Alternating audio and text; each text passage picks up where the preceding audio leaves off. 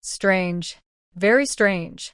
As she opened the warm refrigerator and saw 2 full rows of eggs on the top shelf, she fell into deep thought and self-doubt. Yesterday morning, she used 2 eggs for her Yeonjo fried rice and 5 for her Korean-style marinated eggs. Normally, there should be 5 eggs left in the fridge. But why is it completely full? How can it be full? This doesn't make sense. What's going on? Is she losing her mind? Or has the refrigerator come to life? Neither option is good. Wait, maybe not entirely. If it's the first option, that's definitely bad. But if the refrigerator has come to life, could that mean she might get lucky? Oh yeah. But can good fortune really fall into her lap? She has never found more than 10 yuan in her life. Is she really that lucky? With her confused mind clearing up, she quickly looked inside the fridge again. The carrots, peas, and rice she used for the fried rice had returned to their original amounts and appearance. Turning around, she checked the storage cabinet for her hot dogs and saw there were still 3 left after she took some out.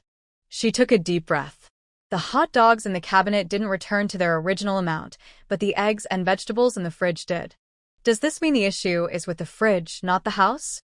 Warmly, she hurried to the fridge, opened the freezer door, and began to search carefully. When she spotted the local farm chicken her grandmother had given her, her mouth dropped open in disbelief. This chicken, which she had turned into a rich and delicious soup yesterday and had shared with 2 colleagues, was now perfectly intact in the fridge. What on earth is happening? Can someone give her a reasonable explanation? This is completely beyond her understanding. Warmly sat down on the kitchen floor, frowning as she tried to think it through. She needed to figure this out. Could her refrigerator have developed an automatic restocking feature? Is it able to replenish food on its own, allowing her to see a full fridge every morning? If that's the case, does it mean she will never have to worry about food again? And she won't have to spend money anymore? She might even be able to make money. Can she take out any expensive or rare ingredients every day without limit? Or maybe it doesn't even matter what the ingredients are. As long as it's something she puts in the fridge, it will automatically be replaced? What about if she puts in gold or cash? Thinking about this possibility, Wen excitedly stood up. She remembered that yesterday she used the last bit of a certain soy sauce and threw the empty bottle away.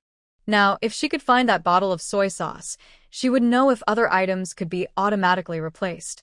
But after searching everywhere, even checking the freezer multiple times, she still couldn't find that bottle of soy sauce.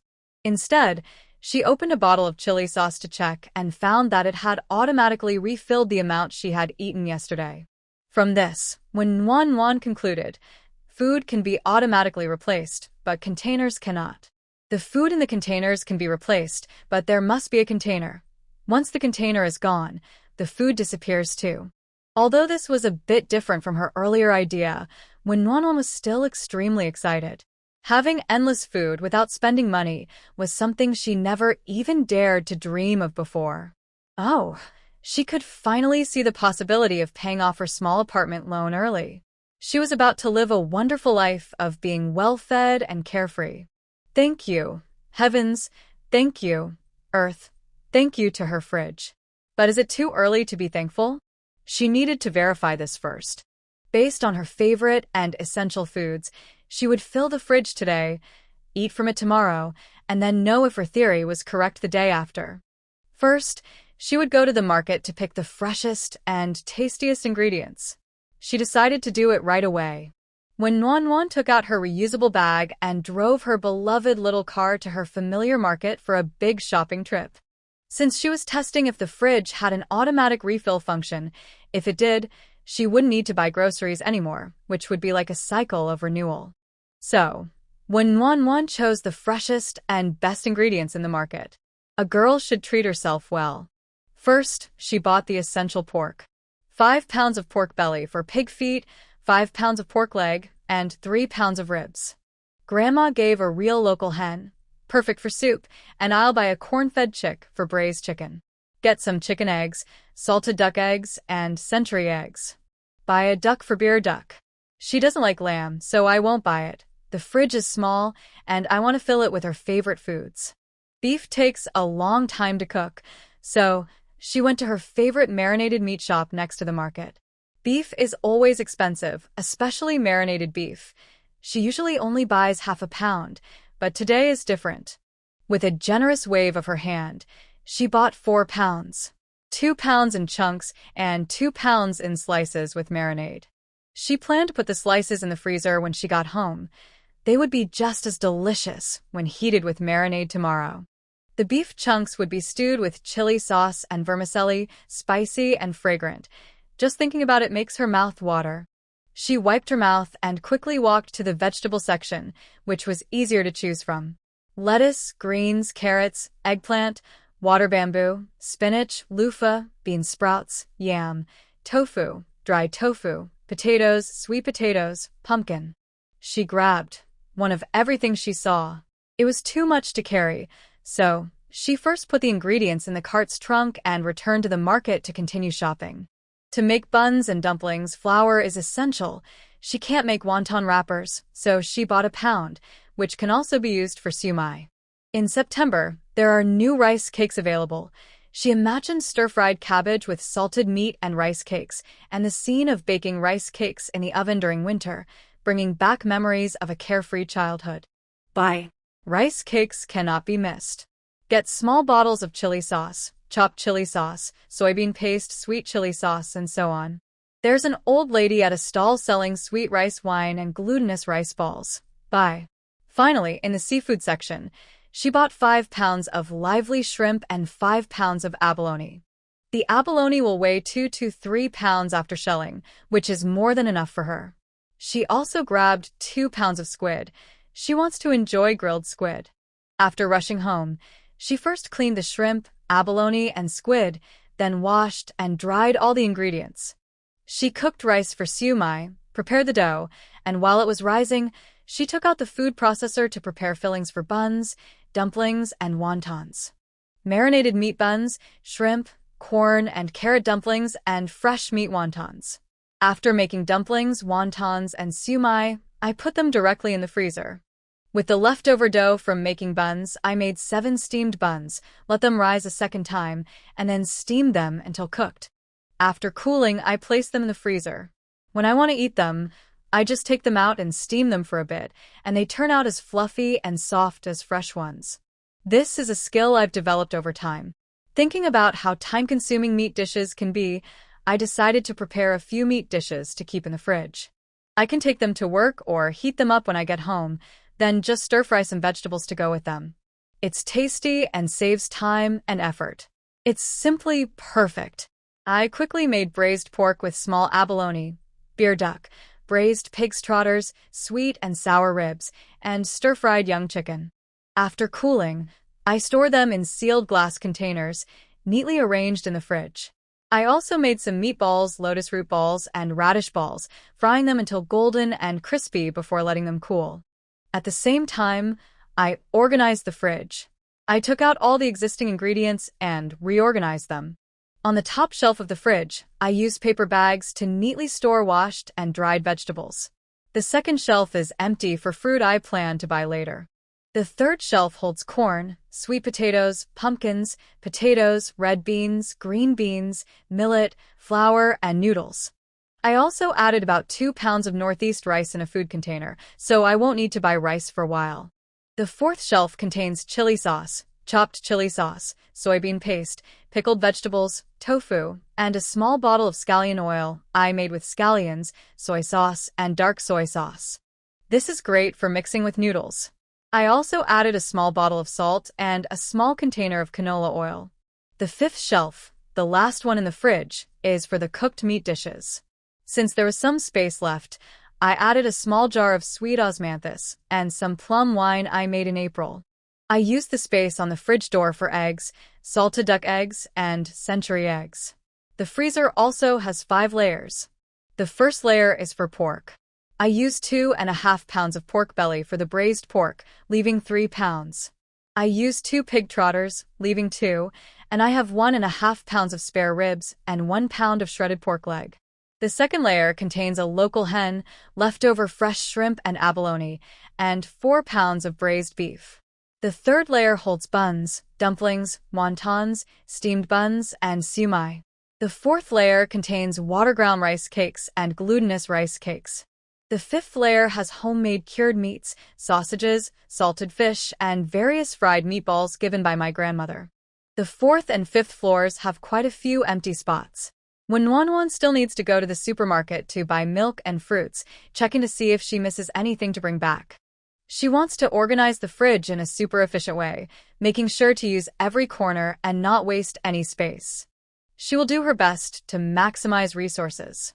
After taking out the kitchen waste and throwing it away, Wanwan headed straight to the biggest supermarket next to her community. Pushing the shopping cart, she confidently bought everything she needed. Plum candies, dried tangerine peel candies, white rabbit milk candies, cookies, preserved fruits, chocolate, and hand-grabbed pancakes. Oranges, tangerines, apples, pears, pomegranates, loquats, peaches, longan, and kiwis. Oh, and she also needs to buy honey and passion fruit lemons to make lemon passion fruit honey water, which is sour and sweet, great for the appetite and skin. Pure milk, red dates, and peach yogurt are essential, along with her favorite green tea, black tea, and pu'er tea, and she always keeps goji berries and ginseng slices on hand. On the way home, she didn't mind the fatigue and went to buy her favorite peach crisps, seaweed meat floss rolls, and other snacks and desserts.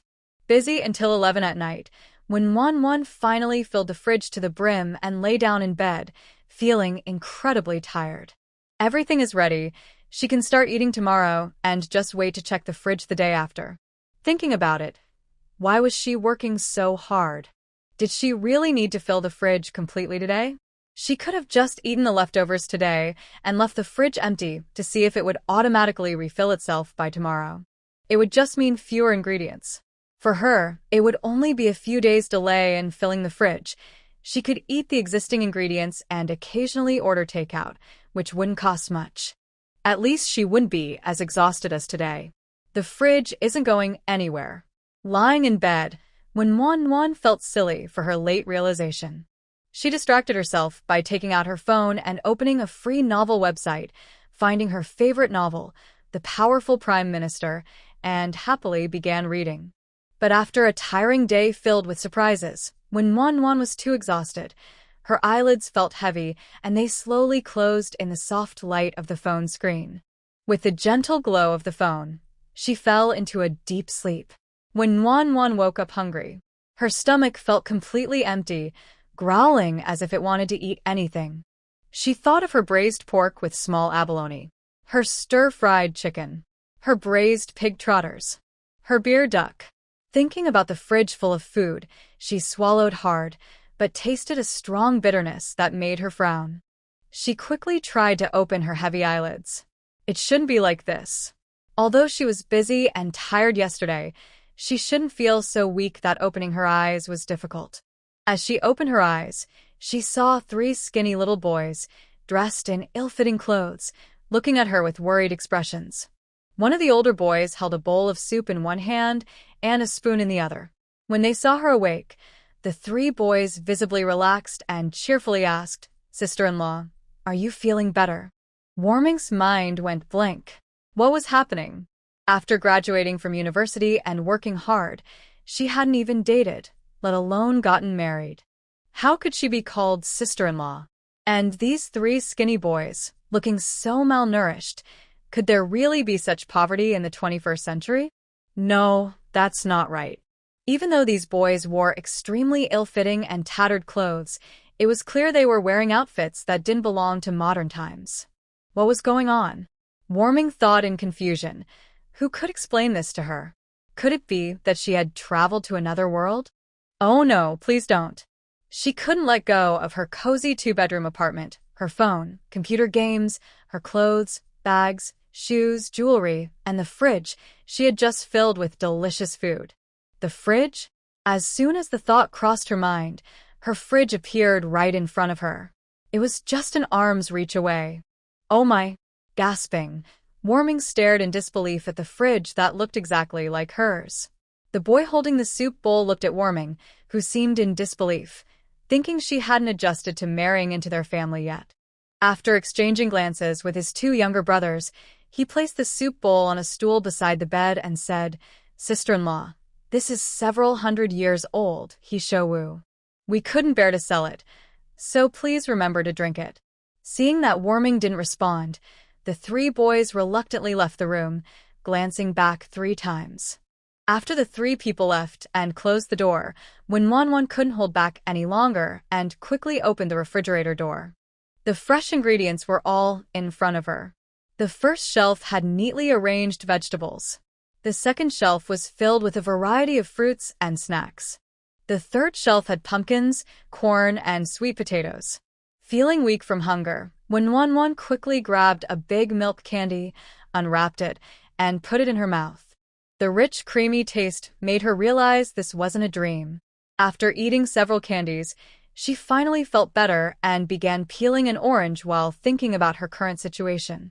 Looking around the spacious, clean brick house, she thought this family must be doing well. But the 3 who called her sister-in-law looked so thin and weak, as if they could fall over with a gust of wind. It didn't seem to match the sturdy house at all. In her understanding, any family living in a brick house shouldn't be struggling to eat. What was causing this family to go hungry? When Wan's gaze landed on a half bowl of dark, thick herbal medicine on the wooden stool by the bed, realizing it was likely the source of the bitter taste she had when she first woke up. Thinking of that strong, bitter flavor made her frown. Then she remembered what the oldest boy had said. "Sister-in-law, this is over 100 years old, he Showu. We couldn't bear to sell it, so please remember to drink it." Over 100 years old, he Showu? Couldn't bear to sell it? Sister-in-law? When Wan felt her blood rush to her head, her mouth and eyes wide open in shock. She finally understood her situation. She wasn't time traveling. She had entered a story. She had entered the book she had been following, The Powerful Chancellor, as the wife of the main character, Leng Xiao, or rather, his ex-wife. This was a classic male-oriented story where the main character, Leng Xiao, faced a family tragedy in his youth, losing his father and having a sick mother. They spent their last money on medical bills and fell into debt, leading to his new wife abandoning him. He lived in a thatched house with his 3 younger brothers, struggling to survive, until in his 3rd year, he excelled and achieved great success. After that, it was like he had a cheat code, leveling up and gaining power as a high-ranking official. On this path, countless beautiful women would try to win him over. He was the only one for the main character. Only recognized the male lead. Being drunk in the embrace of beauty and waking to control the world is the truest portrayal of Leng Xiao. If you ask who the male lead loves the most, sorry, he loves no one. Don't ask. The answer is cold and heartless. And who is she? She is the warm girl that Leng Xiao married to bring joy to his mother, a marriage arranged before they were born. Yes, they share the same name, and this coincidence is why she, a girl, is reading this story meant for boys. However, even this marriage brought no joy. Leng Xiao's mother still passed away, leaving him with 3 frail younger brothers and a family struggling to make ends meet. How could the pampered Warmth willingly marry into such a family? How could she accept living in this poor household without hope? Of course, she planned to escape and get away from these people. On their wedding night, Warmth was unwilling, and Leng Xiao did not force her. He only coldly promised that after he achieved success, he would take her to the capital and find her a good husband, sending her off as a brother would. This was also a way to repay Warmth's parents for their promise to marry her to Leng Xiao's mother when he was in desperate need. The male lead has done his best. After all, in this small place, it's hard for a married woman like Warmth to hide her past, and finding a good husband is not easy. But going to the capital is different. It's far away, and without registering at the government office, they are not considered a couple. However, Warmth does not think this way. She believes it's just Leng Xiao de Leng, thinking he could never let her marry someone else. And just because he says he can succeed, does that mean he will? This small town hasn't produced a successful candidate in over a decade. She doesn't believe the poor Leng family can produce a dragon or a phoenix. In the story, Warmth protests by refusing to eat, but by chance, the Leng family finds a century-old herb that revives her. However, she does not think it's the Leng family's doing. She believes her life is meant to continue. She quickly regains her strength and prepares all her dowry to move to the city. Meanwhile, the Leng brothers, who hope to sell the century-old herb to pay off their debts, can only watch helplessly as their 3 brick houses are sold to others for a low price. This leaves the 4 brothers living in a thatched hut, struggling with hunger and cold, living a miserable life. Originally, Manhwa lived comfortably in the city with her generous dowry. However, after learning about Leng Zhao's immense power, she recklessly approached him, using her parents' past loyalty to the Leng family as a reason to marry him for good fortune. After much noise and fuss, she finally stayed. Seeing the tall, powerful Leng Zhao, she was unwilling to let go and insisted on winning him over. It's clear that someone who becomes the main character in a male-centric story isn't an ordinary person with ordinary methods. Manhwa had once escaped alone, disregarding their lives. Now that they were wealthy, they shamelessly approached her to assert their power. It was unbearable, not just for Leng Zhao but for any ordinary person. Moreover, Leng Zhao was not an ordinary person. He was a cunning and ruthless high-ranking official. In the end, when Manhwa met a tragic and silent demise, her body buried in the wilderness, unrecognizable. Thinking about her death made Manhwa shiver, and even her food lost its taste. She didn't want this. She didn't want to die. She realized she was wrong to be greedy. Someone who had never found more than 10 yuan in their life should be prepared when something too good to be true comes along. Now she found herself in this story, playing the role of a small, insignificant villain. She was merely a character to deepen the main character's struggles and add to the conflict. What should she do? Oh heavens! Is there any chance to return to her old life? She didn't know if she could go back, but she was sure there was no opportunity. She decided to endure, to grow quietly, and not to act recklessly. After much reflection, when Manhwa resolved to accept her situation, there was no other way. She would not cause trouble and would share hardships with the Leng family, believing that Leng Zhao would eventually let her go. Besides, Leng Zhao had promised to find her a good match after he achieved success, marrying her off as a brother would. As a modern person, she didn't care much about marriage as long as there was enough money. She could choose a beautiful place to live and enjoy a peaceful rural life, which was the ideal life for a modern worker. As the sister of the male lead, she must stay in her role and diligently care for her 3 brothers, quietly holding onto his leg. Even if she doesn't achieve great things, her efforts count. Cold Xiao might consider giving her a manor and endless treasures for her retirement, especially since she shares hardships with them and knows her place. She is determined not to be like the character in the original story who blocks the male lead's romantic interests. Many beautiful women with good backgrounds have failed to win Cold Zhao's heart, while she is simply focused on her peaceful rural life. In the modern world, her only concern is her grandparents. Although she doesn't know why she ended up in this ancient time, she plans to survive and maybe one day return. Before going back, she must ensure she stays alive and lives happily. Brave modern worker, unafraid of challenges. With her mind made up, she gets out of bed and looks at the bowl of bitter herbal soup on the bedside. She has woken up and filled her stomach. Should she drink it or not? At that moment, she decides to drink it. This is a good thing. In the original story, the character only drank half a bowl and ended up with shiny hair, smooth skin, and lasting beauty, almost like a cheat. Of course, this might be a hidden bonus for the male lead. After all, as the male lead's ex-wife, if she were not virtuous and also old and unattractive, it would reflect poorly on him. To prove the male lead's extraordinary nature, anyone connected to him receives some benefits, as long as they don't cause trouble or pose a threat to him. As Cold Zhao's wife, she surely has her advantages. The century-old herb, Heisho Wu, is too precious for the 3 brothers to sell. They use it to help their highly respected brother's wife. While this is to showcase the male lead's incredible abilities, she doesn't mind, as what girl wouldn't want shiny hair, smooth skin, and lasting beauty. This is every girl's lifelong dream. Thinking about her modern life, where she struggles with monthly mortgage payments and spends a fortune on special skincare products and masks, she realizes that all she needs now is a small bowl of soup to achieve the same results. Don't say it's bitter. Even if it were 10 times more bitter, she would willingly drink it all. Don't ask. Just know that she bravely loves beautiful girls and isn't afraid of challenges. Warm Nguyen picked up the bowl of herbal medicine and, without hesitation, tilted her head back to drink every last drop of the thick black liquid. Then she quickly popped a piece of dried tangerine peel candy into her mouth. This precious herb, which took over 100 years to grow, was reduced to this small bowl, so it couldn't go to waste. Such a treasure is rare and hard to find.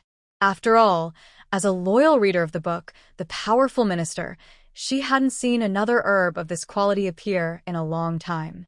Among the male lead's women, there wasn't a second person as lucky as her. Haha, she was the first to strike gold. Warm Nguyen put on her embroidered shoes and began searching the spacious brick room.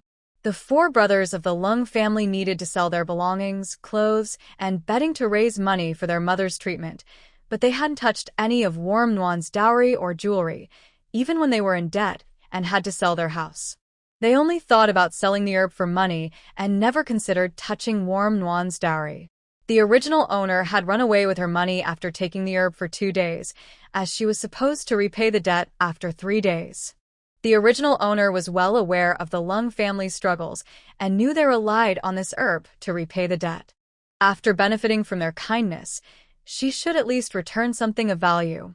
And this was when the original owner had the means to do so. This was what Warm Nguyen disapproved of in the original owner. The original owner was spoiled since childhood, and her parents, out of loyalty, married her to Leng Xiao, whose family had fallen on hard times. Naturally, they provided the best dowry they could. The original owner never intended to stay long. Aside from the necessary bedding and clothes, she had converted everything else into silver notes and hidden them away. There were as many as 500 taels. This was also the main reason the original owner could live comfortably in the city after leaving the Leng family. When she saw this part, she couldn't help but complain, especially later when Leng Xiao and his brothers became successful and clung to her like a sticky plaster. She felt embarrassed for the original owner, who shared her name. Educated in modern times, Warm Nguyen thought that whether the original owner disliked Leng Xiao due to the Leng family's poverty, lack of feelings, or rebelling against her parents, it was understandable. After all, who doesn't have selfish thoughts for their own well-being? But if you choose to live after being saved by someone else's kindness, at least you should repay their favor, right? The debt of the Leng family is 60 taels of silver, which is not too much for the original owner, who has 500 taels in banknotes. Moreover, the price of the he shou at the city pharmacy is at least 100 taels. Even if the original owner is unwilling to repay this favor at the pharmacy's price, they should at least keep 60 taels aside, so the 4 brothers of the Leng family don't have to suffer in a leaking, drafty hut during the long, cold winter, especially since they have never had a good day in their lives. It's one thing for the original owner not to be grateful, but why chase after Leng Xiao in the capital, shamelessly asking him to recognize her as his wife? Well, it makes sense that the outcome would be tragic, and even if she didn't die, it would still be disappointing for the readers following her story. Initially, when I read this part, it felt scary and thrilling, but now all I feel is fear. Just thinking about that being her fate makes her shiver. Fortunately, she arrived early enough, before everything was set in stone, giving her a chance to make amends and rectify things. She will not allow herself to reach that point or face that fate. She is not the original owner and will not forget kindness or recklessly confront Leng Xiao. When one opened the sturdy camphor wood chest and found the banknotes hidden in the bottom layer of the quilt, she counted them, 5 notes of 100 taels each, all intact. She took one and put it in her pouch, feeling the reassuring weight of several silver coins inside. After taking another note, she placed the remaining 3 in different spots around the room, finally feeling at ease.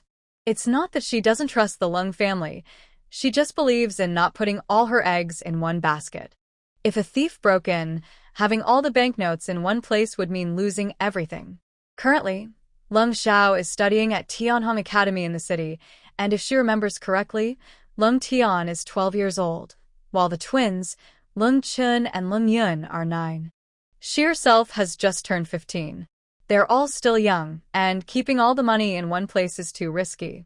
She considered whether to hide the banknotes in the refrigerator, but since she just arrived, she doesn't know if the ink on the banknotes is waterproof. What should I do if there is condensation on the money I took out of the fridge and the writing becomes unclear? Anyway, I won't go out for the next couple of days. I'll keep it hidden in my room until I need to go out or find a way to protect it from moisture before putting the banknotes back in the fridge. After getting everything ready, Warm Nguyen opened the door. Outside stood 3 thin little boys, looking much younger than their actual age due to their difficult and lonely lives. When Warm Nguyen read about them, she understood this was meant to create a contrast with their future wealthy lives, so she didn't feel too sorry for them. But now, seeing them in front of her, looking like fragile bean sprouts in dirty, torn clothes that didn't fit, her heart ached. She often donated to poor children online, and whenever she saw the bright eyes of those children in pictures looking at her, she couldn't help but feel sad and donated as much as she could. Now, the bright eyes looking at her were not just images. They were real and full of concern. Warm Nguyen couldn't hold back and quickly looked away. She was afraid that if she kept looking, she would start crying, which would only scare the 3 children. She just needed a moment to collect herself. When the 3 boys saw Warm Nguyen look away, they thought she still disliked them, and their expressions dimmed.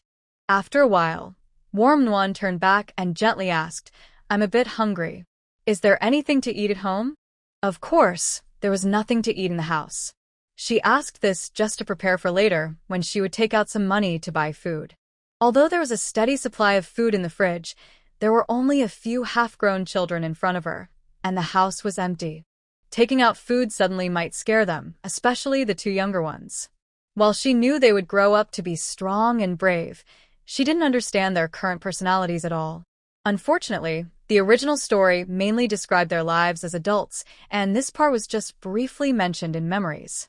She needed to buy some food first, secretly take some ingredients from the fridge to share, and once she got to know the 3 children better, she could find a more reasonable excuse to offer them food. When the 3 boys heard Warm Nguyen say, "home," their faces clearly brightened. This was the first time in over a month since their sister-in-law had married that she referred to this place as home. When she mentioned being hungry, the 3 of them lowered their heads in shame. At home, there was nothing to eat, not even rice or grains. But the sister-in-law asked a question, and they couldn't ignore it. "In the cold," they stammered, "there are still some winter cabbages in the garden, sister-in-law." He wanted to ask if she wanted to eat, but with only vegetables and no rice or oil, how could she eat? She had already made it clear that she wanted good food. They had eaten everything they could at home. They had hoped to sell the Chinese knotweed to pay off their debts and buy more food, but the doctor said the sister-in-law was beyond help. Desperate, they decided to use the knotweed to try to save her. This was their older brother's wife, and if anything happened to her, how could they explain it to their brother, who was like a god to them? Besides, the knotweed had been found by their brother, who had instructed them to dry it and sell it for a good price.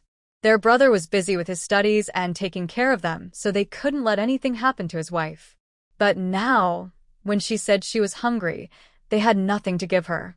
Warming looked at the 3 of them, who were ashamed and had their heads down, and couldn't help but feel that they had always respected and followed their brother wholeheartedly. Even as his wife, she benefited from this absolute attention and respect. They were so considerate that it made her heart ache. Fortunately, she had come here. "Don't worry, little ones. Stick with me, and I'll make sure you eat well.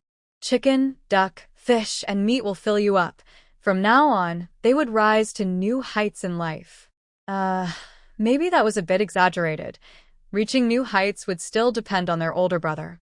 Clearing her throat, Warming confidently handed over a banknote, saying, "Here, this is part of my dowry. You can use it to pay off the debts when the creditors come." She also took out some silver coins from her purse. She didn't know how much it weighed. After all, modern people don't recognize weights in taels. Use this to buy some rice and flour from the wealthy families in the village. The banknote was too large for this small village to handle, and it was wise to keep their wealth hidden. If the villagers knew they had a lot of money, it might attract unwanted attention. Always be cautious. The three little ones had tears in their eyes, seemingly surprised that warming would lend a helping hand. In fact, warmth really won't lend them a hand, but who could blame her for being warm-hearted now? Of course, things are different this time. Cold weather brings trembling hands, but thankfully, no unnecessary polite words were exchanged. Considering the current situation, with not enough food to eat and no place to stay, Warmth took the initiative to give them money. If she were to refuse it politely, it would either be pretentious or a failure to see the reality. Fortunately, the three in front of her are quite capable for their age, already understanding the situation well. This is a small amount of silver, just enough to buy rice and flour to last 2 or 3 months. There's not much more available in the village, Cold Weather explained. Later, they can add more vegetables from the garden, which should last the sister for 2 or 3 months. The three of them can just eat vegetables or go to the back mountain to hunt for wild game and gather herbs to exchange for coins, then buy some sweet potatoes or corn to get through the winter. Is it really that cheap? Warmth clicked her tongue, realizing she still had over 400 silver coins left, and suddenly felt quite wealthy. With the ingredients in the fridge, she wouldn't need to spend much on food in the future, which gave her a sense of security. With a wave of her hand, she declared, "Find out which store has eggs and hens for sale, and buy them all with this silver. I want to eat well." After all, if she didn't buy eggs and hens, how could she secretly take out the food she had stored in the fridge? She at least needed to show the 3 kids. Of course, the more, the better. Since she had brought the fridge with her and had a considerable amount of money, she didn't want to deprive herself. Whether in the modern world or in ancient times, she wanted to live a life free of worries about food and enjoy delicious meals. People need to look forward. Who knows, after diligently completing her role here, she might return to the modern world. So, since she was here, she might as well live well. After all, isn't life about living wherever you are? Warmth looked at the kitchen with its wood-burning stove and 2 large iron pots, feeling like crying. She decided to take back her earlier words about living wherever. Life is different for everyone, and living in different places is also different. Who can help her? What should she do now? Although I lived with my grandmother in the countryside when I was young, and she often cooked on a stove with an iron pot, that was many years ago. Later, I got used to using a gas stove and electric rice cooker in the city. Now, starting a fire is a challenge. Even in the countryside, where there are lighters and matches, it's hard to find them if we go back to ancient times. The thin boy behind me, named Kung Tian, noticed I was slow to move and thought I didn't want to cook. He quickly said, "Sister-in-law, how about I cook instead?" I turned around excited and asked, "Can you cook?" Kung Tian felt shy under my hopeful gaze and stammered, "I can, cook it until it's done." My excitement faded a bit. As someone who loves food and considers eating a top priority, I wanted more than just food that is cooked. If it was just about cooking it, I would waste the carefully selected ingredients in my fridge. I can't stand wasting food. I want to make various delicious dishes to help the kids grow strong. These kids will be my support in the future, and once King Tian achieves success and becomes an official, they will all come to the city and show their skills. If I only know how to cook basic meals, it will be hard for me to rely on them. I decided to make the most of these 2 or 3 years to build my presence and goodwill. With these kids as my support, I can walk confidently in the city. "Kung Tian, you handle the fire, and I'll cook," I said, eagerly anticipating the future. I had to assign tasks because I couldn't start a fire. Besides wanting to treat them well with food, I didn't plan to spoil them in other ways. I had my reasons. First, they are boys and need to work and learn. Second, I'm a bit lazy. Yes, aside from enjoying cooking and making my life comfortable, I don't want to do much else. My biggest hobby is eating well and doing nothing. In modern times, she worked diligently and saved money to achieve financial freedom and retire early, enjoying sunny days and lazy naps. Unexpectedly, she found herself in an ancient time, unaware of the situation. However, her dream of early retirement might come true in just 2 or 3 years.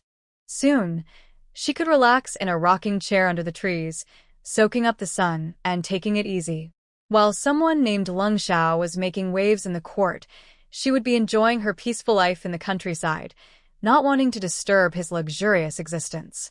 With her skills and a refrigerator providing endless fresh ingredients, she could live comfortably and independently. The Leng family had lost their father and had a sick mother, leaving 4 brothers unable to earn money, relying on their family for support, which led them to debt for medical expenses. They originally had some savings, as shown by their 3 brick houses and 2 large iron pots. Very practical. When Nuan first took out a large clay basin, added flour and cornmeal, cracked in 3 eggs, and mixed in yeast from the refrigerator with some water to create a smooth, thick batter. She covered it with a lid to let it rise. She cleaned and chopped the free-range chicken, soaking it in water to remove the blood, which would enhance the flavor when cooked. This method only worked for authentic free-range chickens, as feedlot chickens would have a strong smell. She prepared potatoes, green peppers, mushrooms, green onions, ginger, and garlic, ready to start cooking. Once Leng Tian had the fire going strong, she heated oil in a pan, added ginger and garlic to release their aroma, then quickly added the chicken pieces. After stir-frying to bring out the flavor, she added the chopped potatoes, green peppers, and mushrooms, seasoning with salt and soy sauce for color. Finally, she scooped in 4 ladles of water with a gourd ladle, covered the pot, and let it simmer. When Nuan loved that gourd ladle, she had no resistance to natural plant-based utensils. Using it was especially comforting. While the chicken was simmering, she instructed Leng Tian to heat another stove and warmed up sweet and sour ribs from the refrigerator, quickly making a simple and refreshing loofah and egg soup.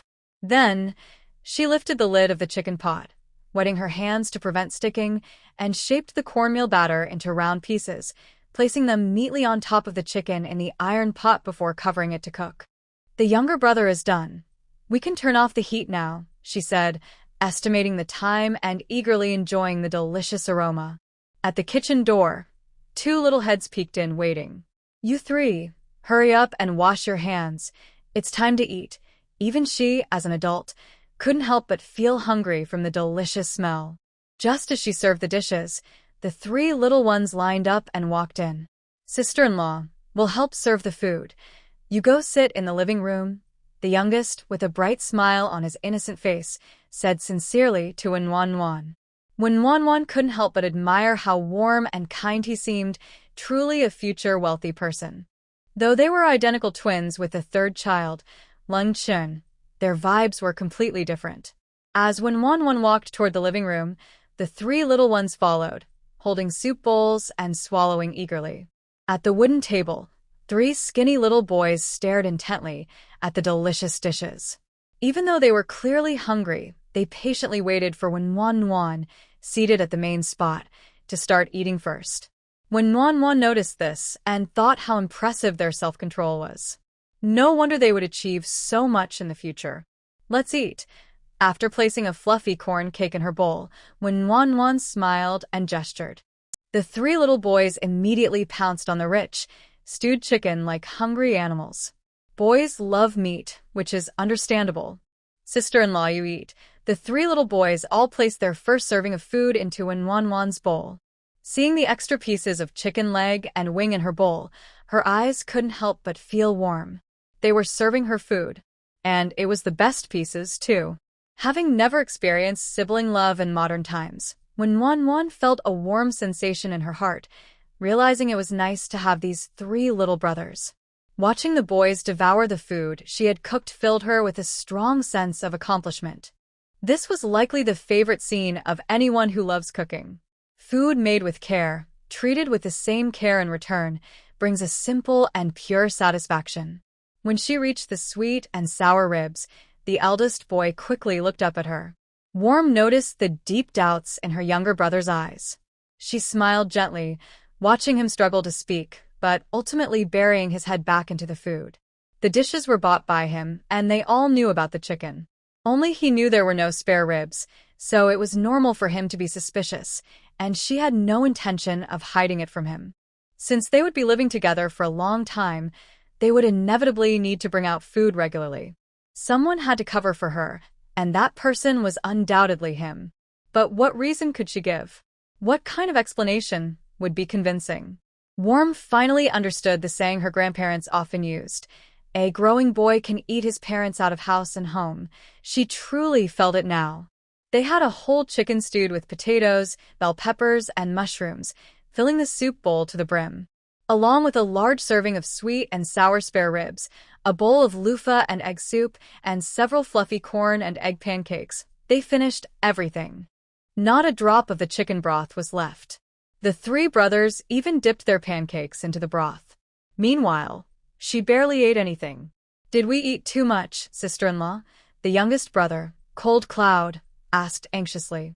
This meal was the best he had ever had, and it was the first time he felt full in his memory. It wasn't just Cold Cloud who felt this way. Cold Sky and Cold Morning felt the same. Their mother, even before she got sick, rarely cooked. They often had a pot of vegetable porridge or steamed sweet potatoes and potatoes with stir-fried vegetables. Occasionally, when their older brother returned from a break with some game, they could enjoy meat, but there was never enough, and they had to eat sparingly. After their mother fell ill, and they sold their land for her treatment, even porridge became a luxury. Fortunately, they had grown a bit older. Cold Sky would plant vegetables in the yard, and they would gather firewood from the mountains to sell for coins. Cold Cloud and Cold Morning, being younger, could only search for wild mushrooms and fruits at the foot of the mountain. Even the game their older brother occasionally brought home was sold in the city for money to buy medicine for their mother. They hadn't eaten meat in a long time and had almost forgotten what it tasted like. But today, they not only had enough meat to fill them up, but it was surprisingly delicious, better than any meal they had eaten before. After finishing, they looked at the leftover bones on Worm's table compared to their own, and instinctively lowered their heads. They had eaten too much, enough that their sister-in-law barely had any. Moreover, the sister-in-law has finally accepted them and made delicious food for them while she holds back from eating. Will she think they are ungrateful for eating everything without considering her? Is it not worth being good to them? "You are all growing, so you need to eat more to grow fast," when Nuanyuan said, looking at their little heads hanging low, feeling guilty for eating less while they ate so much. They are so innocent and cute. She isn't eating less because they are eating quickly. They forgot to give her the 2 drumsticks and 1 wing they initially offered her. A girl with a small appetite would be full with just that, right? Besides, she also had a soft cornmeal pancake with a flavorful egg, potatoes, and mushrooms, along with a bowl of loofah and egg soup. These kids can't think that not eating meat means they didn't eat enough, or that she was too considerate to eat.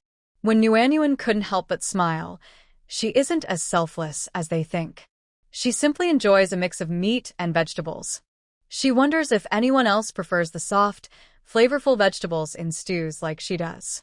When Nuanyuan smiled and gently said, "Don't overthink it. I'm full too, and you need to eat well so you have the energy to work this afternoon," the 3 little heads suddenly lifted, eagerly waiting for her instructions. When Nuanyuan chuckled, thinking about how these future important figures are so easily motivated by just 1 meal to work hard. It's hard to imagine what they will become in a few years. But right now, there is so much this empty home needs. If she remembers correctly, winters here are extremely cold. When heavy snow falls, it will be hard to go anywhere. To get through the long winter comfortably, preparations need to start now. I see the beds in the rooms are heated and the stove connects to the kitchen. Does that mean you need a lot of firewood in winter?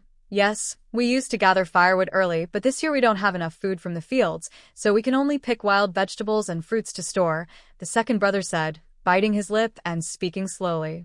When Nuanyuan understood, the first priority for survival is food, and they must prepare for winter. However, she had brought a whole fridge full of food, and it keeps replenishing itself, so food for the 5 of them during winter shouldn't be a problem. Why are there 5 of us?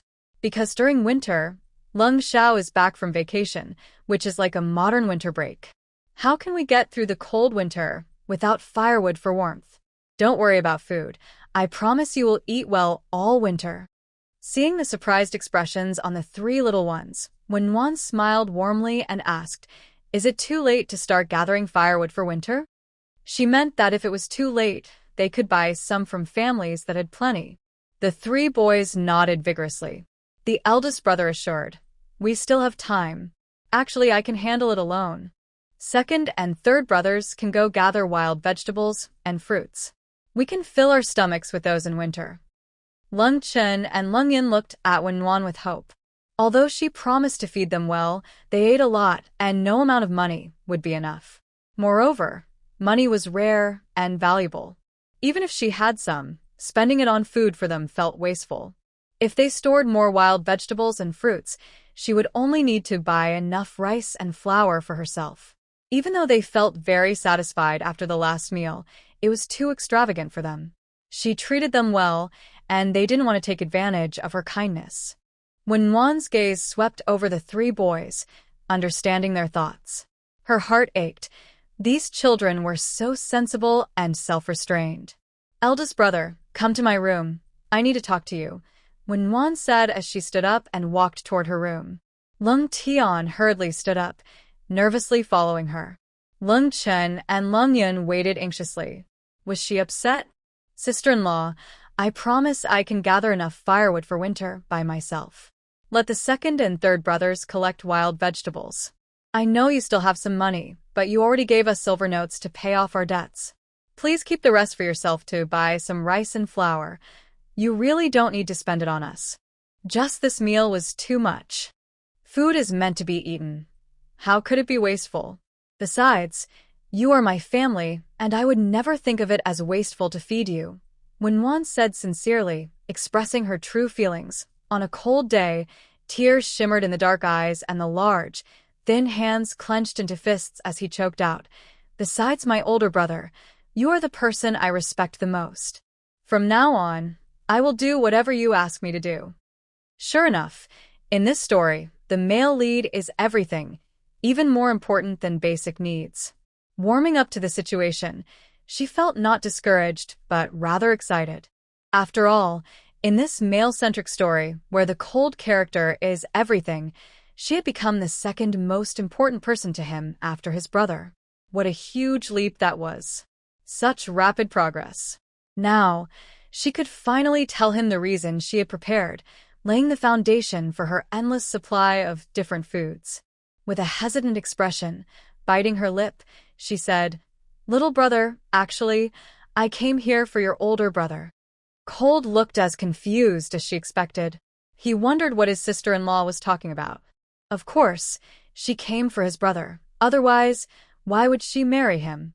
She pressed her lips together and continued her act, asking, "Have you ever wondered why there were ribs and potatoes for lunch when you didn't buy them, and how could there be sugar and vinegar when the salt was already finished?" As her words ended, Cold was too shocked to speak, staring at her with wide eyes. Then, as if performing a magic trick, she began pulling out potatoes, sweet potatoes, eggs, braised pig trotters, stir-fried chicken, milk pudding, and seaweed meat rolls. She brought out everything, known and unknown. The boy's expression was beyond shock. He stepped back against the wall, his lips moved but no sound came out. Warming knew he was too surprised, so she shamelessly continued her performance. "This isn't magic. It's fairy magic. Yes, don't doubt it. I am a little fairy." "A little fairy?" "Yes, I came for your brother. He is the literary star from heaven, and I admire him. Not wanting him to suffer, I came down to help him." What a perfect reason. In ancient times, who didn't believe in gods and spirits? Anyway, he couldn't explain how she could produce food. Such an incredible thing had truly happened, so what else could he do but believe? "This is my treasure, and I can take out all kinds of food from it. I only told you, and you can't tell anyone else. After all, if a fairy comes down to Earth, I'm afraid it will cause a stir, and everyone will rush to grab her." After saying a lot, when one noticed that Leng Tian was still standing there without speaking, she finally remembered to ask for his thoughts. "What do you think? Why is it a little fairy and not a monster? Leng Tian asked timidly. He wasn't questioning. He simply didn't understand. After all, a little fairy could also be a monster, since both can magically produce various foods.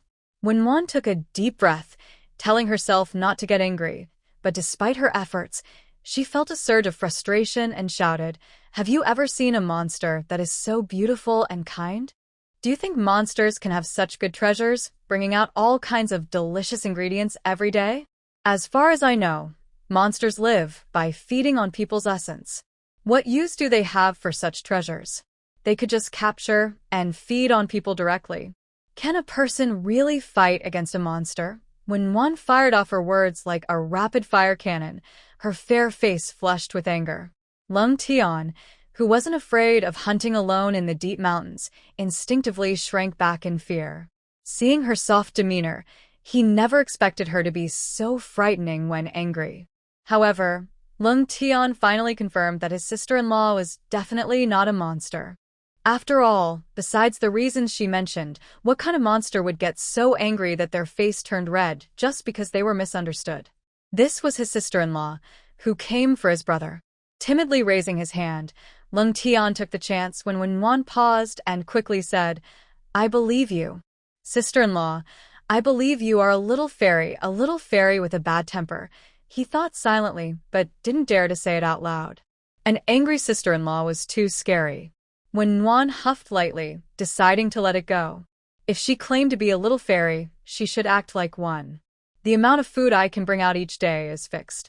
If I don't take it out, it won't increase the next day. So, I try to take out all the food daily.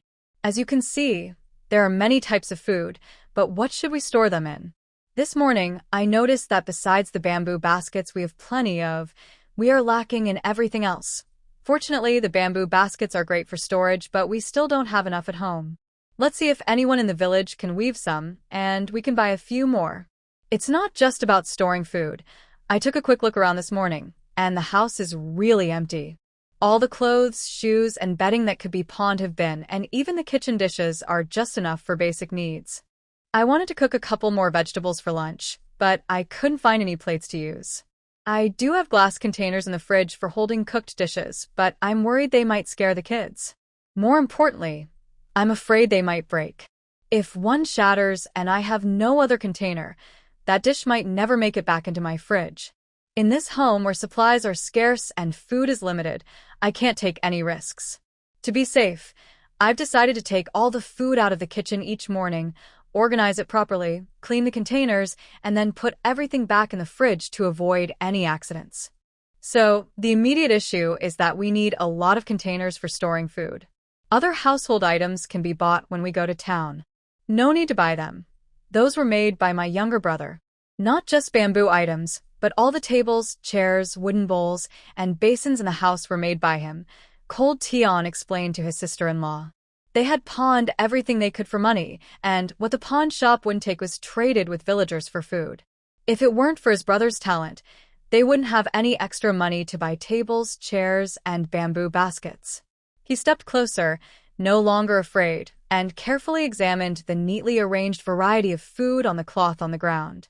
Corn, sweet potatoes, pumpkins, red beans, green beans, millet, flour, rice, cured meat, sausages, pork, pig's feet, buns, dumplings, wontons, steamed buns, and all sorts of foods he couldn't name or had never seen before. His sister-in-law truly was like a fairy, bringing so many rare foods that seemed to belong in the heavens, not on earth. That's great.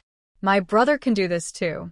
This afternoon, you can gather firewood for winter, while my brother weaves bamboo baskets at home, and I'll tidy up the vegetables and firewood in the yard. Warm reassigned the afternoon tasks. Okay, Cold Tian nodded in agreement. By the way, I can't tell anyone about the treasure. They are too young and might accidentally let it slip. If the villagers find out, I worry it could attract greedy people, Wan said with concern. In fact, Cold Tian wouldn't tell his two younger brothers, even without her reminding him. Although they were smart and wise for their age, they were still only 9 years old. He was even more worried than his sister-in-law about the treasure being revealed. He understood how much the treasure would tempt people in this village, where food was often scarce, and some might even risk their lives to take it. Human nature can't withstand temptation, and not everyone in the village is kind and good-hearted. Having lived here for 7 or 8 years, he had learned this lesson well from his older brother. You go tell the second and youngest brothers about the work we have this afternoon. I'll put the food away in the treasure and then take it to the kitchen. Otherwise, it will be hard to explain if they see it, when Wanwan said as she started placing the food from the cloth on the ground into the refrigerator. To cold Tian, it looked like the food was disappearing into thin air. It shattered all his previous understanding. Taking a deep breath and exhaling slowly, cold Tian opened the door and carefully closed it behind him. Second brother, what did sister-in-law say? Cold Chen and Cold Yun had already cleaned the table and washed the dishes. Seeing him come out, they rushed over, anxiously asking. Cold Tian gently patted his younger brothers on the shoulders and said seriously, from now on, we need to listen to sister-in-law just like we listen to big brother. Does that mean we won't go gather wild vegetables and fruits anymore? The youngest brother Cold Yun asked hesitantly. Yes, sister-in-law said we can eat like we did at noon every day, Cold Tian replied with a bright smile. Cold Chen and Cold Yun were momentarily shocked and forgot to speak. Remembering the meal from noon, they incredulously asked, every day will be as good as lunch. Every day, how wonderful that would be. It was something they had never dared to dream of or believe. Cold Tian understood their disbelief. He felt the same way. If he hadn't seen sister-in-law pull out so many delicious foods, both familiar and unfamiliar, he wouldn't have believed it either. Yes, he nodded confidently, thinking to himself it might even be better than lunch. However, he didn't expect anything better than what they had for lunch. He would be satisfied as long as he had cornmeal porridge with vegetables to fill his stomach. Even if his sister-in-law had treasures, he wouldn't dare to use them carelessly. After all, they belonged to her, and he didn't want to deplete her magic. His sister-in-law hadn't explained how to use them, probably to avoid worrying them. Since she treated them well, they should also think about her. Second brother, go to the bamboo forest on the back mountain and get some bamboo to weave baskets. Your sister-in-law needs them to store things, so make them according to her request. I will bring back some wood later, and you can make wooden bowls and basins. Younger brother, clean up the vegetable garden and firewood room at home. Don't let your sister-in-law do any of this work, okay? The two brothers nodded vigorously and promised loudly.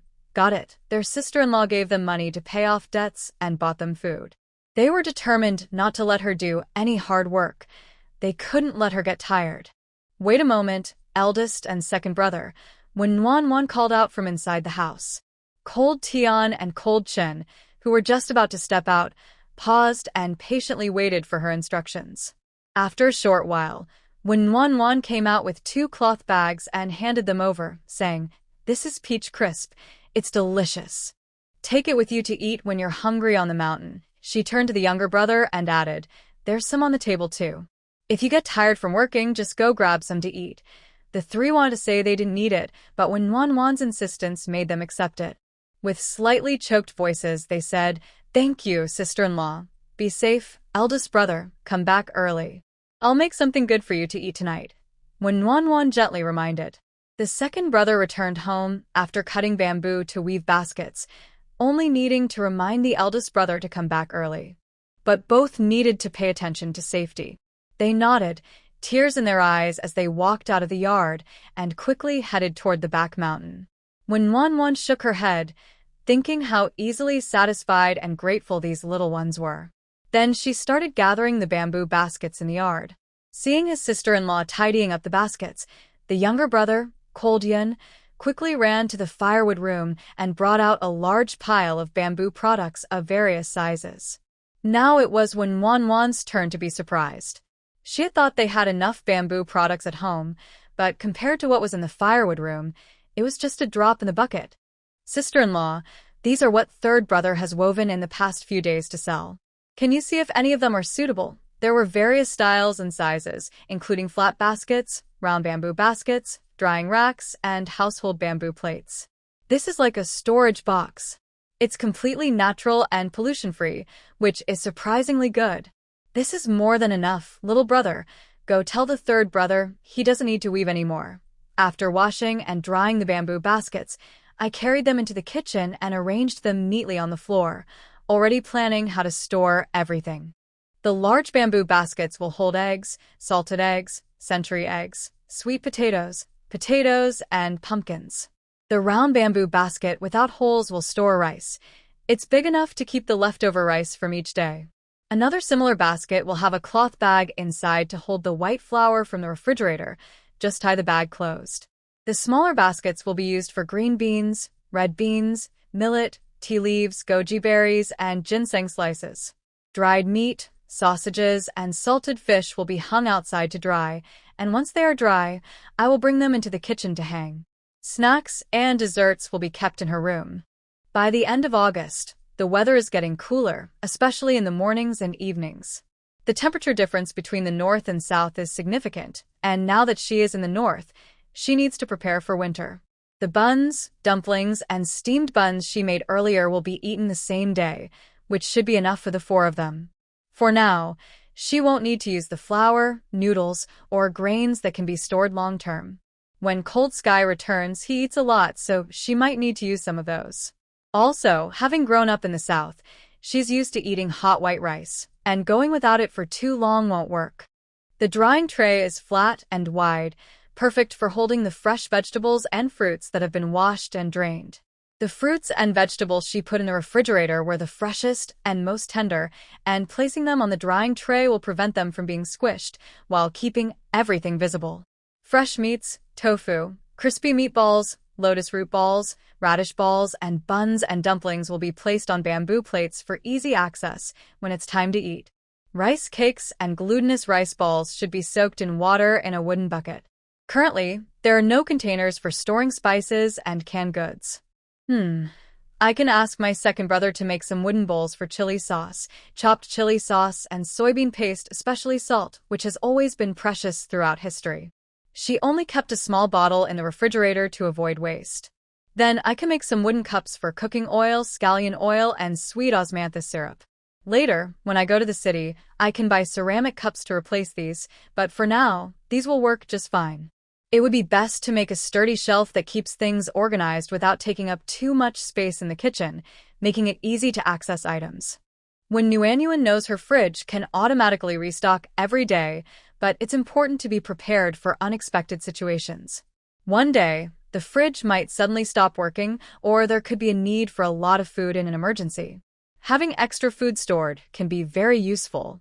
Although she hopes that day never comes, it's better to be safe than sorry. Those who have experienced being stuck at home understand how important it is to have enough food. Because of this, many people's mindsets have changed. They appreciate their parents who like to stock up on food and recognize the importance of being well prepared. The sense of security that comes from having enough food is something that nothing else can provide. When Nuanyuan feels like she might have been a little hamster in her past life, always wanting to gather supplies.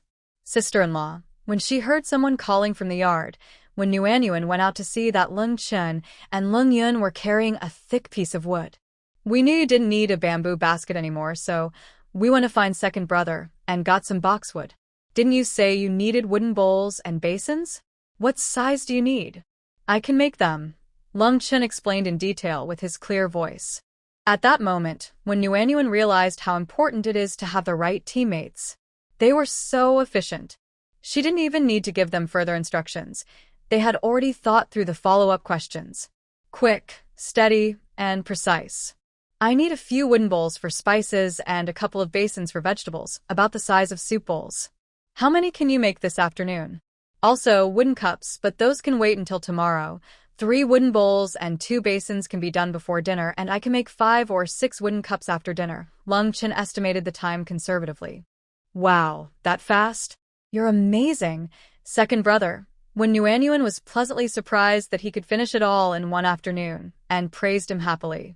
Leng Chen scratched his head shyly. Being praised like this for the first time made him feel that his seemingly simple skill was valuable.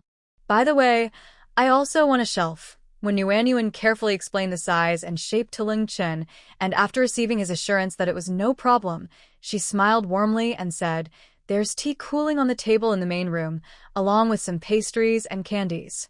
You two can eat while you take a break. I'll organize the ingredients in the kitchen. Since Leng Yun was still a child and naturally energetic, after thanking Wen Yuanyuan, he immediately bounced off toward the main room. As the older brother, Leng Chun is much more stable than his twin brother, Leng Yun. He is introverted and shy, quietly sitting back on a low stool to start making wooden bowls. When Nguyen turned and entered the kitchen, she needed to organize the ingredients and prepare dinner. For lunch, they had stewed chicken and ribs, and for dinner, she planned to heat up braised pork with small abalone and braised pig trotters. The lotus root balls and radish balls she made earlier were in small quantities, so she would steam them all together. She had made 5 Korean-style soy sauce eggs, which she brought out as well. She would stir-fry some bean sprouts and make a cold cucumber salad. For the main dish, she would heat up 4 steamed buns. It was simple and delicious, and Wenwan was very satisfied. When dinner was served, the 3 brothers were so happy, they almost cheered. "Sister-in-law, is this too expensive?" Leng Chun asked nervously. As soon as he spoke, Leng Yun's round eyes looked over, and his excited expression faded, revealing a hint of worry. They were afraid that if they ate well now, they might not have enough for later. When Nguyen understood this deep-rooted anxiety and concern, knowing about the hardships the 4 brothers had faced, "I've calculated the costs carefully. This dinner is only a bit expensive because of the pork, which is 35 coins per pound for the fatty pork. The other ingredients are similar to river clam meat, which your second brother caught from the river and has been kept in the kitchen's water bucket for free. The pig trotters have little meat and cost 30 coins for 2, and the vegetables are quite cheap," Wen Nguyen said seriously. After all, it was easy to trick 2 9-year-old kids, right? They were poor and didn't even have a copper coin, so they had no concept of money. Lung Tian looked at Wen Nguyen with admiration as she explained without a hint of embarrassment. No wonder she had asked him about the pork price at lunch. But she had only asked about the pork price. How did she also know the price of the pig trotters? Moreover, she said the ingredients in the braised pork were similar to river clam meat, but he felt they tasted quite different. He had never caught such clams in their river. Indeed, fairies and ordinary people are different. They can lie without any pressure. Adding lunch to this, our daily food expenses are basically between 1 to 2 coins. If we control it, 1 coin a day is enough, which totals 3 taels of silver a month and over 30 taels a year. We have so many people and we eat meat and eggs every day, spending only a little over 30 taels a year. Isn't that a great deal? My sister-in-law also has a silver note, and with what's left from paying back the second brother this morning, it's enough for us to eat well for 3 to 5 years. When Yuanyuan didn't reveal the actual amount of savings, fearing that the younger ones might accidentally let it slip. Besides, if calculated by today's standards, it would definitely be much more, probably several times over. Not to mention, just for the braised pork and small abalone, they used 2 pounds of pork belly, and in this mountainous area far from the sea, it's hard to even buy abalone, no matter how much money you have. But who cares when she has a refrigerator? Everything is free. And it's better not to put too much pressure on the kids. She saw many posts where people said they were raised with the idea that their families were so poor they could barely eat, always worrying about what would happen if their parents lost their jobs or didn't earn money, leading them to be cautious with spending even as adults, reluctant to buy what they liked or eat what they wanted, afraid to invest. Even though they could treat themselves better now, they still subconsciously felt unworthy. When Yuanyuan thought that the brothers had suffered too much before, so she wanted to make up for it as much as she could, not just materially, but also emotionally. After all, no amount of fine food and luxury in adulthood could make up for the shortcomings of childhood. Lung Tian and Lung Chun exchanged glances, but remained silent. Lung Yin sensed something was off and asked, "Sister-in-law, is that how the accounts are calculated?" "Of course, that's not how it works," when Yuanyuan thought to herself, but she smiled and replied, "Oh, that's close enough. You haven't even learned arithmetic yet. You'll understand when you do. If only they had a primary school education, they wouldn't be so easily fooled." It's no wonder that later generations needed 9 years of compulsory education. Even if it's not enough for 3 to 5 years, that's okay. By then, we'll all be grown up and can earn plenty of money for you, sister-in-law, Leng said calmly. The other two nodded heavily. Oh no, when Nguyen was touched again. Does this mean she has won over all three kids? This was only their second meal together. Future generals and tycoons, shouldn't you hold back a bit and make it a little more challenging? No, she was just overthinking. Please don't increase the difficulty. From her unique two-bedroom modern apartment to this empty house, which feels like a tragic ending, her situation couldn't be worse. Could the heavens give her a hint for her hard work? For example, others have systems when they travel to different worlds. What about her? Others receive starter packs. What about hers?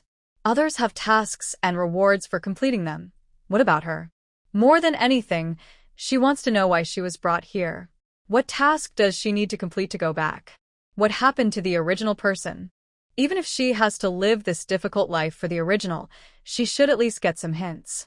Otherwise, she might as well choose to return to her cozy place where she finally saved enough for a down payment and has a mortgage.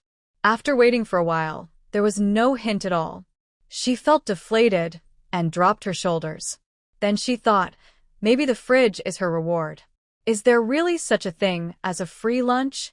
Even when she tried to take the bus, the one she needed had just left. Suddenly, she was caught off guard by unexpected luck. She felt like she was being taken advantage of while helping count the money. Though she was a bit worried, life must go on. Not only must it go on, but it should also be enjoyable and fulfilling. Just like lunch, it was time to clean the plates. She was truly surprised this time. At noon, she thought they hadn't eaten breakfast and were hungry, which is why they cleaned their plates. But they had eaten well at lunch, had peach pastries in the afternoon, and dinner had even more food, yet they finished everything. Are you all full? She wanted to ask if they were too full and needed to digest, but worried they might think she was criticizing their appetite, so she changed her question. She saw the three boys hesitate before gently nodding. Seeing their uncertain expressions, she understood. They could still eat. She really wanted to ask the author of The Powerful Chancellor, how is this possible? 3 young boys plus her, for people with 6 dishes and 4 hearty buns. How could they not be full? She had planned to heat up the beer duck, but thought it would be a waste if they couldn't finish it, so she put it back. Now she realized it could be eaten after heating. No wonder she needed to fill the fridge with food.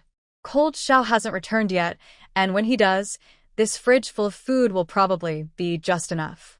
When Manhwa can't imagine what would happen if she discovered the fridge was empty and decided to be lazy or not take it seriously, waiting a few days to fill it up.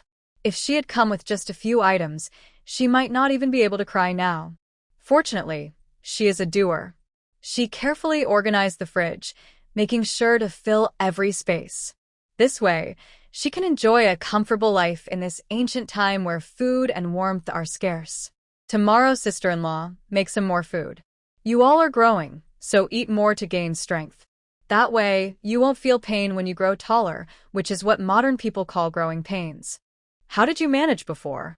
Were you able to eat enough? In winter and spring, it was hard to find enough food. Summer and autumn were better, especially autumn, when there were plenty of wild vegetables and fruits. We would eat what we couldn't store first. We are easy to feed. As long as it's safe to eat, we will eat it. We just need to fill our stomachs. Kolchin thought that his sister-in-law didn't need to give them such good food, but, remembering the meals they had, his desire for good food won out. He suddenly felt a bit ashamed of himself. His sister-in-law cared for him wholeheartedly, while he was greedy for good food, wasting her money. He could survive on wild vegetables and fruits. When Manhwa thought, no wonder they could eat so much. They lived on wild vegetables and fruits without meat, eggs, rice, or even oil and salt. It's no surprise they ate a lot but remained small and undernourished. The modern idea of a balanced diet has its scientific basis. Even without considering the science, a mix of foods makes meals more appetizing. Looking at the 3 thin individuals, when Manhwa felt a pang of pain in her heart. She kept a calm expression and cheerfully suggested, let's chat. I want to learn more about you. I'll go wash some fruit in the kitchen. Big brother, come help me bring the peach preserves I made this afternoon. We can eat and talk at the same time. Cold Tian looked at the variety of food on the wooden shelves, feeling both surprised and delighted. He touched this and looked at that, occasionally glancing up at the cured meats and sausages hanging on the wall, his face showing a range of emotions, mostly joy and satisfaction. "Sister-in-law, is there really this much left today?" Cold Tian asked, somewhat in disbelief. Today they ate better than during the New Year, and surprisingly, there were leftovers. In the village, it's rare for anyone to eat this well. Even a simple meal of cornmeal and vegetables is hard to come by. It must have taken a lot of effort from my sister-in-law. She is so good to them. When Mon wanted to explain that she bought a two-door refrigerator instead of a double-door one because she lives alone, and this was her best effort to fit as much as possible. But she couldn't say that. She has to maintain her image as a little fairy. Fortunately, she bought the current refrigerator. If it had been a double-door one, it might not have come with her. So, she felt content. One shouldn't be too greedy.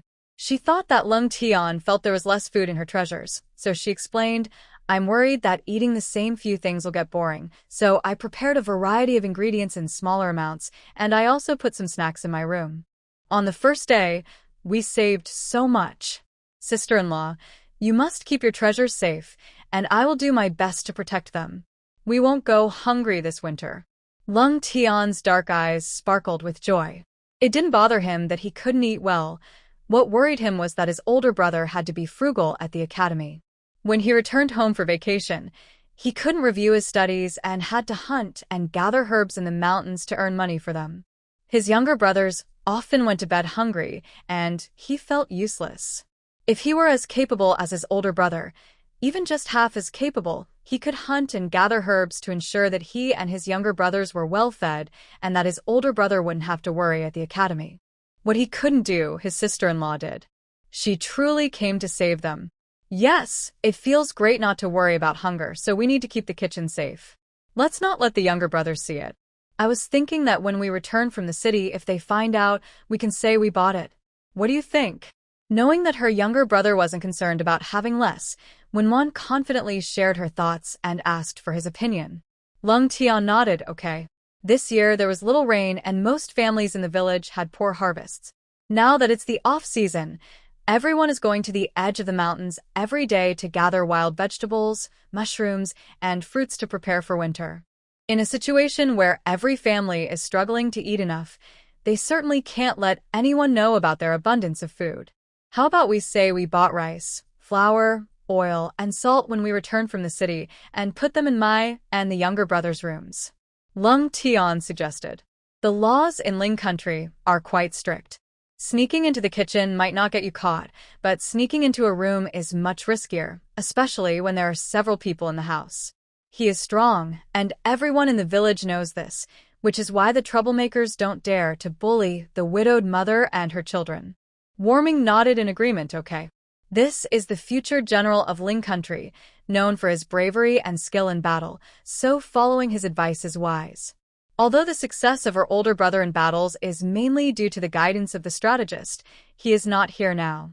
As someone from another place, she doesn't know as much as the locals, so it's safer to follow her brother's advice. What he said makes a lot of sense. Even in her time of rapid economic growth, stealing still happens. Living alone, she has 3 locks on her front door. When she gets home, she locks all the doors, and at night, she must also lock her bedroom door. Now, with a yard, a main door, a room door, and 3 younger brothers, especially the strong older brother, she feels much safer than when she was alone. It feels great not to be alone. I've put the canned peaches, bayberries, and oranges in bowls. Older brother, you take them to the main room first while I bring some fruits. Okay. Canned peaches hold a special place in Warming's heart. When she was sick as a child, her grandparents would give her canned peaches, and she felt they worked better than medicine. This is a staple in her home. She keeps a large jar in the fridge and has poured out 2 bowls, while the bayberries and oranges are in smaller jars, 1 bowl each. When she arrived in the main room with the selected fruits, she saw her 3 brothers, Cold Sky, Cold Morning, and Cold Cloud, sitting eagerly, waiting for her. "Why haven't you eaten yet?" Warming asked in surprise. Her youngest brother, Cold Cloud, smiled and replied, "The three kinds are different. We'll wait for sister-in-law to choose first." Warming couldn't help but smile as her lips curled up. "I want the peaches. You can decide the rest." She thought the brothers would choose based on age or by playing rock, paper, scissors. Surprisingly, they didn't use either method. Instead, they shared the food from the bowls equally, each taking a bit of everything. They are so united and supportive at such a young age. No wonder they have no selfishness in good times or bad. That's wonderful. I notice the weather is getting a bit cooler. How long until we have frost and snow? When Nuanyuan asked, expressing her concern. When reading, she only glanced at the environmental descriptions and knew that the male lead, Leng Xiao, lived in the north, where heavy snow could cover the mountains for 4 to 5 months a year. But seeing the younger brothers still wearing short sleeves, she was unsure how much longer they had.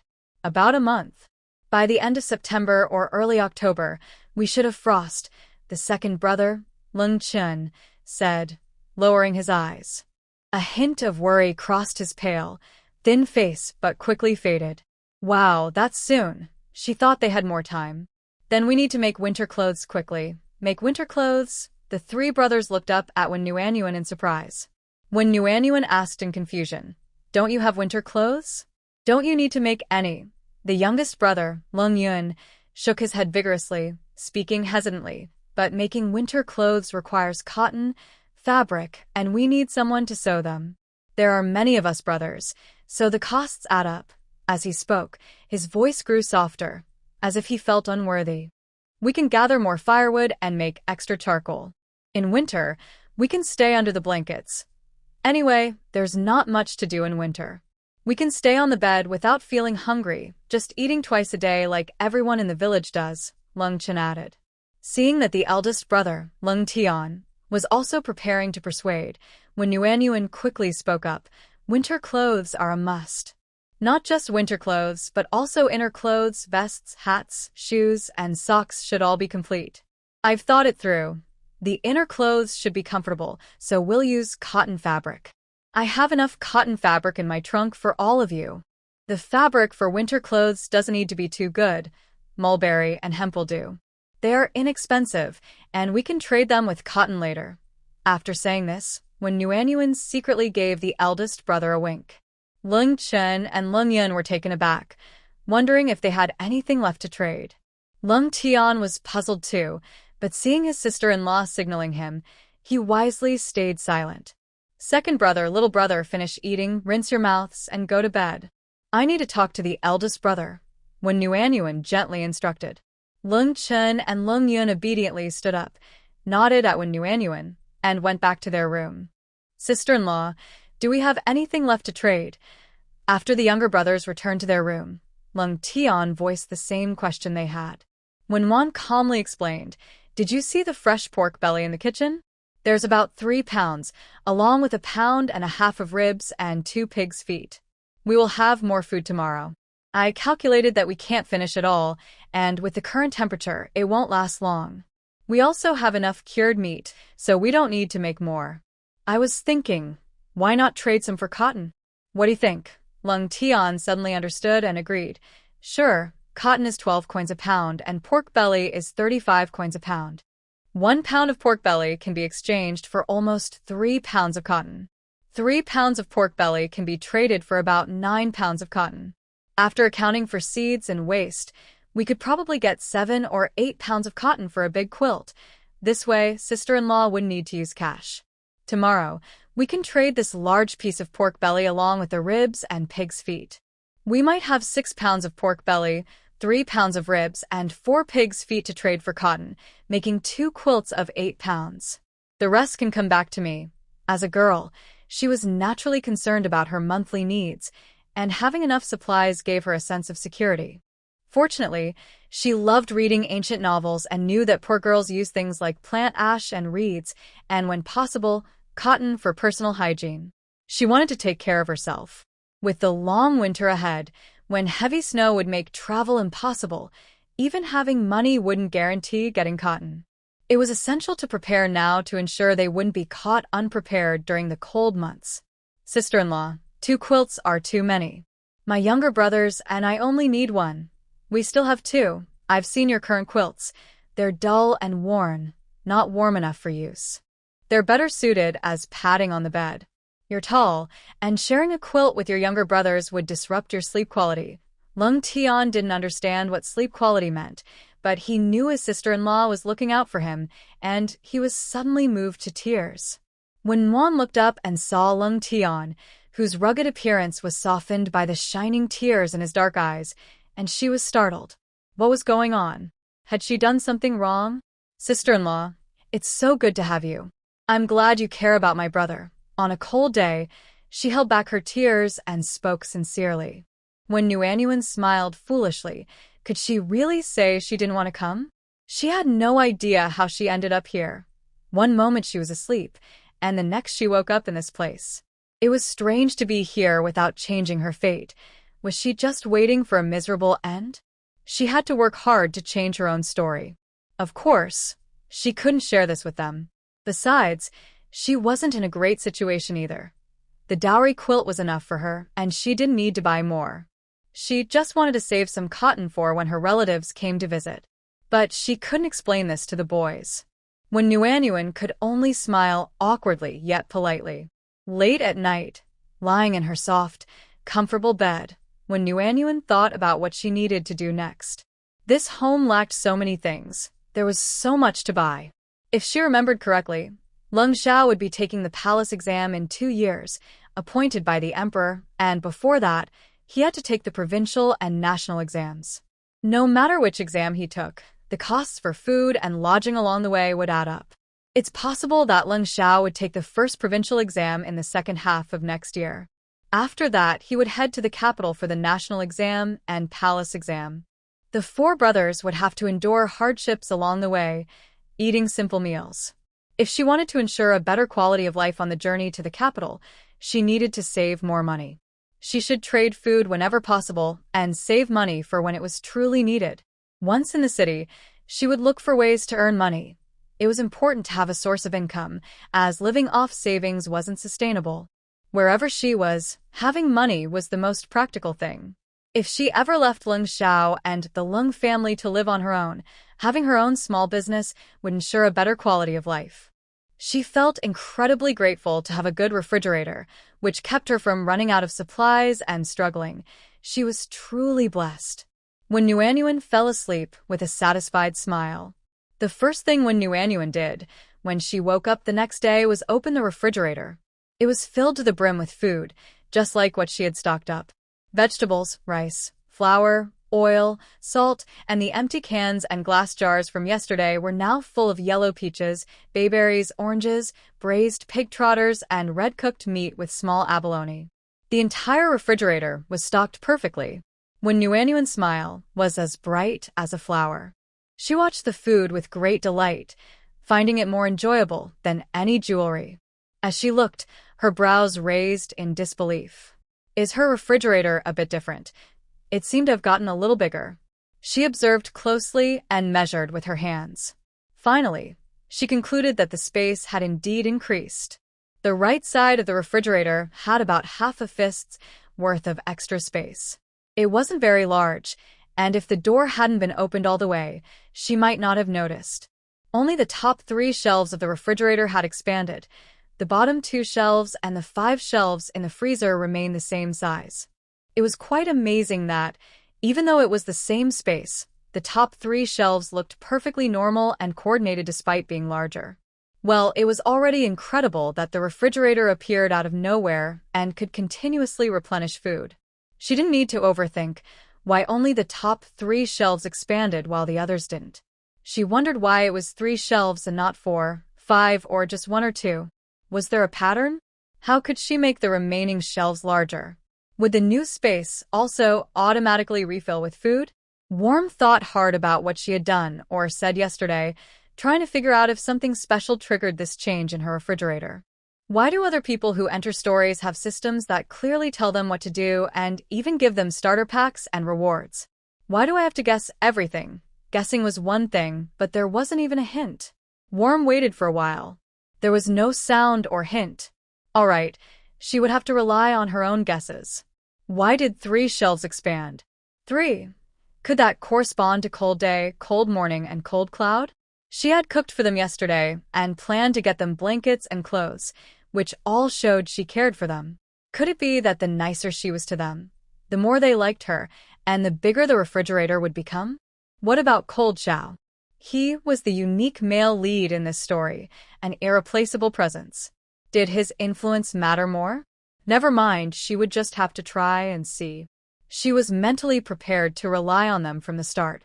After all, this is not a society governed by law, and one's life and safety depend on the powerful. Personal safety is very uncertain. In her original world, she would never have had the chance to meet even one person of their status, let alone 4. Now, not only can she meet them, but she can also build connections, which could lead to better opportunities. So, she needs to strengthen those relationships and gain their favor. Warming up gave herself a little cheer. Little brother, come in and serve the wontons. She added a small handful of shrimp and torn seaweed to the soup bowl, then poured in a spoonful of scallion oil, followed by the boiling water used to cook the wontons. A flavorful wonton soup base was ready. This was Warming's little trick for being lazy. While making the scallion oil, she thought the ingredients were similar to those for the wonton soup base. Why not just use scallion oil instead? It was quick and delicious. After trying it once, she found that the scallion oil was tastier than adding each ingredient separately because it removed the raw taste of the soy sauce, enhancing the flavor. Oh, she was truly an ordinary cooking genius, though it was her laziness that drove her. Sister-in-law. When Cold Tion entered and saw the fragrant wontons in the soup bowl, his dark eyes sparkled with excitement. Use a tray to carry it. Be careful, it's hot, Warming said without turning around. Her hands were busy transferring steamed buns and dumplings from a large pot to a wooden basin. Although her braised pork buns weren't as thick as those from the north, they had thin skins and generous fillings, bursting with flavor. One bite would leave juice all over your hands. She wasn't exaggerating. They were incredibly delicious. She could eat 3 in one go. The filling for the dumplings included mushrooms, peas, carrots, corn, and chopped sausage, mixed with seasonings and glutinous rice. Her homemade filling was rich, savory, and soft, even better than what you could buy in a store. When Cold Tion saw the 2 wooden basins piled high with buns and dumplings, he couldn't help but swallow. Sister-in-law, is all this for breakfast? Yes, there are only 6 braised pork buns made today, and I steamed them together with yesterday's. There are over 20 dumplings combined from the last 2 days, plus 4 bowls of fresh meat wontons. We definitely won't finish it all, so you can take some to eat on your way when you go to get cotton, Warming replied matter-of-factly. The weather is not good for keeping these cooked dishes for long, so we should steam them all and eat them quickly. She was thinking about whether to save some buns and dumplings for her younger brother, but then decided that since they wouldn't finish them, it would be easier to pack them up after they cooled down. Little brother, wash your hands and come eat breakfast. Warm called out to the 2 people working in the yard as she carried the buns and dumplings to the main room. Cold Cloud put down the firewood he was organizing and skipped over to the well to wash his hands, while Cold Morning stood up from the wooden bowl he was sanding. When the 2 saw the abundant food on the table, their expressions mirrored the disbelief they had just felt in the cold weather. Is this breakfast? They felt like their sister-in-law was constantly surprising them. White flour, fine rice. Breakfast can be this rich and delicious? Hurry up and eat. What are you waiting for? Warm urged.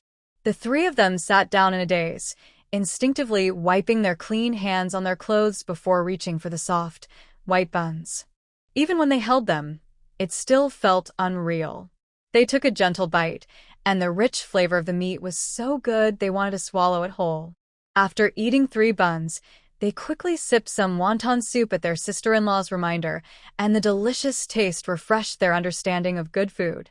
Sister-in-law, this food is amazing. Sister-in-law, everything is so tasty. Slow down, don't rush. Take a sip of soup to help. Warm watched the 3 of them gobbling down the food, anxiously reminding them and giving advice. She thought her cooking was pretty good, but the brothers were really enthusiastic. Their enthusiasm made her wonder, is my cooking really that good?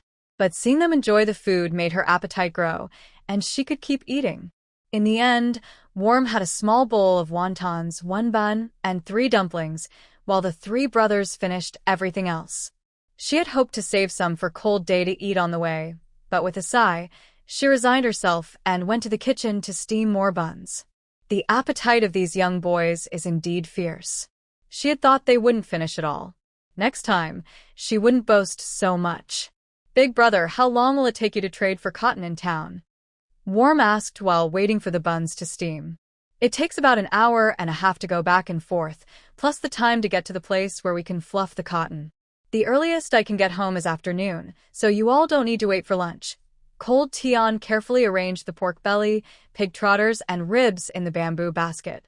When one calculated the modern time, 1 hour equals 2 hours, so the round trip would take 3 hours. Adding the time to find someone to exchange cotton and to fluff the cotton, it was clear she wouldn't make it back for lunch. She needed to prepare more food for her younger brother since he had a big appetite. Wait, if it takes an hour and a half to go to the town, how long would it take to get to the city? Wenwan was shocked. She only knew that areas close to the mountains were quite remote, as towns were usually located in densely populated areas, which were generally flat and open. This was something she learned in middle school geography. But she didn't expect it to be so far from where they lived. She trembled and asked, if it takes an hour and a half to go to the town, how long does it take to get to the city? Cold Tian smiled and said, don't worry, sister-in-law. The town is to the north of our village and the city is to the south. The distance isn't much different. It takes just 1 hour to get to the city. 1 hour. Just like that? When Wan took a deep breath, that meant a round trip would take 4 hours. And this was with her younger brother, who was used to the mountain paths. For her, it would take more than 5 hours. No wonder her grandmother said that when she was young, she had to walk to the city without any vehicles, and it took an hour to walk just one way. Back then, when one found it unbelievable and frightening, the distance from the countryside to the city seemed too far. Now, she was not only in the countryside but also in the mountains, making the journey to the city feel like climbing a mountain. Ugh, let's not think about climbing mountains. Even the dirt roads of the countryside would be fine. Is it because the city is too far that you go to the town to exchange things? But won't there be fewer people willing to trade in the town? After all, the cost of living in the town couldn't compare to that of the city. Each person has to pay 2 copper coins to enter the city, which isn't worth it. Plus, the people in the town prefer bartering. They like to see and touch what they are trading. Right now, it's the season for curing bacon, and the pork belly is fatty and oily, making it easy to trade. The pig trotters and ribs have a lot of bones, so we might not get too much cotton, but it will definitely be enough for us, Cold Tian explained clearly, knowing that Wenwan was not familiar with travel and prices. Oh, I see. By the way, your older brother is studying at the academy in the city, right? Isn't it going to take an hour to come back? No wonder Leng Xiao hasn't returned in months. Big brother is even farther away from us. We are near the north gate of the city, while Tianhong Academy is in the suburbs outside the south gate. Every time Big Brother has to go around the city wall and moat, it takes him at least an hour and a half one way. He rarely comes back, so don't blame him, sister-in-law. When Wan waved her hand, no blame, no blame. I understand. How could she dare to blame the powerful and ruthless Prime Minister? She admired him too much. In fact, it was better that he didn't come back. He was so impressive that she was afraid of being seen through. If he thought she was some kind of monster, then she would be in trouble. Leng Tian thought to himself that his sister-in-law truly loved Big Brother, willing to endure the pain of missing him. His respect for Wenwan grew even more. Wenwan had no idea that she had established an image of a devoted and patient woman in Leng Tian's mind. She was happily preparing food for Leng Tian to take on his outing. She stir-fried sliced marinated beef and green peppers with 2 spoons of bean paste, making a spicy beef dish. She placed it in a large wooden bowl, added 4 hot steamed buns beside it, and included a pair of chopsticks. She used a square piece of cloth to cushion the bowl and tied the corners together to secure it. Then she placed it on top of a bamboo basket. The daytime temperature was around 10 to 20 degrees, so even if the food cooled down, it would still taste good. But we don't have cups. How will you carry water? What if you get thirsty? Wenwan asked with some worry. She had glass jars for canned food in her fridge, but glass is fragile. If it broke, the food would be ruined. Also, glass was considered a luxury item in ancient times. Would it be dangerous for her younger brother to carry it outside? It seemed a bit risky and not worth it. It's fine. There's water in the river and streams. You can just crouch down and drink with your hands, Leng Tian said, not too concerned about drinking water. Finding food to fill your stomach was harder than finding water. Wenwan, being a modern person, understood why people in Huagua preferred hot water. Setting aside cleanliness, boiled water was safer, especially in ancient times when medicine was scarce, making it less likely to get sick. Otherwise, a simple stomach illness could be troublesome, not to mention diseases like schistosomiasis. After thinking for a moment, she secretly took out 2 boxes of fresh milk and whispered, "Little brother, drink this when no one is around. Be careful not to let anyone see. The writing on this is not from this era." She is afraid that if it gets out, it will cause trouble. Last night, she poured it into a bamboo cup for them to drink. Boys who are growing need milk for calcium to grow tall.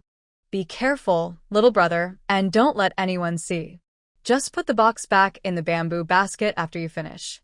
Leng Tian looked a bit anxious but then firmly refused, saying no need. If you're worried about me drinking river water, I can just get a bowl of water from the cotton shop. Please keep your food safe. It shouldn't be known to outsiders. Sister-in-law cared for him, and he knew that, but he absolutely couldn't take any risks. This winter, their family relied entirely on sister-in-law. This year, there was little rain and a poor harvest.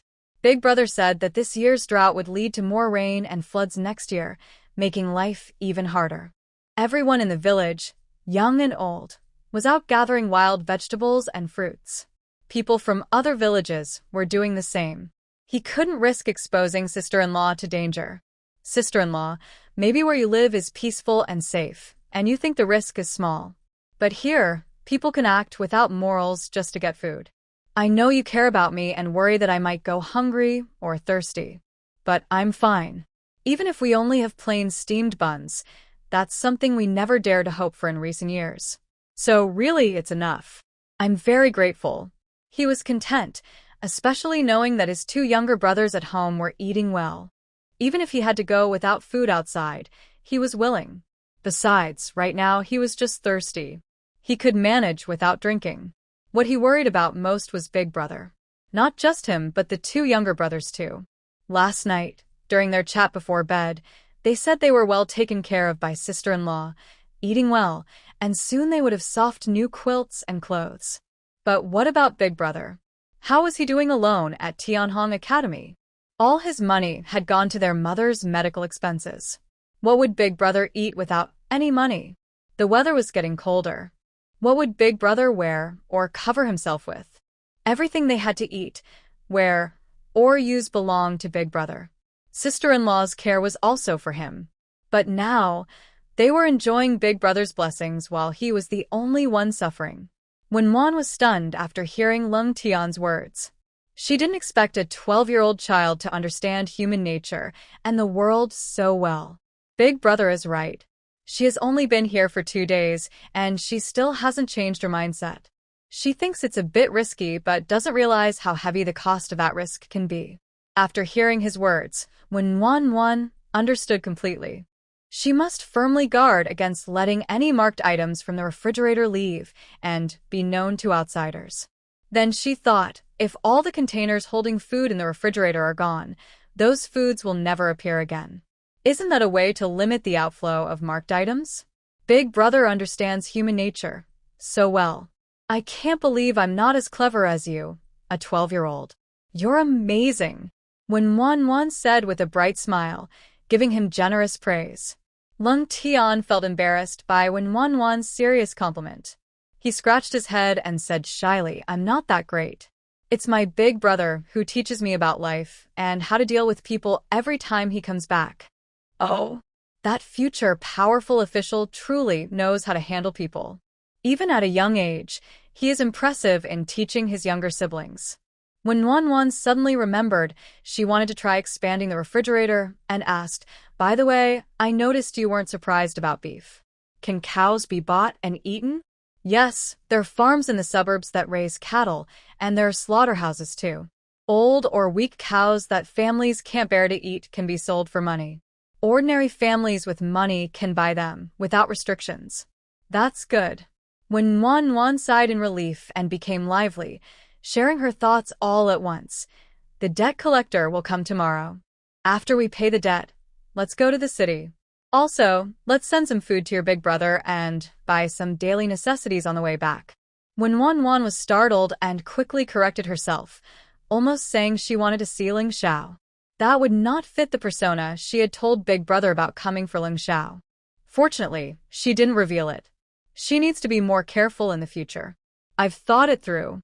With the current weather, cooked food doesn't last long. I'll make some beef with bean paste and spicy beef sauce, along with steamed buns to eat on the same day. After that, you can send him some food every now and then. I think it will be better than what he eats at the academy, right? And when the quilts and winter clothes are ready, we'll send those too. That should be good for Leng Xiao, right? If she sends him things, she will know if the refrigerator getting bigger is related to Leng Xiao. Maybe being good to them will help it expand." She just realized that having a bigger fridge has so many benefits. For starters, drinking water can be a problem. On cold days, the boys can ask others for water, but she can't do that. This era has many restrictions for girls. In the northern winter, it can be -20 or 30 degrees outside, and without a thermos, if she uses something else to carry water, it would just freeze solid. But with a bigger fridge, she wouldn't have to worry. Even the water in the fridge is much better than ice. If the fridge were larger, she could keep some cool boiled water inside, and she could drink it wherever she goes. She also thought about exchanging her silver notes for gold and silver ingots to store in the bigger fridge, so she could carry them with her and wouldn't have to worry about being stolen from or robbed. Oh, the more she thought about it, the more urgent it felt to expand the fridge. While she was happily considering this, she looked up at the cold day and was startled. Why was this boy kneeling? When Nuanyuan had never seen anyone kneel before her. In an instant, countless thoughts rushed through her mind. Before she could fully process it, her hands instinctively helped him up as she asked, "Don't kneel. What happened?" She hadn't said anything, so why did the younger brother kneel? The boy lowered his head, his voice choked with emotion. "Sister-in-law, you not only treat us well but also think of our older brother outside. You are the only one who truly cares for us." Their family had faced sudden misfortune, wandering from place to place since childhood, experiencing the ups and downs of life.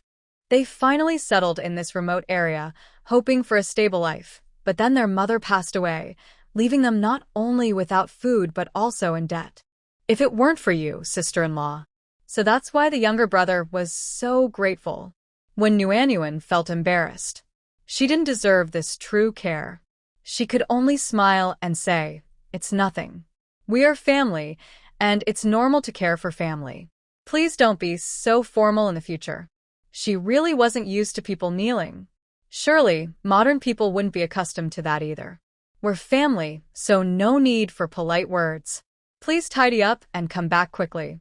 While we have enough food for now, we are lacking in other things, and there's still a lot to do, when Nuanyuan changed the subject.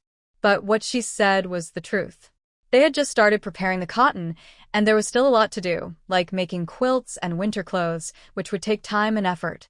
They had just begun gathering firewood for winter, and still needed to go into town to buy daily necessities. Oh, there were so many things to take care of. Cold Tian understood the cold weather and, without saying more, picked up his bamboo basket and nodded to Wenwan, saying, "Sister-in-law, I'm heading to town." "Okay, be safe out there," Wenwan said with concern. Although she knew they would grow up to be very capable people, at that moment, Cold Tian was just a young boy in her eyes, her obedient and sensible younger brother. "Don't worry, I'm fine," Cold Tian said as he reached the gate and turned to remind his two younger brothers, "You two stay inside this morning. Take out the wild vegetables we picked and dried earlier to sunbathe. We'll go gather firewood together when I return at noon. Got it, second brother. Cold Yin replied cheerfully.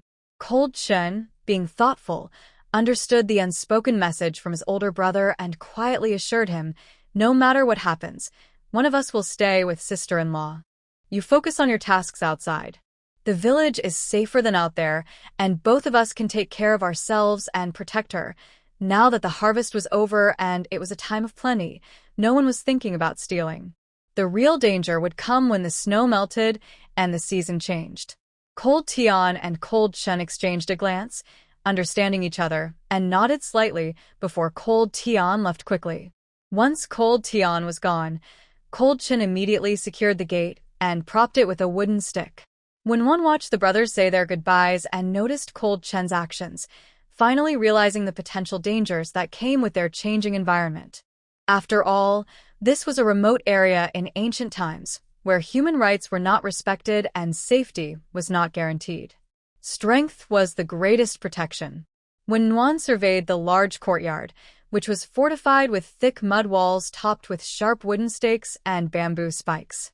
The gate was not like others made from random wooden sticks, but rather two solid wooden panels with a sturdy latch in the middle. Around the courtyard, near the walls, there were also sharp wooden stakes and bamboo spikes.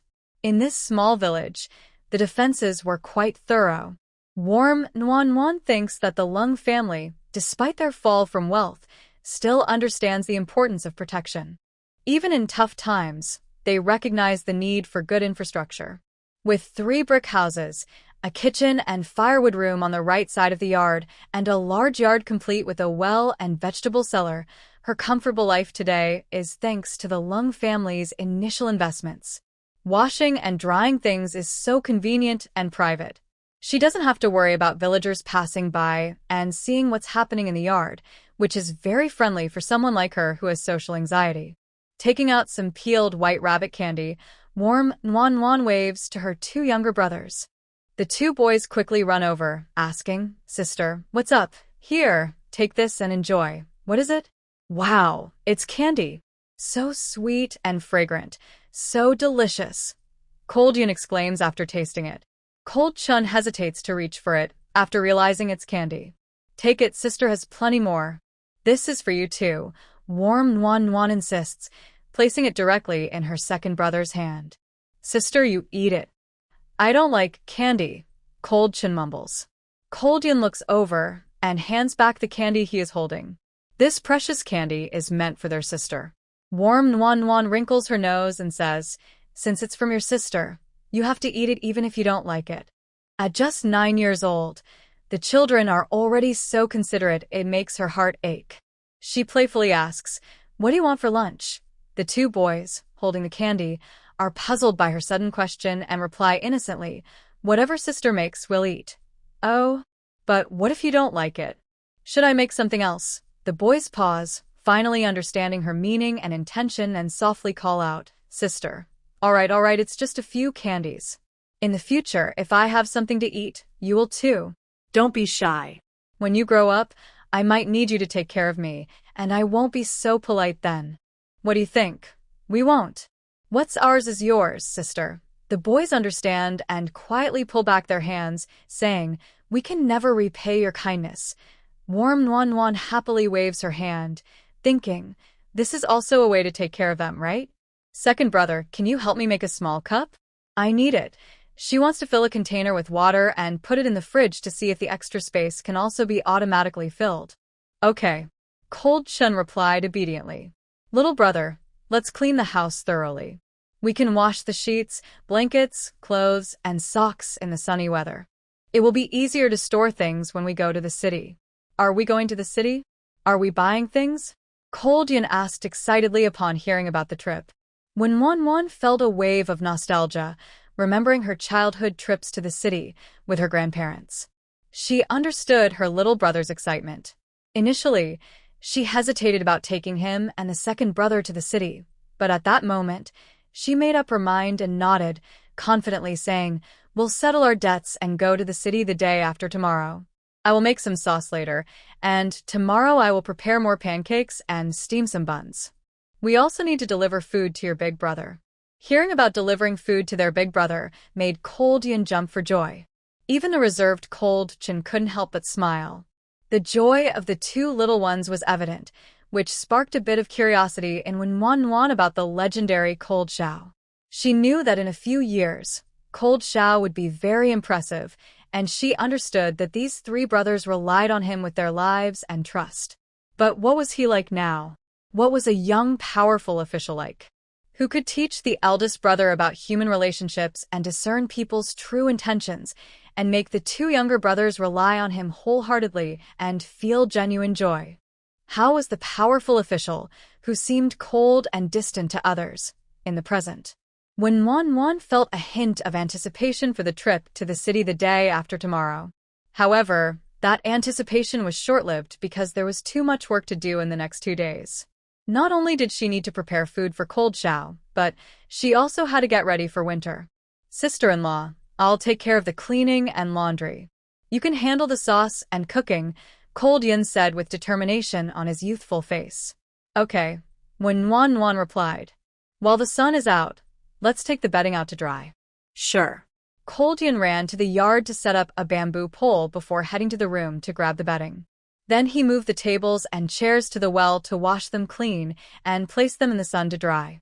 He filled a wooden basin with water and took a cloth and a long bamboo pole to the house to clean the dust and cobwebs from the high places. He worked systematically, without needing Wan to instruct him on what to do next. Worm was very impressed and turned to Ling Qin, saying, "Little brother, can you make a lid for the wooden bowl? It's easy for food to spill without a cover when I send meals to your brother." "I can do it tightly, but I'm not sure I can make it so that the soup won't spill," Leng Qin replied, lowering his head a bit in embarrassment. Worm thought having a lid was enough. As long as the food didn't spill, she was very satisfied. She didn't mind if the soup spilled or not. She nodded happily and said, "That's great. I'll fill it only about 6 or 7 parts full, and there won't be much soup, so as long as the food stays in, I'm fine with the soup." The main thing was having a lid, so they could stack the bowls in the bamboo basket to save space. "Then I'll go to the kitchen to prepare food. Just call me when you're done." She waved her hand, signaling Leng Qin not to get up. She truly admired the three little ones. Even though they were poor and struggling to eat, they still maintained proper manners. They didn't fight over food, spoke politely, and answered any questions she had. Whenever she arrived or left, they always stood to greet or see her off. She really liked them from the bottom of her heart.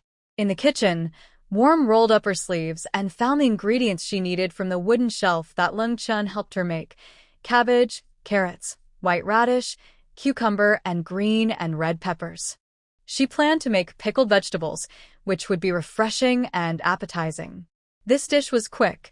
She could make it today and eat it tomorrow, and it would last for 7 or 8 days in this temperature. If she wanted to bring vegetables to Leng Xiao, only pickled vegetables could be stored for a longer time without spoiling. However, besides pickled mustard greens, she didn't have any other pickled vegetables in her fridge, and it was too late to make pickles now since she didn't have enough salt. Pickling required a lot of salt. Although she had some in the fridge, it was in a small bottle. After using the normal daily amount, there would still be some left, but it wouldn't be enough for pickling. After thinking it over, she decided that pickled vegetables were the most suitable option. They were refreshing, appetizing, and retained the nutrients of the vegetables, using less salt and being healthier. No wonder they were becoming more popular in modern times. The method was simple. Cut the vegetables into pieces and strips, lightly salt them to remove bitterness, wash them clean, then mix in the prepared seasoning and let them soak. They could be taken out as needed. She would scoop some out the day after tomorrow to bring to Leng Xiao. These past 2 days, she had been eating a lot and moving little with the three little ones, and she really wanted something crunchy and refreshing. Quickly preparing the pickled vegetables, Worm took out a local old hen to chop. While struggling to chop the hen, she silently decided that she must buy a large stew pot after going to the city. A ceramic pot that can stew a whole hen. I bought a small red clay stove to keep simmering it with charcoal, making a bubbling, hot local hen soup. Just imagining that scene in the snowy winter warms me up inside. While the chicken soup is cooking, I'll start another pot for beer duck and sweet and sour ribs, stir-fry some lotus root slices, and while heating water for steamed buns, I'll also steam some mushrooms with chopped chili. Finally, I'll prepare a cold dish of century egg and tofu, and lunch will be ready. In the meantime, my brother has brought over small cups. After finishing lunch, I washed the cups and filled them with warm water to put in the expanded area of the fridge. Why warm water? Because I noticed that although the expanded area looks like it's part of the original space, it feels like there's a transparent wall separating them, making the two sides distinct and undisturbed. This is why I asked my brother to make small cups instead of trying to fit normal-sized ones. They simply wouldn't fit. The clear separation made me wonder if the functions of the two sides are different. One side automatically replenishes food every day, but what does the other side do? So, I put in warm water to test it out. Sister-in-law, the wooden basin and lid are ready. Come out and take a look, my brother called from outside. Hearing his voice, I adjusted my sleeves, patted my clothes, and opened the kitchen door to step outside. Seeing the polished wooden basin and matching lid, I genuinely praised, "Brother, you did an amazing job. It's smooth and fits perfectly. It's practically a wooden craft. And it's handmade." My brother blushed a little from the compliment. "If the size and style are good, should I make more like this?" Yes, this is great. I nodded enthusiastically, completely satisfied. This craftsmanship and quality are so much better than the wooden bowls and basins I used to buy. Turning around, I noticed my younger brother not only cleaning but also taking out all the dried vegetables to air them out. The large drying rack was filled with various dried vegetables and fruits. I hopped around, excitedly checking everything out. It was all so new to me. I hadn't experienced this before, as I had always lived in the Jiangnan region, where my childhood home with my grandparents was mostly flat land. Grandma's house has wild vegetables, but compared to the variety and quantity in the mountains near the Leng family, the difference is huge. After looking around, Wen Yuanyuan only recognized a few common ones like hazelnuts, mushrooms, and pine nuts. Little brother, is this reishi mushroom? There are so many. Although it's a bit small, isn't reishi valuable? Are they going to get rich? That's not reishi, it's cloud mushroom, a medicinal herb that can be sold to pharmacies for some coins, Leng Yun explained as he set down his work and followed Wen Yuanyuan. Everything drying here is medicinal material, but it's not very expensive. The truly valuable herbs will be available next month. What valuable herbs are coming next month? It's the end of August now, and September is coming. What can be found in the northern mountains in September? Ginseng. Next month, the trees and wild grasses will start to wither, and the ginseng berries will turn bright red, making them easier to find. After next month, heavy snow will fall and the mountains will be closed off. Next month, not only will people from the village go into the mountains in groups, but many outsiders will come specifically to dig for ginseng. Finding ginseng requires both experience and luck. Only my big brother knows how to find it. If he can find an older plant, we won't have to worry about living for several years. Even if he only finds younger ones, they can cover our food expenses for a few months, Leng Yun said proudly. Then his expression turned serious as he quietly added, "But searching for ginseng means going deep into the mountains. The outskirts have already been stripped bare, and the deep mountains are full of dangerous wild animals and poisonous creatures. He wants to earn money, but he cares more about his brother's safety. When he grows up, he will work hard to earn money, so his brother won't have to face danger." When Yuanyuan was amazed, thinking there was a good reason why ginseng was so expensive in ancient times. The difficulty of harvesting it is incredibly high, directly linked to life and death. Fortune comes with risk. No wonder there are people who specialize in digging for ginseng. She then asked, "Will your brother come back to dig for ginseng?" "He will come back. The academy has a set farming break, and ginseng digging isn't included, but the teacher understands our family situation and will give my brother a few days off." When Yuanyuan thought that the teacher not only understood the Leng family's poverty, but also recognized Leng Zhao's intelligence. A top student will always receive special treatment, no matter the era. Especially since she is a hardworking and kind student from a poor family. If she were a teacher, she would take special care of her students. I originally thought that Leng Zhao was just a clever official, but it turns out he has skills to venture into the mountains. Indeed, the main character in a story is often a talented person. The heavens are really generous. The most common are hazelnuts and chestnuts. They are delicious whether roasted or fried, and they fill you up, Leng said, noticing Wenwan's slight change in expression, thinking she was worried about her older brother, so he quickly changed the subject. Pine nuts are also tasty, but they are too small and not very filling. Wenwan chuckled and teased, "Little brother, is your standard just whether it fills you up?" Leng scratched his head shyly. He couldn't help it. He was always hungry. It didn't matter how good it tasted, as long as it was enough to eat. Wenwan understood the reason, put away her smile, and said to her two younger brothers, "Let's have lunch. We need to eat well to have the energy to work." Not long after noon, Leng Tian returned with a large basket full of fluffy cotton. The three of them were overjoyed. Wenwan quickly stepped forward to take the basket. "Big brother, wash your hands. There's snacks and cooled tea on the table in the main room. Go have some to soothe your throat."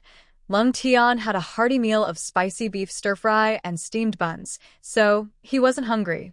However, after walking so far, he was quite thirsty.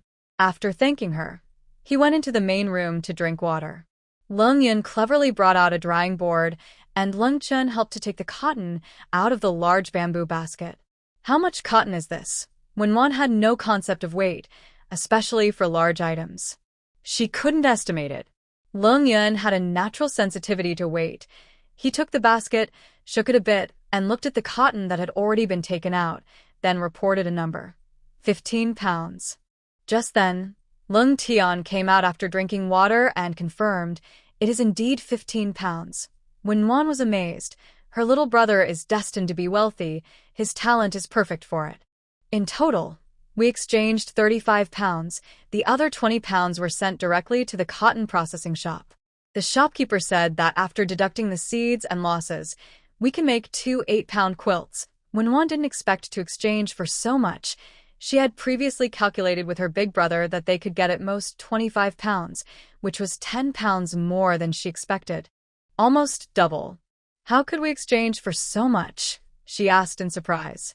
On a cold day, he openly shared, "It was my younger brother who told me to trade for more expensive items with local wealthy families and to find special items with rich households. The leftover goods can be exchanged with shopkeepers. This year, there's been little rain and the grain harvest is poor, but cotton planted in dry land is very drought-resistant, just like previous years, resulting in a great harvest. So, we can bargain by trading food for cotton. Normally, 1 pound of pork can be exchanged for 3 pounds of cotton, so 6 pounds of meat equals 18 pounds of cotton. The wealthy family I found in town offered 4 pounds of cotton for 1 pound of meat, saying 24 pounds was unlucky, so they added 1 more, making it 25 pounds. I traded 4 pig trotters and 3 pounds of ribs with a wealthy farmer whose wife was having trouble nursing, and I got 10 pounds of cotton in return. You all are amazing." Worm was truly impressed. Their cleverness was remarkable. It's a shame they are still young and don't have many opportunities to show it.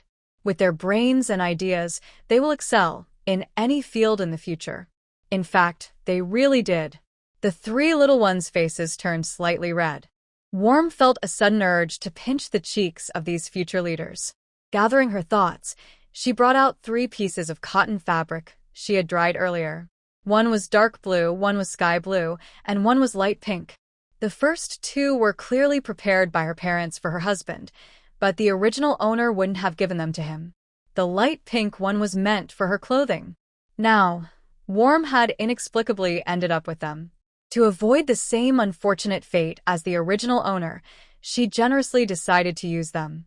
"I can't sew, and have no idea about fabric. Last night, my younger brother said there is an elderly woman in the village who can make clothes. Can you ask her how many outfits she can make? The sky blue one can be used by my second brother and younger brother, and the dark blue one can be for my eldest brother and your husband. As for the light pink one, we can use it for bed sheets and covers at home, where no outsiders will see it, so no one will laugh. Sister-in-law, that light pink one is a gift from your parents. We can't use your dowry." The 3 little ones quickly protested. "I have several wooden boxes full of clothes that I won't need for years, and there are 2 pieces of light pink fabric. I'll keep one just in case you need it. It's no trouble, don't worry about it. Once you earn some money, you can buy me better fabric," Worm said, waving her hand dismissively. Then she said, "You should first ask how many outfits can be made in the styles you like. This is good cotton fabric, so let's focus on making the undergarments first. If there's not enough for outerwear, we can buy some coarse cloth, which won't cost much. As for your older brother's clothing size, my brother has an old set in our room. We can use that as a reference and make it a bit larger," Leng Chen replied. As for why Leng Zhao's clothes were in his brother's room instead of the new house, Wenwan knew the reason well. The original owner and Leng Zhao had not even shared a room, let alone any physical contact. On their wedding day, the original owner refused, so Leng Zhao slept in his brother's room and returned to the academy the next day. Their second meeting was during the funeral arrangements for Leng's mother. Wenwan didn't mind this at all and urged, "Then you all take the fabric and cotton over and measure the sizes to make the cotton clothes. It can get quite cold these days." The three exchanged glances and Leng Chen spoke up, "I have the same build as my younger brother. He can go with Erge and I'll stay home." They all agreed that they couldn't leave their sister-in-law alone at home. Wenwan thought Leng Chen just didn't want to go out, so she lightly acknowledged with a hum. Her mind gradually drifted to the soft, white cotton. How to sterilize it? After being indoors for several months, how much would she need? Perhaps boiling water to disinfect it, then drying and storing it. Each time she used it, she could tuck some into the layers of the monthly cloth. She checked the box and found 7 or 8 pieces. If she changed 3 or 4 a day, they'd run out in 2 or 3 days. What if it rained or snowed, and she couldn't dry them quickly? Wenwan decided to buy some needles and thread and sew some more using small pieces of cotton fabric. It's always better to have plenty of these supplies for peace of mind. Although she didn't know how to make clothes or shoes, she could still sew simple fabric strips. After all, who hasn't sewn a sandbag as a child? Without hesitation, Wenwan picked out some fluffy white cotton and carefully removed the seeds and dry twigs from inside. Under the sun, as she was working, she heard the wooden door being knocked on. Leng Tian and Leng Yun had returned, their cheeks rosy with excitement. Sister-in-law, Er Di and Xiao Di are not very tall, so each can have 2 sets of undergarments, 2 sets of cotton clothes, and they can each have a jacket. Leng Tian reported eagerly. That's a lot. Worm felt that a roll of fabric was very heavy, but she couldn't estimate how many meters it was. When laid out, it should be quite long, but it was surprising that so many clothes could be made from it. However, since her second brother and younger brother were still not very tall, she asked, "What about you and your older brother? How many outfits can you make?" Second brother said that older brother can't wear old or shabby clothes at the academy, so he only made 2 sets of inner clothes and 2 sets of long cotton coats for him. Cold Cloud answered for her second brother. "That's not it. I often go up the mountain to gather firewood, dig for wild vegetables, and pick wild fruits. It would be a shame to ruin such nice cotton clothes. Plus, I'm much shorter than my older brother, so whatever he can't wear will definitely come to me. It's not a waste, right?" Cold Tian explained casually. He truly felt that he was like a mountain pig who couldn't appreciate fine grains. No matter how luxurious the fabric, he preferred rough cloth. He didn't have to worry about getting caught on branches or getting dirty. If he wore such nice cotton winter clothes, he would constantly worry about them, which would be a burden for him. As for wearing his older brother's clothes, isn't that how it is in every family? Fortunately, he had an older brother. If it were an older sister, he would have to wear colorful clothes. He thought that things were already quite good as they were. They had enough to eat and wear. Moreover, his older brother was steady, and the clothes left for him were still like new, while the second and younger brothers had it worse, having to wear torn clothes before. They should be the ones to wear new and good clothes. "I don't need too many clothes. You can swap my cotton coat and jacket for second brother's," Cold Chin said. "No need to swap. We'll buy another roll of fabric when we go to town the day after tomorrow. You work more, so you should have more outfits to change into," Worm said, feeling a bit sad thinking about her overflowing wardrobe and the clothes she had bought recently that she didn't want to wear anymore. Every meal and every grain is hard-earned. They were living seriously and diligently during times of scarcity. What was rare was their brotherly love and respect for each other. Cold Tian looked at his two brothers and then at his sister-in-law, knowing he couldn't disagree. He smiled foolishly and said, "All right, but can we just buy rough cloth? I can't get used to nice fabric, and it's not suitable for the mountains." Worm considered the situation and saw that the eldest brother's request was sincere, so she nodded in agreement. "Okay, but what about shoes? In the cold winter, keeping the feet warm is very important." "My feet are cold." Aunt Zhu said that 2 pieces of leftover fabric can make 2 pairs of cloth shoes, and the labor cost is only half the price of the clothing. A full set of clothes costs 80 coins, while the shoes are 40 coins. Since we are making more after rounding off, the total is only about 1 or 2 coins. 1 or 2 coins, when Wanwan asked in surprise. This doesn't seem right. 16 sets of clothing and 2 pairs of shoes, with each set costing 80 coins. How can the labor cost be just 1 or 2 coins? Wait, did she calculate something wrong earlier? She always thought that 1 tael of silver equals 100 coins, but actually 1 coin equals 100 coins. 1 tael equals 10 coins, which means 1 tael is 1,000 coins. With this calculation, the labor cost for making the clothes and shoes makes sense. Oh no, it's not her fault. In historical dramas, heroes often pull out a silver ingot and say no change is needed. How is she to know that 1 tael of silver has such strong purchasing power? She completely forgot about the unit of money and naturally converted between taels and coins. So, did she also miscalculate her living expenses before? Why didn't the 3 little ones point it out? Oh right, they can't count. Fortunately, the 3 little ones never went to school and don't understand math, so they didn't catch on at all. But what if they get taken advantage of in the future? They won't even know where they went wrong. Sigh, it looks like this winter, she needs to teach them math. Educating the 3 little ones will be a big task. She can't let them suffer from a lack of knowledge. Although she isn't a professional teacher, she learned the multiplication table from her grandmother, and she knows it by heart. Once she teaches the 3 little ones, they won't be tricked anymore. Oh, she is so grateful to her country for giving her the right and opportunity to be educated. It allowed her to come to this unfamiliar place and be the one to guide others instead of being misled. While when Wanwan was lost in thought, the 3 little ones felt a sudden pang of worry. Timidly, they asked, "Sister-in-law, do you think it's too expensive?" They thought that since they were making so many clothes, the labor cost must be high. Aunt Zhu is the best seamstress in the village and she is honest and fair, so her labor cost is a bit higher than others, Leng Tian explained uneasily. When Wanwan wasn't thinking about that at all. In fact, she felt the labor cost was incredibly cheap. She reassured them, "No, I don't think it's expensive at all. I think it's very affordable. It's much cheaper than I imagined." She sighed, realizing that the lower-level labor is worth less.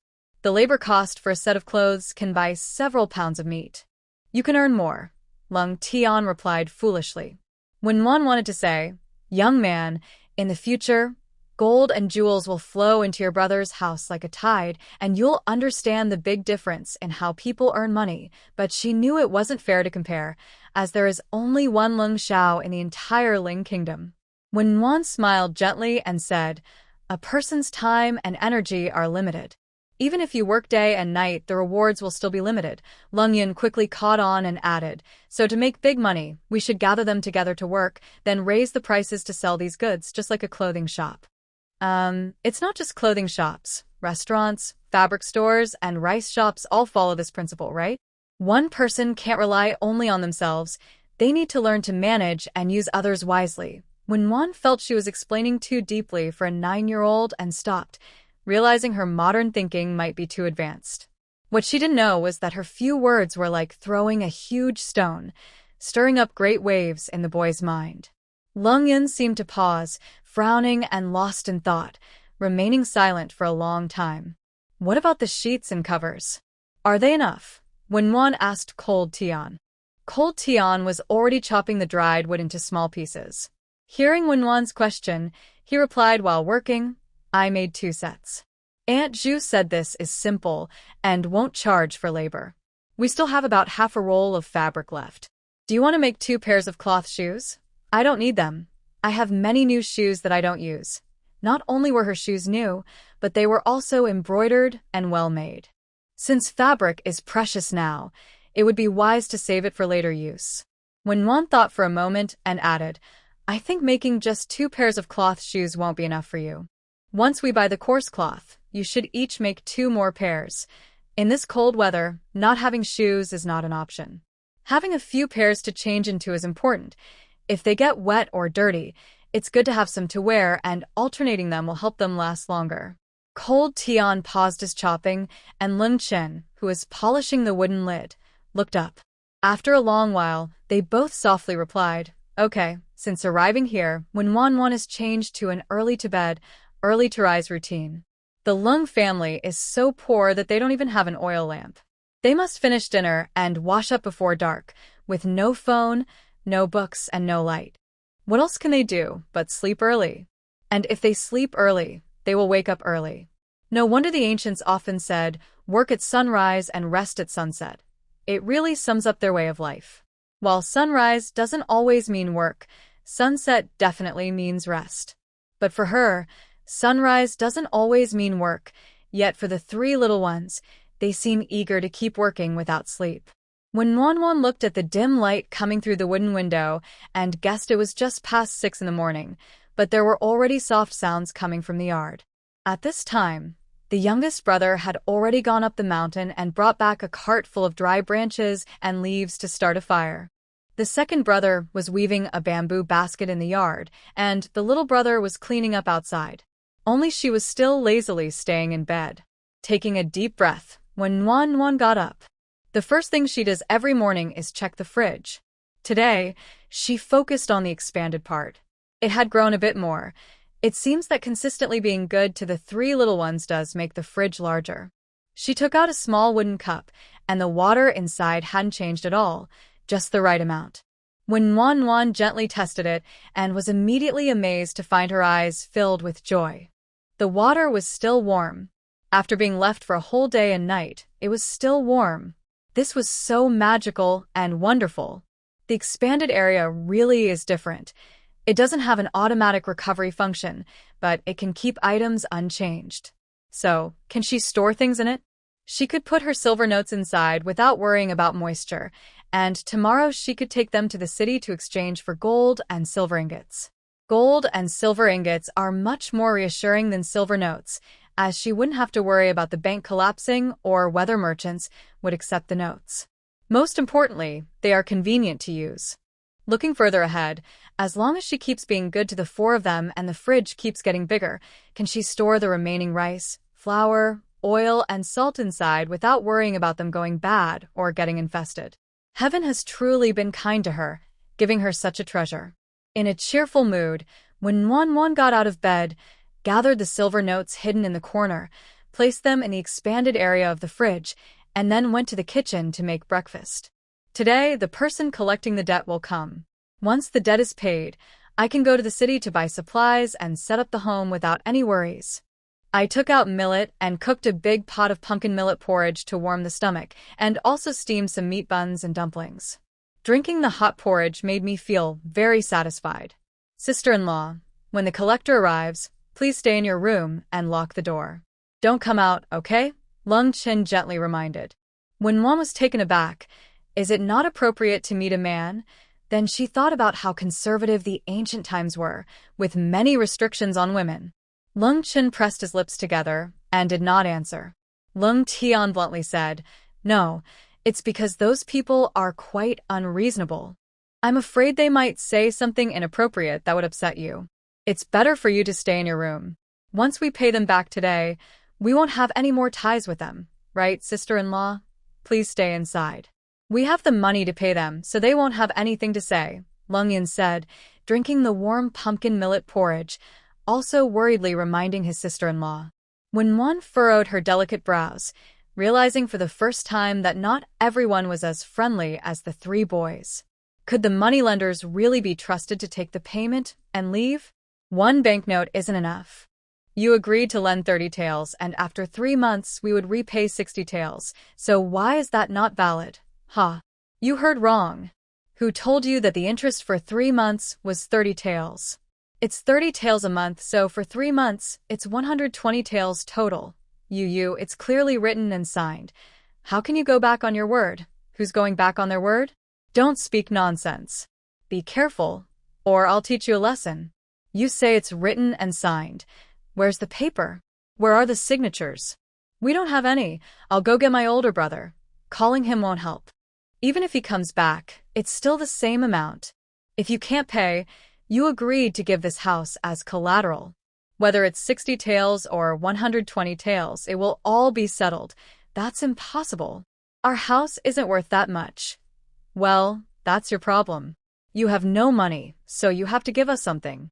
In the main room, there were the rough moneylenders on one side and 3 young boys on the other. Although the 2 sides seemed unequal in strength, the weaker side was not afraid at all and argued their case logically. Warm Nguyen understood that this group of people was not here for repayment. Their true goal was the house. In the book, the Leng family had no money to repay, so they quickly moved to a straw hut without much debate. Now that she had brought out the silver notes, these thugs were trying to come up with new excuses. Their real aim had always been this house. This was unacceptable. Without a home, winter would be incredibly harsh.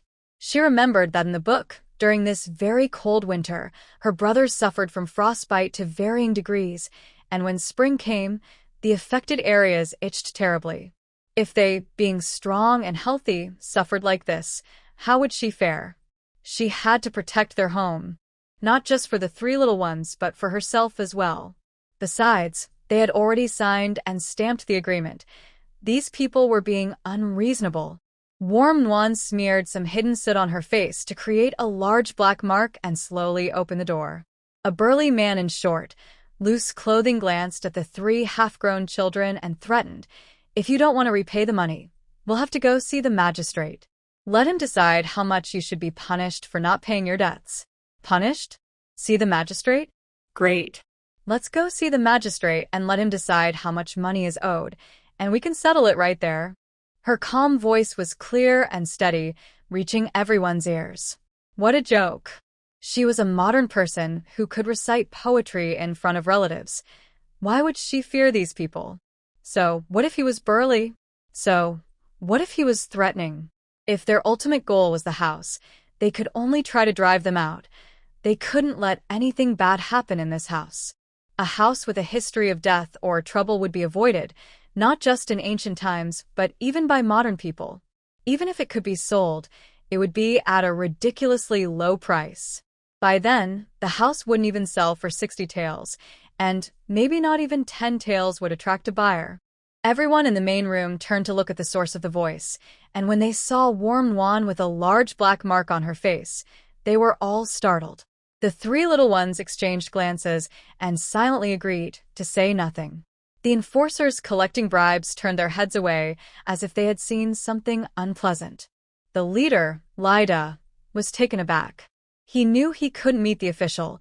If he did, the written contract with handprints would have to be presented, and it was clear that it couldn't be faked. The master had been frustrated trying to find a loophole in this matter. It shouldn't have been like this. In the past, he had secretly tricked many people using such methods. Why had he failed this time? The master claimed it was drafted by the eldest of the Leng family, and he didn't recognize the previous writing style. They planned to take advantage of the eldest being away to have his brother sign the mortgage papers, leaving no room for denial. Lida scoffed. "Do you think you can just see the official whenever you want? Besides, for such a small matter, do we need to involve the official? Are we just here to be fed without doing anything? If you don't pay now, don't expect to leave this place alive." As soon as Lida finished speaking, the men behind him looked eager to act. On the other side, Leng Tian stepped forward with a sharp curved knife, positioning himself in front of Wen Nguyen, shielding his sister-in-law and 2 younger brothers behind him. Leng Chen and Leng Tian held sharp wooden sticks, standing protectively beside Wen Nguyen. Wen Nguyen felt energized by Lida's words. She was someone who responded better to kindness than threats. If others respected her, she would return the favor, but if they tried to bully her, she wouldn't tolerate it. What was that saying? Enduring for a moment leads to more anger. Taking a step back leads to more loss.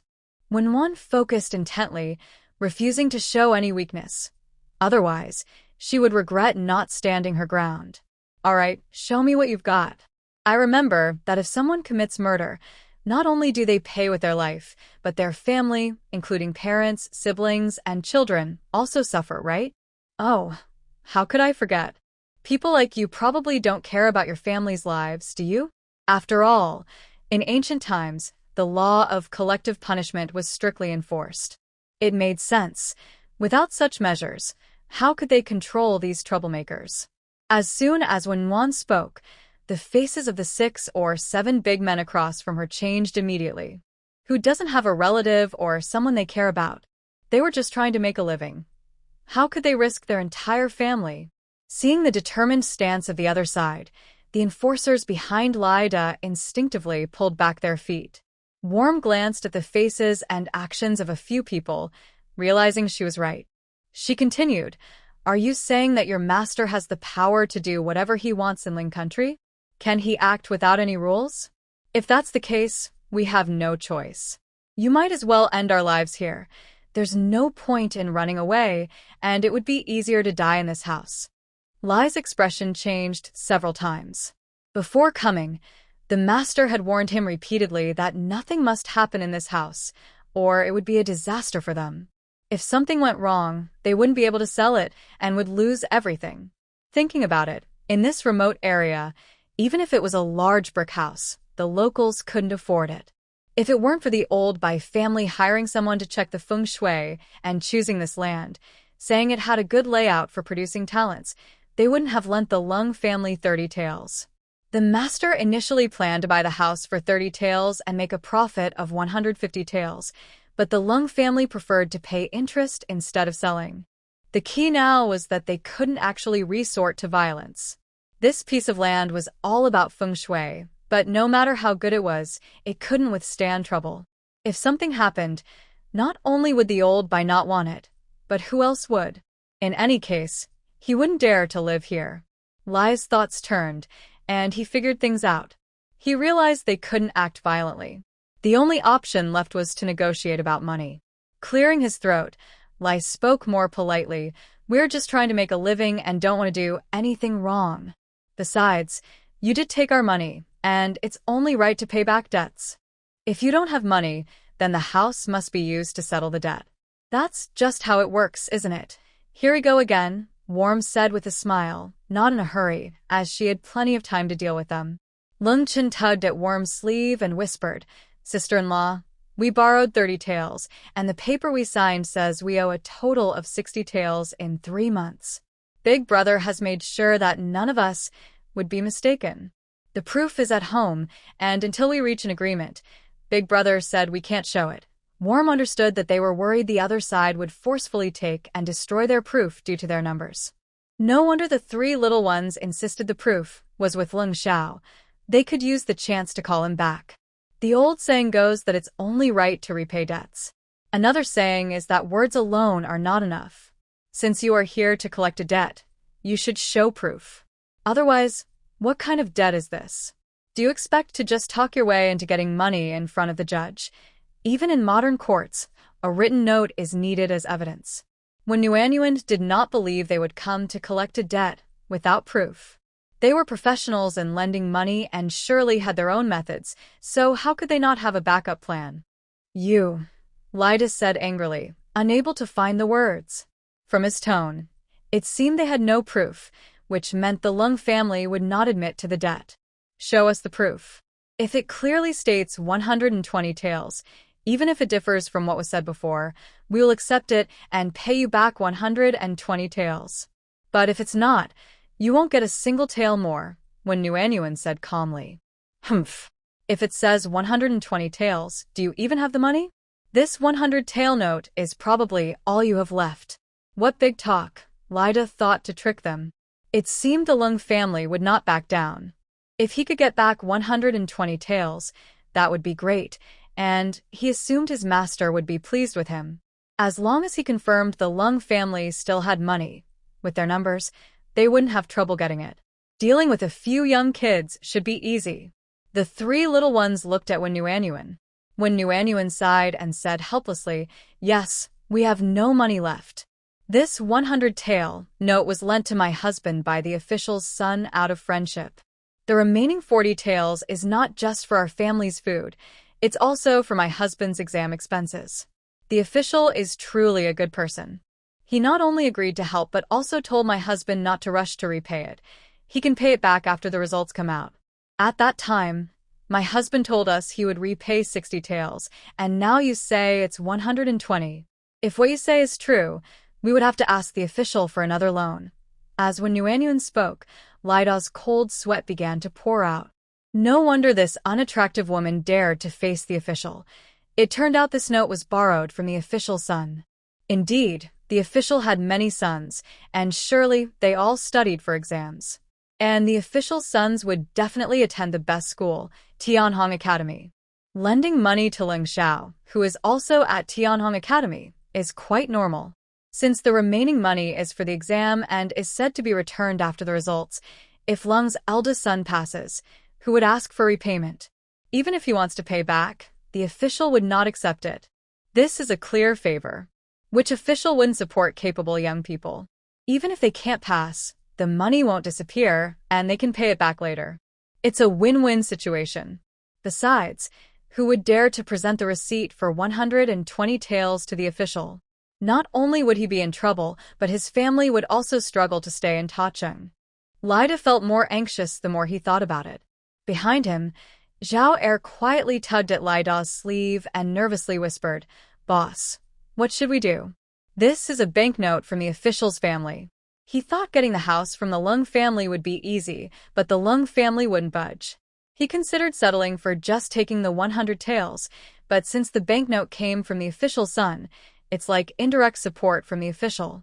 If they took the remaining 40 taels, not only would they be in trouble, but even the official wouldn't be able to stay in Tongcheng. How could they go against the officials? That would be cutting off all escape routes. Lida had a plan in mind, but couldn't say it outright.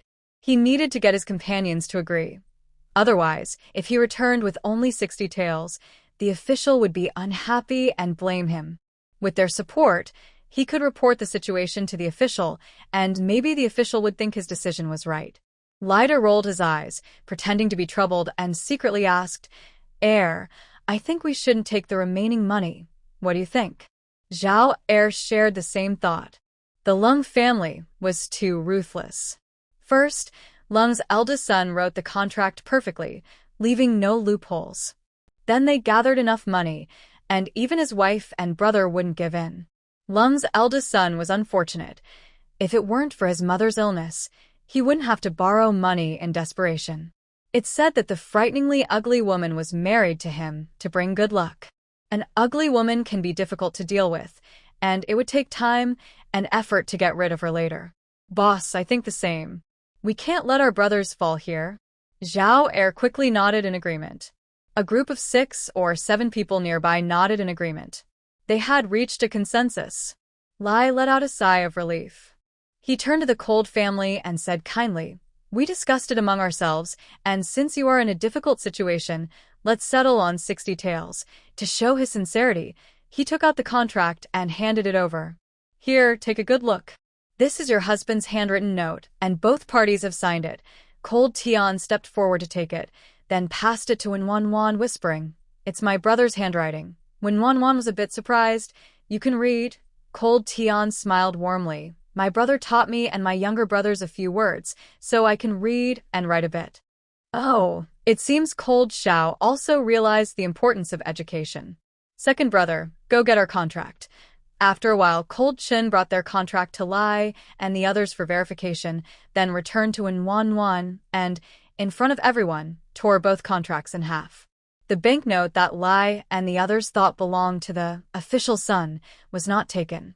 Instead, the group searched their pockets and gathered 40 taels of silver to give to Cold Tian. After sending off several people, they locked the courtyard gate, and the 3 little ones, and when Wenwan let out a long sigh of relief, feeling a weight lifted off their shoulders. After the commotion, it was already noon. They would definitely not have time to finish the work plan for the morning. However, the outcome was good. They had saved the house, and everyone felt lighthearted.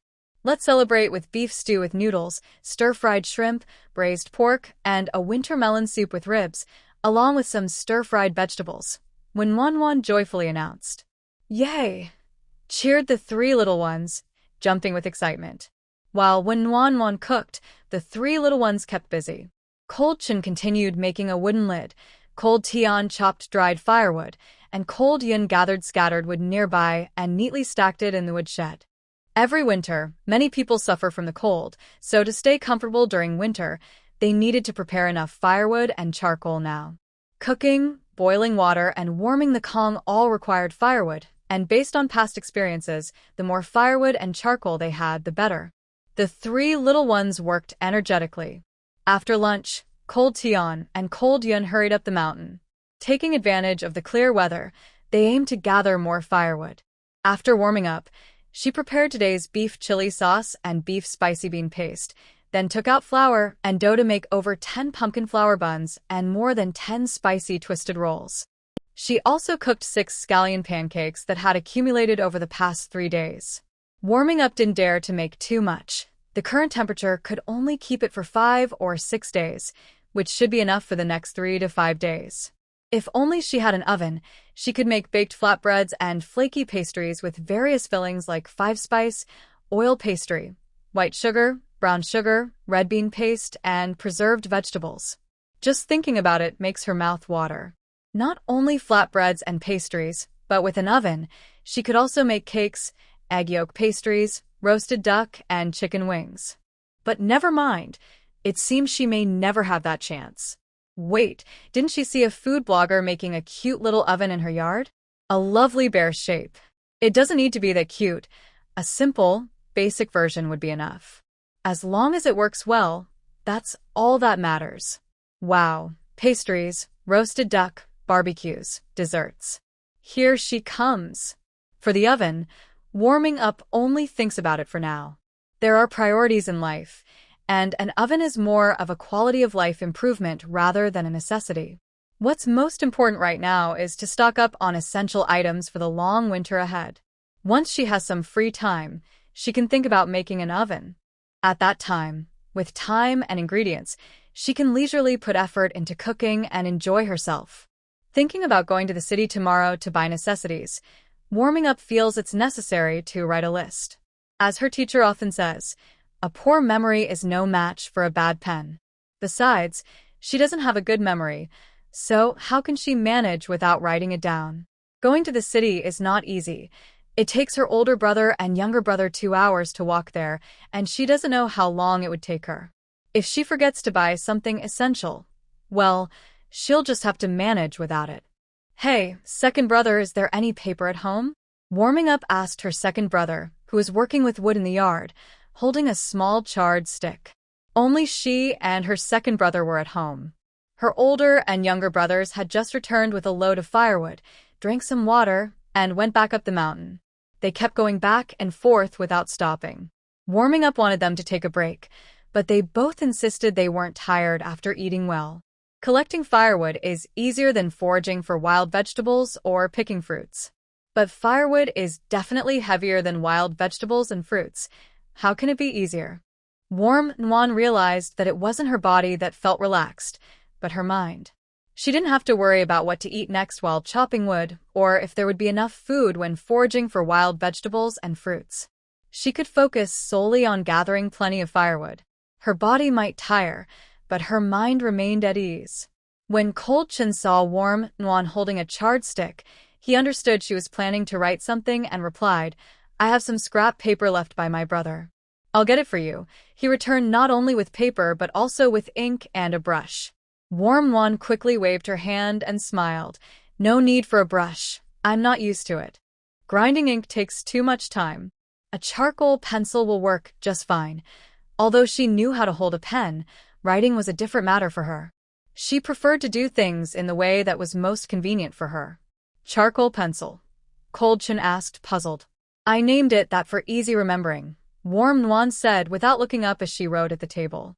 Needles, thread, coarse cloth, lamp oil, a large pot for soup, and a small clay stove were essentials. She also needed to buy 2 small iron pots and a metal grate. In the cold winter, she could simmer spicy meat dishes with soft tofu, pickled vegetables, bean sprouts, and noodles on the small stove, while grilling crispy pork and rice cakes nearby. Wow. Warm swallowed hard. Stop. Don't think about that now. I need to focus on writing down what to buy. She should get some hoe and vegetable seeds. Even without a field, there was still plenty of space in the yard that shouldn't go to waste. Even with the refrigerator supplying food, it's wise to be prepared for any situation. She also needed to buy a machete. It would help her brothers chop wood faster and serve as protection against wild animals. After what happened that morning, she realized she needed some self-defense skills no matter where she was. She also needed paper to cover the windows. The current window paper was old and dirty, making the room dark during the day, with wind seeping through the holes. When winter came, lighting and warmth would become issues. She planned to buy everything at once when she went to the city. That should be about it. Warm frowned, wondering if she had missed anything. Oh, right. There's also a small water jar and a pickling jar. If she doesn't make sauerkraut, how can she make sauerkraut with pork belly? In the vegetable garden, the cabbage, white radishes, carrots, chili peppers, young ginger, and garlic are growing well. It would be a shame not to make pickles. Every day, she looks at these vegetables and thinks of many ways to cook them. She plans to use part of the cabbage to make northeastern sauerkraut and take some of the white radishes, carrots, chili peppers, young ginger, and garlic to make Sichuan pickles. These 2 types of pickles don't require much salt compared to other preserved foods, as they mainly rely on fermentation, which is good for health and appetizing. The rest will be stored in the root cellar for fresh use. Her grandmother said to harvest the vegetables before the frost, or they might freeze in the garden. By the time frost comes, she should have enough salt stored. Tomorrow, she will buy the small water jar and pickling jar, wash them clean and let them dry, so she can start making pickles after the harvest. Warming thought about all this while taking notes, marking the quantities for each item, and finally felt satisfied that she hadn't missed anything. Then she stretched and prepared to make dinner. Hey, little brother, what are you doing here? Suddenly noticing that Ling Chan had been watching her, Warming felt a bit shy looking at the messy handwriting on the paper and explained, Actually, my handwriting is quite nice. It's just that this charcoal pencil is hard to use. Holding a small stick used for the fire, she occasionally dipped it in the pot ash to write. She thought that being able to write anything was already quite good. Leng Chen focused on the paper, looking at the words with curiosity, and asked, Sister-in-law, what are these? They are different from what Big Brother taught us. Warming suddenly realized that their learning was different. After thinking for a moment, she found an excuse to explain. Sister-in-law is being lazy and simplified the writing. As long as I can understand it, that's enough. This isn't good, so you shouldn't learn from me. After all, boys will need to navigate the world and socialize, so their writing should be similar to others to fit in. However, she could teach them numbers as that would be practical for them. In society, merchants come last. Scholars might compose poetry, but there's no need to compare accounting skills. The account books are only for personal use, and if someone steals them, it's better if they can't understand them. The numbers are at the back. A wise person taught me this, and I find it very useful. If you want to learn, I can teach you when it snows and there's nothing to do, Warming said with a gentle smile, speaking casually. If it were her younger brother in front of her, she might be more enthusiastic, as he would become a merchant in the future, naturally sharp with numbers and interested in them. But the second brother is different. Unexpectedly, Leng Chen eagerly nodded with bright eyes and said, I want to learn. I really want to learn. Wen Wan was touched by the young boy's thirst for knowledge, and a smile appeared on her face. It's great that he wants to learn. What do you want to learn? Koldian asked as he ran in, carrying a load of firewood, and after asking, he took a big gulp of tea. Cold Tian followed him inside. 2 pairs of curious eyes were fixed on the paper on Wen Wan's table. Sister-in-law said she would teach me to write numbers, Cold Chen excitedly explained to the 2. After hearing the explanation, Cold Yun understood what it meant and looked at Wen Wan with bright eyes, pleading, Sister-in-law, can you teach me too? I promise to study hard. When Wan was pleased that the younger brothers wanted to learn and praised, "It's great that you want to learn. I'll teach you both." "What about the eldest brother?" But the eldest brother didn't respond. Cold Tian stammered. I learned to write very slowly. The eldest brother can teach all three of us, but the second and youngest brothers pick it up quickly. I need to be taught over and over again, and I'm afraid of bothering sister-in-law. He passed by a martial arts school on the way to the city and saw how quickly they remembered their moves, but writing was very difficult for him, and he just couldn't remember it. I'm several years older than the third and youngest brothers, but I can only recognize as many characters as they can. That's because the eldest brother patiently taught me over and over again. I'm not very smart. The more cold Tian spoke, the lower his head became. Among his brothers who were good at reading and writing, he felt useless, only having strength to help with work. It's okay, everyone has different skills. You might achieve something great in martial arts in the future. After all, the eldest brother would join the army and become a general, so martial arts should be his strong suit. When Wan spoke casually, but cold Tian was deeply shocked. Martial arts? Yes. Not everyone can be good at the same things, right? Your eldest brother is knowledgeable, but you might be strong in martial arts. You don't need to doubt yourself in areas where you're not skilled. Just develop your strengths. Just like some people who are not good at science but excel in the arts, or those who struggle in school but learn a trade, everyone has different strengths. There's no need to put too much pressure on yourself or doubt your abilities. When Wan does not believe that only studying is important, she thinks everyone has their own strengths. What she values more is character and a positive attitude toward life. You don't need to take the imperial examination. Knowing how to read and understand things is enough. I think math is often useful in life and will help you in the future. Do you want to learn? Yes, Leng Tian nodded firmly. When Wan's clear eyes sparkled with a warm smile as she added 3 sheets of paper to her notes. After a simple dinner of 2 dishes and some vegetables, the 4 of them hurried to pack their things for tomorrow. They were surprised by how much they had to prepare. When Wan felt like they were going on a trip. Having stayed in the yard for 3 days, she was excited to go into the city and see different cultures and sights. At first, she was just a little excited, but the enthusiasm of the 3 children around her made her feel nervous and excited too. She remembered how, when she was young, living with her grandparents in the countryside, going to the city felt as joyful as celebrating the new year.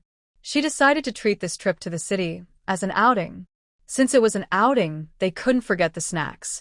She prepared dried plums, candied tangerine peel, cotton candy, and white rabbit candy, placing them in a wooden bowl.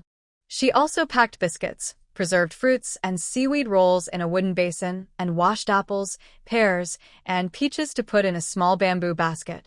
For Leng Xiao, she organized braised pig trotters, stir-fried chicken, braised pork, 3 types of fried meatballs, beef with bean paste, and spicy beef sauce, covering them with a wooden lid.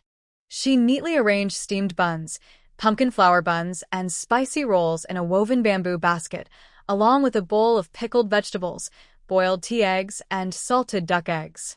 With so many bowls, when Wan felt worried. They weren't too heavy, but there were so many items. How would they carry everything? There's too much. Which one should we remove? When Wan asked the 3 children for their opinions. This didn't even include what they would eat for lunch tomorrow. She planned to heat some food in the morning for lunch, keeping it warm in the fridge, so they could enjoy a hot meal. Sister-in-law, we don't need to remove anything. We can take it all. We'll use a cart tomorrow, Leng Tian said, looking at the food prepared for his brother, unwilling to give up any of it.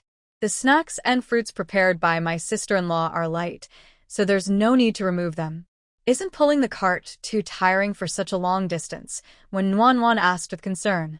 It's not tiring. It's easier than carrying it on my back. Second brother and little brother can help push it. Otherwise, we won't be able to bring back the goods we bought, Leng Tian reassured when Wan. Leng Yin also explained, when we used to sell things, we pulled carts too. Only the village chief has an ox cart.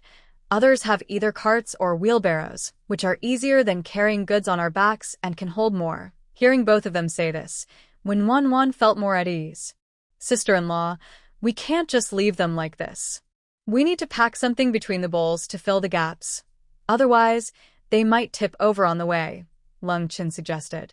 When Manhwa didn't understand these things and immediately thought his suggestion made sense. She asked him, "What should we use to wrap them?" She felt that the three younger ones were better than her in practical skills, which made her a bit embarrassed. Indeed, no matter where they are, capable people are always capable. How about using clean straw or hay? We can use it again when we come back, Leng replied. Okay, that works, when Wan agreed.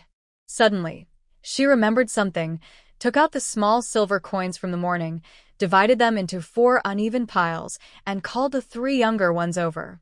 When you're out, you must have some money on you. It helps in case of emergencies, or if you want to buy small items or food. Also, spreading out the money is safer. Even if one person's is lost or stolen, the others will still have enough. She always believed that you shouldn't put all your eggs in one basket and had always acted on that belief. This pile for the eldest brother is about 20 taels. You can take it and leave half for him when you see him. Second brother and little brother, you two can each take 5 taels. She kept 10 taels for herself. As she spoke, she placed the silver coins in the palms of the 3 younger ones. They held the large amounts of money, their hands trembling. They were so nervous they could hardly speak. Sister-in-law, this is too much, right? Don't you have hidden pockets in your clothes? Just keep them separate. Don't worry, if you lose some, it's okay. You need to learn how to use money. When you buy needles and thread, I'll make each of you a small pouch so you can save your own little stash. Do we really need to learn how to use money? Leng asked cautiously. The other 2 looked just as confused. Warm and proud, Yang raised her head and shared her life experiences with her 3 younger brothers. Making money is an art, and spending it wisely is just as important. It's about finding the best and most suitable items for the least amount of money. Even though we don't have much money now, we should still try to live comfortably within our means. The 3 children had never heard such words before, and their eyes sparkled with hope. Sister-in-law wants you to have a proper understanding of money. Don't see it as a monster to fear, but also don't love it more than life itself. When we're poor, don't look down on yourselves, and when we're wealthy, don't become arrogant. It is human nature to bow to the strong and look down on the weak, but true upbringing means overcoming this nature.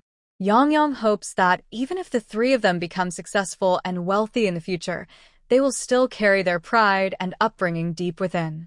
Money and power may not earn genuine respect, but good upbringing can. Years later, when they are in high positions, she hopes they will not lose their true selves. The 3 children lowered their heads in silence for a long time. When they looked up again, their slender bodies were still weak, but they stood tall and resolute.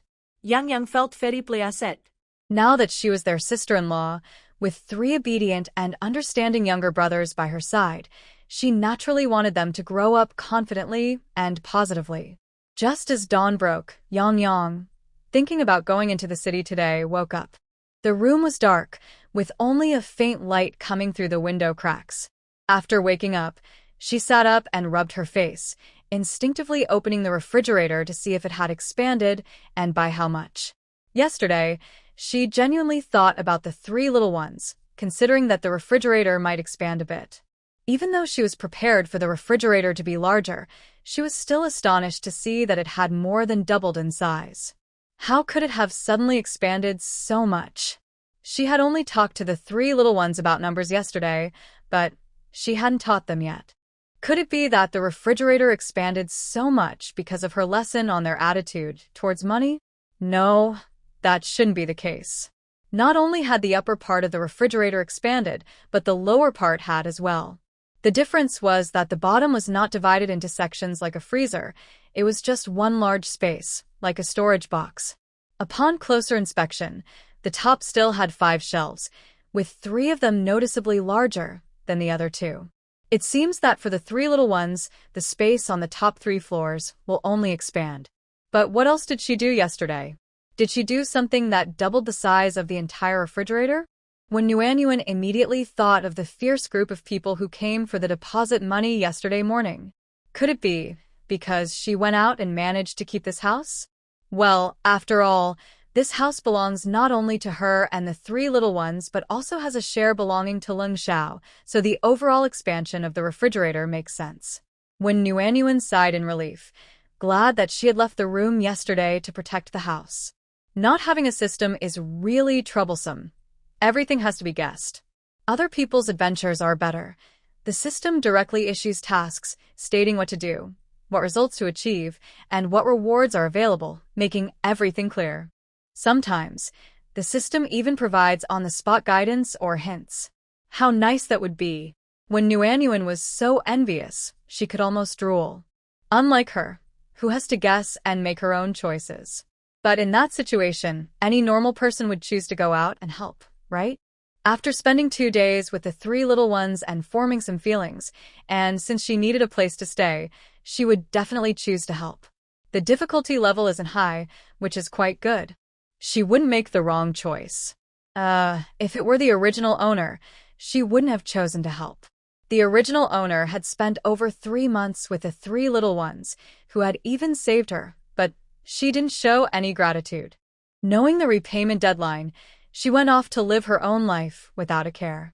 So later, when the Leng brothers became wealthy and powerful, the original owner thought the three little ones would still treat her with respect, but she found their attitude was completely different. Not only were they not respectful, but they wouldn't even look at her. The original owner wanted to talk about their childhood friendship, only to find there was nothing to discuss. She wanted to complain, but only the Leng brothers were suffering, and that suffering was caused by her. She hoped they would be magnanimous and repay kindness with kindness, but they coldly replied, "Repaying kindness with kindness is one thing, but how do you repay kindness? Repay grievances with justice, and kindness with kindness." In the end, the original owner had no choice but to insist that the three should honor her as if she were their mother. The outcome was predictable. It was simply a tragic situation. When Nuanyuan shivered, she is not the original owner, and she doesn't want the three little ones to honor her. She just hopes that when the 4 of them achieve success in the future, they can help her buy a beautiful little house in the countryside where she can live a leisurely life. Is that request too much? To achieve this small goal, she must work hard to treat them well. Warming thought she woke up the earliest. She quietly opened the door, afraid of waking the three little ones. She planned to make breakfast first, and then wake them up, letting them sleep a bit longer, especially the eldest brother, since he was the main one doing the heavy work. However, when she opened the main door, she found that the three little ones were already up, quietly loading the cart in the yard. "Sister-in-law," they said in unison, standing straight and respectfully. "Did we make too much noise and wake you?" Cold Morning asked, feeling a bit guilty. It was understandable. Their sister-in-law had been waking up late and looking tired lately. Warming smiled and replied, "Not at all. I'm quite diligent. I woke up on my own." She wanted to be a good sister-in-law and not give off a lazy impression. Warming walked around the cart and admired how neatly everything was arranged, with gaps filled with straw.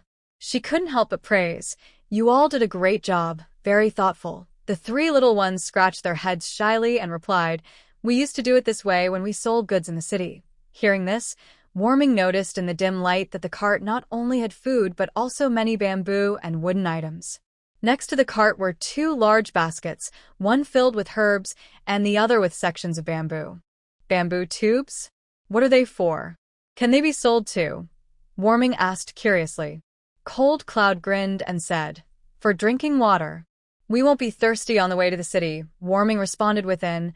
Oh, she had a refrigerator with milk and yogurt and could now store water, so she never thought about bringing water on long trips.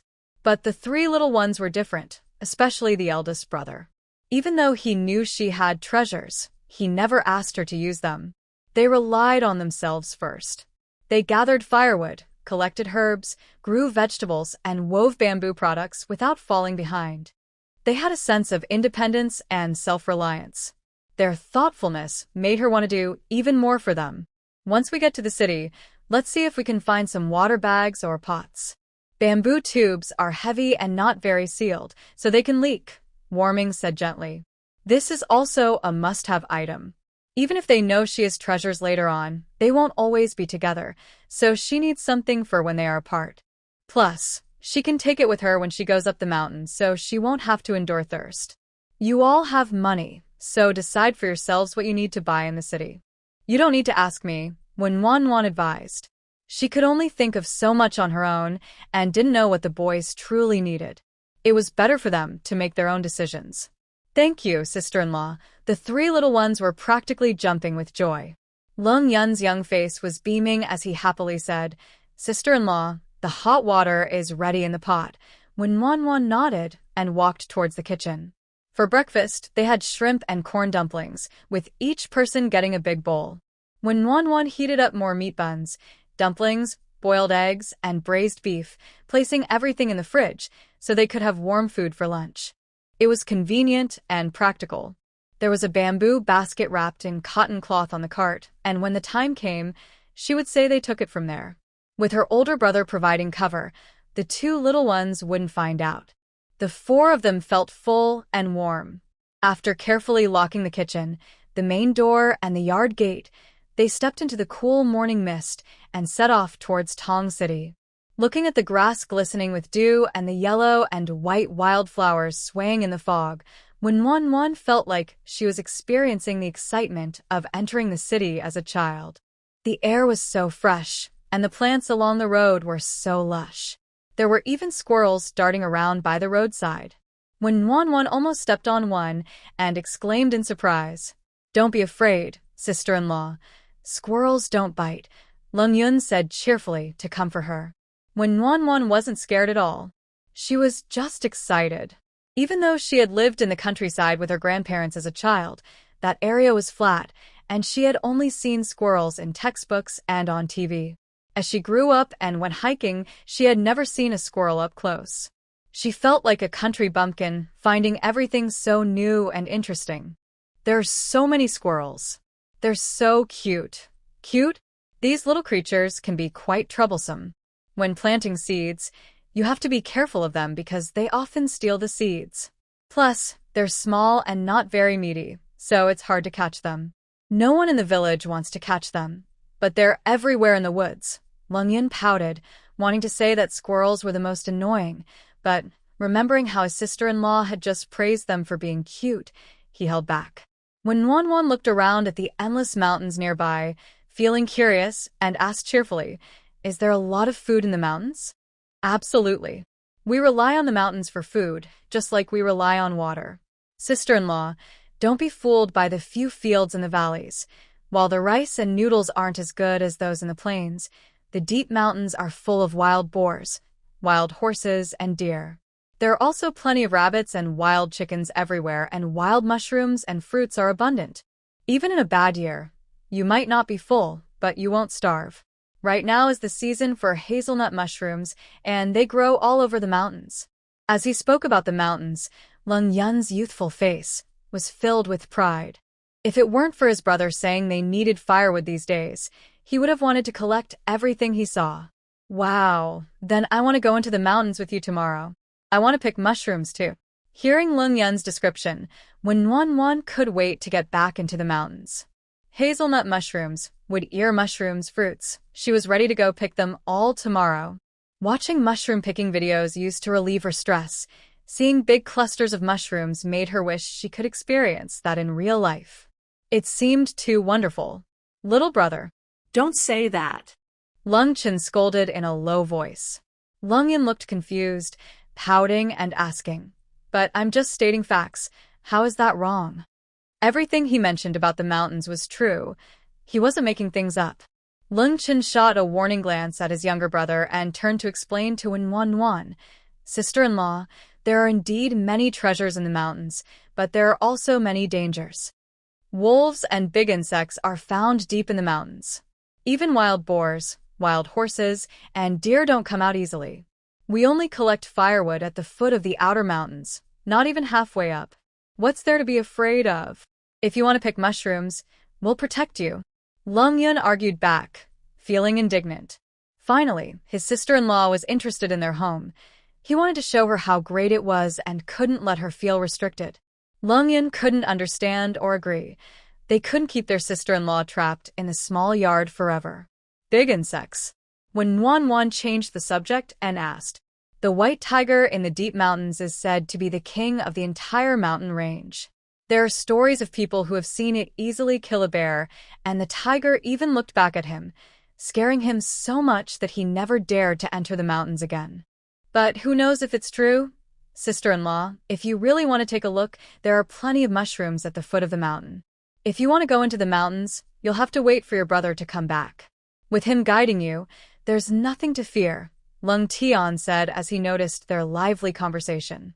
When Wan felt a bit curious, "Is your brother really that amazing?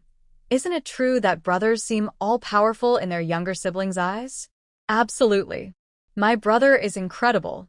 He could identify herbs when he was very young, and as he grew older, he followed herbalists into the mountains. Our family's 3 brick houses were built from the money he earned by finding a particularly old ginseng. Not just our village, but even people from nearby villages are envious.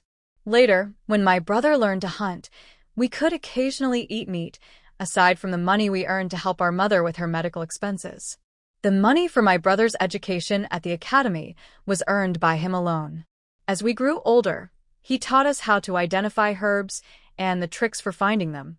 However, we weren't as skilled, so he wouldn't let us go deep into the mountains. We could only search at the foot or mid-slope, and we earned much less than he did." As she spoke about Leng Xiao, Leng Yun became even more excited, sharing everything. When Wan was stunned to realize that the 3 brick houses she lived in were built by Leng Xiao.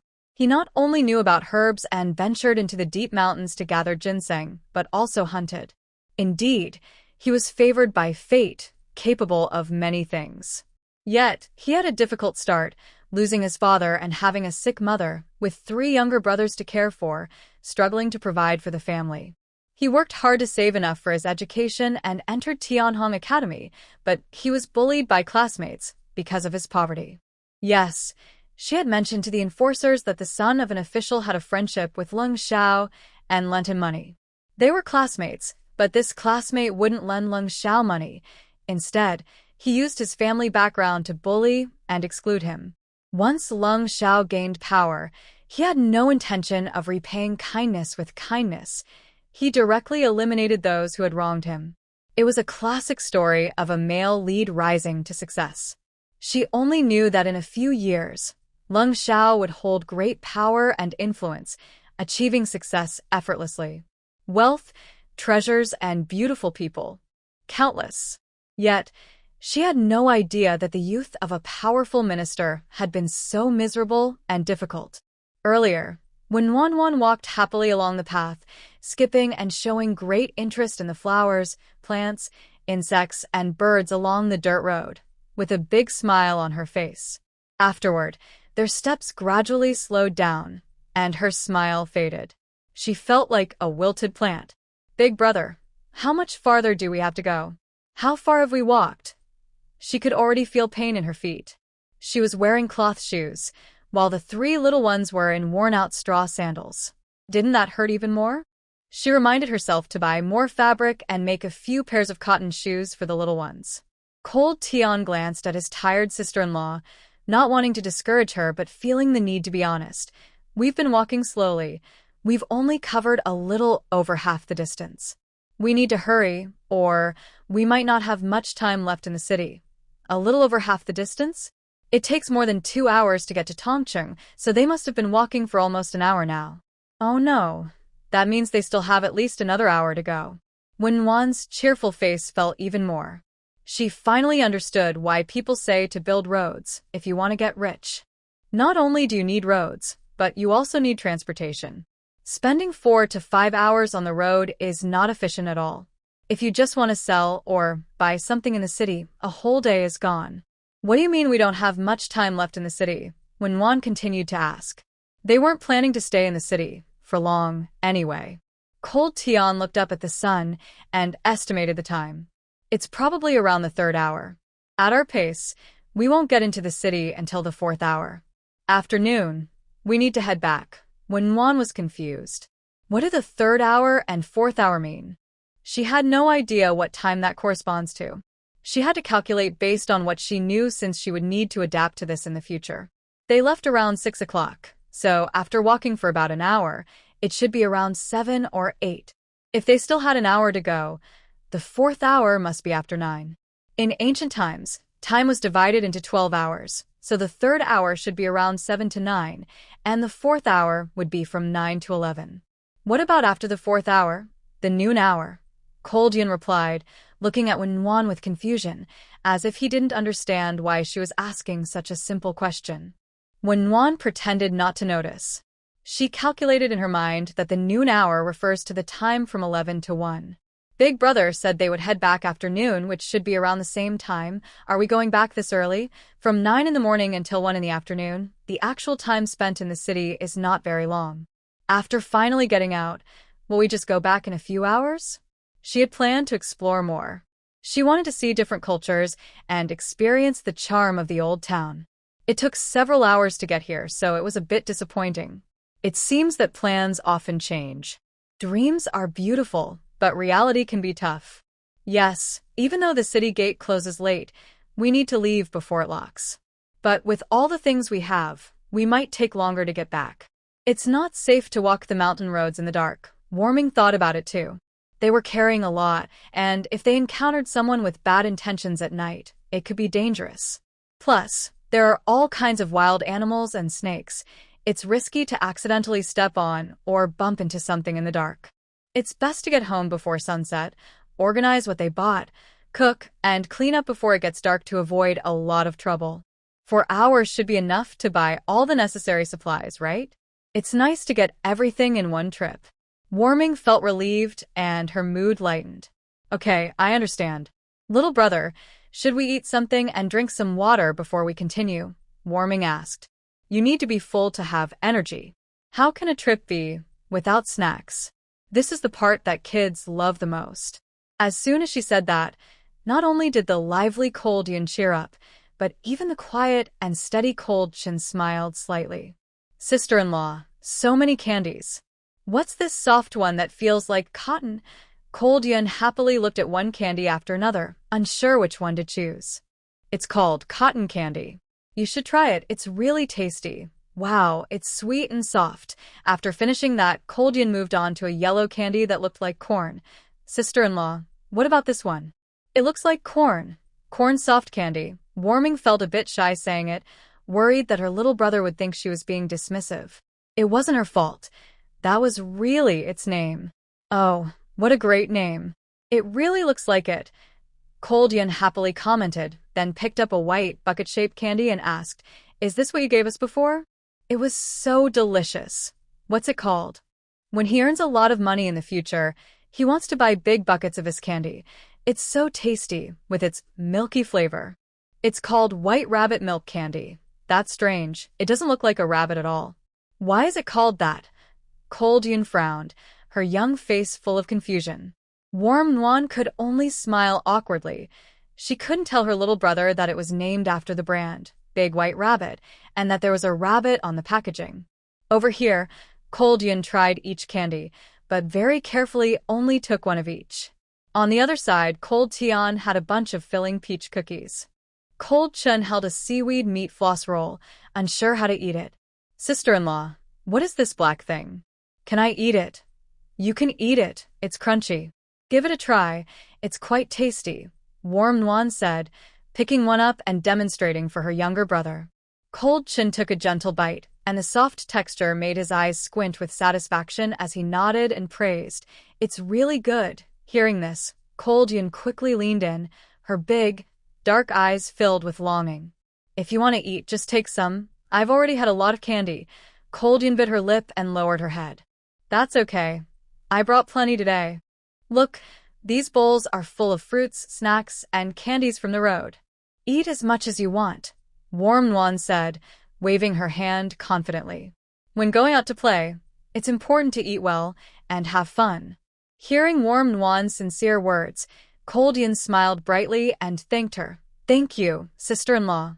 After filling up and recharging their energy, the four of them headed towards Tong City with plenty of enthusiasm. As they gradually moved away from the mountains, the ground became flatter and wider, and Warm Nuan guessed they were almost there. Finally, they could see the tall city walls in the distance. Having seen many tall buildings before, Warm Nuan thought she was quite worldly. But this was a different time and place. Today was not like any other day. Along the way, most of what they saw were low straw houses or mud brick homes, and occasionally 1 or 2 brick houses. Only by comparing could they appreciate how impressive it was that Cold Shao could build 3 brick houses. Now, suddenly seeing the 10-meter-high city gate was even more exciting and shocking for Warm Nuan than seeing tall buildings. 10 meters high is only about 3 or 4 stories, and Warm Nuan had seen similar sights in tourist areas and ancient towns before, but back then, there were always tall buildings around, so she never thought the city gate was that tall. Now the surroundings are all flat land, and what I see are small grass and mud houses. It really needs some contrast. Sister-in-law, do you want to go with me to deliver food to Big Brother? Leng Tian asked. They had previously agreed to split into 2 teams, one to sell things and the other to deliver food to Big Brother, or else they wouldn't have enough time. 3 pairs of eager eyes were fixed on Wen Nuan. Inside, Wen Nuan really wanted to see what the young, powerful official looked like. In fact, she had decided that before she came. But after walking for more than 2 hours on a dirt road in cloth shoes, with her legs starting to ache and her feet hurting, and knowing there were still several hours of walking ahead, no matter how curious she was about the young, powerful official, Wen Nuan decisively chose to refuse. Oh dear, please spare her. It would take at least another hour to reach Tianhong Academy, even at the speed of the younger brother. After delivering the food, they would have to hurry to the city to shop without stopping. She chose to stroll leisurely in the city.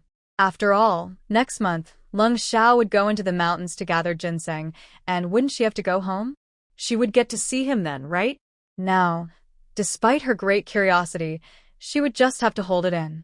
There was no choice. Her mind wanted to see, but her legs and feet said no. Sighing, Wen Nuan pretended to be helpless and said, "Sister-in-law wants to see him too, but you see, I'm walking too slowly. I'm afraid I might hold you back. It's okay. How about you sit on the cart and I'll pull you?" Leng Tian kindly suggested. That won't do. Wen Nuan was shocked and quickly declined. After thinking for a moment, she said, "How about this? You deliver food to Leng Xiao, and I'll go with the second and youngest brothers to sell herbs in the bamboo basket. Once we sell them, we can all go buy what we need at home, and you can join us after delivering the food. All right, but if sister-in-law goes with us, we definitely won't have time to buy what we need on the way back. You'll just have to endure the longing."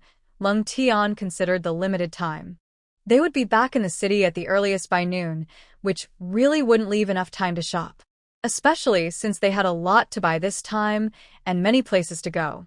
Sister-in-law would have to wait until next month to see Big Brother. Wen Nuan secretly sighed in relief and quickly waved her hand to indicate it was fine. She wanted to say she wasn't bothered at all. She was just curious, not longing for him at all. But of course, she couldn't say that. She had told her younger brother that she had a special affection for Leng Xiao and came specifically for him. "Where should we meet?" "I can probably enter through the north gate around noon," Leng Tian asked. This question put Wen Nuan in a difficult position. She didn't know the layout of the city, nor did she know which roads or shops to suggest, so she cautiously replied, "I'm not familiar with Tong City. You and the younger brothers decide." The 3 little ones were whispering and discussing by the roadside. Wen Nuan thought communication was really important. Without phones or any way to contact each other, in such a large city, if they got lost or missed the time, how would they find each other? No wonder some people in ancient times would part ways and never meet again. Missing each other could mean a lifetime. "Sister-in-law, we've made plans with the second brother. Let's go into the city." The 2 boys had already unloaded the bamboo and wooden items from the cart. The younger one packed the heavier items into a large bamboo basket on his back, while the older one carried the lighter ones in his hands, both hands full. When Manhwa nodded and, waiting for Leng Tian to walk a bit ahead, called out, "Eldest brother, wait a moment." Turning to the younger brothers with their hands full, she said, "You wait here.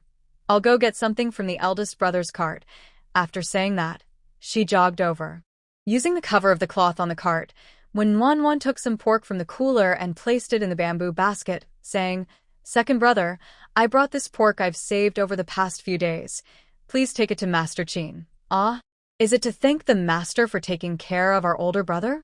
But will Master Chin accept it? Leng Tian knew that besides the school fees, students often brought gifts to their teachers. Master Chin had been very kind to their older brother, but they were poor and didn't have much to give. Now, if they directly offered 2 large pieces of pork weighing 6 pounds, what if the master refused? It's fine. Just say it's a good gesture. If it weren't for Master Chin's support over the years, how could your older brother study at the academy with peace of mind? Now that we have some food, we should definitely show our gratitude within our means. She couldn't meet Leng Xiao today, so how could she win his favor? After thinking, besides cooking for Leng Xiao, she could also approach his teacher for help. Master Chin was a respected scholar in the capital, and as he grew older, he returned to his hometown of Tong City a few years ago to teach. He valued talent and took Leng Xiao into Tianhong Academy, allowing him to avoid accommodation and meal fees in exchange for cleaning and copying books. The tuition fee is just like a school fee. Accommodation and meals are extra. Those who live nearby can go home, but since Leng Xiao is so far away, he has to stay at the academy. Leng Tian, with a slightly hoarse voice, choked up and said, "Sister-in-law, you are so good to my brother. You think of everything for him." As his younger brother, he had never considered his brother's situation. Only his sister-in-law truly thought about him. When Wan felt a bit embarrassed and laughed, saying, "The earlier you go, the earlier you come back," she casually took a basket covered with cloth from the cart to prepare a container for lunch. With tears in his eyes, Leng Tian nodded heavily and said goodbye. When Wan watched her younger brother hurry away with the cart, feeling amazed at the differences between people, resigned, she dragged her heavy body toward the 2 little ones. After paying the entry fee to the city, the 3 of them first went to their usual shop to sell the woven items. There were just too many, and they were bulky, making it inconvenient to carry around. When Wan finally realized how cheap these eco-friendly and practical baskets and wooden bowls were, they had stacked dozens of woven baskets, wooden bowls, and wooden containers and only received a small amount of money in return. The 2 little ones were especially happy. Isn't that a bit low? When Wan felt a bit sorry for her second brother, who had worked hard on them. It's not low, it's great. Broken rice is only about 10 coins a pound, and coarse grains are around 10 coins too. With 1 string of coins, you can buy a lot. Plus, weaving these things doesn't cost anything. The bamboo and wood are free from the mountains. Many people can weave these to sell, but only third brother's skills can get this price. Some people don't even have this much, Leng Yun said proudly. When Wan thought about it and agreed, without costs and with many skilled people, the prices naturally wouldn't be high. The same items would sell for different prices in the capital. Moreover, for a child of second brother's age, he was indeed earning a lot.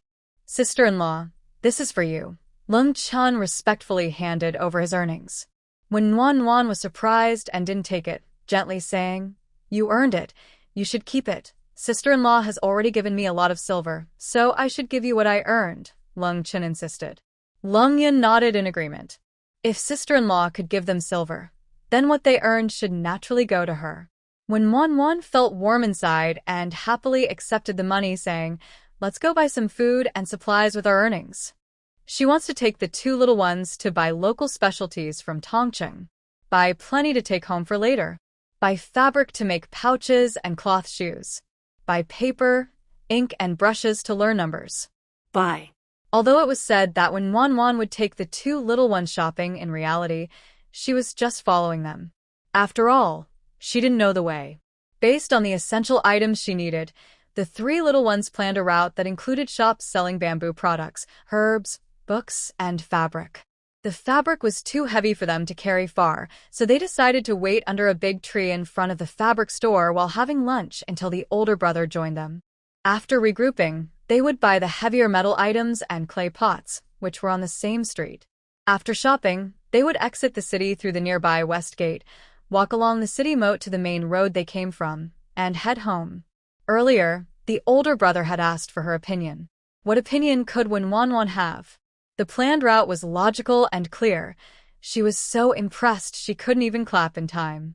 The older brother was indeed a talented strategist, remembering the route and shop locations very well, and he organized the trip expertly. When Wan thought that professional matters should be left to professionals. Candied hawthorn, fresh candied hawthorn. The loud vendor's call came from afar. When Wan saw Leng Yin eagerly peeking out to look. This child really loves sweets, when Wan thought happily. But she loved them too. Candied hawthorn and roasted sweet potatoes were her must-buys during winter strolls. Even though she didn't enjoy them as much as she did when she was younger, she still bought them without fail. Perhaps she was buying that taste from her memories. She didn't expect that Tongcheng would have candied hawthorn now.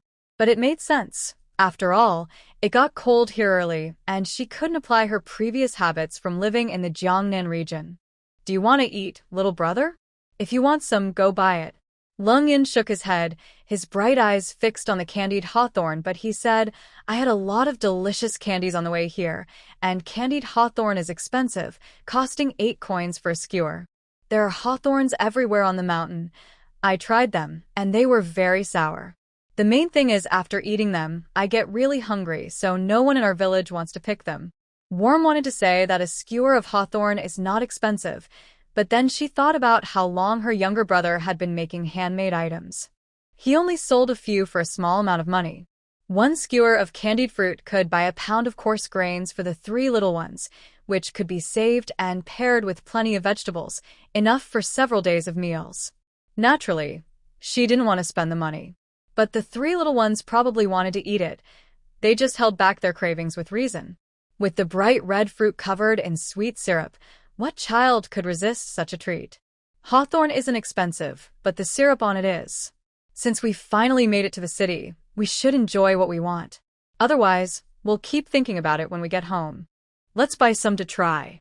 If you don't like it, you won't think about it anymore. If you do like it, you can pick some hawthorn when you go up the mountain to gather firewood, and I'll make it for you at home. Worm encouraged with a different approach. The joy of shopping and eating is irreplaceable. The taste of childhood is too. Even if when they grow up they can eat whatever they want every day, they can never recreate that original flavor. She did her best to ensure their childhood had no regrets. Ling Yun was clearly tempted and asked hesitantly, Can we really? He had only dared to swallow his saliva when he saw it before, never thinking about spending money just to buy a skewer of candied fruit, as it seemed too expensive and wasteful. Of course. How many skewers do you want? Worm understood her little brother's thoughts, as she had been their age too. For this small wish of his, she chose to satisfy him without hesitation. 1 skewer is enough, Ling Yin quickly replied with excitement. 1 skewer has 9 pieces. He could let his sister eat 3, and he and his 2 brothers could each have 2. At nearly a penny each, 2 pieces were already a lot, and very good. When Worm returned with 4 skewers of candied fruit, the 2 little ones were so surprised they couldn't speak. They felt as if Worm was glowing with a soft light. It was just perfect. Here, 1 for each of you, and 1 for your older brother in the basket, Worm said as she handed the candied fruit to her stunned younger brothers. Even if they could make it at home, buying it on the street felt completely different. It was all about the experience. Besides, the hawthorn for these candied fruits was really beautiful, big and round, and there were no wormholes. She is most afraid of finding wormholes in the candied hawthorn, and this one is better than the one she bought before. Once the 2 little ones realized, they smiled brightly and said, Thank you, sister-in-law. Each of the 3 held a skewer of candied hawthorn, eating as they walked to the herbal shop. Do you always go to that herbal shop for herbs? When Wan asked casually while enjoying the sweet and sour candied hawthorn. Leng Chen quickly swallowed the candied hawthorn and replied seriously, Yes, the owner of Ren Xian Tang has great medical ethics. He never shortchanges the weight of the herbs delivered to him or raises the prices arbitrarily. After our older brother has the herbs dried, we send them directly to him, and after checking the weight, we settle the payment once a month. It's very convenient. Oh, so it was set by Leng Xiao, then there would be no mistakes. When Wan felt calm when hearing anything related to Leng Xiao, as he is favored by fate and seems capable of anything. Thinking about the small amount of ginseng slices she prepared, which would add up over time, she said to Leng Chen, "Second brother, when you deliver the herbs, could you ask about the price for ginseng that is sliced and not too old?" Leng Chen was taken aback and asked, "Sister-in-law, why do you want to know?" "Oh, just help me ask. I just want to have an idea about the ginseng slices," when Wan replied, not wanting to explain further. Fortunately, her second brother did not press for more details. Leng Chen went into Ren Xian Tang to deliver the herbs, while Wan took Cold Yin to the next-door snack shop. As soon as they entered, they were amazed. There were jujube pastries, jujube rolls, small flaky cakes, hawthorn cakes, red bean and chestnut cakes, mixed fruit cakes, cloud cakes, walnut cakes, crispy candy, sesame peanut candy, and colorful soup candies. Oh my, when Wan was drooling. She always thought modern desserts were plentiful, but she didn't expect there to be so many varieties in ancient towns. It makes sense, considering the accumulation of thousands of years of culinary culture, which naturally leads to the creation of various snacks. When Wan wanted to try everything, her mouth watering at every option. This is a basic quality of a foodie and the greatest respect for food. Woo. Little brother, what should I do if I want to buy one of everything? When Wan tugged at Cold Yun's sleeve, her eyes unwilling to leave the various pastries. Cold Yun was also mesmerized, swallowing hard, and hesitantly suggested, "How about we buy some?" When the two came out of the snack shop, they were carrying 7 or 8 bags. Warm Nuan was still murmuring, "Let's buy these first, and next time when the big brother comes to the city, we can buy the rest that we haven't tried yet." When Leng Chen saw what the two were carrying after selling the herbs, he was shocked. However, seeing their cheerful faces, he swallowed his words and quietly placed the snacks into the basket behind him. By the way, the oil paper for wrapping snacks is really convenient. We should buy some to take back. That way, you can bring snacks when you go into the mountains. Not just snacks, but wrapping candy and fruit is also very handy. Sure, the bookstore sells it. By the way, second brother, did you ask about the price of the ginseng slices? Manager's son said that the price varies greatly depending on weight, size, quality, and origin. Top-quality ginseng is very rare, and the pharmacies in the capital often buy it, making it hard to find. It can cost hundreds or even thousands of taels for a single root. But ginseng that has been sliced and is of lower quality isn't worth much. Based on the price of ginseng roots, it's even lower than the price for regular ginseng. Hearing this, Warm Nuan felt a chill in her heart. If she had known, she wouldn't have been lazy and would have bought some fresh ginseng from the pharmacy to prepare. The fresh ginseng sold for just 268 coins at the pharmacy next to her home. Why didn't she think to buy fresh ginseng to stew with old hen back then? If she had thought of that, she wouldn't be worrying about making money now. Manager's son said he could only offer half a tael of silver for 1 tael of ginseng. Leng Chen continued. The shift from sadness to joy truly reflected Warm Nuan's feelings at that moment. Ginseng was indeed a rare item in ancient times. Even if it was said to be worthless, it could still fetch half a tael of silver for 1 tael. And that was for the lowest quality. What would the prices be for regular and higher quality ginseng? Oh, right.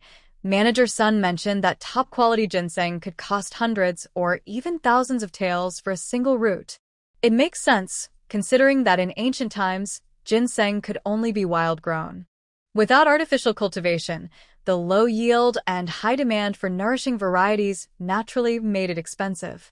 She had a small bottle of ginseng slices, only a few dozen grams, equivalent to about 1 tael. So, calculating that, she would earn half a tael of silver daily just from the ginseng slices. Although it couldn't compare to others making a fortune daily, it was still very good for her. She took back her earlier thoughts about not buying fresh ginseng. She was very satisfied and content with the ginseng slices. One shouldn't be too greedy. In just a day and a half, they could save 15 taels in a month. This would help Leng Xiao with his exam expenses and provide some funds for their trip to the capital to buy a house and settle down.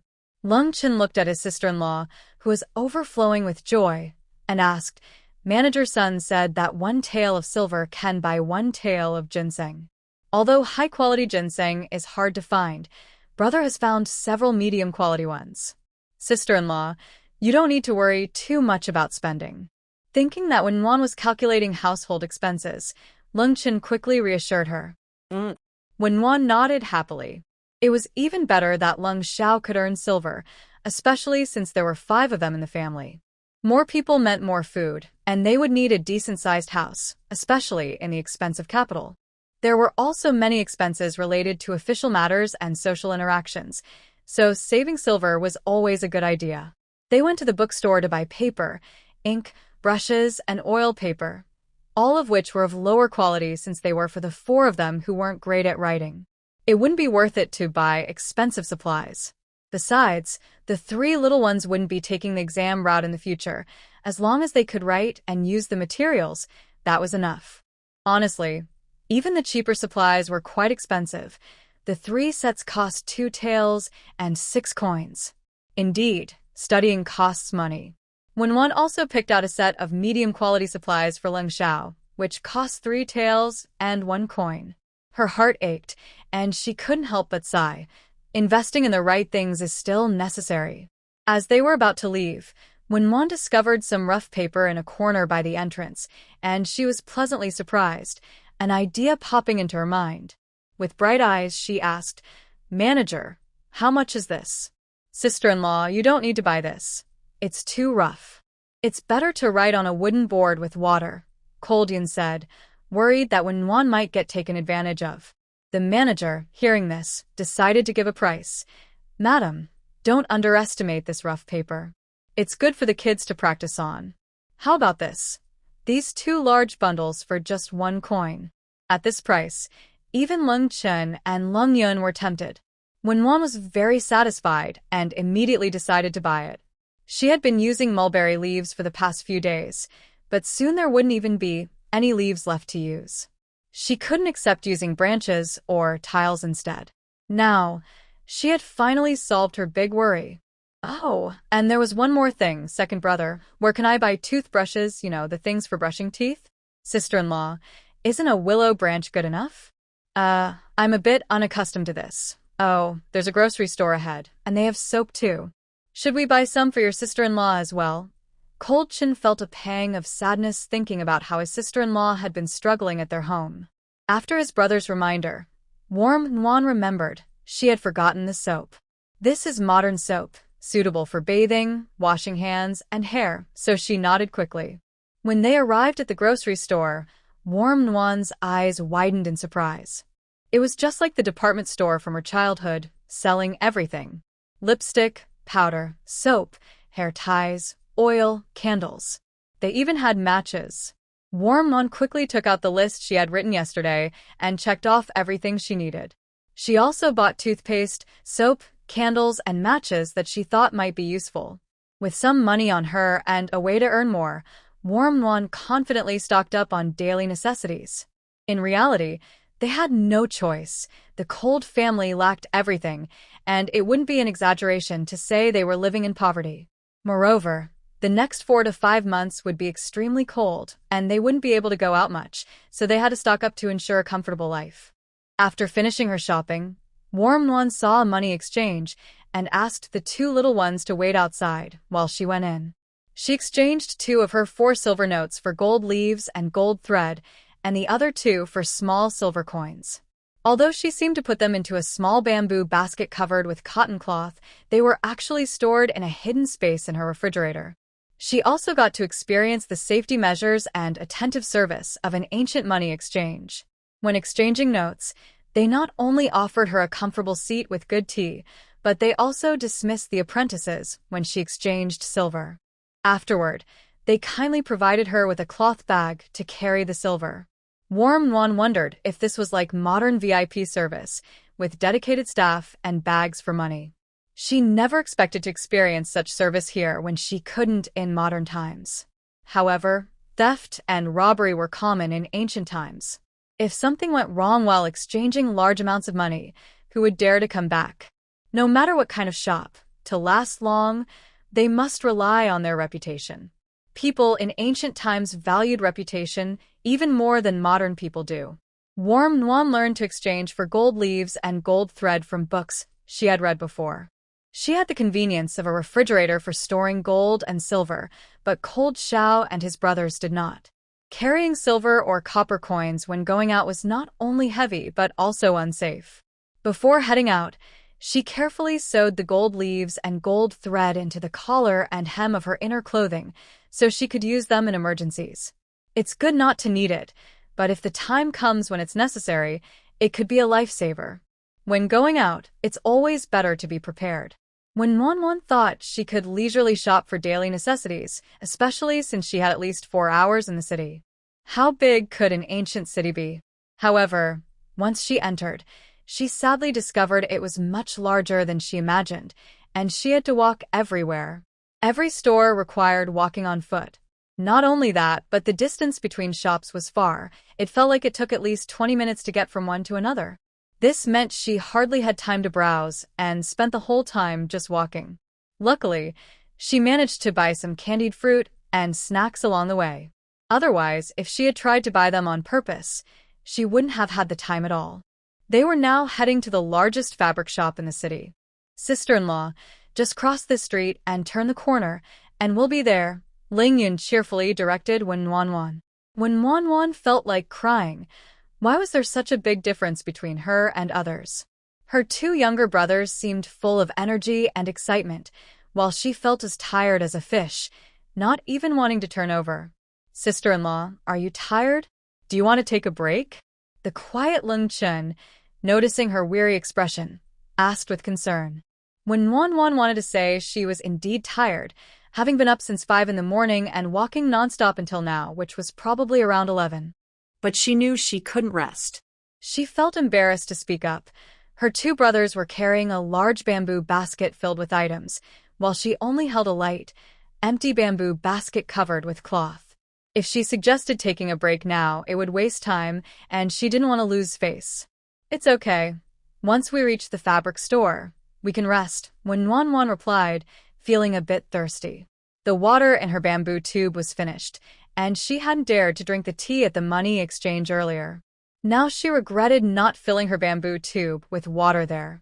Oh well, it's better to be cautious when out and about. She could ask the shopkeeper for some water at the fabric store, and it would also allow her to refill the water pouch she bought at the grocery store. After the new year, her younger brothers would be 10 years old. From what she had observed, the 2 little ones were understanding, polite, and knew their limits. She would continue to observe them over the next few months. If it's suitable, let the 2 little ones know about the treasure so that whether at home or out, having their protection makes it much easier to take things. At least in the current situation, the 3 of them can find a quiet place to drink the water stored in the expanded fridge. If it's not suitable, they will have to keep it a secret from them, even if it's a bit troublesome. "Sister-in-law, we have arrived." When Manhwa looked up and saw the largest fabric shop in Tong City, with its wooden door frame intricately carved, looking quite impressive. It truly had a classic style. It seems that no matter where you are, there is a significant gap between the rich and the poor. There are low thatched houses as well as grand wooden buildings. This is just the difference in a small place like Tong City. In the capital, it must be an even bigger contrast. "Madam, please come in. What would you like to buy?" The shop assistant's warm greeting came closer. There's a saying that you should respect the clothes before the person. When going out, when Manhwa usually tidies herself up a bit and dresses appropriately. Today, she chose a beige wide-sleeved top paired with a pomegranate skirt. It wasn't overly luxurious, but because it was made of satin and had delicate cloud patterns embroidered on the collar, sleeves, and hem, it looked fresh and elegant. Her hair, however, was always a challenge for her. In the end, she took a shortcut and tied it up with a translucent white jade hairpin. She knew that married women should wear their hair up. She was aware of these common customs. The shop assistant, who interacted with countless customers daily, had a keen eye. With just one glance, he noticed the satin fabric and exquisite embroidery of Manhwa's outfit, which looked quite nice. The way she dressed was pleasing to the eye. However, her hair was tied up a bit awkwardly, but the translucent jade pin was beautiful, Perhaps this lady just liked that style. The shop assistant thought to himself, smiling as he greeted her warmly, "Would you like to see ready-made clothes or fabrics? Are you looking for something for yourself or your husband?" When Wanwan was looking at the various fabrics behind the counter. After hearing the shop assistant's question, she gently nudged the two little ones forward and said, "I want to buy for my brother." Only then did the shop assistant notice the two little ones, and he was taken aback. They were wearing rough, ill-fitting clothes that were much too short and quite tattered. The only redeeming quality was that they were relatively clean, but the difference compared to the lady in front of him was just too stark. He, who considered himself knowledgeable, thought these two little boys were just servants. Could it be that the lady of the house? When Nuanyuan noticed the dazed expression of the shop assistant and knew what he was thinking, but she couldn't help it. The two boys only had two sets of clothes, both too small and worn out, with only this one set being somewhat clean. "I've only been their sister-in-law for a short time. Seeing their clothes don't fit well, I was thinking of buying some fabric to make them new outfits. Do you have any recommendations for something sturdy and durable?" When Nuanyuan explained simply while expressing her needs. The shop assistant had a knowing look. He realized she was a new bride, which explained the big difference in their clothing. But how did such different families become related? Still, it was nice to see a lady who not only didn't mind her husband's poor background, but also kindly brought her husband's younger brother to buy new clothes. That was rare. The shop assistant eagerly began to recommend, "Madam, please look at this unbleached cotton fabric, suitable for making undergarments, spring and autumn clothes, and cotton jackets. If you need something for regular work, this linen fabric is great for outerwear or winter clothes for outdoor activities, and it can also be used for shoe material. It's durable and won't tear easily." When Nuanyuan felt the fabrics, the cotton was soft, and the linen was rough and thick. She calculated that since the three boys often went up the mountain, they could each have two sets of linen outerwear to change into, and she would make one set for Leng Xiao, who occasionally went into the mountains.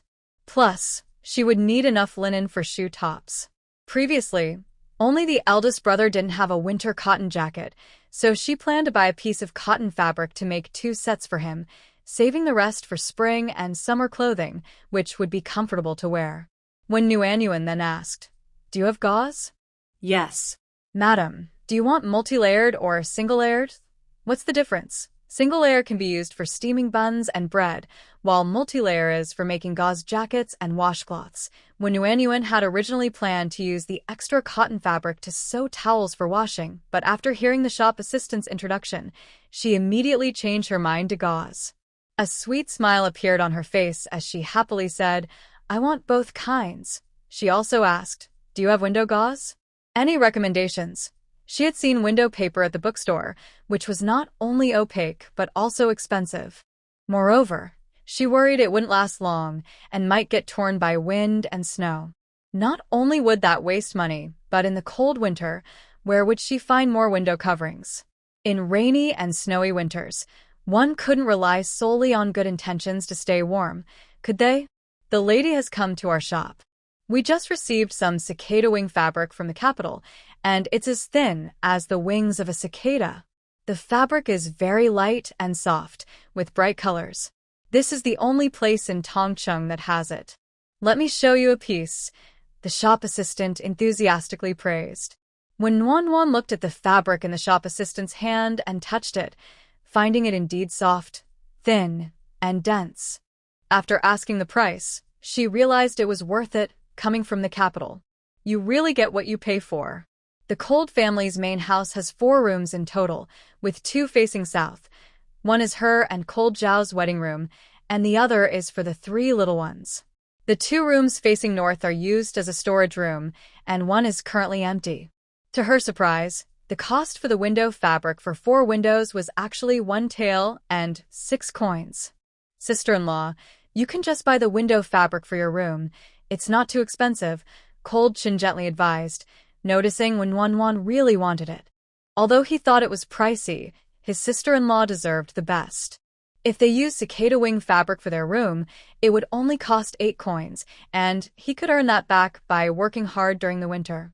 The shop assistant looked over in surprise. Just a moment ago, He had shown the two little ones some cotton fabric, and they had pulled at their sister-in-law's sleeve, saying it was too expensive and that they should just buy burlap. Now, they were encouraging her to buy the cicada wing fabric, which even he thought was not cheap. These two kids, no wonder their sister-in-law brought them to choose the fabric herself. It was indeed worth it. The shop assistant guessed that the lady would either not buy anything or buy double. When Wan turned to the two little ones and said, "In the winter with heavy snow, we can only stay in the house. This fabric is light, soft, dense, and lets in light. When the snow reflects in the room, it will be bright and comfortable, right? We'll save on lamp oil too, sister-in-law." The two little ones realized what she was thinking and were about to persuade her again when Wan raised her hand to stop them. "Shopkeeper, I'll take 2 pieces," Wan decided softly. "Great. Madam, please choose the style. We have various patterns: auspicious clouds, blessings, butterflies, and insects. Which one would you like?" The shop assistant asked joyfully, already prepared. He was right in his guess. This family cares for each other, and a blessed family will surely have a good life. "I'll take one with auspicious clouds, one with blessings, 1 piece of cotton fabric, 1 piece of coarse fabric, 3 feet of single-layer gauze, and 7 feet of multi-layer gauze." "Got it." The shop assistant cheerfully went to grab the fabric. When Nguyen paid the money and said, "Young man, please keep the fabric in your shop for a while. When my brother arrives with the cart, we will take it away." "Sure, madam. Feel free to shop elsewhere. The fabric is safe here," the shop assistant said with a big smile as he bowed and saw them out. When Nguyen and her companions didn't have much to do, mainly because it was time for lunch. They arrived at the big willow tree they had agreed on, and the two little ones squatted by the wall waiting. When Nguyen didn't care about her appearance anymore, her legs were so sore they felt like they weren't hers. She decided that since no one knew her, she might as well squat next to the little ones. Just as she caught her breath and took out some meat buns to share, she was ready to eat. "Miss, how can you eat while squatting like this?" When Nguyen opened her mouth in surprise, forgetting to close it, and looked up. A thin man dressed in a white long shirt, meticulously groomed, was fanning himself elegantly, even though it was chilly enough for her to wear a thin cotton coat. When Nguyen was stunned. What kind of luck was this? She thought she could just enjoy her meal without any interruptions. Wasn't it said that people in ancient times were simple and that men and women kept their distance? Yesterday, those rough men who lent money clearly weren't good people, and she thought she should disguise herself. But today, in broad daylight, her friends said there was no need to hide, so she didn't. What was happening to her now? Wasn't this the kind of scene meant for the main character when the male lead was around? Why was it happening to her? She was just a minor character meant to fill space. When Nguyen pouted, wanting to protest to the heavens. Meanwhile, the man with the fan struck a pose he thought was charming and lowered his voice to ask, "May I have the honor of inviting you to a restaurant for a chat?" He glanced disdainfully at the buns when Nguyen was holding. They looked nice, but if she was reduced to squatting in a corner to eat, the filling probably wasn't meat. He had been observing this beautiful young lady for a while, from the moment she excitedly looked at the fabric shop sign and went inside, only to come out empty-handed and tired, squatting in the corner eating cold buns. It was easy to guess why. "Are you looking to buy new clothes, miss? I can take you to choose some, if you'd like." Nguyen only realized she had been dazed for a moment when the thin man across from her suddenly started talking a lot. In the few days since she arrived, she had looked at herself in the water, and even in the blurry reflection, it was clear that she was quite beautiful. But as the original partner of the main character in a story, she should be elegant and noble, not someone who looks like a flirtatious mistress. That would be a slap in the face for the main character. So why was she, the elegant and noble main wife, being approached by a rogue? And why was this happening in a plot that only the female lead would experience? Nguyen was confused and shocked. Yang Ming, who had not received a response, shook his head and sighed, surprised that the delicate beauty was actually not very bright. No wonder, even with such outstanding looks, she was living such a poor life. "My sister-in-law wants to buy clothes, so she will buy them without your concern." Leng Chun was the first to react, standing in front of Warmyun with a cold expression. Leng Yun also jumped up, glaring fiercely at Yang Ming. Yang Ming was not afraid of the two ragged children and continued to stare at the beauty, fanning himself and smirking. "Don't be afraid, miss. If you follow me, you can have delicious, warm meals. There's meat too." As a modern person educated with strong values, Warmyun could not tolerate someone so unattractive and shameless. She jumped up, ready to point and yell. But her remaining rationality told her to hold back, not wanting to scare the two children or the flowers and plants. Taking a deep breath, she began to scold without using any bad words. "Look at you, acting like a toad. How can you shamelessly flirt on the street? With someone like you, if I turned around even once while you chased me, I'd be blind. Who gave you the confidence? Your big head is like a toilet, filled with nonsense. And speaking in that hoarse voice, can't you just speak properly? You really are a toad pretending to be a frog, looking ridiculous. A toad on my foot doesn't bite, but it sure is annoying. Ugh, and he talks about warm meals and meat. Is this not warm? Is this not meat?" She really wanted to throw her bun at his ugly face, but didn't want to waste her delicious meat bun. Taking a big bite, Warmyun, with oil on her mouth, angrily said, "Look at this. Isn't this meat? Isn't it warm?" "Yes." A low, cheerful voice came from behind the man with a sharp face. Unlike the man's deliberately deep voice, the newcomer's simple, light tone carried an undeniable sense of approval and a hidden smile. Chapter 33. "So, it's Leng Xiao. How did he get here?" The tall and elegant man had slightly upturned eyes that were deep like a lake, shining with a mysterious light. He exuded a cool and distant aura, like a bright moon in the sky.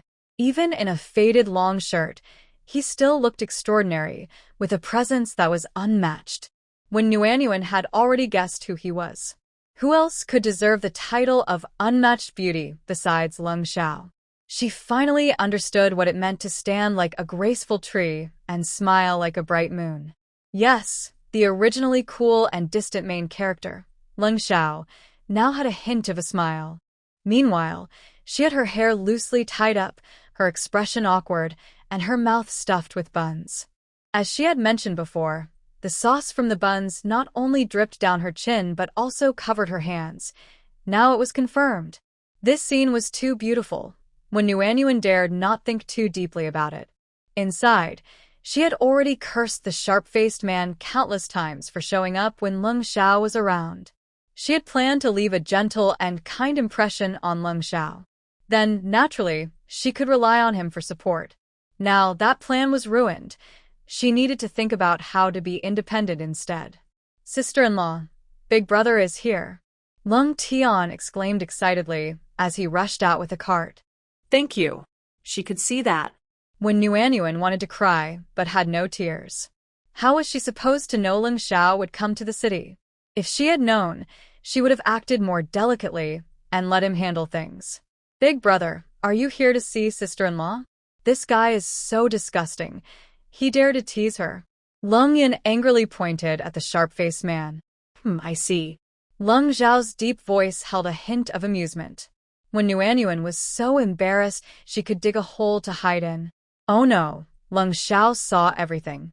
He even heard her angrily pointing at the sharp-faced man and calling him ugly and other things. Forget it, when Nuanyuan thought. As long as she wasn't embarrassed, the embarrassment was on others.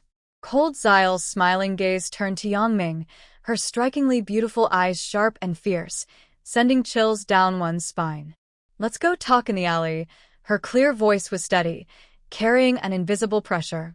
Yang Ming sensed danger, shook his head vigorously, and tried to run. But Cold Xile, with her tall figure, easily lifted him up like a chick and strode into the nearby alley. The sounds of painful cries echoed, bringing warmth and relief to Wen Nuan's heart. Serves him right. Doesn't he realize how important reputation is for a woman? A person consumed by lust. After her activity, Cold Xile emerged, her strong muscles subtly defined, yet her face remained cold and distant. It was as if she hadn't just fought someone, but had merely enjoyed a cup of tea and composed a poem. When Wan's previous understanding was completely overturned, she had thought the young power holder was a delicate scholar who only spoke. But listening to the distant cries of pain and seeing cold Xile's calm demeanor, it was clear she was far from a fragile scholar.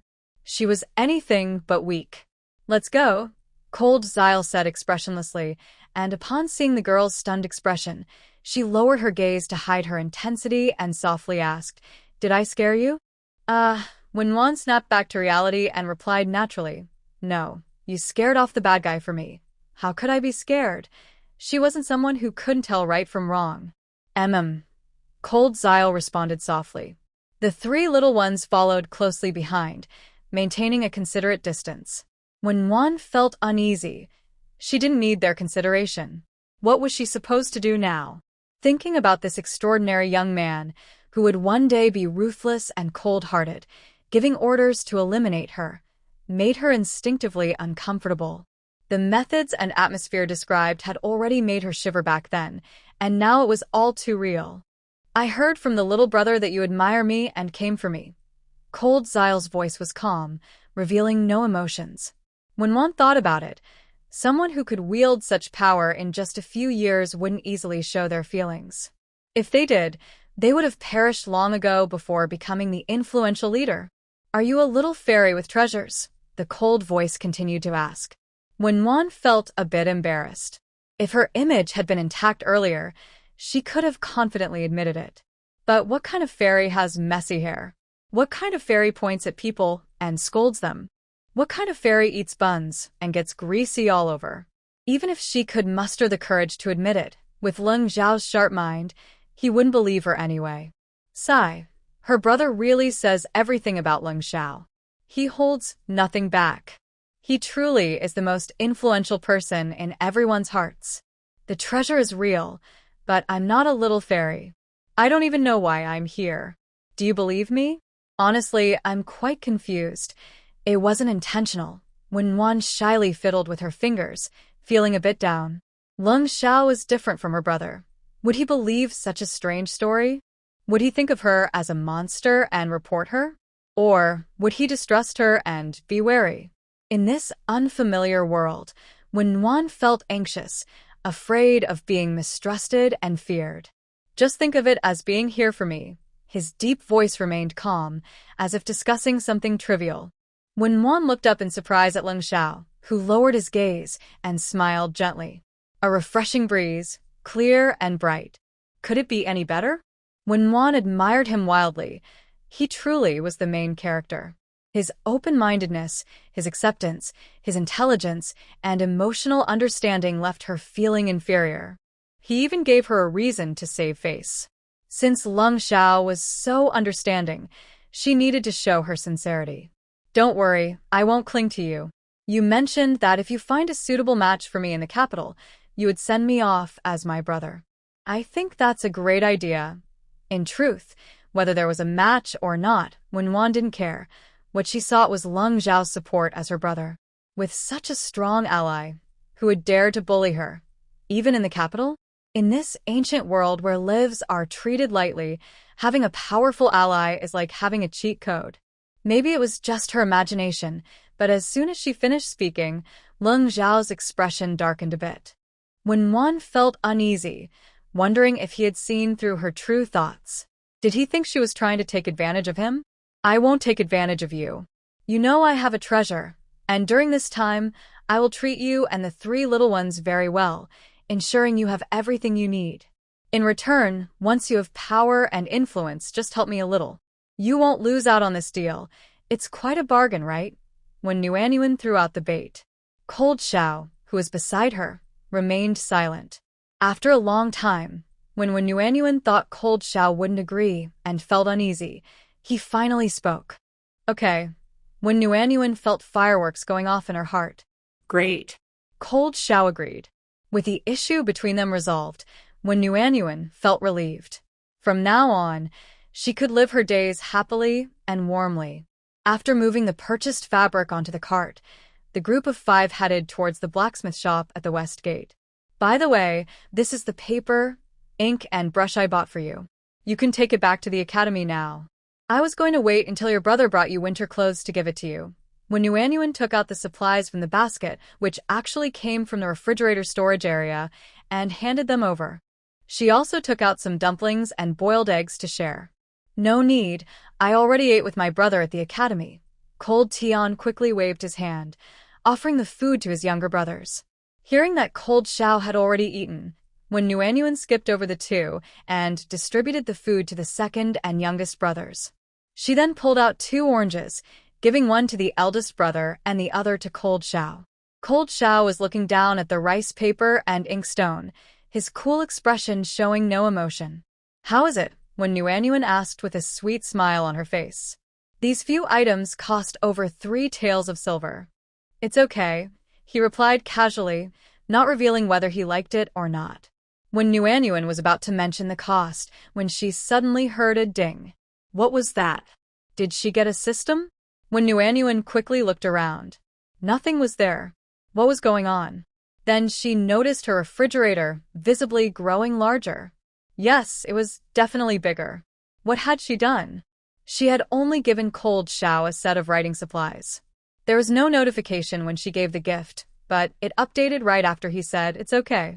Just as she suspected, as long as she treated them well, the refrigerator could grow.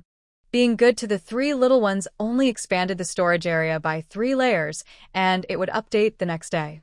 Being nice to Leng Xiao means the storage area is getting bigger and updating in real time. Wow, Leng Xiao truly is favored by fate, a beloved child of destiny. Come on, she needs to build up her favorability so her fridge can grow even larger. Here, a sweet tangerine, when Wan said with a bright smile as she handed over the fruit. After Leng Xiao took a bite, she asked with concern, "How is it? Is it sweet? Does it taste good?" "It's okay," came the usual response, showing no signs of joy. But, ding.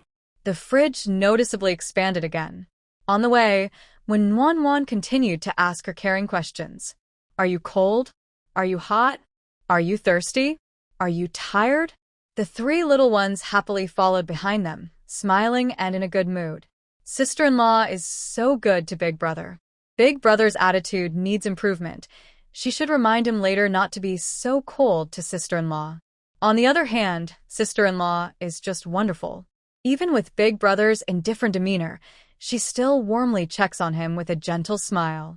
When they arrived at the blacksmith shop, when Wan learned that there were restrictions on buying iron products. Iron pots, axes, hoes, iron sheets, and iron nets could be purchased, but not daggers. "Madam, it's not that we don't want to sell to you, it's that we can't. Daggers are considered weapons like armor and cannot be made privately. It's a serious offense," the blacksmith said helplessly.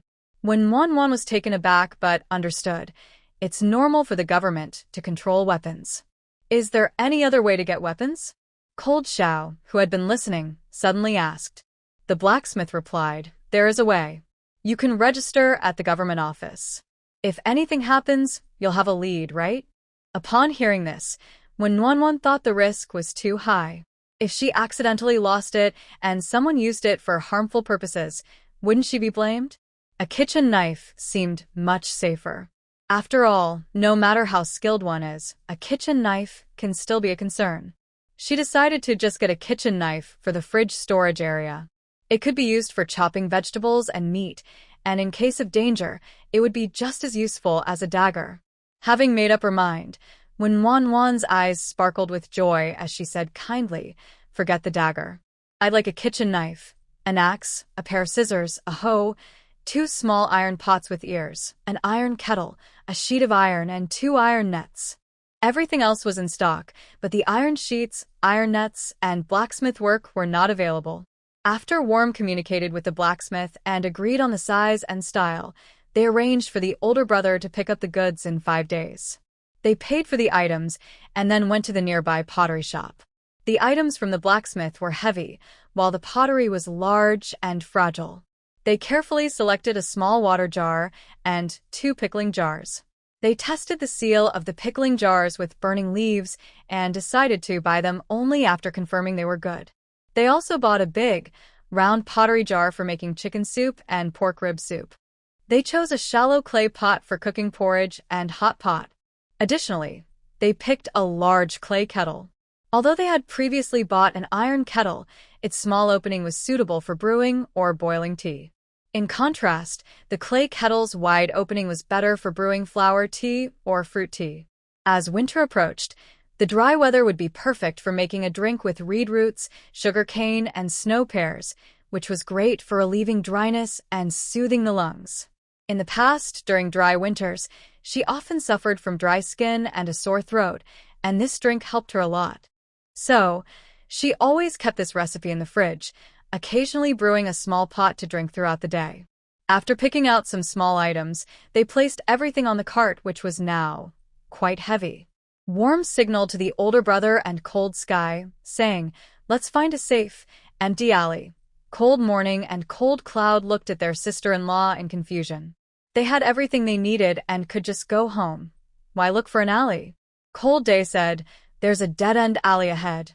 I'll take you there." Once they arrived, Cold Sky took the two small baskets from their backs and instructed, "You two stay here and keep watch. Don't let anyone in. I'll talk with your sister-in-law." Although the two small ones didn't understand, they nodded obediently and didn't ask more questions. Once deep in the alley, and sure no one could see them, Worm quietly placed the heavy iron items, fabric, and fragile pottery jars into the storage area. Before coming, she had worried about the safety of the vegetables and rice cakes in the kitchen and thought about putting them in storage, but since she had bought many heavy items, she didn't want to tire the older brother.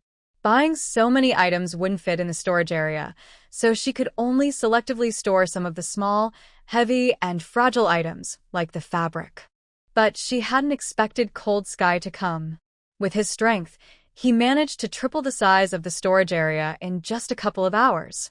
Now, not only can we carry small and heavy fragile items, but also cloth, snacks, bamboo baskets, and backpacks can all be packed. Of course, the backpack won't fit in. "Sister-in-law, let's put the bamboo baskets on the cart and cover them with straw so no one can see they are empty," suggested Leng Tian. "Sure," Wan agreed. After leaving the west gate, they needed to go south, while Leng Zhao's group went north. Before parting, Wan decided to boost her rapport with Leng Zhao. She couldn't be sure when she would see him again, and expanding the storage space was too convenient and important. Once back, she could stockpile goods on the mountain and earn money. Wan understood the importance of improving her rapport with Leng Zhao, but how could she do it? She had already given food, stationery, and expressed her care. What else could she do? Right, as the elder brother, especially studying alone outside, he must be most concerned about his younger siblings and home. Wan's eyes sparkled, and her face was full of smiles as she spoke gently. "You can focus on your studies at the academy. Don't worry about home. I will take good care of the younger brothers, and it's okay if you don't come back." After saying this, she silently praised herself for being a model wife. But after waiting, the expected ding never came. Something's off. She looked up at Leng Zhao's expression, which was calm and indifferent, showing no emotion. Oh well, maybe she had already maxed out her rapport for today and would have to try again next time. Concluding this, when Wan didn't dwell on it. Without thoughts of expanding the storage room, she spoke more casually. "The cooked vegetables won't last long, so you can share them with your classmates to finish them sooner. In a few days, let the eldest brother bring you more. Don't give away the salted duck eggs. Those are sea duck eggs and they're delicious. I put 2 in the treasure box at first and haven't eaten them for 3 days. I brought them all for you. This time I brought fewer vegetables, so remember to eat some fruit for nutrition. I also brought some tea leaves. I wasn't sure which kind you like, so I brought green tea, white tea, and pure tea. When the eldest brother comes next time, remember to tell him which one you prefer. Do you like cured meat and sausages? I saw the garlic in the field is growing well. Next time, I can make stir-fried cured meat with garlic for you, okay?" "Sounds good." When Yuanyuan talked a lot and Leng Zhao only replied with a simple, "good." For a moment, she didn't even know which of her words he was responding to. Ding. A familiar sound rang out, and when Yuanyuan quickly forgot about which words mattered. Her little face lit up with a smile, bright like a blooming flower. It didn't matter which sentence it was, as long as she could do everything she just said. There weren't many things to do anyway. She thought she had done everything today, but it turned out there was more to do. It's really hard to guess the thoughts of powerful people. There's no pattern to follow, and she didn't know which words touched his heart. But no matter which words it was, as long as the outcome was good, that was what mattered. It was getting late, and when Yuanyuan felt very satisfied with her achievements today. She waved goodbye to Leng Xiao cheerfully. Compared to the three little ones who were teary-eyed, when Yuanyuan's bright smile was quite different. Leng Xiao looked at Wen Yuanyuan with a serious expression before turning to his three younger brothers. Let's go back. They would see each other again next month. On the way back, the four of them walked even faster than before. They were full from their meal and had bought a lot of items. Seeing that Leng Xiao had eased the three little ones' longing and expanded Wen Yuanyuan's storage, they felt very satisfied. Now, the three little ones were eager to return to their small home to prepare for the coming winter and to help their older brother gather money for the upcoming exam. When Yuanyuan thought even further ahead, she knew that when Leng Xiao took the exam, they would face disasters here, which was why she had brought the three little ones to the capital. The journey had been very difficult.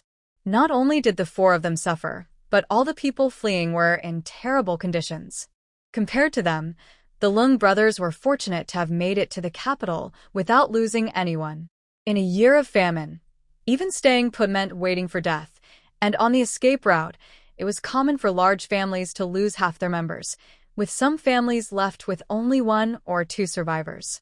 When Yuanyuan hadn't experienced this herself, but she had heard her grandmother talk about it.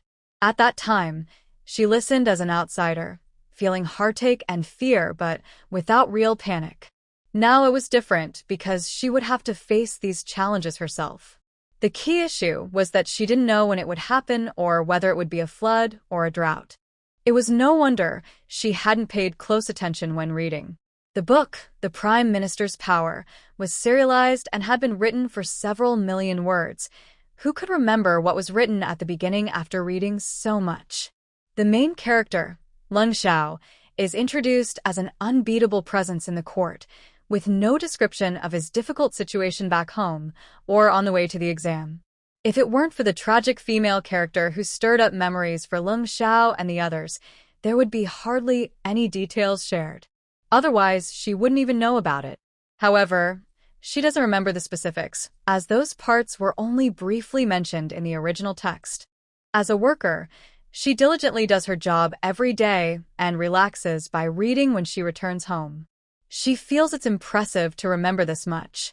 Fortunately, she brought a refrigerator filled with plenty of food, so whether there's a flood or a drought, she doesn't have to worry about eating and drinking. She just needs to prepare for the unknown risks of the disaster year and the journey to the exam. She plans to stock up on food and water and save as much money as possible. Even though she doesn't have to worry about food, who wouldn't want more? Plus, living in the capital city means that buying a house for the family is a significant expense. This is also the main reason she wants to expand her storage space. There are too many things she needs to bring, and having a mobile space to store them would be convenient and safe. If they settle in the capital, the items she gathers won't go to waste and will save her a lot of money. Sister-in-law, you can ride in the cart and I'll pull you, Leng Tian said, noticing Wen Yuanyuan's frown, thinking she was tired. The return trip was easier than the journey there, and after 3 days of hearty meals with meat and flavor, Leng Tian felt stronger than ever. No, thank you. Wen Yuanyuan quickly refused. Even if she could walk, she didn't want her younger brother to pull her. Her younger brothers didn't know the cart was empty.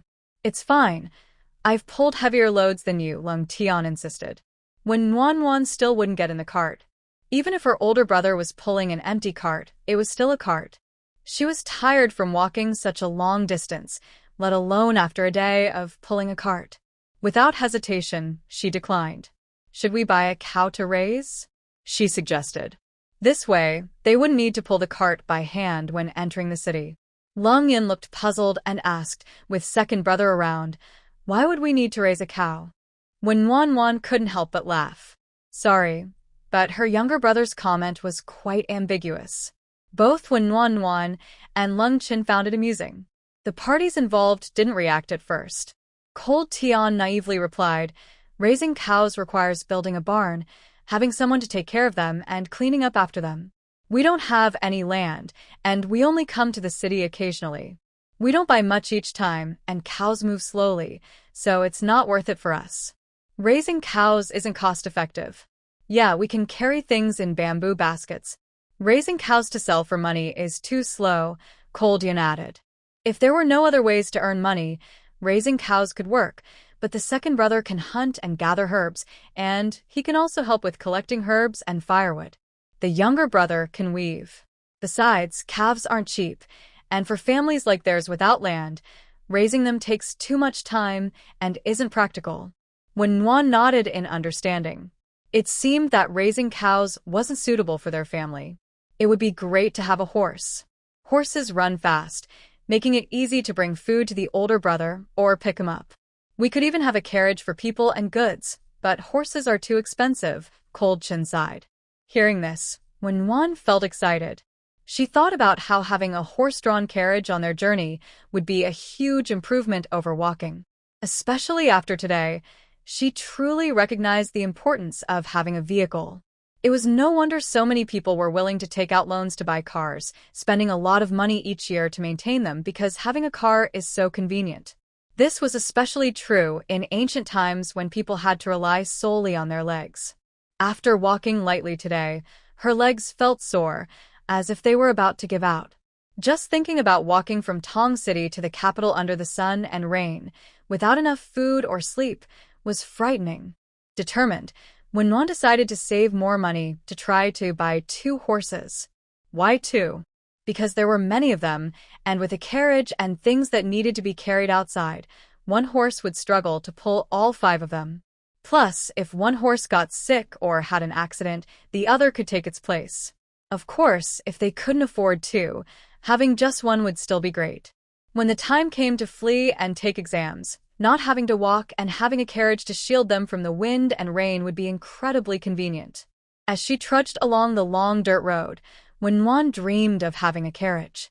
It seemed that people were indeed different from salted fish. After all, people need dreams. La la la. Her current dream was to have a horse-drawn carriage. As the sun set, the sky turned a beautiful orange red. On a cold morning, Leng Chen and Leng Yun entered the yard with a hatchet and headed to the back mountain. They planned to chop some firewood before it got dark, so that after Leng Tian unloaded the goods, they could bring it back. This way, they could gather more herbs and store food before the long winter arrived. When Wan took the goods out of the storage area, and Leng Tian sorted everything into its proper place. "Big brother, it's getting colder. Please take the burlap and find someone to make a few sets of outerwear and shoes," she said. "Okay. Have Aunt Zhu make the quilt covers and underclothes first, and save the cotton clothes for later." All right. After giving her careful instructions, Wen Wan went to the kitchen to prepare dinner. After Leng Chen returned, Leng Tian pulled a cart to the back mountain to help his younger brother bring back the firewood. After quickly finishing dinner, Leng Tian and Leng Yun took advantage of the night to find Aunt Jiang with burlap and coins to discuss the payment for the clothing. When Wan, having finished her evening routine, lay down on her pillow and fell asleep immediately. After a whole day of activity, she finally overcame her trouble with sleeping. In the face of exhaustion, sleeplessness was not an issue. When Wan slept soundly until the sun was high in the sky, and when she stepped outside, she realized the sun was shining brightly. Her second brother had already woven several bamboo baskets in the yard, and her older and younger brothers had brought back 2 or 3 carts of firewood. When Wan immediately felt a wave of guilt. "I'm sorry for waking up late. Are you hungry? I'll go make something to eat," she apologized, her face turning red. She remembered boasting to Leng Xiao yesterday about taking good care of the 3 little ones, only to let them down on the first day. "No, we have rice and vegetables in the kitchen. We made vegetable porridge and are full. We figured you were tired from cooking and sleeping well, so we didn't wake you. There's some left in the pot, so hurry and eat something," Leng Chen said with a light smile. They used to not even have brown rice to eat, but now they had meat, rice, and vegetables. all thanks to their sister-in-law. They couldn't keep asking her to cook for them. When Nuan went to the kitchen and lifted the pot lid to find a small bowl of vegetable porridge warming up, with a poached egg on top, her eyes immediately felt teary. Since leaving her grandparents to study in another city, no one had saved her warm meals anymore. It turned out that having family care for you and loved ones who worry about you felt just like when she was a child, beautiful and moving. For lunch, when Wan made a pot of pork rib and yam soup, heated beer duck, cooked a plate of oil-braised shrimp, pan-fried chive and egg pancakes, and stir-fried green pepper with pickled vegetables and shredded meat along with mushrooms and greens. It can be said that it was very abundant. The three little ones were happily munching on their food. After changing the window screen to a light fabric, warmth followed the three little ones up the mountain. Before the cold morning, they focused on the food on the mountain, but they were worried about leaving Warmth alone at home, so they had someone who could stay behind to protect her. Now that Warmth was going up the mountain too, the three little ones had no more worries. Warmth took 2 pieces of each snack she bought in the city yesterday, wrapped them in oil paper, and placed them in a bamboo basket to take up the mountain to eat. It was Warmth's first time carrying a bamboo basket, and she was amazed. This thing is so convenient. No wonder every household has one. It's the wisdom of hardworking people.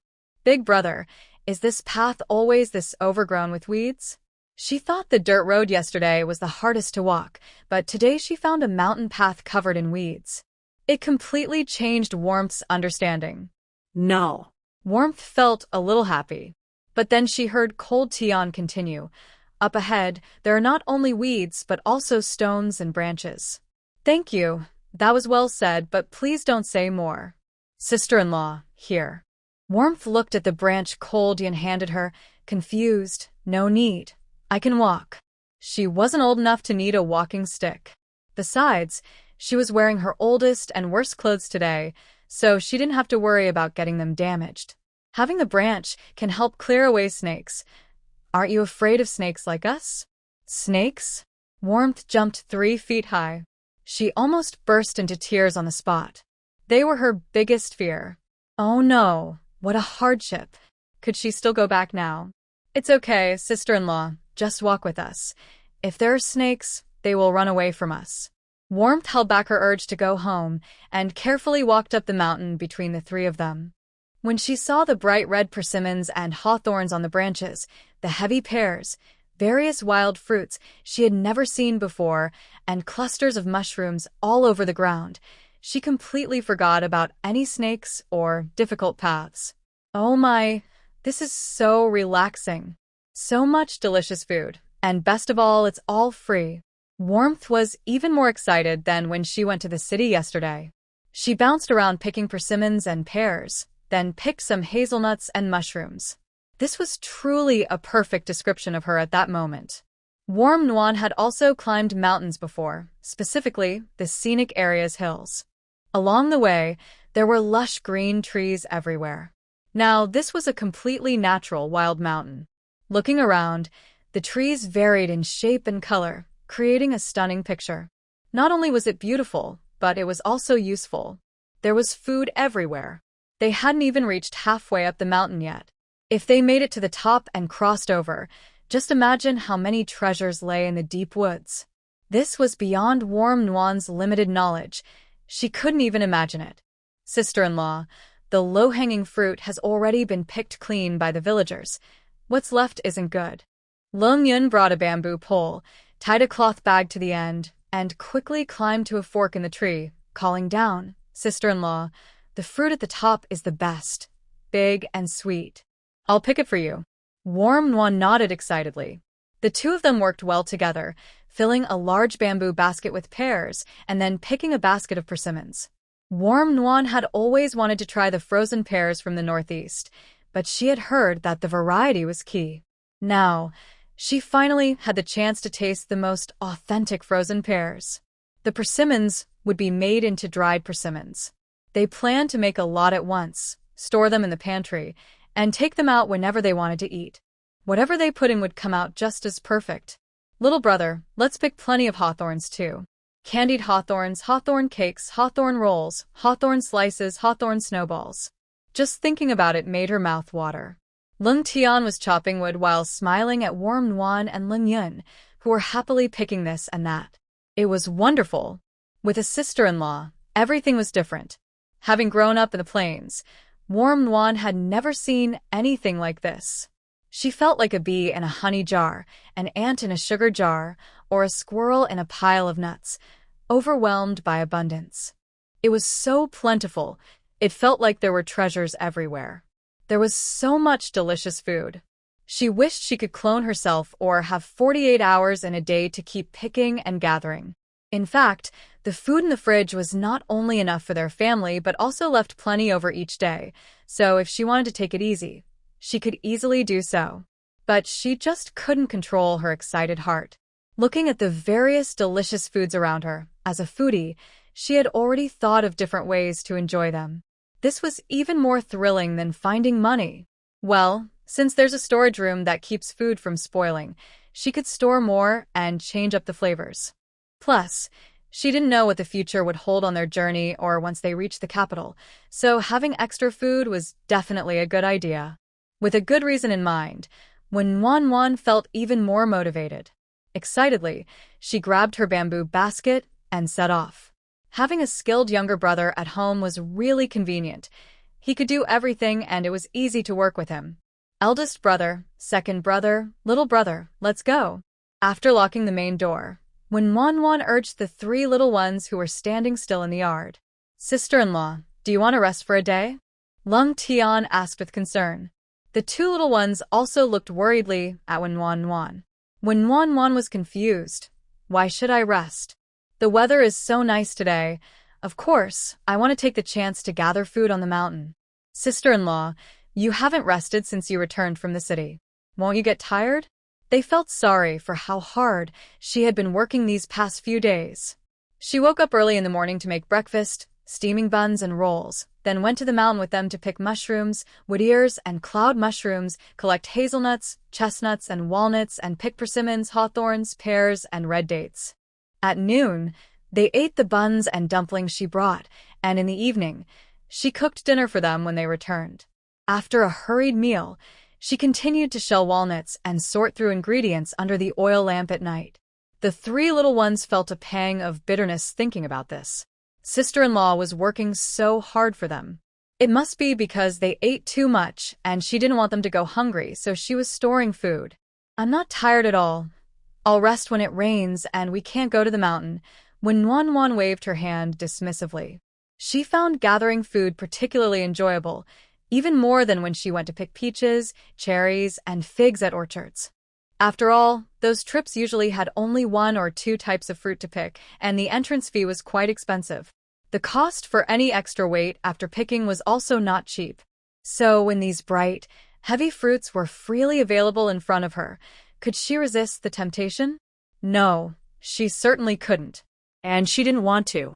She just wanted to follow her heart and pick, feeling a great sense of accomplishment looking at her full basket of ingredients. Compared to her previous hard work, she feels that this is not tiring at all, at least not mentally. She doesn't have to clock in and out, deal with relationships, or navigate office politics. Every day, she goes up the mountain to gather large baskets of food, and just looking at it makes her happy and satisfied. After dinner, she sorts through the ingredients under the oil lamp, picking out dry twigs and leaves. She saves some fresh ones in the storage room and lays out the parts that need to be dried for the next day. For someone who used to work late nights, this is really nothing, and she enjoys it. There's no pain like during overtime. It really is important to do what you love. The only downside is that the oil lamp is quite dim, with a small flickering flame that makes it hard to see while sorting. Candles are better, but they burn quickly and are not cheap, so she prefers to save them for when she really needs them. Using them for sorting ingredients isn't cost-effective. She really is a little expert at home life. She has adapted wonderfully to farm life. But if she could, she would like a lamp that works like electric light, safe and bright without an open flame. Oh well, that's just a dream. In this ancient time, how could there be a bright lighting tool without an open flame? The grass, with morning dew still on it, is uneven as the 4 of them walk forward, stepping in and out. Cold family, you're out early today. A cheerful voice calls from behind them. Warmly, she turns around to see Aunt Lee and Aunt Wong from the village, and she greets them with a sweet smile. Hello, Aunt Lee. Hello, Aunt Wong. These days, going into the mountains early allows her to meet a few villagers. They live in a valley with few fields and little wasteland, and sometimes wild animals come down from the mountains to cause trouble. Besides families who hunt, others have either moved away or work for wealthy families in the city. Currently, this small village has about 20 families, most of whom hunt and gather herbs to exchange for money, and they often go up the mountain to find food. It makes sense. Living at the foot of the mountain without using its resources would be foolish. However, some families are more skilled than others, so their living standards vary. The Cold family used to be one of the best among these 20 families, with fields, a 3-room brick house, and the ability to eat meat occasionally, as well as the chance to study in a school. This is mainly because Cold Xiao is skilled at gathering ginseng and hunting, making him good at earning money. Later, Mother Leng fell seriously ill, spent all the money, sold the land, and got rid of everything valuable. It became a problem just to have enough to eat, let alone rice and flour. They suddenly became the lowest in the village. Look at the Leng family, going up the mountain to pick wild fruits. How pitiful! With no rice, salt, or oil, how will they survive the winter? Aunt Wong approached, her tone full of pity, but her expression clearly showed she was amused. When Wan smiled sweetly and replied coolly, "Thank you for your concern, Aunt Wong. My family is doing just fine." In reality, they were doing quite well, not only having rice, oil, and salt but also meat. They could even have enough to eat. However, she wouldn't tell anyone that the 3 little ones said this year there was less rain, affecting not only the crops but also the plants and animals on the mountain. Families with land often went up the mountain to gather food. Fortunately, the mountain had plenty of resources, and with fewer people in the village, the impact this year wasn't too severe. But if next year continued to be dry with little rain, Wen Wan didn't dare to think about it. As the saying goes, it's not the thief you fear but the one who keeps an eye on you. If Aunt Wong found out that their family not only had enough to eat but also enjoyed meat and fine grains, wouldn't she be envious? They had to hide the meat in their bowls. She couldn't know, or it would lead to endless trouble. A desperate person could do anything. I think it's tough for you. You go up the mountain earlier every day, but that's fine. In less than a month, it will snow. By then, there will be nothing on the mountain, and even if there is, you won't be able to go up and get it. This year's rain has been scarce. I heard the big landowners had a terrible harvest. And you, from a poor family, still have someone studying at the academy? What's the use of studying? It doesn't earn money, Aunt Wong scoffed, her tone full of disdain. With no food at home, how could they afford to study? What a joke. They were just common folk, dreaming of becoming officials. When Wan thought, isn't she just spreading the idea that studying is useless? If her family doesn't want to study, that's their choice. It's not her place to control others' education. Besides, does studying always have to lead to making money? Making money is not the only way to measure the value of education. Holding back the 3 little ones who wanted to rush forward, it's funny. Having watched various palace dramas, she should understand what Aunt Wong means. She should see through her thoughts. If Warm loses this kind of low-level sarcasm, then she has wasted all the palace dramas she has read. Warm replied with a hint. Studying is not just about making money. It's also about understanding things. It seems that learning to read and write is still very important. At least those who understand won't be bitter. Aunt Lee caught the hidden meaning in Warm's words and quickly pulled Aunt Wong to remind her. Aunt Wong was unfazed and continued her chatter. TSK, not making money is useless. It can't be eaten. Your family has many people, all growing boys who eat a lot. I can barely manage with just one. Just thinking about how your family will cope this winter is scary. Your head of the household can eat a lot too, right? With such a big family, when winter comes, there won't even be a place to cry. No wonder you have to run up the mountain every day. Unlike my family, where we just need to gather some winter supplies, there will still be food next year. Warm had spent these days with the 3 little ones and had learned all about each family's situation. She knew all the gossip, which families had conflicts, and what was happening where. Even though Aunt Wang complained about her family being full of boys who eat a lot, she herself had given birth to 4 daughters and faced pressure from her in-laws and husband. She even abandoned her 4th daughter in the mountains. When Cold Cloud told her about this, she was furious and said that the Wang family was heartless and advised her not to associate with them. Aunt Wang, a victim of the preference for boys, did not seek to change or protect her own daughters, but instead became a perpetrator. Now she comes here to complain. Truly, a pitiful person often has despicable traits. Warm smiled sweetly, but her words were sharp. The head of the household and the brothers can eat a lot. There's no way around it since they are all boys. Your mother-in-law is truly fortunate, but I believe she treasures her daughters just as much. Aunt Wang's expression immediately darkened, looking very displeased. It's not like you gave birth to them, so what's there to be proud of? Warming looked at Aunt Wang's unhappy face and felt even happier. Of course I'm proud. If I have a daughter in the future, not only will her father and I spoil her, but there will be so many others who will too. The best part is that I don't feel any pressure. Don't you agree, Aunt Wang? Her words hit Aunt Wang right where it hurt. Thinking about how she had 4 daughters and the disdainful looks from her in-laws, along with her husband's indifference, she couldn't take it anymore and had abandoned her youngest daughter in the mountains. Eventually, she managed to have a son. Although he gave her some standing in the family, the memory of the daughter she had abandoned always haunted her. She didn't regret it. She just feared that one day, when she faced judgment, her sins would come back to haunt her, and she would have to atone for them in the afterlife. Besides, even though my husband and brother-in-law eat a lot, they also earn money. Look at our 3 brick houses, our big yard, and our stacked firewood. Not long ago, my husband even paid off some debts and bought food. We work hard, so this winter, we'll have enough to eat and stay warm, Warming said, smiling brightly. Aunt Wang clearly didn't believe her, but Warming's words struck a nerve, and she was too scared to continue mocking her. Instead, she turned to Aunt Li and tried to make small talk. Why haven't we seen the Zhu and Jiang families? It's been days. Don't you know? The Leng family took some cloth to make clothes, and among them, 3 or 4 pieces are cotton. Just the cost of tailoring those clothes is quite a bit.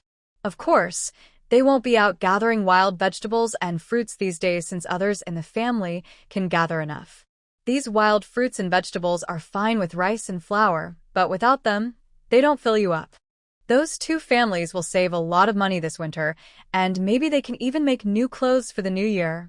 They won't have to worry about food, but it's hard not to feel envious, Aunt Li said, her envy evident and clearly aimed at Aunt Wang. Her eyes lit up. Even though the 3 children from the Leng family were still thin, they were definitely not weak. Their cheeks had some flesh, and they walked with more energy than before. They looked completely different from when she last saw them. The 3 of them were lively and full of spirit. They certainly didn't look like a family that struggled to eat and stay warm. Only Aunt Wang couldn't see through it and continued to speak in a strange tone about the poor people, not considering her own position in her home. She should pity herself first. I used to feel sorry for Aunt Wang, but now I realize that a big part of her situation is her own doing. Aunt Li quietly moved away from Aunt Wang. After hearing this, Aunt Wang looked embarrassed and quickly left without saying anything. Aunt Li and Wenwan nodded and smiled as they said goodbye, then walked in another direction. Once they left, Wenwan felt cheerful again and walked with a light step. Sister-in-law, you've worked hard, Leng Qin said softly after a moment of silence. Wenwan looked confused and replied, It's not hard at all. What was hard about it? Every day, she just walked to the foot of the mountain, and, at most, reached halfway up. The 3 little ones said it wasn't safe to go higher because of wild animals, so her picking area wasn't very large, and she didn't have to walk much. Chopping wood, carrying logs to the cart, splitting firewood, cleaning the yard, doing laundry, and washing dishes were all done by the 3 of them. She only cooked meals every day. After hearing this, the 3 little ones felt something welling up in their eyes and quickly held it back. Sister-in-law had to endure their hardships and also Aunt Wang's mocking words. But sister-in-law didn't blame them. She protected them and argued alone with Aunt Wang. At that moment, The three little ones silently decided that no matter what, they would always protect sister-in-law and not let anyone bully her. Wenwan had no idea that her image in the eyes of the three little ones had risen greatly as she focused solely on the food from the mountain calling to her. "Little brother, why haven't I seen any Ganoderma or ginseng after so many days in the mountains? This mountain range stretches endlessly. Doesn't it produce Ganoderma? Wasn't it said that ginseng pickers would enter the mountains this month? Why haven't we encountered any ginseng?" Wenwan was extremely curious. Wasn't it said that there would definitely be ginseng and Ganoderma in the mountains? Why did this rule not apply to her? Was it just because she wasn't the main character? How disrespectful. Wenwan thought angrily. Before Leng Tian could respond, Leng Yun chuckled and said, "Sister-in-law, we only wander around the foot and middle of the mountain. By now, anything valuable would have already been picked by the villagers or nearby towns. The fruits up high are hard to reach, and there are many mushrooms, which is why we've been able to gather a lot these past few days. After a while, the fruits and mushrooms will be gone." Leng Chen continued, "Not only ginseng and reishi mushrooms are found deep in the mountains, precious herbs and large wild animals are also there. Only hunters who can venture into the deep mountains can earn money. But on the flip side, big insects, leopards, bears, poisonous snakes, and toxic plants are all in the deep mountains, making it extremely dangerous. Every time one goes into the deep mountains, it feels like a life-or-death gamble. Especially when gathering ginseng, there are poisonous snakes guarding it, and every year, some ginseng gatherers lose their lives to these snakes." This topic felt heavy, and for a moment, the four of them fell silent. After heading up the mountain, they spread out a bit. When Nuan and Leng Yun gathered ingredients, while Leng Tian and Leng Chun continued chopping wood. When Nuan remembered that Leng Xiao was supposed to go deep into the mountains to gather ginseng this month. Actually, after accounting for repaying debts and buying daily necessities, she still had 379 taels left. Plus, with the ginseng slices in the fridge bringing in about 15 taels each month, she could manage if she was careful. Buying a small, remote house in the capital should be about enough. Should she tell Leng Xiao not to go into the mountains? It was too risky. In the book, Leng Xiao managed to gather enough money for the journey to the capital by hunting and gathering ginseng. He even ended up with a deep scar on his back from that time. It must have been incredibly dangerous. Now that she was here, with food and money in hand, maybe it was best not to let him take that risk. During their first meeting, he had helped her deal with a troublesome man without asking for anything in return, and she couldn't bear to see him get hurt on this trip. Having made up her mind, when Wan told Leng Yun to pick up some chestnuts and hurried over to Leng Tian, who was chopping wood. "Big brother, is the date for picking up the iron sheets and nets tomorrow?" Leng Tian put away his axe and stood up straight to reply, "Yes, it's a good opportunity to bring food to Big brother. Then when you take the firewood home later, please stop by Aunt Zhu and Aunt Zhong's to check if your brother's clothes and shoes are ready. If they are, bring them along. I'll prepare some food tonight, and you can heat it up tomorrow morning before heading out early." The older brother and his two friends got up earlier than her. If she waited until she finished washing up and cooking, it would waste time. Leng Tian said, "Sister-in-law, I can go to the town tomorrow to pick up the quilt. They said it would be ready in 3 to 5 days, and by tomorrow it will be 6 or 7 days, so it should be done. It would be better to get it back sooner." When one also thought about getting it back early. With the temperature dropping suddenly, it would be good to have something to cover with. The sheets and quilt covers that were delivered yesterday had already been washed and hung up. They just needed to put the quilt on the bed. Speaking of the quilt, when Wan remembered that she still needed to stock up on some cotton. If next year is dry again, it would be hard to grow cotton. As a girl, she would feel anxious if she didn't have enough supplies when visiting relatives. She was indeed worried since she hadn't prepared enough. Last time, the 15 pounds of cotton that her older brother brought back was used for making winter clothes and shoes, and she had only 6 pounds left after using 9. She had boiled, dried, and stored it, which would be enough for this winter, but she feared that without rain next year, the cotton wouldn't grow. "Older brother, when you have time, could you go to the town and get some more cotton? It would be best to get even more than last time. This time, we only need 1 quilt and bring back the rest." She wanted to clean and store the cotton before it snowed. Leng Tian was confused, huh? 2 quilts are enough. With 3 boys, 2 quilts would be a bit cramped. It's better if each of you has your own quilt. You need to be comfortable and warm during winter. After saying that, when Wan quietly shared her worries with Leng Tian, you mentioned that there's been little rain this year. I'm concerned that if it continues to be dry next year, it could lead to drought. I want to stock up on some cotton in my treasure so that when you grow taller, it will be easier to make winter clothes and shoes. With 3 quilts made, each person could have 2 sets of winter clothes and shoes. A few dozen pounds of cotton would be enough for the next 2 years. Once the drought passes, or if they go to the capital, it would be easy to buy more with money. Hearing about the drought, Leng Tian was startled. As someone who relies on the mountains for food, he understood how much drought could harm the plants and animals there, and how it would affect people like them who lived off the land. He asked worriedly, "Sister-in-law, will there be a drought?" "Right, sister-in-law is like a fairy. She has treasures and surely knows about the weather." Warming shook her head and replied vaguely, "I'm not very clear about rain and snow. I just have some blurry memories. But I think it's better to be prepared, just in case." Mainly, she couldn't remember clearly. If you have time to go to the city tomorrow, ask how much a horse costs. It would be best to check on the feeding situation too. If there's a drought, we might need to go to the capital with your brother. Having a horse would make things much easier. Among the 5 of them, she was probably the weakest. Although the 2 little ones were only 9 years old, children from poor families grow up fast. They were strong and capable, which made her feel embarrassed. Not to mention the incredibly strong Leng Tian and the all-capable Leng Xiao. Even though she knew the 3 little ones would protect her, walking for a long time made her legs feel like they were breaking, especially during a drought when the sun was hot, and she would be thirsty and tired. It was better for her to plan ahead. Not only would she suffer less, but she could also help the 3 little ones avoid hardship.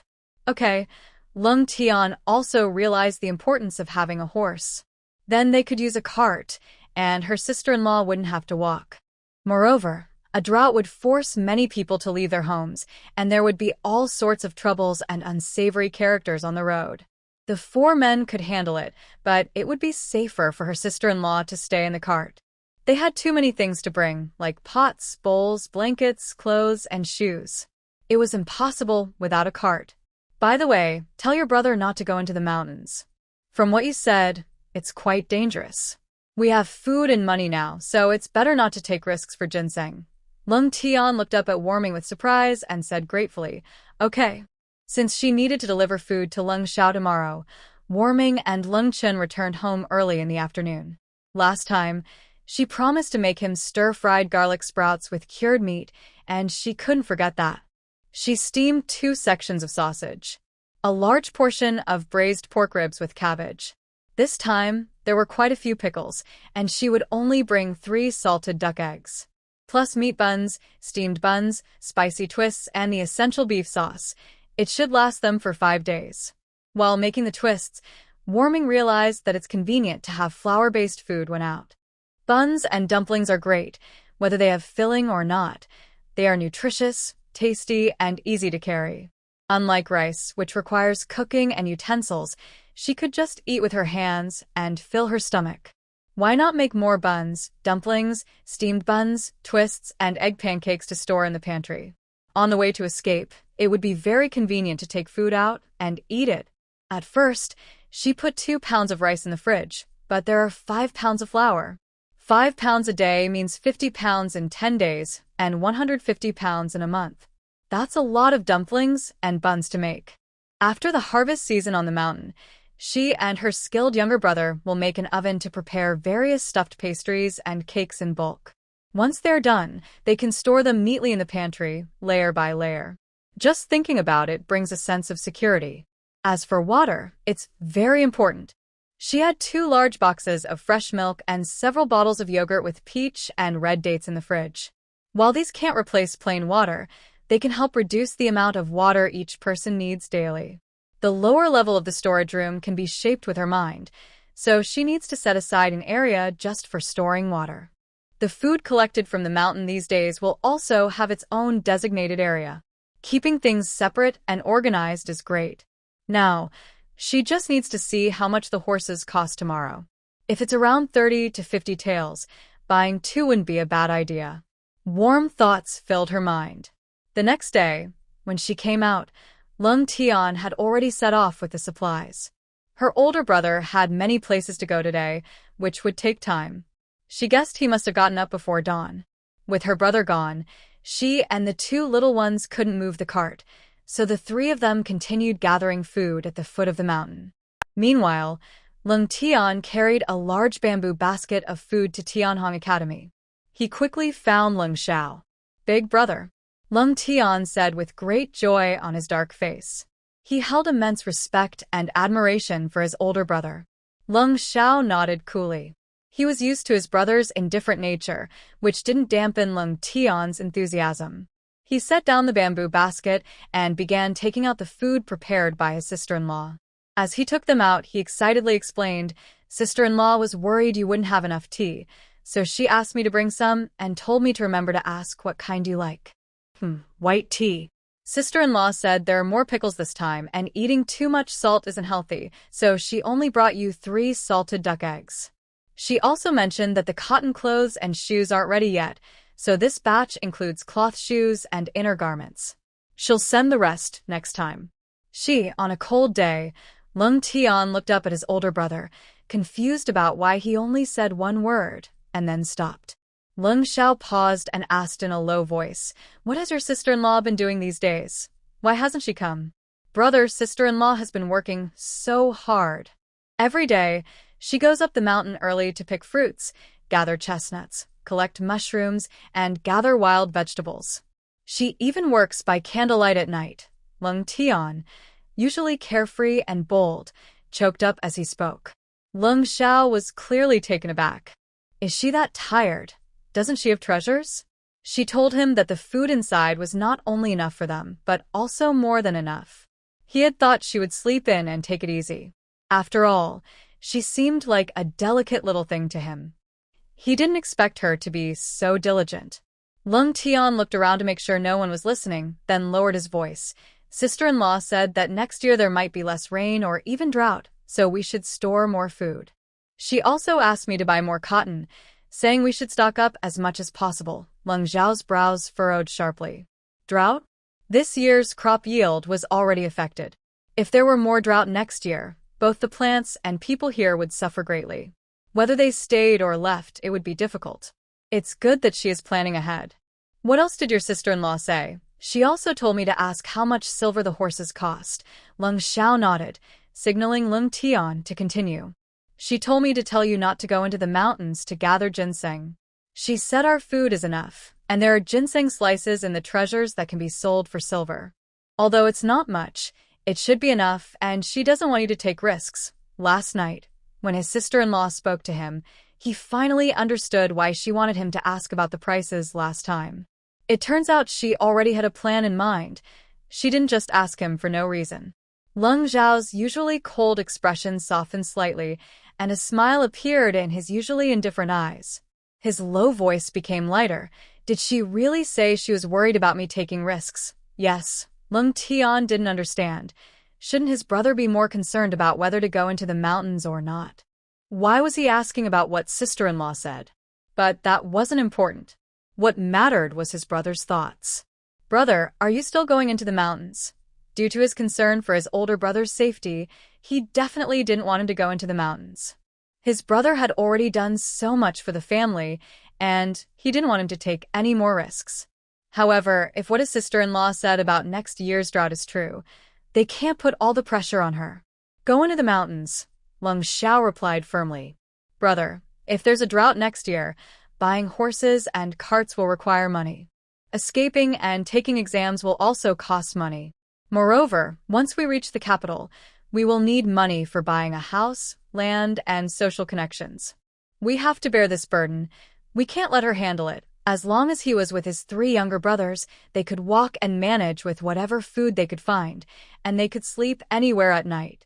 But with her around, things were different. He didn't want her to suffer alongside him, nor did he want to encounter unpleasant people and situations on the way. "Then, brother, can I go into the mountains with you this time? Look at me. I'm already quite tall." I've been eating well lately and have more strength. I can help with digging or hunting. Leng Tian's dark face was full of hope. He wanted to go. He had only been able to catch rabbits and birds on the outskirts, but he wanted to try his skills in the deeper mountains. Being able to go into the mountains would be a sign of his growth. He wanted to contribute to the family. Leng Xiao glanced at his younger brother, meeting his determined eyes. In that moment, he realized he had grown up. A boy who would turn 13 after the new year really should have some experiences. He himself had gone into the mountains at the age of 10. All right. Ding, ding, ding. Warm Nguyen, who was up in the mountains gathering food, heard a series of notification sounds. It left her a bit stunned. This should be her younger brother delivering the things Leng Xiao had prepared for her. Did that mean she successfully increased her favorability? Wow, so many notifications. This means her storage space could expand quite a bit.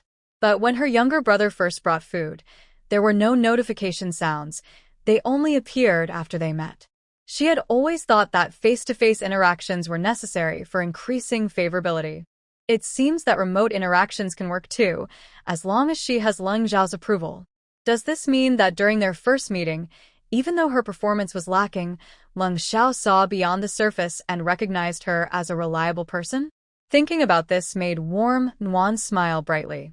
Leng Xiao really has good judgment. However, she would not let him down.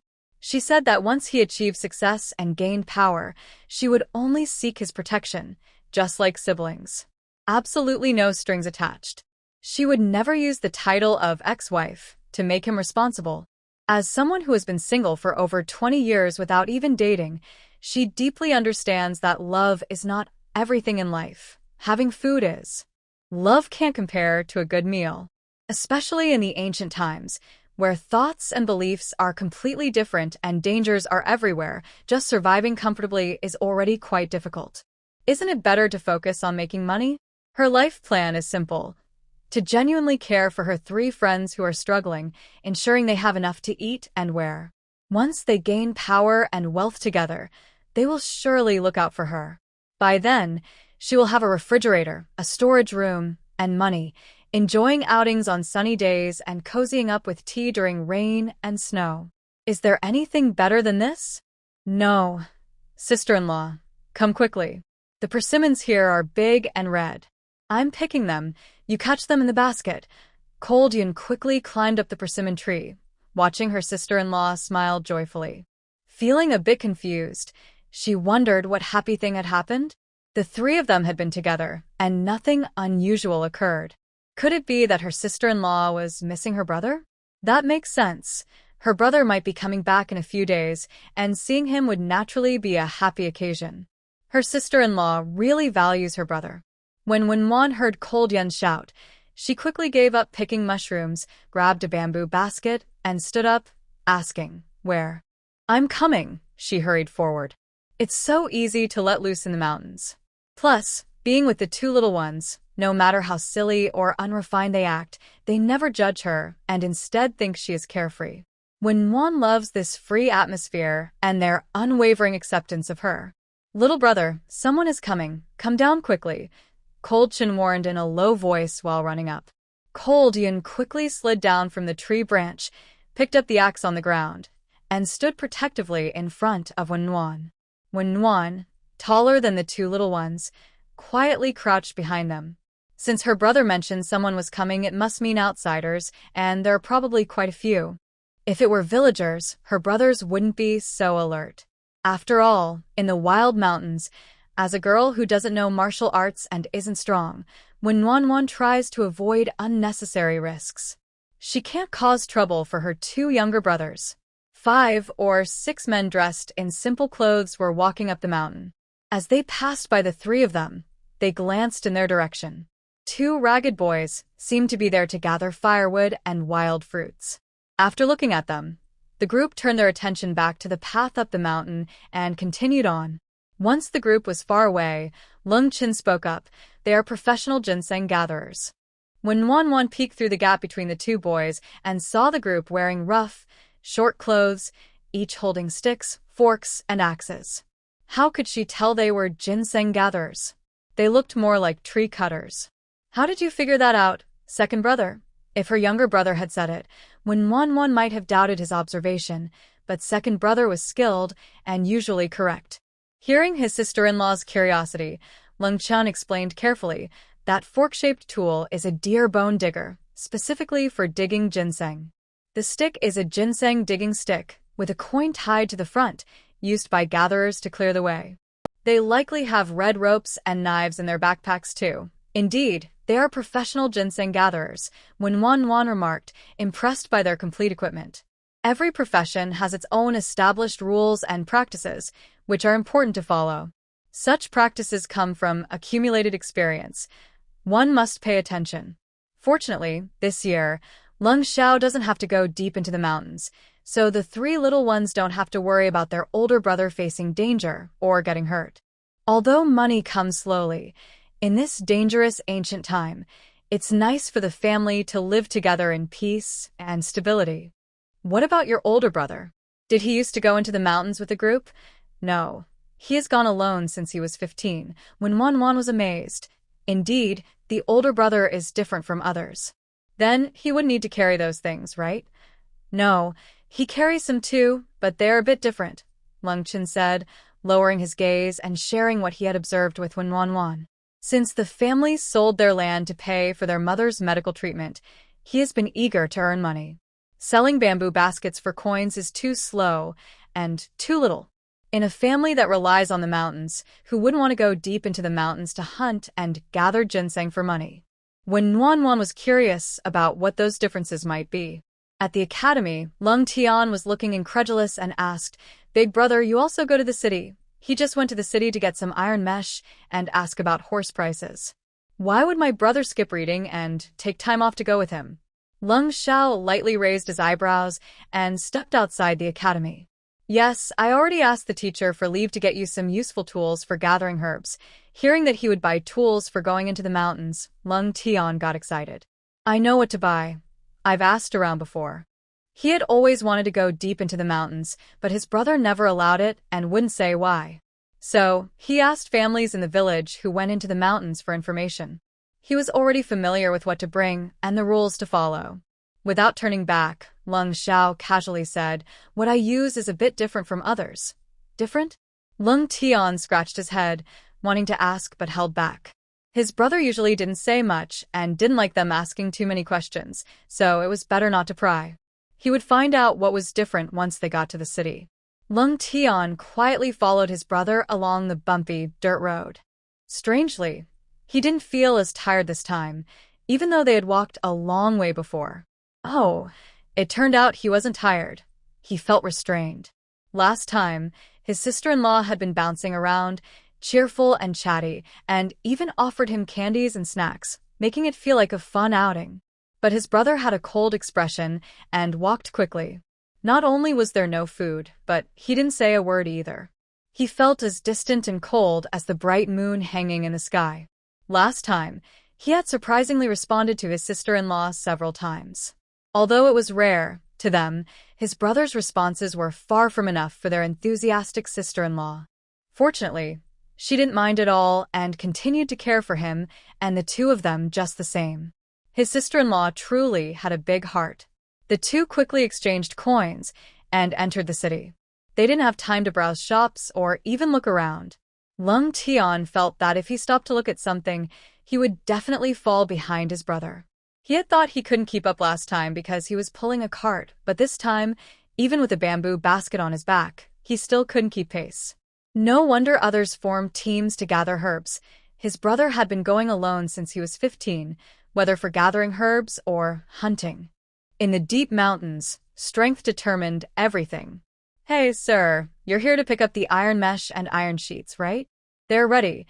They were done the day before yesterday, just waiting for you to come." In the blacksmith shop, the blacksmith saw Leng and Leng come in.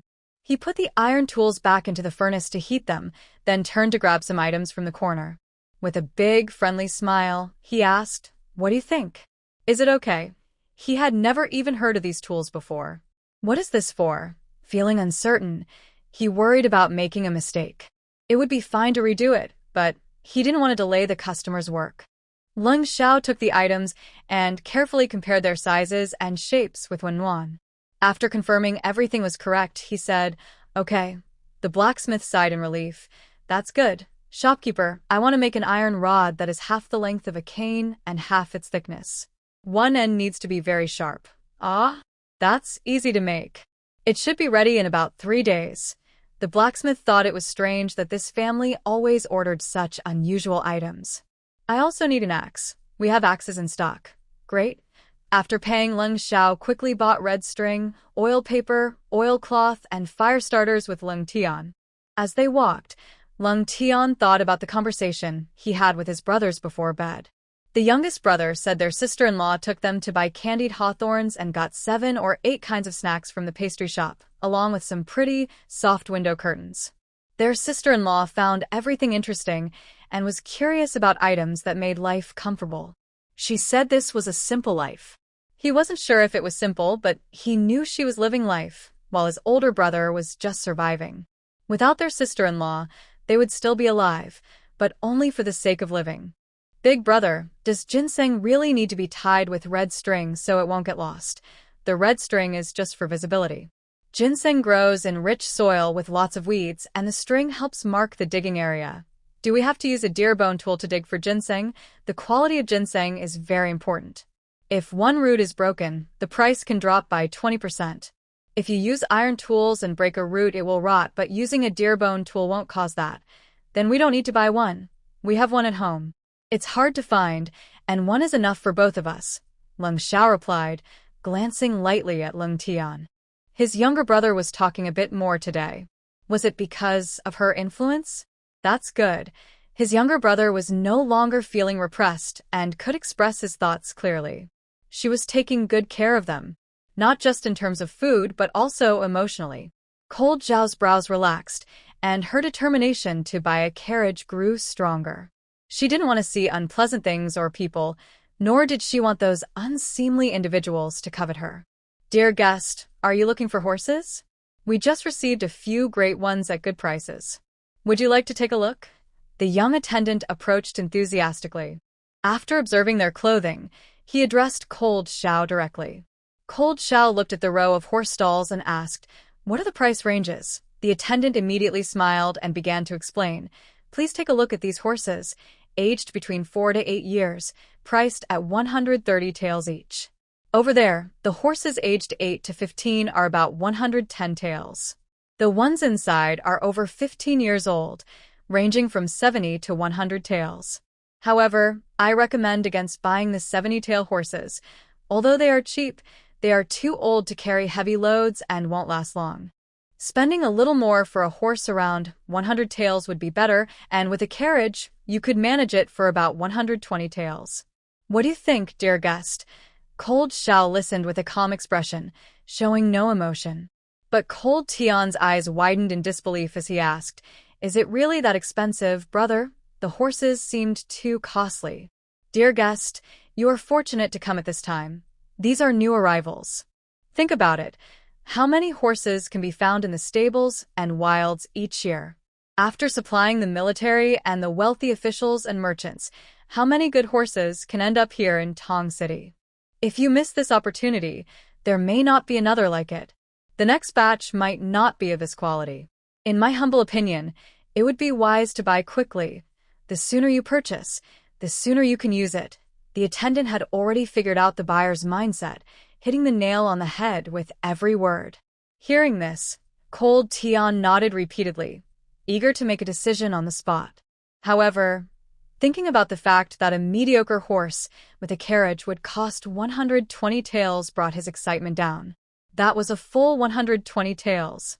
Fat meat costs 35 won per jin, while rice and flour are around 10 won per jin, and brown rice is about 8 or 9 won per jin. Just how much meat and rice could 120 taels buy? Even though the price was much higher than expected, he still believed they needed a horse. Cold Tian anxiously looked at Cold Xiao, wanting to ask his brother's opinion. "How do we take care of it?" Feeding horses is quite simple. In winter, they eat dry grass and leaves. In other seasons, they can have fresh grass, herbs, and branches from bushes. Occasionally, giving them corn or beans while working is also good. You don't need to worry about feeding them. It won't cost much. Okay? Thank you. Leng Xiao nodded and glanced at Leng Tian, signaling him to go outside. Leng Tian understood that the stable was not a place for conversation. After thanking the waiter, he followed Leng Xiao outside. The waiter cheerfully said as he escorted them to the door, "You two should discuss this carefully and try to decide soon. They might sell out in a while." "Yes, thank you," Leng Tian replied gratefully. Turning around, he nervously asked, "Brother, what do you think?" Leng Xiao answered succinctly, "Based on the results from this trip, we should buy 2 horses and only the strong ones. Even if they bought horses, they couldn't choose weak ones. If the horses were old or frail and something happened on the road, they could drop their load. But what about her?" After hearing Leng Xiao's confident response, Leng Tian felt that his brother was indeed more thoughtful than he was, and he nearly jumped with excitement. "Then I'll go home and build a stable first and gather more hay." His brother said they would go into the mountains on the 10th day of the 9th month, so he needed to prepare the stable before they went. Yes, Leng Xiao nodded. Even without a drought, he would need to take her to the capital for the exams, and horses were essential. Going into the mountains was a must. Huh? After returning to the room and closing the door, Warm Nuan was puzzled as she checked the refrigerator. While on the mountain, it had been making a constant ringing sound, and she hadn't misheard. But the refrigerator in front of her, the expanded storage space, seemed about the same size as when she last saw Leng Xiao. The lower section had 5 distinct storage areas that did not interfere with each other, which she remembered clearly. Yet, the refrigerator had made a sound, indicating there should be some changes. What was going on? "Sister-in-law, second brother, little brother, I'm back." Leng Tian's loud voice echoed from afar. Leng Yun had already run over to open the yard door. Warm Nuan set her confusion aside and opened her door to go out. She thought it might be that her favorability rating wasn't high enough. Besides, there were already 5 areas, which was good. It would be great if it could expand, but if it couldn't, she would have to think of another way. Be careful with your calculations and organize things well to fit as much as possible. If something can't fit, it probably isn't much, so we can leave it outside for the cart to carry. When Leng Xiao returns, she should build up some goodwill to carry more goods, making the horse work a bit harder. The only challenge is water. Heading north to the capital, there will likely be a shortage everywhere, and water is just as essential as food. Should we fill the upper storage with wooden basins and clay jars of water? Even a little extra water during a drought is valuable. "The new comforter is so fluffy and comfortable," Leng Yun said, hugging the thick white comforter tightly. She even rubbed her young face against it. "Second brother, why is there so much cotton?" Leng Chen asked, looking at the large basket of cotton on Leng Tian's back and the big bag he was carrying in his left hand. "Oh, sister-in-law wanted to change it. Besides what we brought back, there are about 10 pounds sent to the cotton shop, and we're making a big comforter. We can pick it up in 3 days. Sister-in-law said each of us will have one to sleep comfortably," Leng Tian said, tossing 2 comforters to Leng Yun to take back to her room. He placed the cotton in a clean spot and unloaded the basket. Turning around, he saw Wan Wan bringing a big bowl of tea, which he gulped down eagerly. "Ah, sister-in-law is the best." After running around with Big Brother all day, there was nothing to eat or drink. When Wan waited until Leng Tian finished his tea before asking, "Did you ask about the care and price of the horses?" Leng Tian had moved past the initial shock of the prices. With Big Brother's advice, he felt more confident and was now focused on hunting and gathering herbs to earn money for horses. He replied cheerfully. I asked. The horse dealer said feeding them is easy. If there's fresh grass, use that. If not, dried grass and leaves are fine. Occasionally, you can feed them beans while working. But the horse prices are a bit high. Hearing them talk about buying horses, Leng Yun put down the comforter and rushed out to listen closely. Leng Chen also set aside his bamboo basket to pay attention. When Wan found it amusing, they were just a bunch of boys who loved horses, carts, knives, and swords. Unlike her practical considerations, the 3 boys simply enjoyed it. How expensive is it? How many silver coins for a good horse? If it's similar to what she thought, she could buy 2 horses and a smaller one for the 2 little ones to ride. Leng paused for a moment and replied honestly, a good horse costs about 130 taels, a medium one around 110 taels, and a poor one ranges from 70 to 100 taels. As soon as he finished speaking, 2 small gasps were heard. Leng Yun understood. After all, when he first heard that price, if his older brother hadn't been there to steady him, he might have reacted even more dramatically than the 2 younger ones. Even with his brother present, he was still deeply shocked. Wen Wan was also taken aback. She had never imagined it would be so expensive. This was far beyond her expectations. Horses were this costly? No wonder only the village chief's family had a cow and a cart. Having a cow cart or a mule was considered very good. Was a horse like a sports car? Or even a supercar? It was definitely not something an ordinary family like hers could afford. Wow, it is a bit pricey. It seemed her wish to buy 2 horses was dashed, let alone getting a pony for the 2 little ones to ride. Wen Wan felt a bit discouraged. Her 379 taels of silver, which she previously thought was an enormous amount that could buy many things and do many things, now seemed insufficient. It turned out that she had only bought basic necessities before, and those were on the lower end like coarse fabric. Although she bought whole pieces, they were made of rough linen, and even the better ones were just cotton. If she wanted silk or embroidered fabrics, she probably couldn't afford even 1 piece with her savings. Moreover, horses were different from fabric. Cheap fabric could be durable, but a cheap horse might often have problems. She either had to avoid buying one, or at least get a decent one. It seemed that good transportation was a luxury everywhere. She couldn't afford it before, so it was natural she couldn't afford it here either. How about asking about mules? Wen Wan suggested. Having a mule cart would be quite nice. It could carry things and people. She could work on improving her relationship with Leng Xiao, expand the storage room a bit, and put everything that could fit inside there. Most of them relied on walking, but they could take turns riding in the mule cart when tired. The main thing was to save money. A horse cart was already beyond her understanding at such a high price. The housing prices in the capital couldn't be cheap either. Converting her previous housing prices might reveal an unimaginable amount. Although she really wanted a horse cart, it was better to save money where she could. Having some extra money brought peace of mind.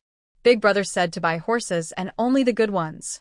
He and I have already decided to go into the mountains. Leng Tian took this opportunity to share his and his brother's decision. Big Brother said there will be many places to use silver in the future, and this is our responsibility. They are men, and men should take on their responsibilities. If one is only afraid of getting hurt and dares not do anything, then they cannot protect their family and will only be a burden. When Nuanyuan was truly shocked.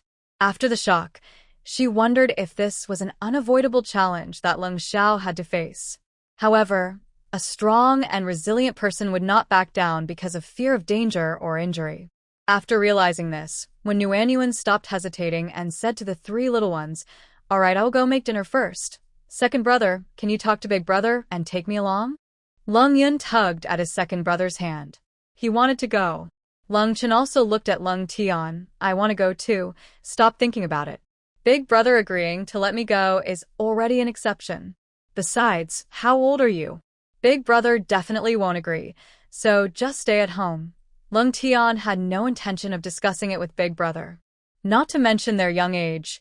Even if they were closer in age to him, it wouldn't work. If they all went into the deep mountains, what would happen to everything at home? What about sister-in-law? Second brother. Leng Yun continued to plead, not giving up. Leng Tian remained unmoved. It's impossible. If you go, what will happen at home? What about sister-in-law? Besides, Big Brother said that once we earn money, we will buy horses. I will build a horse pen in the next few days, and you 2 need to stay home and gather hay. We need to prepare hay not just for this winter, but for next year too. By the time Leng Tian finished speaking, the 2 younger brothers had calmed down. Even if they could leave home alone, they couldn't leave sister-in-law by herself. Leaving her alone at home, not only would Big Brother be worried, but they would also be very concerned. When they heard about buying horses, Leng Chen was fine, But Leng was so excited that he imagined himself riding a horse and nodded eagerly, promising, "I will gather hay, not just for this winter, but for next year too." He would start gathering hay tomorrow. The yard was noisy, and when Nuanyuan listened from the kitchen, her lips gradually curling into a smile. The warmth of daily life made her feel truly at ease. When Nuanyuan made a simple dinner. In the pot, garlic and scallions are sautéed until fragrant. Thin slices of pork belly are added and cooked until slightly golden on both sides. Then, chopped fresh cabbage is added along with a little salt, soy sauce, and some chili peppers, and everything is stir-fried until cooked. A few large ladles of water are added, followed by rice cakes to simmer together. In another pan, 8 eggs are fried until golden on both sides. This simple and quick dinner, which includes meat, vegetables, eggs, and a staple, is ready. Paired with a flavorful beef chili sauce, it is satisfying for 4 people. The 3 little ones are very content. While it is still light outside, 2 of them start cleaning the dishes and putting them away in the kitchen. "Big brother, can you bring some well water? I want to see how many buckets we can store," Warm said quietly after the 2 little ones went into the kitchen. Cold immediately understood. If next year is dry, they need to store water this year. That's also why he had his younger siblings collect more grass, preparing feed for the horses for next year. Okay. Cold quickly went to the well in the yard and filled a large wooden bucket with water. As Cold filled one bucket, Warm touched it, and the water naturally flowed into the second storage area. After filling over 20 buckets, Warm said, "That's strange." "What's wrong?" Cold asked, noticing his sister-in-law's disbelief. "Big brother, is there a stream or a river nearby?" Each storage area didn't seem very big, so how could over 20 large buckets fit without filling one area? Warm checked the first storage area, where fresh hazelnuts, chestnuts, walnuts, and pears were kept. She was shocked to see that what was once full now looked quite empty. In an instant, a guess popped into her mind. Could it be that the alert sound she heard on the mountain wasn't indicating an increase in quantity, but rather an increase in capacity? Oh my, this is amazing. The happiness came too quickly for her to handle. There's a river just to the left in front of our house, and the water is very clear.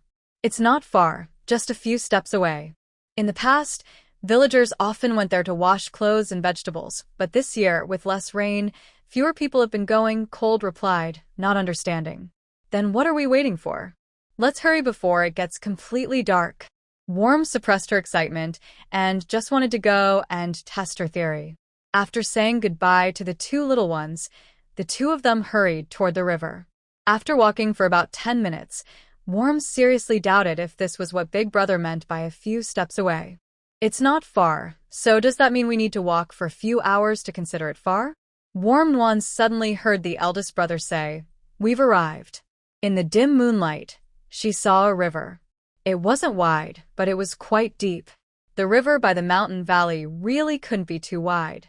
Fortunately, the water was as clear as the eldest brother said. The source of this river is spring water from the mountains, sweeter than well water. Villagers come here to fetch water for cooking when they have free time, not afraid of the effort. When Warm Nuan heard it was spring water, she got even more excited. "This is great. It's pure and pollution-free. We can just boil it directly on the way. How convenient." "Sister-in-law, there's a flat stone here for washing vegetables.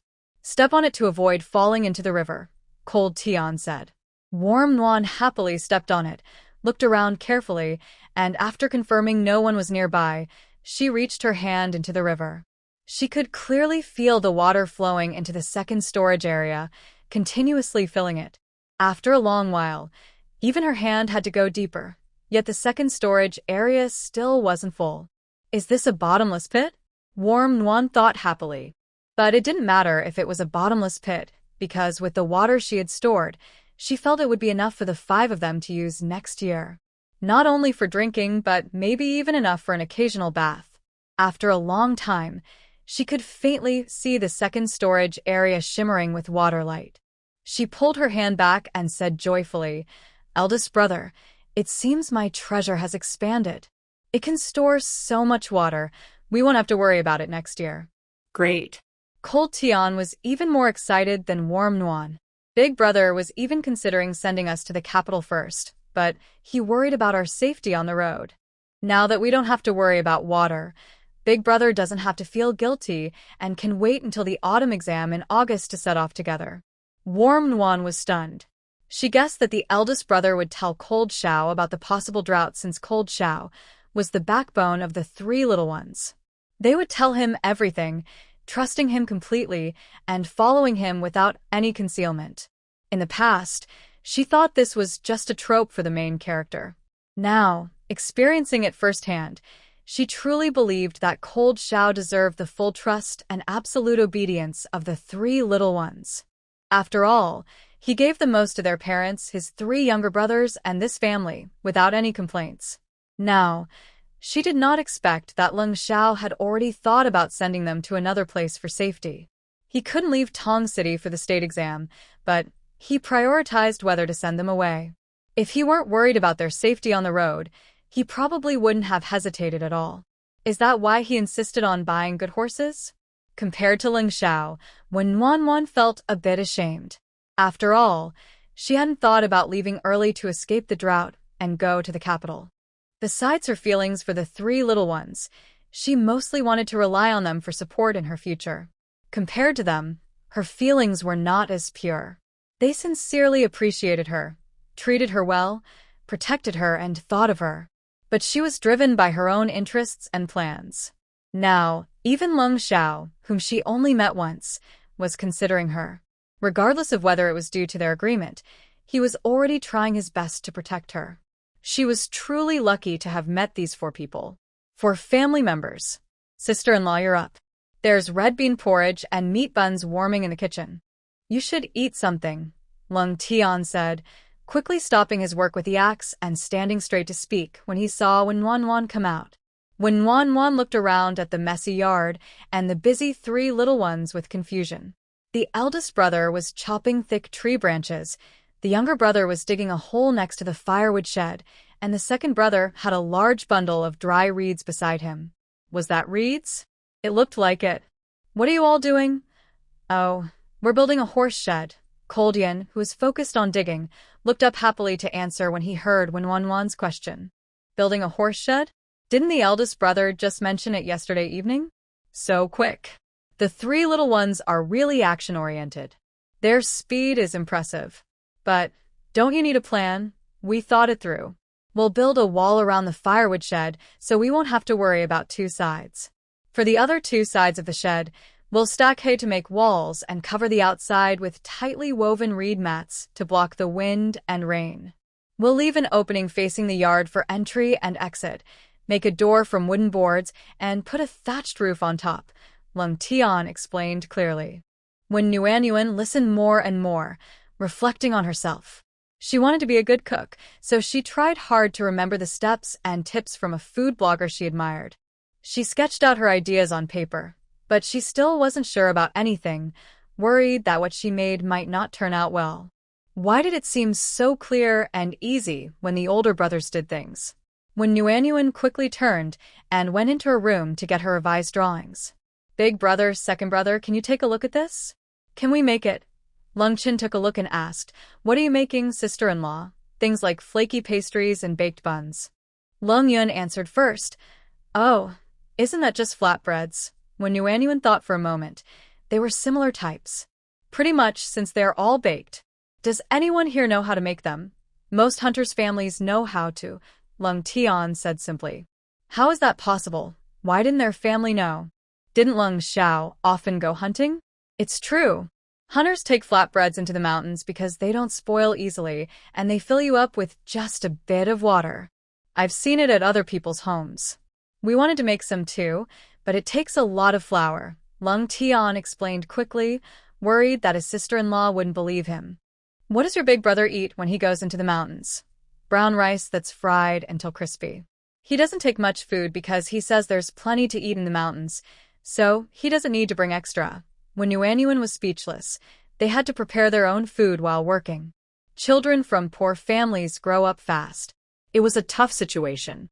Sister-in-law, are you thinking about preparing some food for Big Brother when he goes into the mountains? You are so kind to him, Leng Yun excitedly suggested. He praised her right away. Leng Tian and Leng Chen looked at Wen Nuanyuan with grateful eyes. Wen Nuanyuan felt awkward under their thankful gazes and smiled shyly. She didn't know what else to do besides smile. Should she explain? No, it's not that. I just want to make some flaky pastries and baked buns to satisfy my cravings. Eating steamed buns and dumplings repeatedly can get boring, right? Her true thought was just to change things up a bit. Sister-in-law, don't be shy, we understand. With meat and eggs every day, and plenty of rice and flour to fill them up, they didn't need to satisfy cravings. Besides, they had meat-filled buns, steamed buns, pumpkin buns, and shrimp dumplings to eat. Many families wouldn't even dare to dream of such things. How could they possibly get tired of it? The three younger ones naturally didn't believe her. Don't say they don't believe it. Even if you tell someone, no one will believe it. The sister-in-law is not only good to the elder brother, but also doesn't want him to bear the false reputation, preferring to take it upon herself, saying it satisfies her. How can there be such a wonderful sister-in-law? Worm was looked at with even more grateful eyes. She opened and closed her lips a few times, deciding not to explain. Changing the subject, she asked, "How do you make the stove?" You can make the stove with yellow or red clay. Just use small wooden boards to create a mold, apply the mixed clay, let it dry for a day to set, and then remove the wooden boards, Cold Chin said, looking at the pattern on the paper, already thinking about how to make it. Is it that simple? Yes, but you also need to leave a chimney for smoke. What are the two circles drawn by the sister-in-law? Cold Chin asked, pointing at the circles on the paper. Worm felt a bit shy. Although she thought it was impractical before, she couldn't help but let her girlish heart overflow. After all, looks are important. Those are the bear's ears, used for the chimney. Don't you think they look cute? But if it's too hard to make, we can skip it. The three little ones exchanged glances, seeing the same confusion in each other's eyes. What's cute about those round shapes? The bear is dark and ugly. How could it be cute? But if the sister-in-law likes it, they would follow her design. The three little ones understood each other perfectly. They agreed not to mention it. The red clay will make it clean, smooth, and bright. How about using red clay? Cold Chin asked for opinions. Worm naturally had no objections. She smiled and said, "As long as you all agree, I'm fine with it. I don't know much about this, so I'll listen to you, then I'll dig a pit and go to the back mountain to get red clay. I know where to find it," Cold Yun said, taking on the task of digging. "I'll do it. The second brother will be in charge of building the shed. We should be able to finish it this afternoon and use it the day after tomorrow," Cold Chin added. Next, they would chop wood, build the shed, dig clay, and make the stove. Clean, quick, simple, and efficient, that's what the three little ones were. It turns out that capable people are good at everything, whether it's using their brains or their hands. Worm deeply realized that working with capable people is so comfortable, especially since the three little ones coordinated well, with clear divisions of labor, and she didn't need to intervene at all. She just needed to share her thoughts occasionally. Worm, who couldn't help much, could only focus on ensuring they had enough to eat and stay energized. Every day after breakfast, I brew a large pot of tea and make a big clay pot of pear and reed root water. It's refreshing and good for the lungs, perfect for autumn. Speaking of which, it is still autumn, just the beginning of September, so why does she feel cold enough to want to wear a warm coat? On the 9th day of September, tomorrow, Leng Xiao will head into the mountains. Recently, the three little ones mentioned that they have seen many groups of people going into the mountains to gather ginseng, and this is just on their path up. The mountains stretch endlessly, and we don't know how many groups are on other paths. The date Leng Xiao chose is based on his experience. When one carefully folded Leng Xiao's clean linen outer shirt and cotton inner clothes, along with a pair of clean cloth shoes, wrapping them tightly in waterproof paper and placing them at the bottom of the bamboo basket. The older brother mentioned that the time spent in the mountains can range from 7 or 8 days to half a month or even 20 days, depending on the situation. Given the temperature in the deep mountains and the presence of snakes and insects, they won't be able to wash or change clothes there. When Juan prepared the clothes and shoes not for changing, but mainly in case it rains or if they accidentally get wet from a spring, so they have a dry set to wear. She saw in the news that sudden drops in outdoor temperatures can lead to losing body heat, so it's best to bring a warm blanket for short outdoor activities. Since Leng Zhao's older brother will be in the mountains for a long time, bringing a blanket isn't practical. Clean clothes are more useful. If the temperature drops suddenly, they can wear them, and if they get wet, they can change. After packing the clothes, Wenwan took out a small piece of oil paper to wrap food. In the morning, she made 4 types of flaky pastries with spicy, savory, sesame, and osmanthus sugar fillings. The savory ones were made with oil and sesame, while the osmanthus sugar filling was made using the osmanthus jam she had in the fridge. Simple and convenient. Wenwan prepared enough food for 2 people for 15 days, with extra just in case.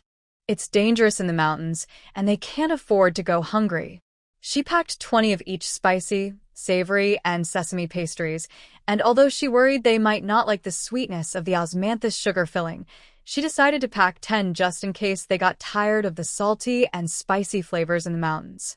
She sliced the braised beef into pieces, packing about 10 pounds in 1-pound portions for easy access. She also wrapped several bags of soda crackers in oil paper. These are all foods that store well. After preparing dinner, Wenwan made some egg pancakes, rolling some with pickled vegetables and others with beef sauce, wrapping them in oil paper for the first 2 days in the mountains. She also boiled some tea eggs and placed them in an iron pot to soak in flavor for their departure.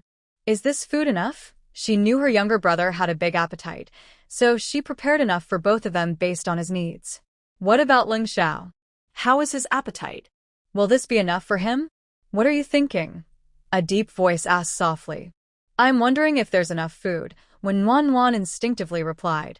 Then she suddenly looked up at the tall figure standing there. Wenwan quickly stood up, startled and stammering. Leng Xiao, why are you back? His beautiful eyes gradually filled with warmth, reaching deep into his gaze. The once cold atmosphere around him, like a distant bright moon, seemed to melt away, losing much of its chill. We're leaving early tomorrow, so I naturally had to come back to rest today. Rest? Wenwan's mouth opened in surprise. Realizing this expression was not very graceful, she quickly closed her mouth and lowered her head. Stay calm, it's not a big deal. Where will you rest? Before Leng Xiao could answer, she hurriedly added, I don't sleep well, so you should squeeze in with my younger brother and the others tonight. Leng Xiao silently glanced at her, and Wenwan felt there was something in his gaze that seemed a bit wrong. Could it be that he felt a little wronged? How could that be? He is the main character. He wouldn't easily feel wronged. After a moment, Leng Xiao gently nodded and replied, He would be leaving with her younger brother at dawn, so he didn't want to disturb her sleep. Wenwan sighed in relief. She had indeed overthought it. She quickly corrected her thoughts. What was she thinking? They had agreed that she would rely on him for support and would never cause trouble or cling to him. How could she imagine that Leng Xiao felt wronged? She realized she was being shallow, letting her imagination run wild. Sitting back on the edge of the bed, she took out food from the bamboo basket while explaining. Check this out. I packed a set of clothes and shoes, 70 flaky pastries, over 10 pounds of marinated beef, and some biscuits, just small dry cakes. After dinner, I'll make some egg pancakes and boiled tea eggs for you to take in the morning. Is that enough? The sunset light streamed through the thin window curtains, casting a gentle golden glow on her sitting figure by the bed. Leng Xiao listened quietly, his gaze resting on her, momentarily lost in thought. Wenwan waited a long time for a response and looked up to see Leng Xiao staring blankly. What's wrong? Leng Xiao came back to his senses and gently shook his head. It's nothing. But this beautiful scene felt a bit unreal, like something from a dream. We have enough food. When we go into the mountains, we need to bring salt and a kettle. We can catch wild chickens and rabbits, clean them, and roast them to eat, and use the kettle to boil water. Wenwan felt relieved to hear they would boil water in the kettle, as she had been worried about drinking unboiled water. She didn't expect that those going into the mountains would pay attention to this.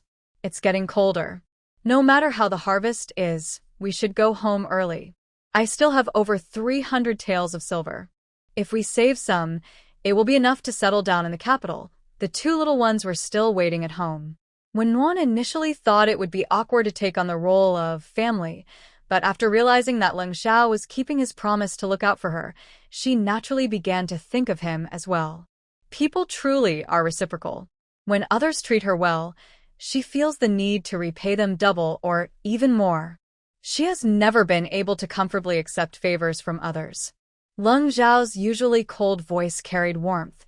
Yes, we will go home early. He wanted to say that she should keep her silver, and whatever she spent, he would make up for it. He thought carefully and decided not to say it. From now on, everything he earns is for her, so what is there to make up? It was a rare family reunion. Tomorrow, Leng Xiao and his younger brother would head into the mountains early, so Wenwan prepared an exceptionally lavish dinner. She made a large pot of chicken and yam soup, heated up braised pig trotters, beer duck, sweet and sour ribs, fried green pepper and egg pancakes, made eggplant with minced meat and vermicelli and mapo tofu, along with stir-fried bok choy. In addition to white rice, she also prepared a big bowl of scallion oil noodles. Each dish was plentiful. When Leng Xiao arrived at the table and saw all the food, even his usually cool demeanor softened. Do you usually eat like this at home? Of course. We also have braised pork, twice-cooked pork, chicken stewed with mushrooms, and various other dishes. My sister-in-law says a mix of meat and vegetables is nutritious and helps us grow taller.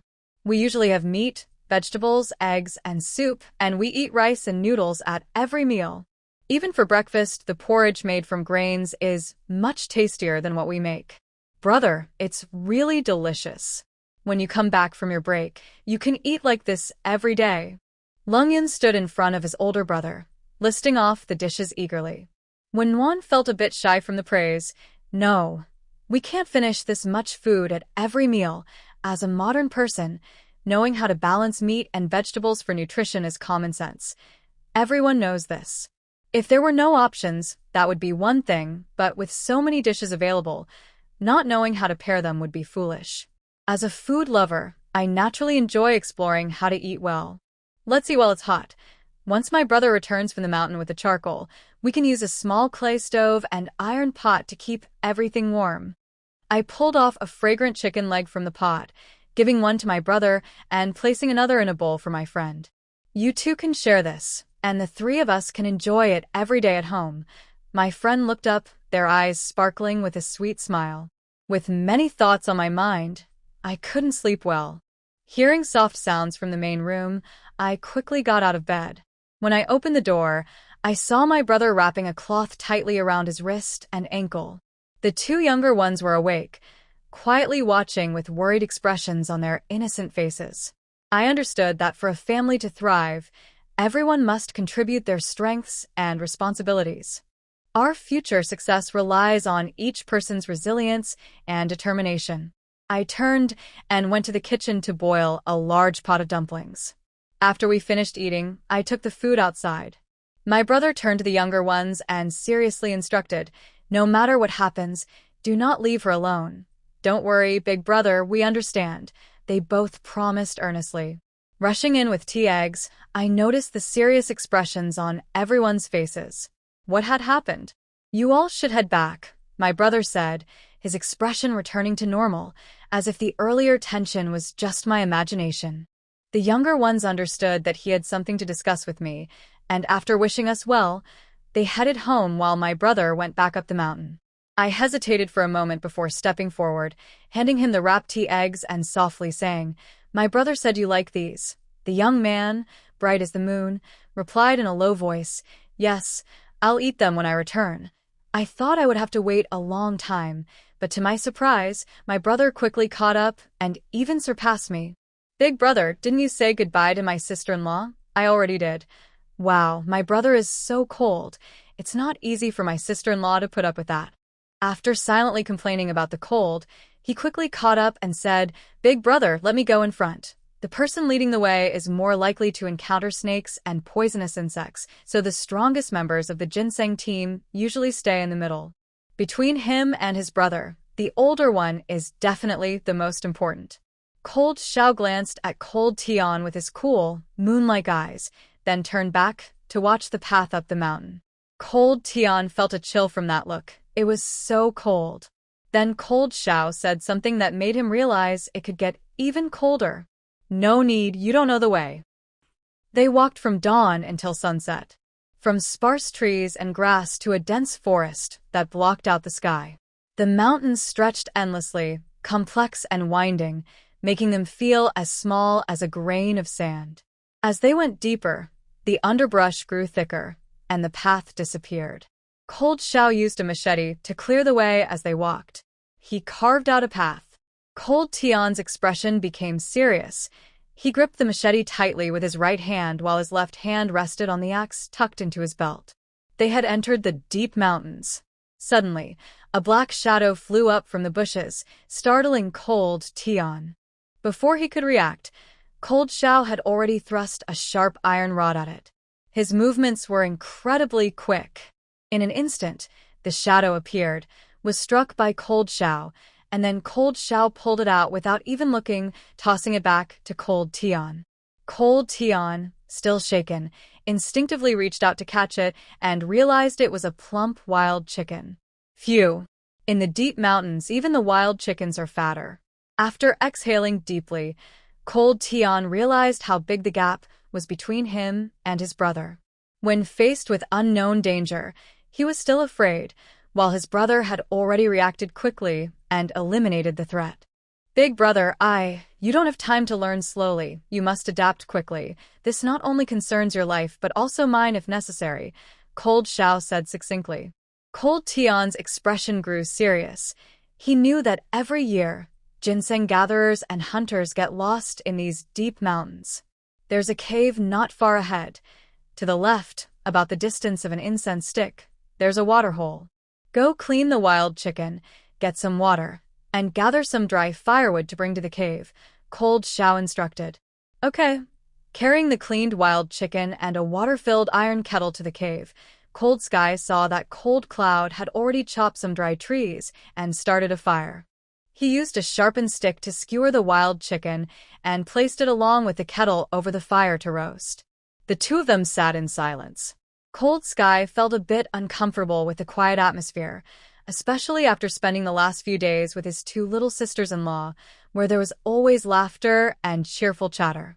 Wanting to break the silence, Cold Sky glanced at his older brother and noticed that he seemed a bit distracted by the flickering firelight.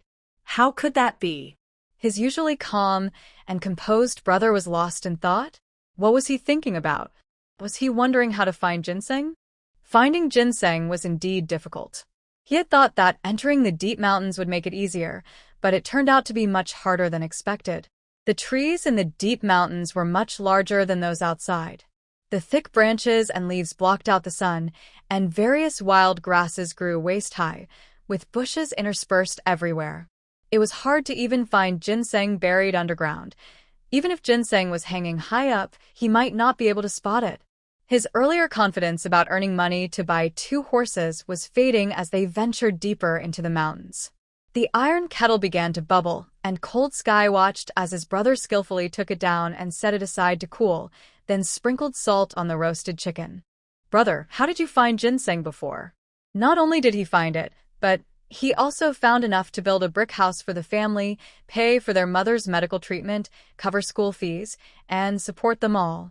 Cold Cloud, with his calm demeanor, looked at his puzzled younger brother. We'll set off early in the morning and continue deeper into the mountains. Pay attention to everything around you. Cold Sky was even more confused.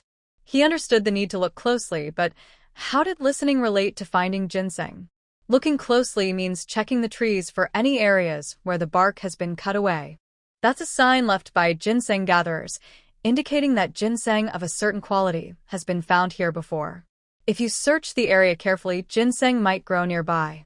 Cold Cloud speculated that the soil here was rich and suitable for ginseng, making it easier for scattered seeds to sprout. But this was just his guess, and he didn't need to share it with his younger brother.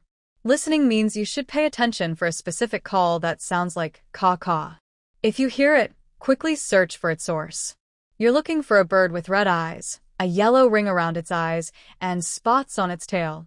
Cold Sky listened intently, knowing that his brother would never share irrelevant information. Every word from him was crucial. This bird loves to eat the fruit of ginseng plants, and following it can lead you to high-quality, aged ginseng. Only the highest quality ginseng that has grown for many years sells for a high price. Leng Tian suddenly understood and thought, so, my brother chose this date to go into the mountains because of the ginseng fruit? Yes, if we go too early, the ginseng fruit isn't ripe, and the birds won't come to eat it. If we go too late, the fruit will have fallen, and the birds still won't come. Leng Tian realized why they always went into the mountains in September and came down before October. It wasn't just because of the sudden drop in temperature, it was also because, deep in the mountains at that time, there would be nothing to guide them, making it hard to find ginseng. Little brother, everything in the world follows patterns and rules. Wherever you go, whether in good times or bad, always try to discover these patterns and seek opportunities, Leng Xiao said, looking at the flickering flames of the fire, his calm tone carrying deeper meaning. Hearing this, Leng Tian felt a surge of emotions and silently committed his brother's words to memory. Unlike his thoughtful older brother, he had always avoided using his mind, doing only physical work that required strength. With his brother always guiding him before, what would happen in the future? Did his brother's willingness to share this advice tonight mean he thought Leng Tian was growing up and capable of handling things on his own? The thought excited Leng Tian, making his heart feel as warm and bright as the fire before him. Leng Xiao, with his deep eyes, knew that his younger brother understood the meaning behind his words, so he said no more. When dawn broke, they filled their water bags in the cave and strapped on their bamboo baskets, continuing their climb to an even taller peak. Brother, there's a mark here. Leng Tian shouted excitedly. After his brother successfully found 2 plants, he finally discovered a place that might have ginseng. Leng Xiao examined the mark on the branch, and the 2 of them searched carefully. Strange, why aren't there any red ginseng fruits? The ginseng fruits are usually easy to spot, so if they were there, they should have found them by now. Did this place not have ginseng? Ginseng under 5 years old doesn't bear fruit. Check if there are any flowers, Leng Xiao instructed. Following his brother's guidance, Leng Tian carefully sifted through the weeds, examining closely. I found it! After the initial excitement, he remembered to take out the red string to tie it up. He then pulled out a knife from his waist to clear the weeds around the ginseng before preparing to dig with a deer bone tool. You can dig a bit closer. There's no need to stay so far away. Why? This lamb plant is only 4 years old, and its roots don't spread too wide or deep. Oh, Leng Tian felt a bit disappointed. After all that effort to find one, it was only 4 years old. It might weigh just a few coins. Could it sell for 1 or 2 silver? When would he find one that was over 20 years old? When would he have enough silver to buy a horse? Up there, where the sunlight is strong, there's a greater chance of finding older ones. Leng Tian felt a bit embarrassed that his older brother noticed his thoughts, but his brother's words also gave him confidence. With great enthusiasm, he dug up the ginseng and carefully wrapped it in the red cloth along with the moss, placing it in the bamboo basket. For 8 or 9 days straight, he ate flatbreads when hungry and drank from his water pouch when thirsty. At night, he slept in a cave he discovered. His clothes and shoes were torn and scratched, but thinking about the 20 or so ginseng plants in his basket, a smile couldn't be contained on Leng Tian's dark face. Although there were only 4 plants over 20 years old, those 4 would be enough to buy a horse. And with 10 or so younger plants, they could sell those for several dozen silver coins. That would cover his brother's expenses for the exam journey. As Leng Tian calculated the bountiful harvest, his smile grew wider. Looking up, he saw his brother's worried expression and asked, "We've gathered so much in just 8 or 9 days. Buying a horse and still having enough for next year's travel expenses. What's bothering you, big brother? What was there to be worried about? He should be happy. We can stay on the mountain for 7 more days. After that, we must return, regardless of our findings. That's fine. We already have plenty," Leng Tian replied cheerfully, feeling confident. Not enough. Leng Tian looked at his brother's serious face, realizing his brother had high expectations for him. 100-year-old ginseng can sell for over 800 silver. Leng Tian's mouth dropped open in shock, instantly forgetting about the small ginseng in the basket. The difference was too great. If he could find just one, how many horses could he buy? How much rice and flour could he get? How much cotton fabric could he purchase? Wouldn't that mean they wouldn't have to worry anymore? That's a lot of silver. Enough for our family's expenses. Buy a house in the capital? Make connections in the official circles? You three can start families? Leng Tian was stunned. He was thinking about the next year or two, but his brother was already envisioning the next several decades, or even a lifetime. Hearing Leng Zhao's words, Leng Tian suddenly felt a sense of pressure. It doesn't matter if he gets married or starts a career. He feels very happy following his older brother and sister-in-law for life. However, the second and youngest brothers must settle down and cannot be poor. Then, big brother, let's quickly find some ginseng. At first, he thought there was plenty of ginseng in the basket, but now he realized it was far from enough. Cackling Cold Sky's expression tightened as he quickly looked up to search. Once he spotted it, he immediately quickened his pace to follow. Cold Day closely followed behind. Along the way, they almost lost track several times and got scratched by branches, but finally, they reached a deep valley after following the calls. The rare thing about this valley was its flat and open terrain, with a relatively large river flowing through it.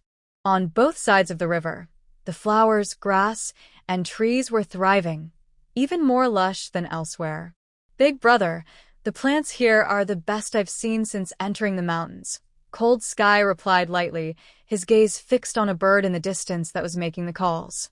Cold Day looked over and, upon realizing it was indeed a bird with red eyes, a yellow ring, and spots on its tail, felt his blood rush and his heart race. He pressed his palm down, afraid that the sound of his heartbeat would scare away the beautiful bird. The bird, meanwhile, was looking around and eventually flew down to peck at some fruit. It was ginseng fruit. Cold Day was eager to move forward, but was stopped by Cold Sky's hand. Knowing his brother wouldn't stop him without reason, Cold Day calmed his excitement and continued to wait patiently. The satisfied little bird had no idea that something resembling a dry branch nearby was slowly moving. The dry branch moved again. Suddenly, a venomous snake leaped up, its mouth wide open, and swallowed the unsuspecting little bird in one bite. Cold Day thought in fear, if he had gone over to chase the bird away, would he have been bitten instead? Big brother, so it's true that venomous snakes guard ginseng. When we were digging before, I thought it was just a rumor.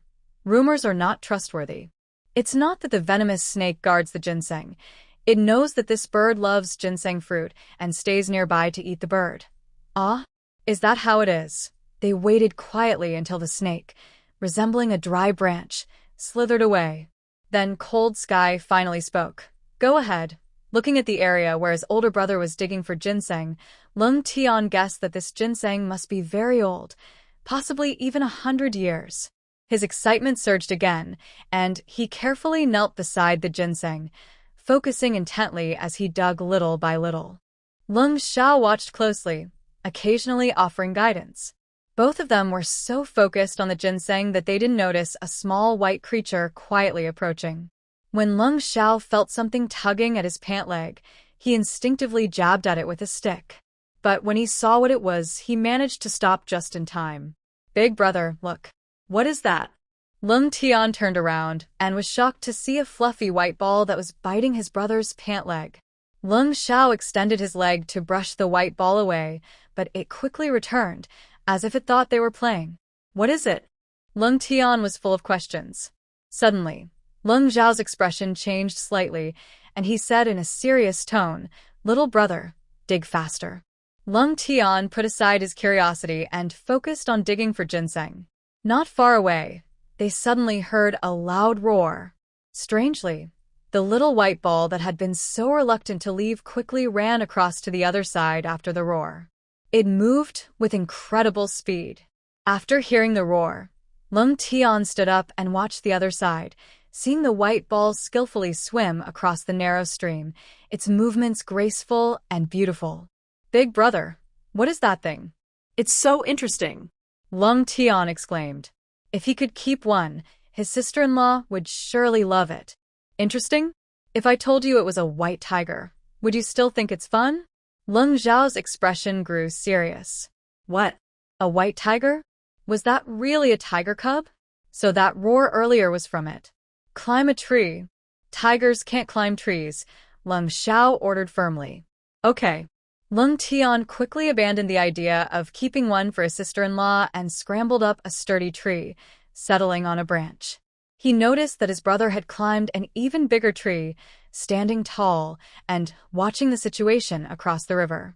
It dawned on Leng Tian why this area was flat with a water source and could grow ginseng for 100 years.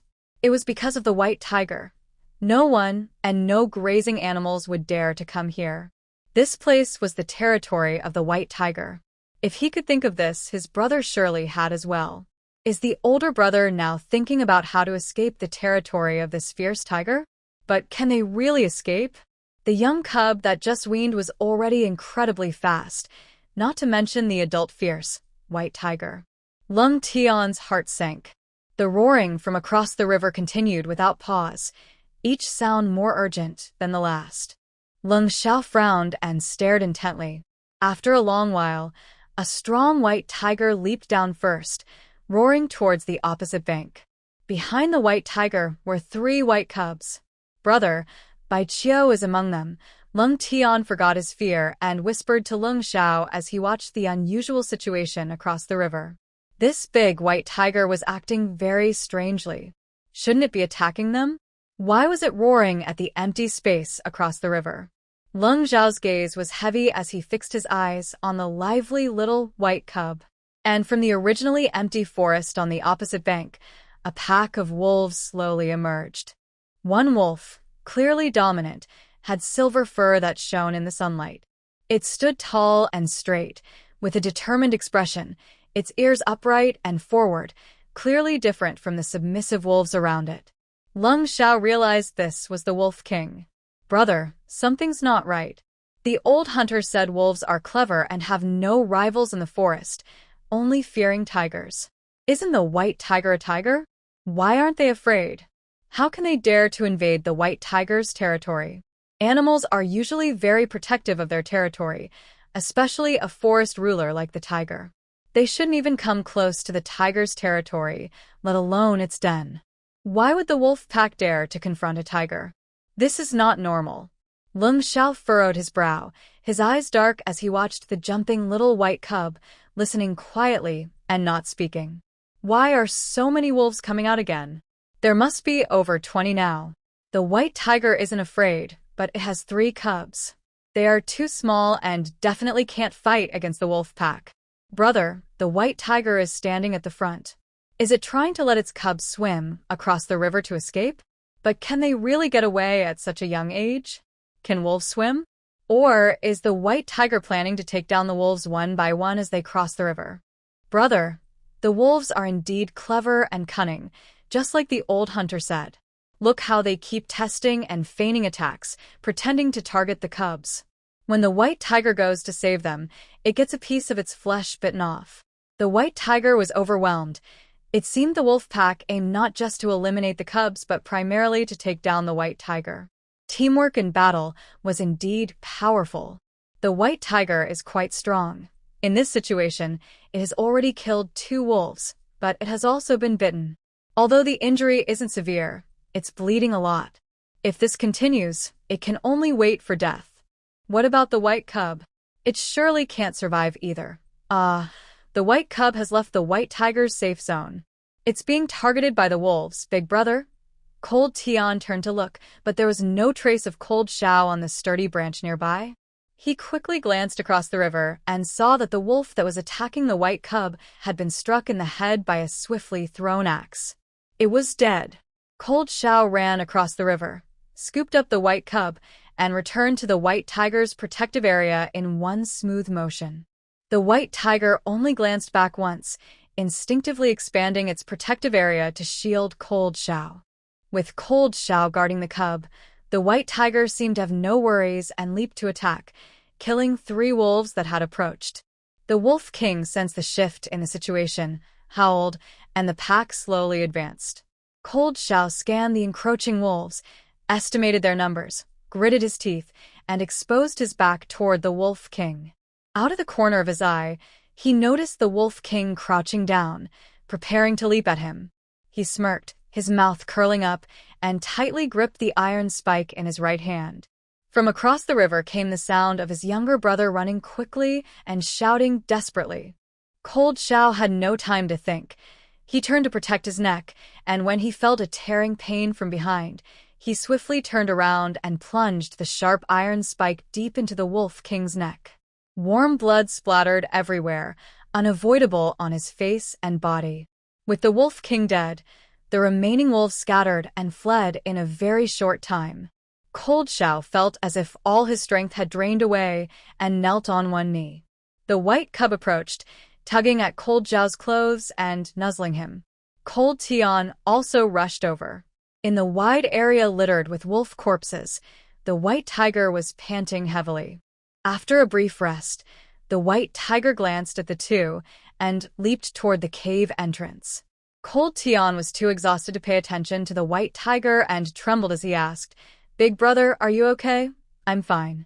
We've encountered wolf packs before when entering the mountains. As long as we kill the Wolf King, we're safe," Cold Xiao replied, gritting his teeth as he looked at his younger brother, who was on the verge of tears, and tried to reassure him. "The old hunter once said that you must never expose your back to wolves. They will definitely attack. It is precisely because of this trait that we can defeat the Wolf King in one blow. Otherwise, with so many enemies and so few of us, we would surely die if the battle dragged on. Once the Wolf King is dead, the remaining pack will scatter, without a leader. My brother should have told me earlier. Maybe I wouldn't have gotten hurt. If only he had discovered that his brother was coming to rescue the little white ball sooner, he would have followed closely behind, ready to protect him from danger and prevent any injuries." Leng Xiao looked down at the white ball spinning around him, speaking casually. "This is fate between me and it. You don't need to feel guilty." Leng Tian gazed at Leng Xiao's bloodied back, his eyes moist. He quickly wiped them with his sleeve and ran to the other side to fetch 2 baskets, pulling out clothes to tear for bandaging. At that moment, the white tiger jumped down, carrying a bunch of green grass and pushing it beside Leng Xiao. It glanced at his injured hind leg, where grass juice had already been applied. "Apply it," Leng Xiao said in a hoarse voice. Without hesitation, Leng Tian quickly crushed the herbs and applied a thick layer to Leng Xiao's back. The cold grass juice stung the wound, sending sharp pain through him as he gritted his teeth, cold sweat dripping down. However, after enduring the initial pain, the original ache in his wound eased significantly. "Little brother, remember this herb. Collect some on the way back. After drying it, grind it into powder for future use. We never know what next year will bring, and it might come in handy." "I understand." Leng Tian thought about how deep his brother's wound was and that he would surely need to change the dressing. Leng Xiao turned his head. "Help me up." "What for?" Leng Tian was confused. His brother had such a deep wound and had lost so much blood. Why was he thinking of getting up so soon? "We need to dig up the ginseng quickly, find a cave to rest before dark, and head back tomorrow." Leng Xiao gritted his teeth and stood up, giving orders one by one. Leng Tian wanted to say that with such an injury, they should forget about the ginseng, but he swallowed his words under his brother's sharp gaze. His brother always made the most rational decisions for their benefit. The recent drop in temperature made Wenwan deeply feel the harsh cold of the north. It was completely different from the cold in the Jiangnan region where she used to live. The wind on her face was not only cold but also painful. She felt she needed a hat, as the chilly breeze was hurting her head. In Jiangnan, wearing 2 layers in the lunar month of September is enough. But now it feels like winter, and it might snow at any moment. If it's this cold now, how chilly will it be in December? Warmyuan realizes she used to know little and didn't truly understand how harsh winter can be in the north. What she greatly admires is the Kong, a heated bed. After the temperature dropped, the 2 little ones started using it. It completely changed her perspective. It's dry and warm. Sitting in a thin cotton coat and eating cold canned peaches in the room is so comfortable. There's a line in a song that says, You are in the sunny south while snow falls, and I am in the cold north where it feels like spring. She never understood it until now, but she completely agrees. However, stepping outside is a different story. While you're bundled up in the north, I am in the south wearing light clothing, each in our own style. But she hasn't experienced that. She lives in Jiangnan, where winter is damp and cold, the kind that seeps into your bones, leaving her feeling frozen. Comparing the two, it turns out she has been relying on her strong spirit to resist the cold. She never imagined she would experience a snowy winter, wearing just one layer and eating cold food, something she couldn't have imagined before. Sister-in-law, I've finished cleaning the wild onions, Leng said, carrying a large wooden basin of wild onions into the kitchen. Warmyun looked at her little brother's rosy, cold face and felt a bit sorry for him. It's too cold outside. Come warm up by the stove. Even though it's been cold these days, the three of them at home have been busy, especially the two little ones. They said it would get colder, so while it hasn't snowed yet, they should gather as many winter supplies as possible. The two little ones have clear roles and work well together. The second brother goes outside to chop wood while the younger brother cleans the yard and stacks the dry firewood at home. When the second brother is doing crafts at home, the younger brother goes outside to gather grass for the horses to prepare for winter and next year's feed. The wild onions were found among the grass the younger brother pulled. Not only wild onions, but she also discovered dried mugwort before. She was so happy to find it because mugwort is great for soaking in baths to relieve dampness. She often bought it online after starting work, so having it fresh and free is a wonderful surprise. The younger brother also discovered wild sesame and brought back the dry stalks. Although many seeds had fallen out, he gathered the remaining ones and ended up with a small bowl. When Yuanyuan tasted a bit and found that wild sesame has a stronger and more fragrant flavor than the roasted sesame she brought, she stored the rest in the pantry for later, hoping to use it as seeds when they settled down. If they had a good harvest, they could make oil, and sesame oil is delicious for salads. Cooking with rapeseed oil is tasty, but sesame oil is best for salads. Second brother, there are roasted sweet potatoes in the stove. Can you check if they are done? If they are, call the younger brother in to eat a little first. I need to marinate the green onions, and dinner will be a bit late today. When Yuanyuan initially wanted the two little ones to eat dinner first, but after they refused a few times before, she changed her words to suggest they eat together later. The two little ones are very particular about respecting their elders. Ling Yun heard there was food and quickly ran into the kitchen, excitedly asking, "What are we eating?" Sister-in-law makes delicious food for them every day and sometimes prepares snacks, making every evening the most anticipated time for him. He took a wrinkled roasted sweet potato from third brother, peeled it open, and saw the soft, golden inside. Ling Yun took a big bite and yelped because it was hot. Even though it burned him, he didn't want to spit it out. After finally swallowing a bite, he exclaimed, "Sister-in-law, this sweet potato is so sweet. It tastes better than with sugar." When Yuanyuan would tell him that this was the special 6AO honey sweet potato. It's fragrant, sweet, and has a great texture. Ling Yun quickly finished the small sweet potato and eagerly asked, "Sister-in-law, the little potatoes you roasted before were so good. Are you roasting them today?" "No, because we are having potato and preserved meat rice for dinner," when Yuanyuan replied without looking up as she placed the green onions in a small bamboo tray to drain. Ling Yun knew that his sister-in-law prefers not to repeat meals in one day, so he didn't ask again and moved closer to the counter to watch the wild onions. Seeing when Yuanyuan add various seasonings, Ling Yun was very curious. "Sister-in-law, aren't wild onions for seasoning? What are you doing with them?" "There are too many, so I'm pickling some for a different flavor. Once it's ready, you can try it. I think this way of eating is really good." When Yuanyuan kept working and turned to recommend it to the younger brother. Even someone who doesn't love onions like her enjoys this method. Hearing about food, Leng Yun's eyes sparkled as he eagerly watched his sister-in-law's every move, like the most attentive student. When Yuanyuan first mixed some seasoning in a small wooden bowl, She combined chili powder, soy sauce, minced ginger, minced garlic, salt, and a little sugar to enhance the flavor, stirring it well before thickly applying it to the base of the green onions to avoid the sharp taste. She also spread a bit on the green leaves. This was her adjusted recipe. At first, she added fish sauce and shrimp paste for authenticity, but her palate couldn't get used to it.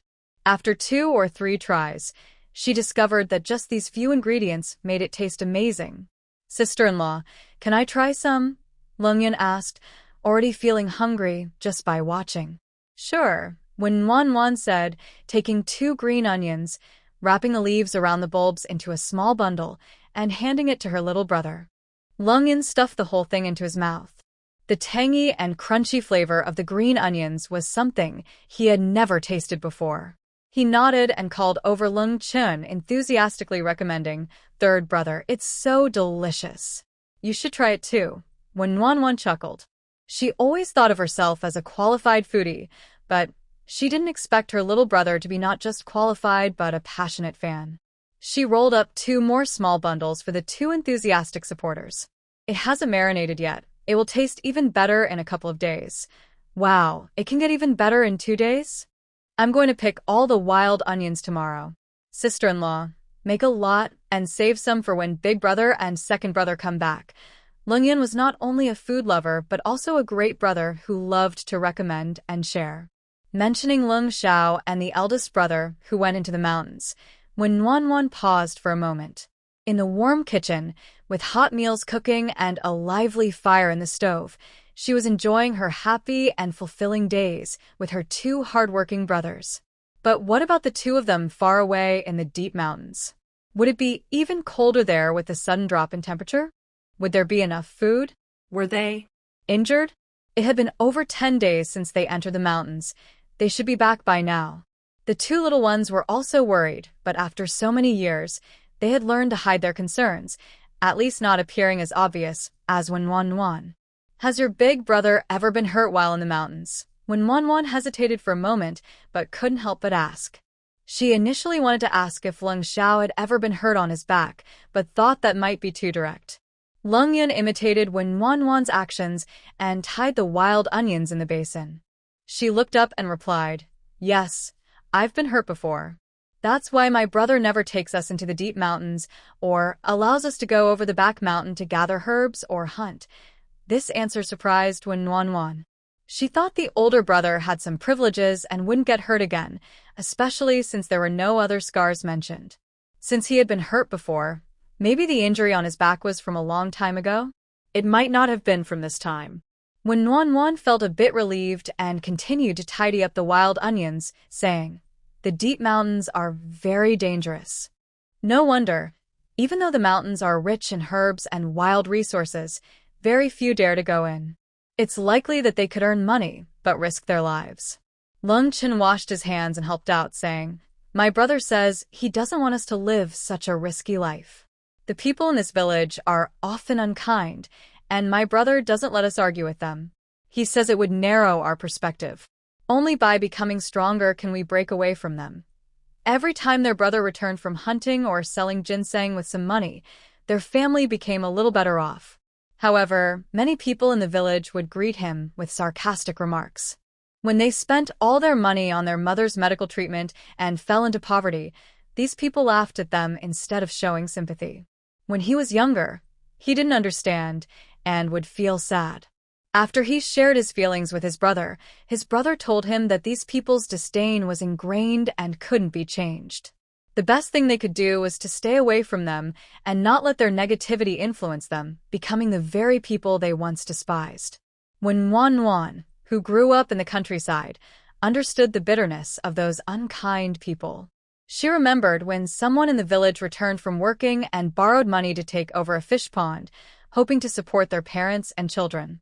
However, one morning, when the fish were ready to sell, they found them all dead, with pesticide bottles nearby. The couple who owned the pond cried in despair, but after their tears, they had to leave their children and parents behind to work in the big city again. At that time, she didn't understand why they would poison the fish, as they had paid for the pond and were just trying to earn a living without bothering anyone else. It made no sense to her. Later, after going to college and starting work, I watched more news and analyses and realized this is jealousy. Some people have the right values and strive to improve themselves, while others, who don't put in the effort, can't stand to see you succeed.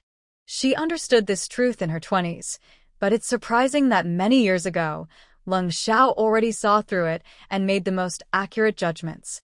Did your brother mention that the competition among the upper class is even fiercer?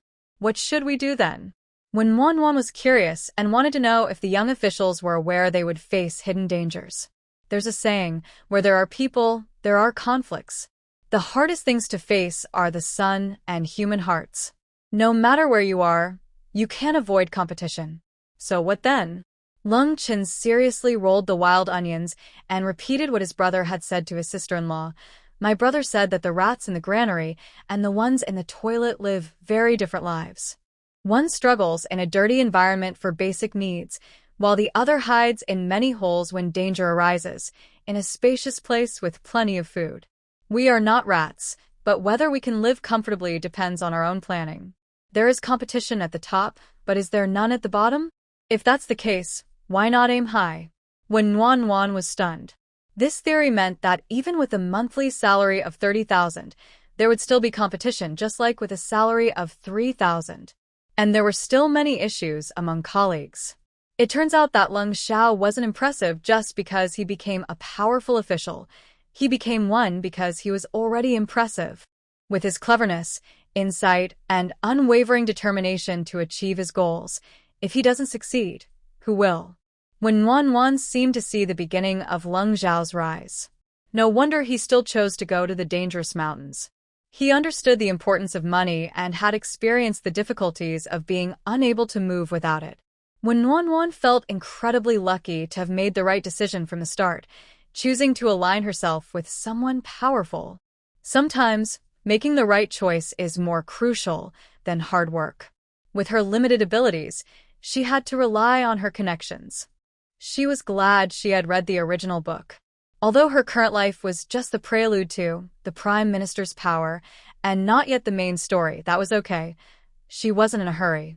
She just needed to focus on living well in the present. When Wan became more skilled, and with the help of the two little ones rolling wild onions, they finished much faster than expected. She covered the bamboo tray and moved the wooden basin to a convenient spot to marinate. The aroma of rice was already wafting from the pot, so Leng Chen quickly moved the unfinished firewood from one stove to another, leaving a small ember to steam the rice. His sister-in-law loved crispy rice crust, so the fire couldn't be too strong or too weak. When one used a ladle to scoop 2 big scoops of well water into another pot to make a simple vegetable and egg soup. When she lifted the lid, the fragrant smell of the steamed rice hit her, making her hungry. Tonight was a lazy meal of whatever was available. Thick slices of pork belly were stir-fried to release their fat, then chopped potatoes, sausages, mushrooms, and carrots were added to create a delicious aroma. Soy sauce, salt, and other seasonings were mixed in, followed by rinsed rice. The water was slightly less than usual for cooking. This simple, flavorful meal with meat and vegetables was perfect for a lazy cook. The potatoes turned crispy on the outside and soft on the inside, with a hint of sweetness. The rice was fluffy and paired well with a slightly salty and chewy sausage, complemented by the steaming vegetable and egg soup. In the cold, howling wind, the two little ones ate heartily and praised, "Sister-in-law, this is so delicious. Can we have this again tomorrow?" "Sister-in-law, I want to eat this again too." When Nuan chuckled, could she admit she made this meal out of laziness? Yet, she received unanimous praise from the two little ones. She couldn't feel too proud. They were easy to please. As long as there was food and they could fill their stomachs, they were happy, no matter what it was. They never asked for much, no matter what she made, whether it was too salty or too bland, or even when she once undercooked the rice, they were always satisfied, insisting that a little undercooked rice was hardly noticeable. But she found it hard to swallow the gritty bits. The two little ones had endured too much hardship. Even now, with plenty of food, they couldn't bear to waste a single bite and kindly encouraged her to eat more vegetables while they had rice. Thinking about all the food she had wasted in the past made Wenwan feel ashamed. She was grateful for the increasingly strong country that allowed her to live comfortably for over 20 years. Now, she wanted to be like the two little ones, wasting no food and preparing enough supplies in advance. She couldn't change the big environment, but she could work hard to ensure her little family was well-fed and warm, trying to minimize their suffering on the journey to the capital. After washing up and lying on the warm Kong, Wenwan thought about next year's drought. In Huagua, when one side faced difficulties, help came from all directions. No matter how great the disaster, efforts were made to ensure food and clothing, and the affected people felt secure and hopeful. But here, after natural disasters, do human tragedies follow? Even if the court cancels taxes and grain levies, will local officials enforce it? When refugees pass through cities, will officials shift blame and refuse to open the city gates? With little food and water on the journey, desperate people might resort to extreme measures. If they reach the point of desperation, how could they not resort to violence and theft? Not to mention all the other unpleasant things. The more Wenwan thought about it, the more frightened she became. She quickly gathered her thoughts and told herself to stop thinking and go to sleep. Starting tomorrow, she must work harder to stock up on all necessary supplies. She needed to prepare for next year's drought in advance and make ample preparations. In a place where they couldn't rely on the court or local officials, everything depended on themselves. She wondered how her older brother Leng Xiao was doing and how much more silver was needed for the horses. Half asleep, Wenwan seemed to hear a knocking sound and strange noises from outside the yard. Then she heard the front door open and hurried footsteps running towards the yard. Wenwan's drowsy mind instantly became alert. Leng Xiao and the others were back. She quickly threw off the blanket, put on her cloth shoes, grabbed her cotton coat, and ran towards the yard. In the yard, the two little ones had already opened the gate to welcome Leng Xiao and Leng Tian inside.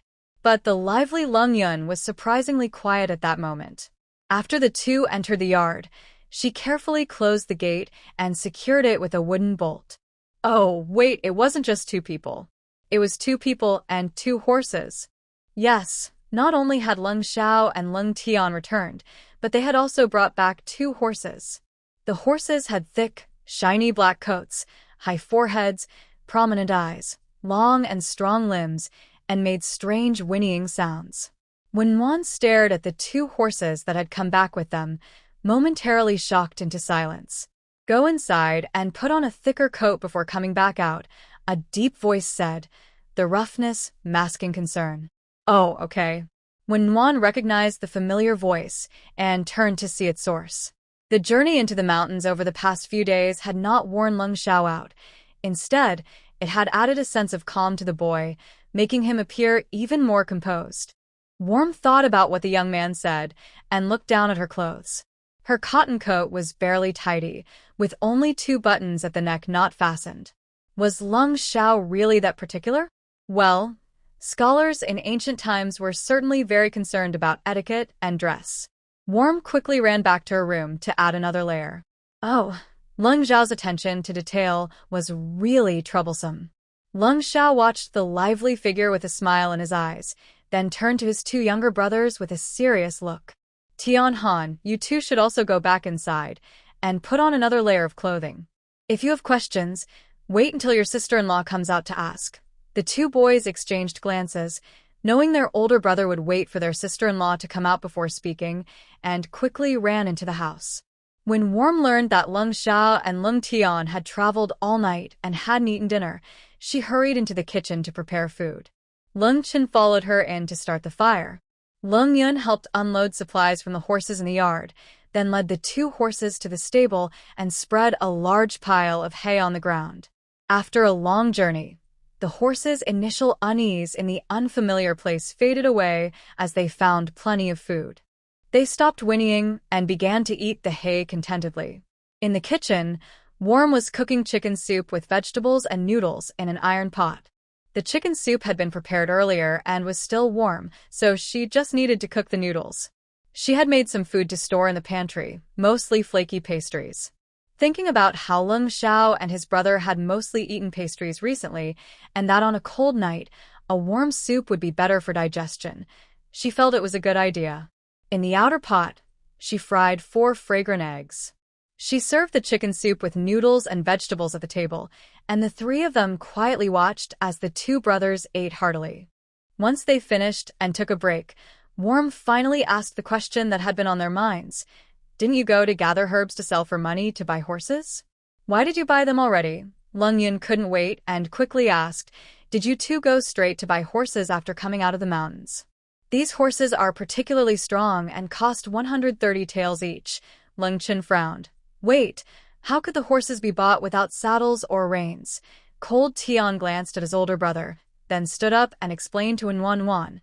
These 2 horses are wild horses from the deep mountains, not bought. Wow, that's amazing, Wan praised without holding back. Second brother, tell me how you caught them. I want to catch my own horse when I grow up, Cold Tian eagerly asked, his young face full of excitement. Cold Tian paused. A look of concern flashed across his dark face, but he quickly composed himself and said briefly, we were attacked by a pack of wolves while saving a white tiger cub. The next day, unexpectedly, the white tiger brought these 2 horses back, along with some cargo on their backs. Cargo? Is it that adult deer? So the furry skin was from the wolves. There were so many. Cold Tian wondered while recalling the animal's fur. Yes, the white tiger killed several wolves. Big brother said the tiger eats the wolf meat but doesn't want the wolf skins, so he asked me to take the skins back with us. This white tiger is so clever. It brought the deer and 2 horses so you wouldn't struggle to carry them. When Wan thought to herself that it wasn't just cleverness. Animals have intelligence too, especially tigers, wolves, and monkeys.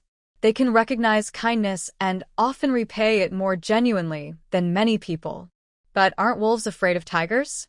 Why would they attack a tiger? When Wan asked, puzzled.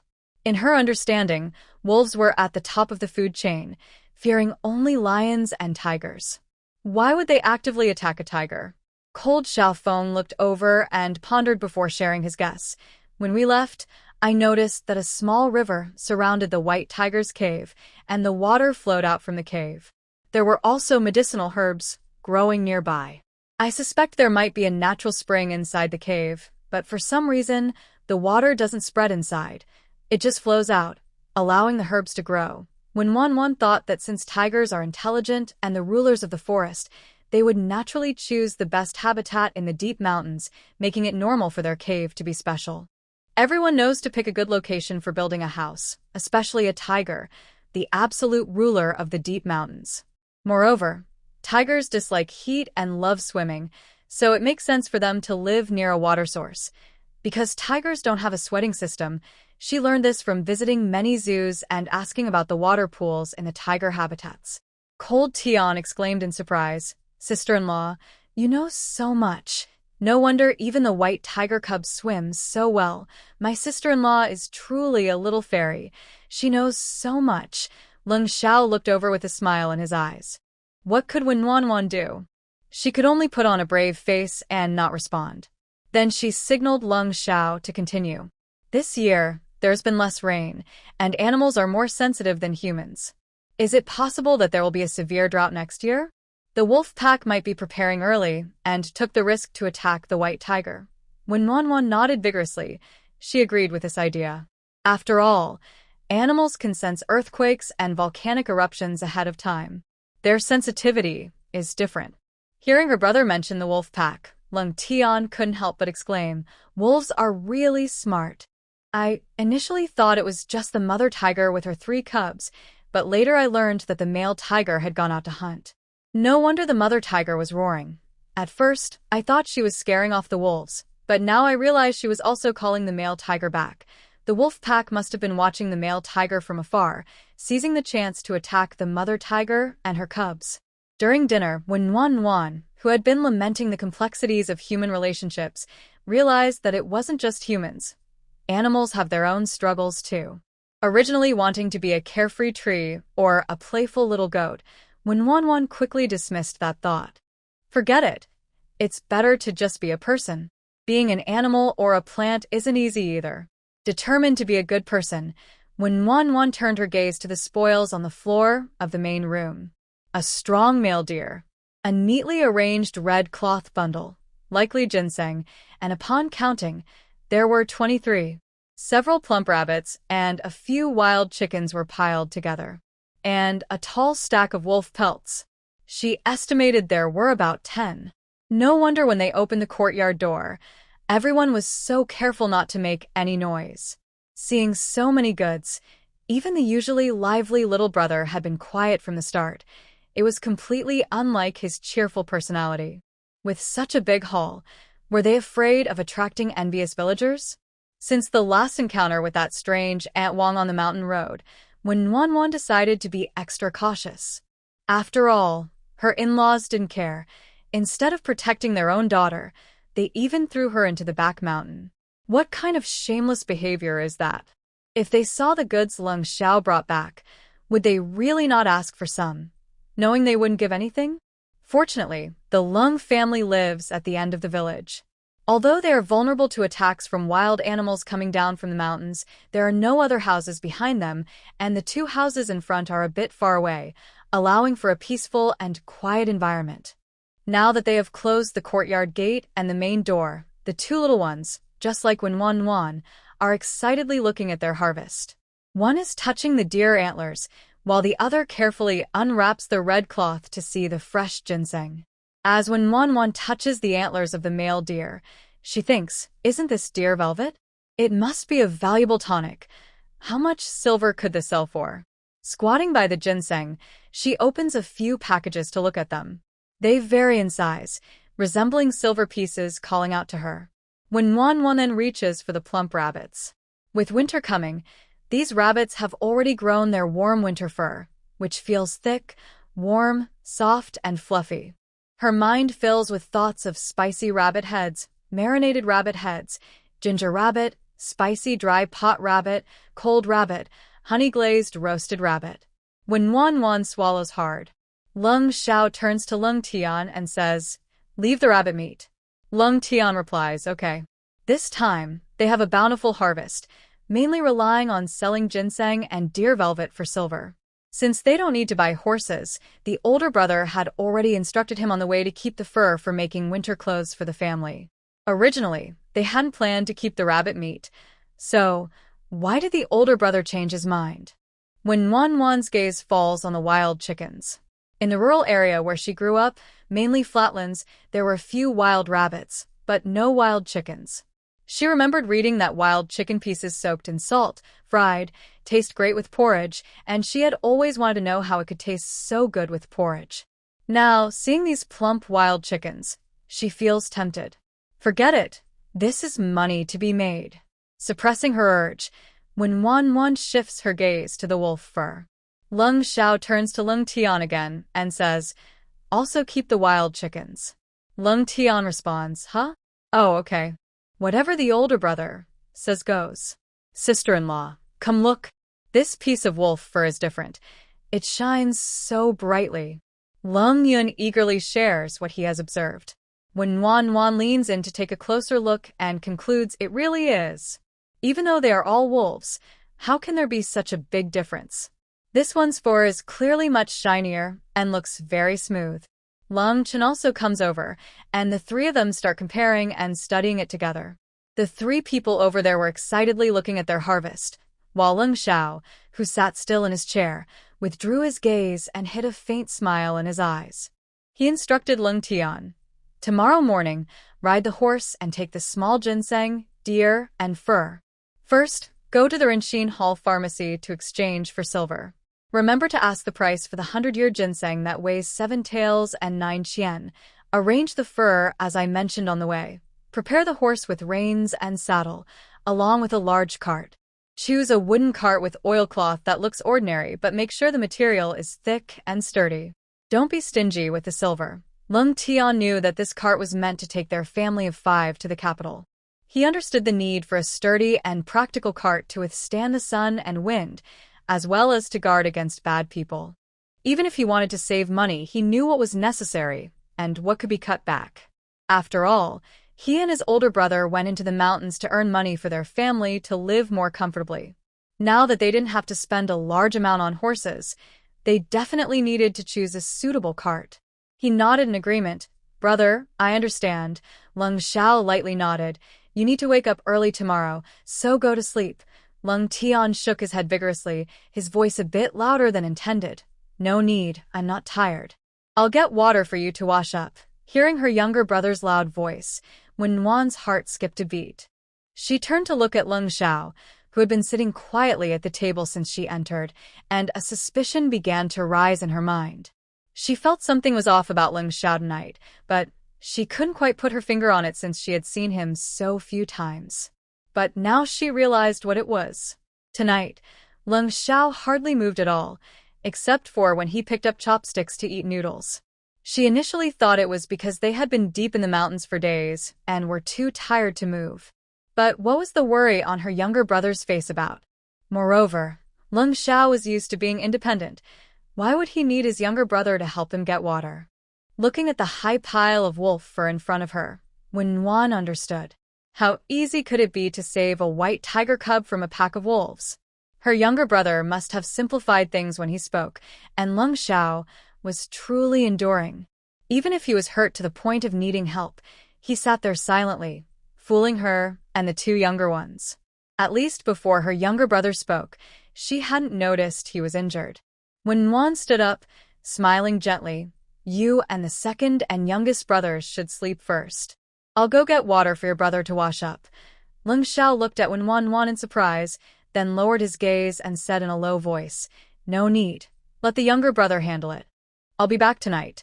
Of course, you need to return to your new room tonight. You can't keep squeezing in with your 3 younger brothers. If they don't sleep well, you won't either, right? Wenwan gently replied. Leng Xiao hadn't mentioned his injury because he didn't want her and the 2 little ones to worry. Was he planning to wait until she and the little ones went back to their room, wash up, and then return to sleep with them? The 3 little ones could fit comfortably on one bed, but with a tall Leng Xiao added in, it would be cramped. Plus, the younger ones were still small and unaware. What if they kicked him in their sleep? He got hurt to provide a better life for this family, and she was part of this family too. She would use the horses he earned and the money he made. She couldn't just ignore his injury. Leng Xiao gazed intently at Wenwan, trying to read her thoughts, but her clear eyes sparkled in the flickering candlelight, revealing no selfish intentions. He understood her concern, but that only filled him with an emotion he couldn't quite identify. She was simply worried he wouldn't sleep well. Leng Tian watched his older brother and nodded gently, feeling very happy. This was how it should be. Since his sister-in-law was being so kind, his brother shouldn't refuse her help. Sister-in-law, I'll go get water from the kitchen, and I'll bring what my brother needs to your room too. Thank you for taking care of him tonight, Leng Tian said with a big smile on his dark face. Even though his brother didn't want his sister-in-law to know about his injury, how could he hide it from her? Just from what she said, she must have noticed something. But this was better. If he had to say something, he would definitely tell her. Otherwise, with his clumsy way of applying medicine, who knew when his brother would get better? The 2 little ones were also happy to hear Wenwan's words, even if they didn't understand why. After all, couples should sleep together. They could clearly sense that their brother was reluctant to sleep with them before going into the mountains. He used to be very willing to share a bed with them when he returned home. Even though Wenwan had prepared herself mentally, when she saw the deep and long wound on Leng Xiao's back, she couldn't help but hold her breath, and the color drained from her face. The book describes a deep old scar that stretches across the back, surrounded by small, scattered scars, which is frightening and shocking. At first, it seemed like just a way to add depth to the main character. But now, seeing the wound that goes from the left shoulder to the right waist, I understand why it is described as crossing the back. The gory wound must have been torn open multiple times, with dried blood in varying shades. Did I scare you? Leng Xiao sat on the edge of the bed, looking at the wall, feeling a bit guilty. No, Wenwan quickly replied, softly asking, Does it hurt a lot? She admired him for enduring such a serious injury without showing any signs of pain, not wanting them to worry. If it were her, even a small fall would make her cry out in pain. It doesn't hurt. After applying the herbs, it feels fine. When Wanwan thought about how the wound must hurt from being repeatedly torn, she steadied her mind and gently wiped away the dried blood and dirt around the wound with a warm cloth. Thankfully, the room was warm and cozy from the heated bed, so she didn't have to worry about Leng Xiao catching a cold. She carefully cleaned the area, being gentle to avoid hurting him. After cleaning, she applied the herbs carefully, making sure to cover every bit of injured skin. Once she wrapped it with clean gauze, she finally felt relieved. She brought over a thick blanket and laid it out on the bed, saying plainly, "You should sleep here. Resting will help you heal faster. I'll make breakfast in the morning without waking you." Leng Xiao looked at her softly and nodded. For breakfast, it was just the four of them. Leng Tian had packed up and left as soon as it was light. When Wanwan truly admired the four brothers, they constantly changed her perception of hard work. Just as she was putting the cooked wontons into the prepared broth, she turned around and saw a tall figure standing at the kitchen door. "Are you hungry? The wontons are ready." When Wanwan thought Leng Xiao was hungry and smiled sweetly. Leng Xiao looked away and turned to Leng Yun, who was outside picking off the dead leaves from the cabbage, saying, "Little brother, wash your hands and serve the wontons." Okay, hearing there was food, Leng Yun happily bounced off to the well to wash his hands. With Leng Xiao at home and 2 horses arriving, the 2 little ones joyfully took their baskets to the back mountain to gather grass. Warm Nuan is truly taking care of Leng Xiao as if he were a patient, firmly not allowing him to lift a finger. There's no way around it. Such a deep wound could hurt a lot if it opened again. Any force on his shoulder or waist could cause tearing. Even if they had enough money at home, it wouldn't be right to pressure an injured person. She brought a bamboo chair for Leng Xiao, placed it in the hallway, and kindly set out apples and oranges, suggesting he sit and enjoy the sun while she continued to remove the outer leaves of the cabbage in the yard. Old and dry leaves needed to be taken off, otherwise they would affect the taste of the pickled cabbage. Now that they had 2 horses, there was no worry about waste. Both dry and old leaves could be fed to the horses. Before the temperature dropped, she could have already made pickled cabbage, but at that time, she only had a small bottle of salt in the fridge. She used some of the accumulated salt with radishes, peppers, and tender ginger to make a jar of Sichuan pickles. The radishes, peppers, and ginger came from her garden. Although she had these in the fridge, they couldn't compare to the fresh ones picked from the garden. The cowpeas were from the fridge. She didn't have enough to make a small barrel of pickled cabbage, so she waited until today, when she had enough to start. With plenty of fresh vegetables available, making pickled cabbage was just for variety, so it was fine to have less. Ginger is just a seasoning. Why is there so much grown in the yard? Wanwan asked to keep the conversation going, worried that Leng Xiao might be bored sitting there. When the temperature drops and it snows, it's easy to catch a chill. Ginger can help induce sweating and dispel cold. Every household that can will grow it, and any extra can be sold to pharmacies, Leng Xiao explained clearly, despite his cool appearance. Wanwan suddenly remembered how her grandmother used to make ginger and brown sugar tea for her when she got caught in the rain and wind as a child. It always helped her feel better. So ginger was also a medicinal herb in ancient times. It's true that food and medicine come from the same source. Ginger is indeed effective for colds, so she could make ginger candy and prepare some ginger water for later use. However, she would have to wait until tomorrow. Today she still had a large bowl of rabbit meat to clean. Wanwan looked at the large wooden basin of rabbit meat by the well, feeling troubled. 2 little ones came in carrying a full load of hay on their backs.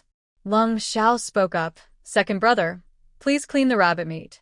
"Okay," Leng Qin replied, rolling up his sleeves and getting ready to wash.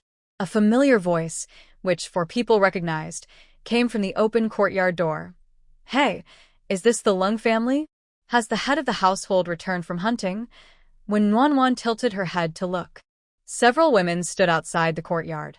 This was the first time when Wanwan had seen so many villagers at once since she arrived. Besides 4 unfamiliar young faces, she recognized 3 others. Holding cotton clothes and shoes were Aunt Shu and Aunt Yang. She knew them well. They had made all the cotton clothing and bedding for the Leng family. They had brought it over several times since it was getting colder. The one who spoke was even more memorable. Wasn't that Aunt Wang, who had been sarcastic on the mountain road? When Wan thought that after their last encounter, Aunt Wang would never want to see her again. Why was she here? Come in and sit down. When Wan and Leng Xiao stood up, while Ling Chen quickly went to the main room to bring out a long bench and bamboo chairs for the guests. Aunt Jiang smiled warmly and sat down next to Wan on the long bench. I ran into Aunt Zhu on my way to deliver clothes, so we came together. When we passed by Aunt Wang's house, she mentioned hearing some noise at your place last night and insisted on coming to see if you needed any help.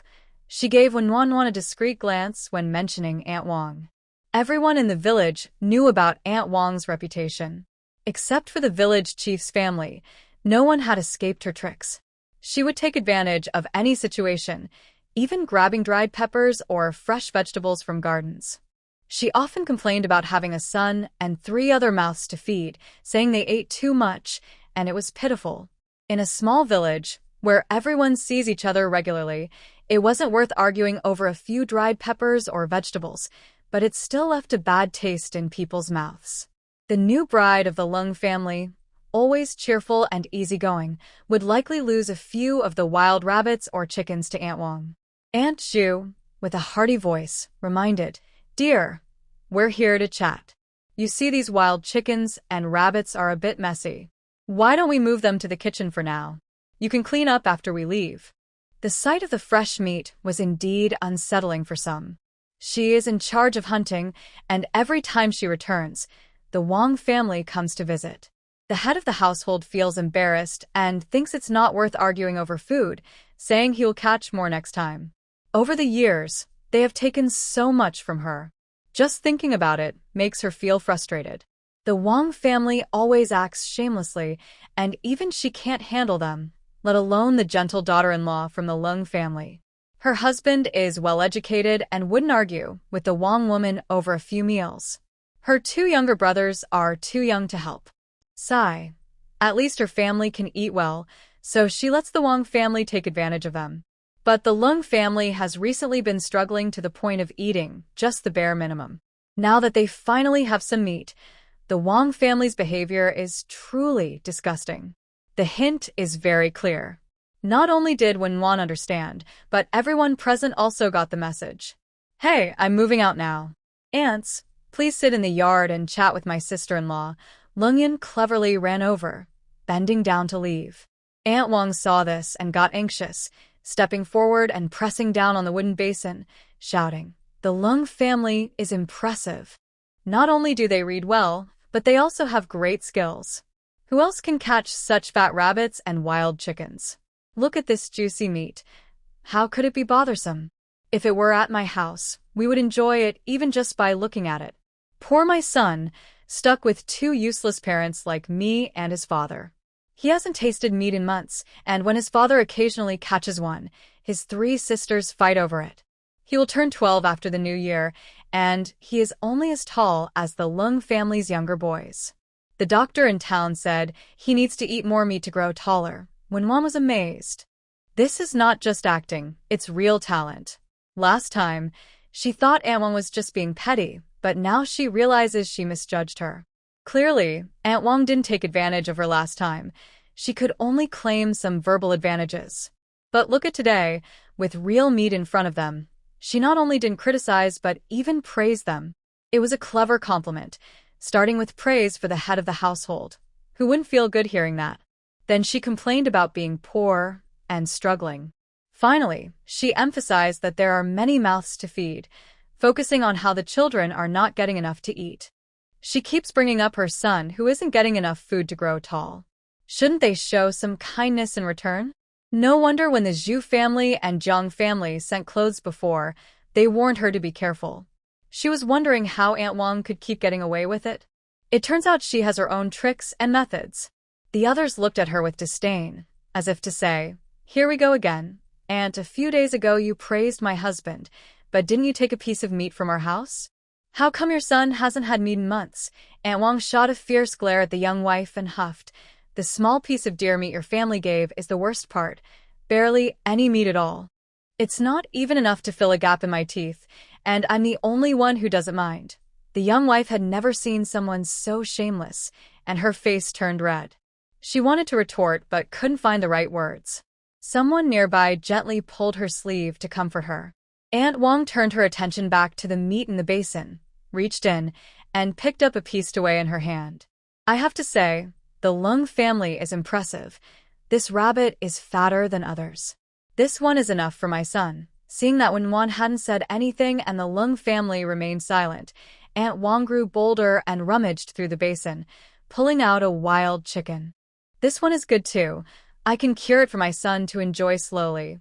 When Wan was almost laughing in anger. What's the difference between this and the times she cut other people's dried meat or dug up their succulent plants on the public terrace? Oh, maybe one is stealing and the other is just outright grabbing. Out of the corner of her eye, she noticed Leng Zhao's tall figure entering the main room. Leng Zhao probably couldn't stand this petty behavior and went inside to avoid it. After all, he's a grown man and a scholar. It wouldn't be right for him to argue with an older woman. It wouldn't look good if word got out. Scholars care a lot about their reputation, so she understood. Moreover, Aunt Wang was quite skilled at asking for things, always flattering Leng Zhao. How could she dare to ask for something back? Look at how the Zhu family fell for it every time and just gave in. But if Leng Zhao felt embarrassed, she certainly wouldn't. Even if meat is precious, even if her family has more than enough, she would rather feed it to the dogs than let someone like Aunt Wang take advantage of her. Don't ask. She simply can't tolerate such behavior. When Wan took a deep breath, ready to gather her strength and respond decisively. When Nuanyuan took a deep breath. Before she could fully express herself, she saw Aunt Wang hurriedly putting a wild rabbit in her left hand and a wild chicken in her right hand back into a wooden basin. With a humble expression, Aunt Wang kept justifying herself, saying, "Oh, I just couldn't resist these plump rabbit and chicken. I know your family struggles to get enough to eat. How could I really take your food?" Not only was everyone else stunned, but when Nuanyuan was also confused. What was going on? She wasn't foolish, so why couldn't she understand? She just couldn't keep up with Aunt Wang's train of thought. Looking around, she noticed others wore the same bewildered expression as hers. Then, she turned to see Leng Zhao standing outside the hall, under the eaves, holding a shiny axe. Wow! Leng Zhao stood quietly with a sharp axe, his expression cold and distant, watching Aunt Wang intently. Aunt Wang quickly put the items down, which spoke louder than words. When Nuanyuan felt small and shallow in comparison, all her thoughts about avoiding petty behavior and valuing reputation vanished in Leng Zhao's presence. He simply chose the most straightforward, yet effective way. His silence was more powerful than 1,000 words. In the book, he was decisive and capable, but that was after gaining power. She had thought it would be easy to act once in power. What surprised her was that Leng Zhao would handle such trivial matters and choose such a direct approach. Earlier, during their conversation, although he seemed distant, he answered every question without letting any of her words go unheard. She had thought he was warm inside despite his cold exterior. She admired him.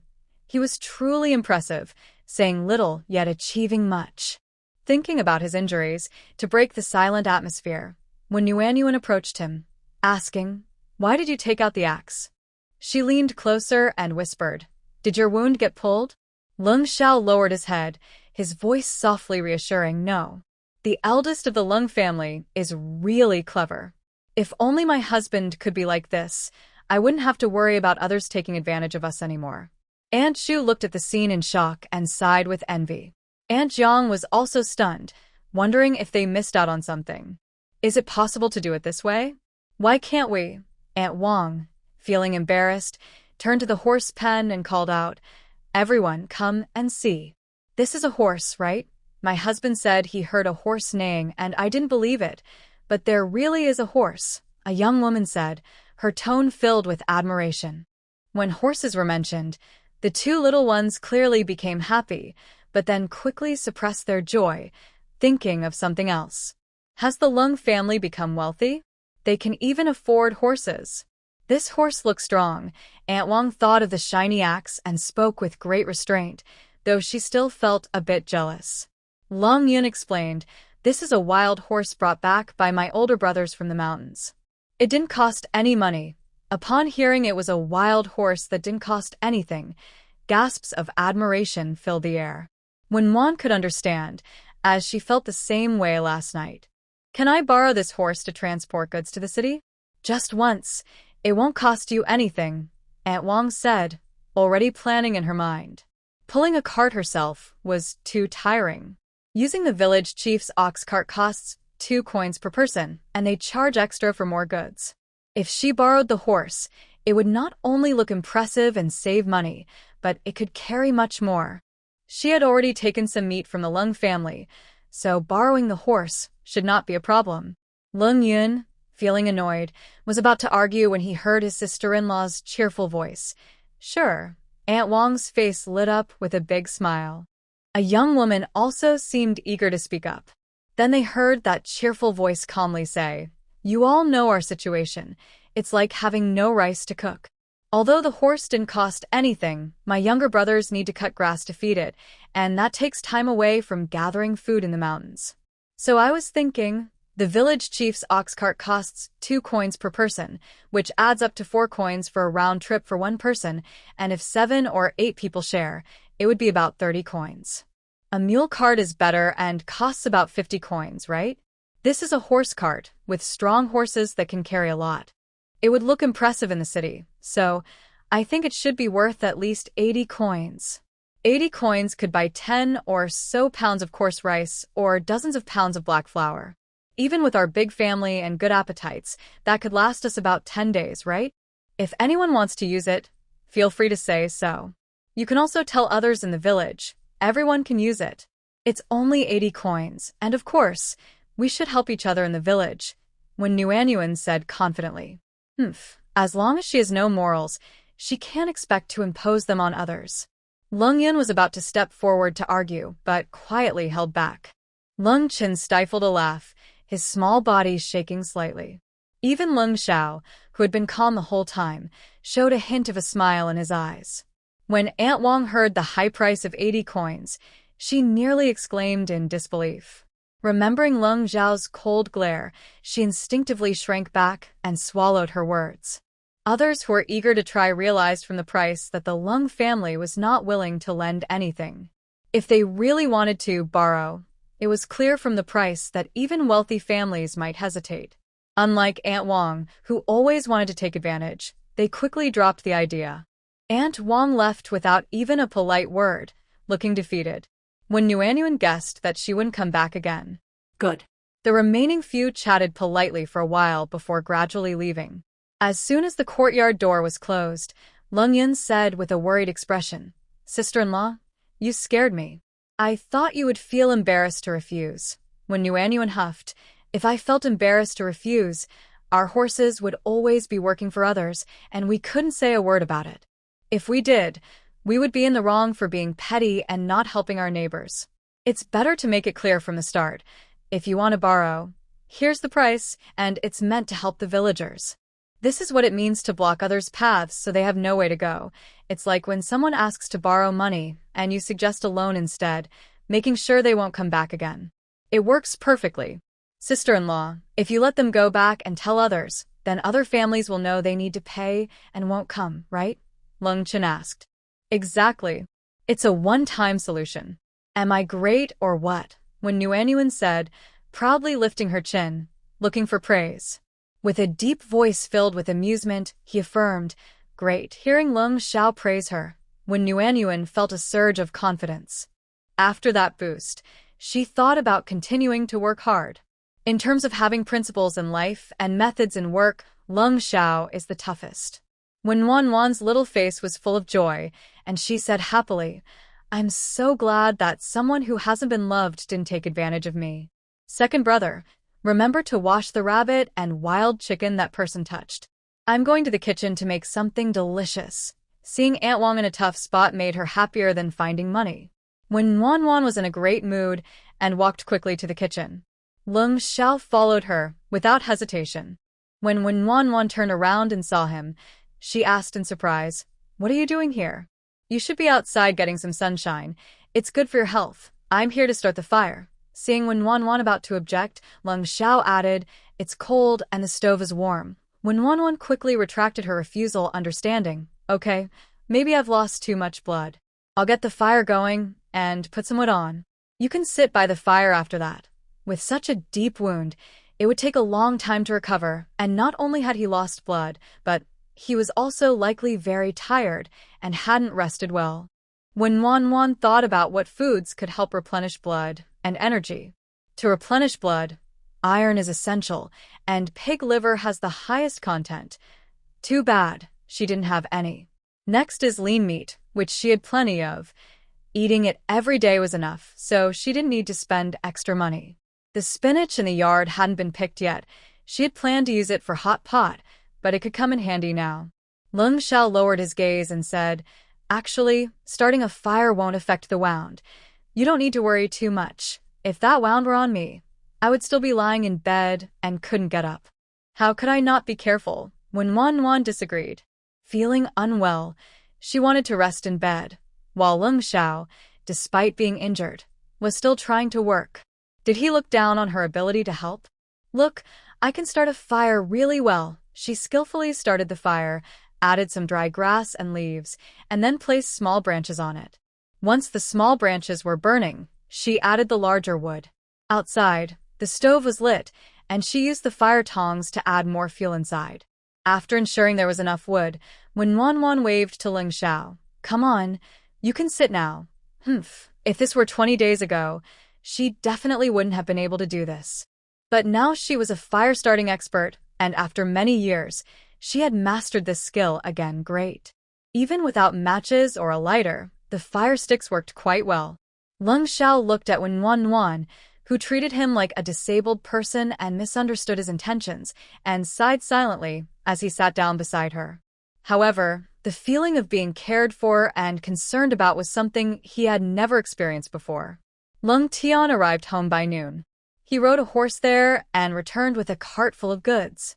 This time, learning from the morning's experience, he promptly closed the door as soon as the cart entered the yard. In the morning, Aunt Wang and others had come, but Leng Tian had already left early with a large load and was not seen.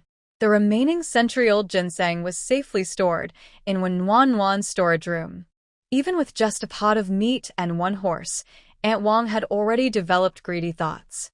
If she knew the true gains of Leng Xiao and the others, there would likely be more people like Aunt Wang trying to take advantage of the Leng family. The entire cart of goods was something the Leng family wanted to keep secret from outsiders. "What material is this cart made of?" "It looks plain and grayish-yellow, but it feels very sturdy," when Wan asked as she touched the smooth fabric of the cart. "It's oilcloth. The stable worker said it has 5 layers. "Very thick," Leng Chun replied, focusing on the wood. "Is it cedar?" "Yes, my older brother said to choose strong wood," she confirmed. This was the sturdiest. "The cart is so big and can hold so many things," Leng Yin said as he opened the cart's curtain to look inside. "There are many of us and we have 2 horses, so I chose a double horse cart," Leng Tian said with a silly smile, feeling a bit awkward. It was the first time he realized that answering questions could be tiring. No wonder his older brother didn't like answering theirs. The 2 little ones were just as excited as when Wan, and the 3 of them looked around the cart, amazed by everything. Leng Tian had to first unload the cart from the horse before slowly moving the items inside. Once free, the horse instinctively ran to the stable and nuzzled the other horse before starting to eat the hay. Seeing that the horse had already made this place its home, when Wan looked at Leng Xiao, who was standing under the eaves, and asked, "The horse worked today. Should we give them some extra food?"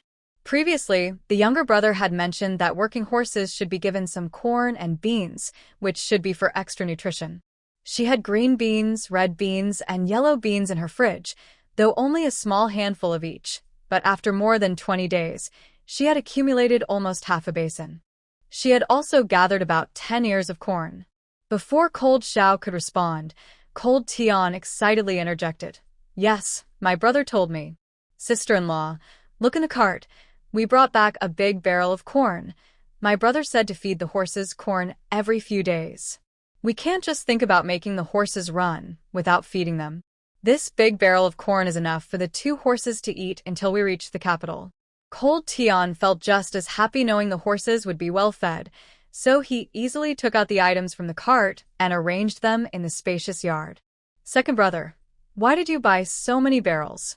Cold Yin counted the barrels lined up in front of him. There are 7 of them, big and small. Warm and Cold Chin were also curious, eagerly waiting for Cold Tian to explain. Besides 1 large barrel full of corn, there were 6 smaller barrels stacked from smallest to largest. They were arranged like nesting dolls. The smallest one on top was also filled with various small items. My brother instructed me to buy them. Cold Tian scratched his head, unsure how to explain with his 2 younger brothers present.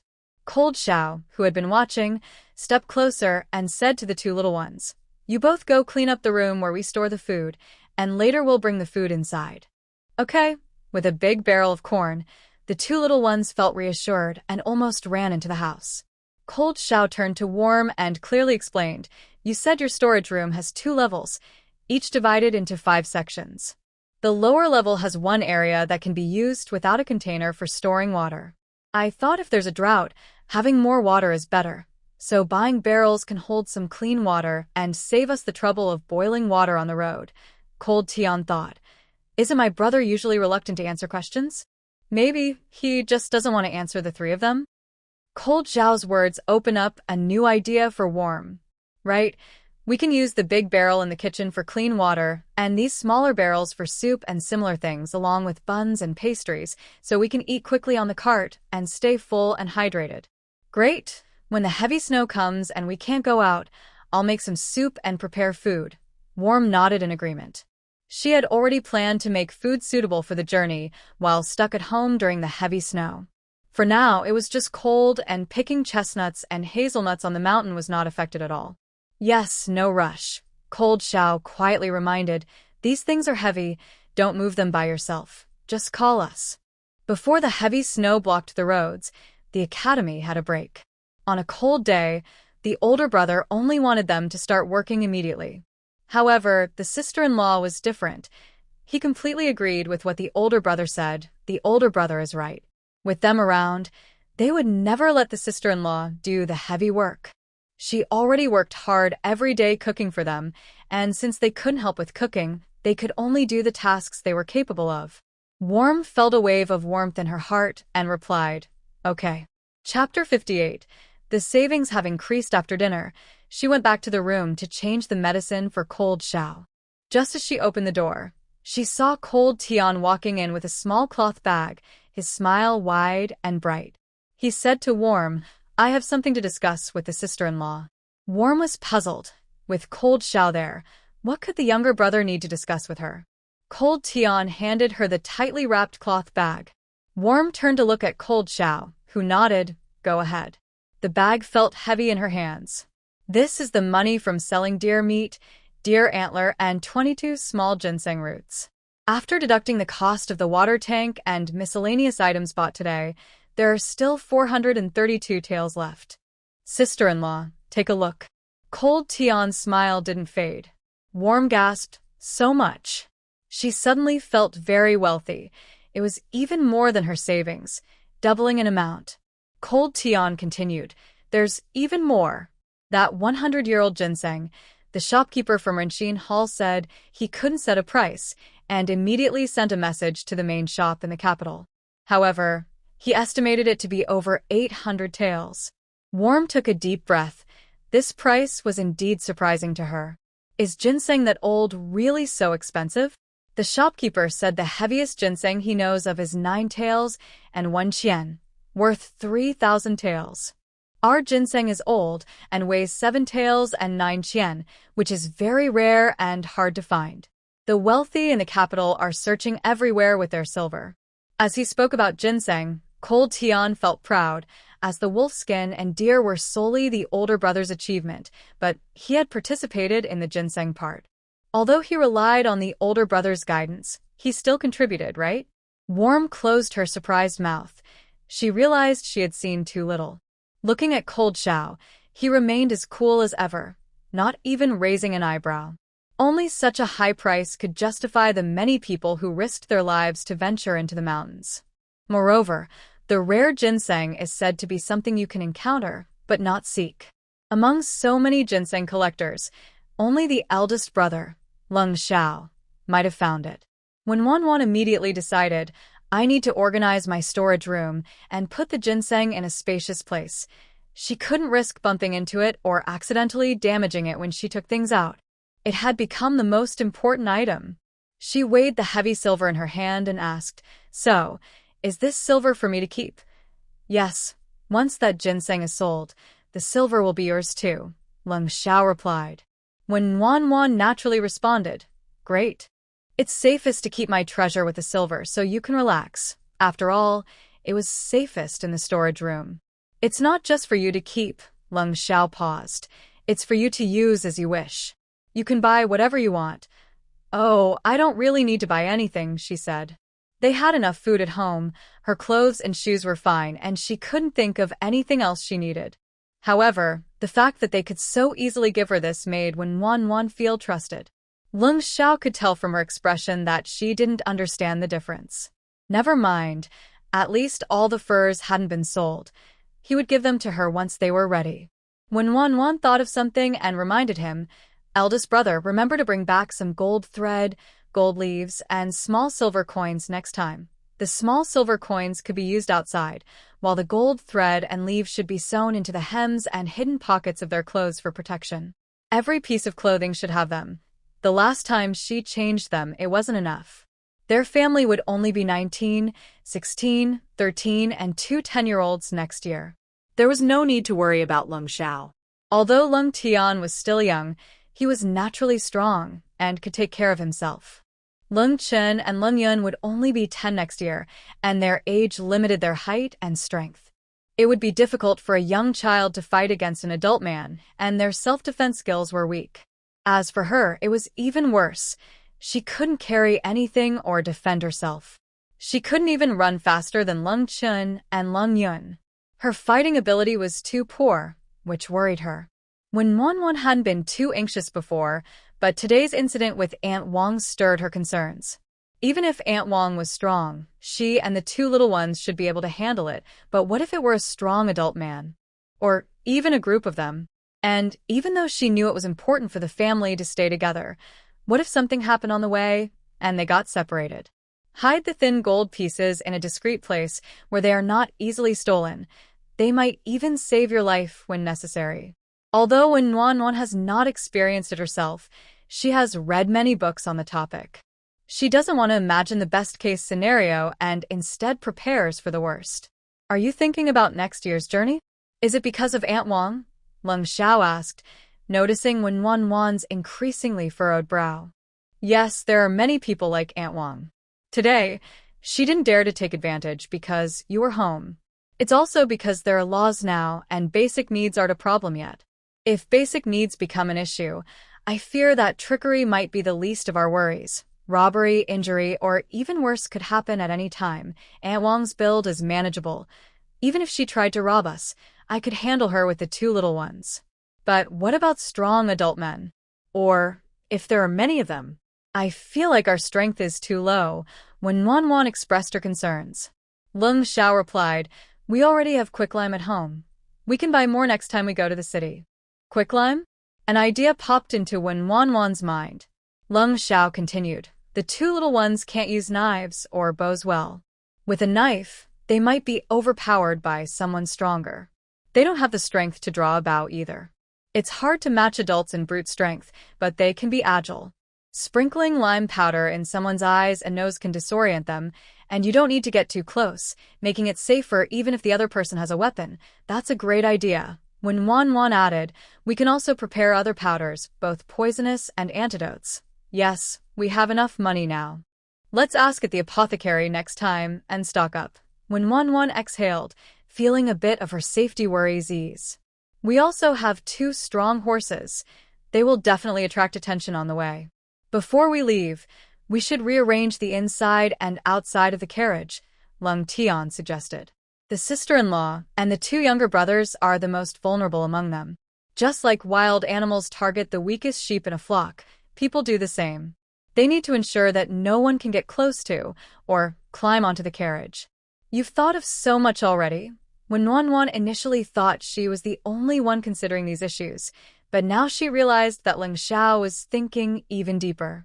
Leng Xiao smiled. You think about food, and we handle safety. It's the same. When Wanwan felt that facing these challenges together didn't seem so frightening after all. Chapter 59. The situation outside. Throughout history, recorded years of disaster have shown that natural calamities often accompany human misfortunes, and the actual severity is beyond our imagination. Since we have made a decision as a family, we should prepare early for the cold winter, Leng Xiao said after a moment of hesitation. Drought does not happen overnight. According to historical records, it can last 2 or 3 years. This year's harvest has already been severely affected, and if next year's yield decreases further or fails completely, Tong City will be like a living hell. No, it's not just Tong City. Master Qin said the 3 surrounding counties of Tong City are in worse condition. We don't yet know how far the impact extends, but wealthy families in Tong City have already sent people to buy properties in other places. Leng Xiao shared the information he had. Leng Tian exclaimed, other places are also experiencing drought? It's not just us in Tong City. His direct experience of this year's lack of rain is that food prices have risen. While he is unsure about the prices of white rice and flour, coarse rice and grains that used to cost 7 coins have risen to 9, and black flour has gone from 3 coins to 4. With so many areas affected by drought, what will next year's food prices be? Southern floods, northern droughts, and earthquakes in the northwest have been seen throughout history. It all depends on how the government and local officials respond, whether they open granaries to distribute food and reduce taxes for the displaced, or Leng Xiao's words trailed off. Even without finishing, the two present understood his meaning. Neglect. If they simply suppress the situation without caring for the suffering of the people, natural disasters can turn into human tragedies. Often, natural disasters are not as terrifying as human-made ones. It's fortunate to encounter a wise ruler, but thinking about the alternative made Leng Tian hesitant. They are far from the capital and do not know what the current emperor is like, but with this year's poor harvest, the village chief said that landowners have not received any tax reductions. Whether it's the emperor far away in the capital or the local officials, it seems that the common people have no hope.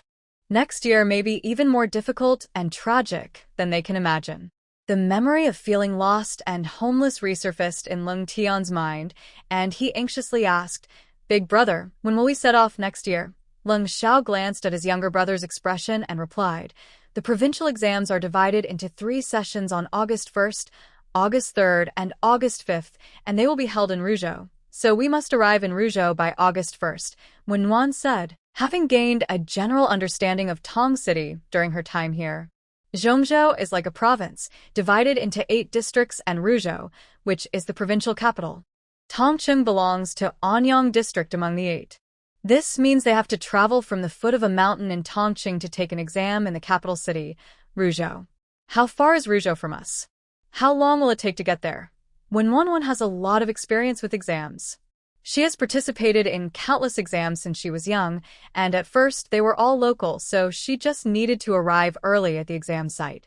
Starting in her senior year, she had national exams, provincial exams, graduate school entrance exams, and interviews, often running around.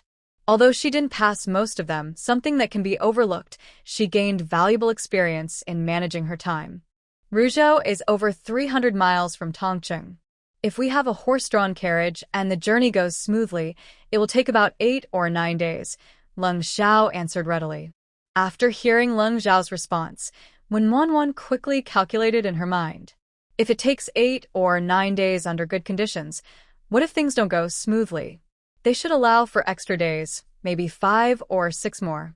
The exam is on August 1st, and they need to ensure Leng Xiao has enough time to rest before the exam and check the exam location.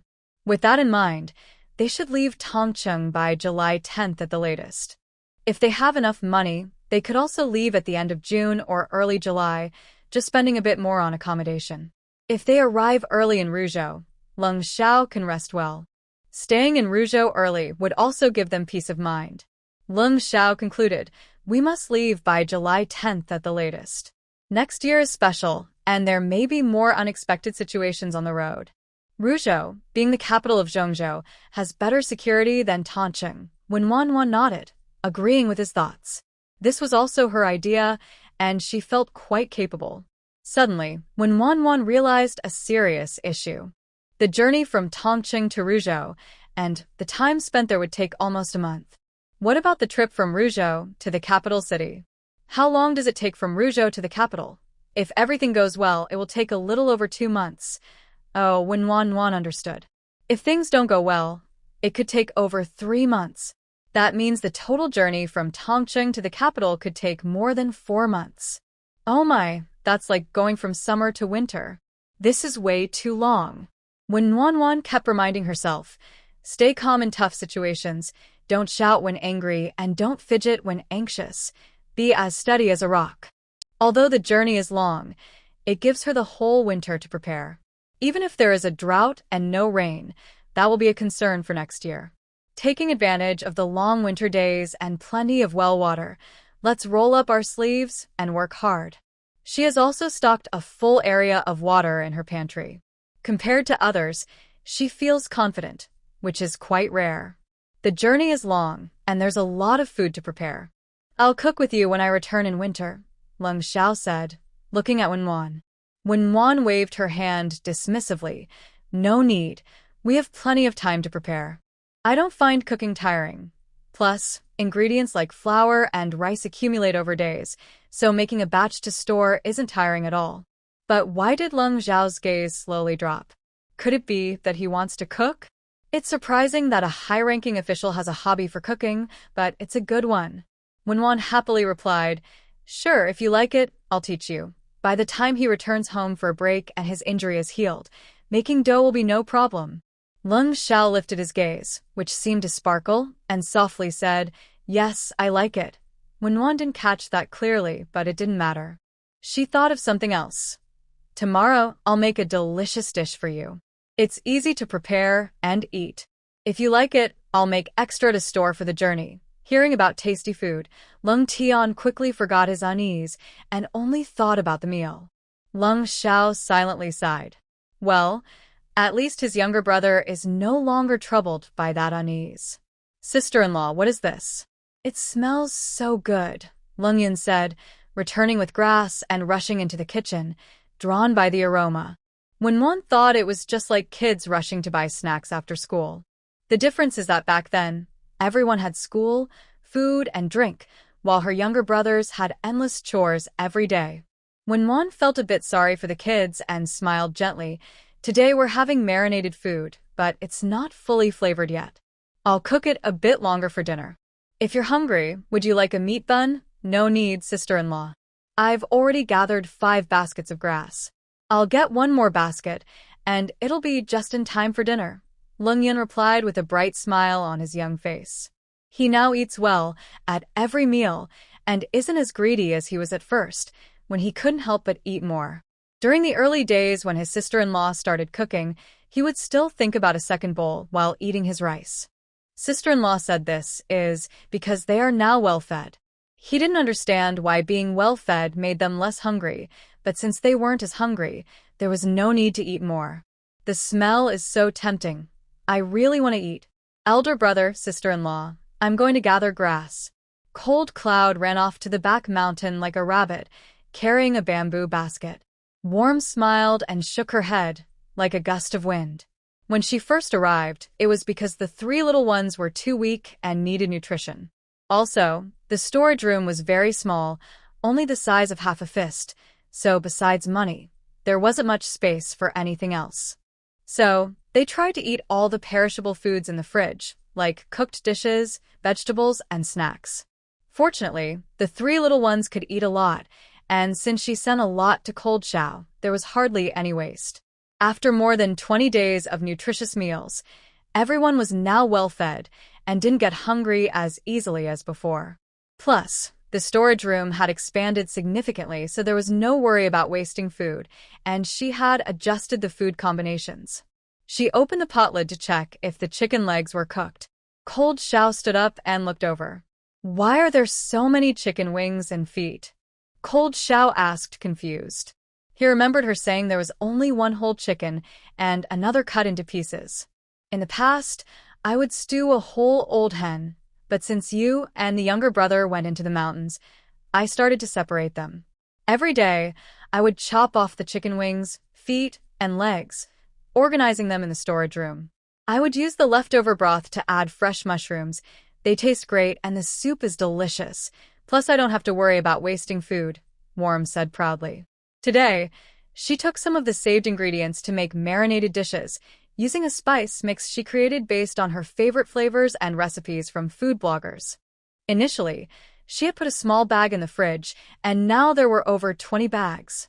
These occasional use seasonings accumulate quickly. Common seasonings like salt can't be stored in bulk, so she had to be careful with pickling vegetables. She hadn't thought about making a large batch of pickles, so all the seasonings in the fridge were in small bottles or bags. But then she realized that if they weren't in small portions, she wouldn't have been able to store so many varieties. This small bag of seasoning could directly affect her future quality of life. "Sister-in-law, this bowl smells so good." The three little ones gathered around the table, unable to take their eyes off it. This is marinated food. When Yuanyuan noticed the three little ones showing the same puzzled expression, realizing they didn't understand. Leng Xiao didn't need to look. His expression was mostly calm and cold, showing no clear emotions. So, when Yuanyuan explained to the three little ones, "It's made with several spices, like star anise, cinnamon, bay leaves, and dried tangerine peel, about 9 kinds, cooked with these ingredients. First, wash your hands and come eat. After eating, I have something to discuss." The three little ones cheered and ran to wash their hands by the well. When Yuanyuan felt a sense of achievement while being with them. No matter what she did, they were always her biggest supporters, giving her the warmest and most immediate reactions.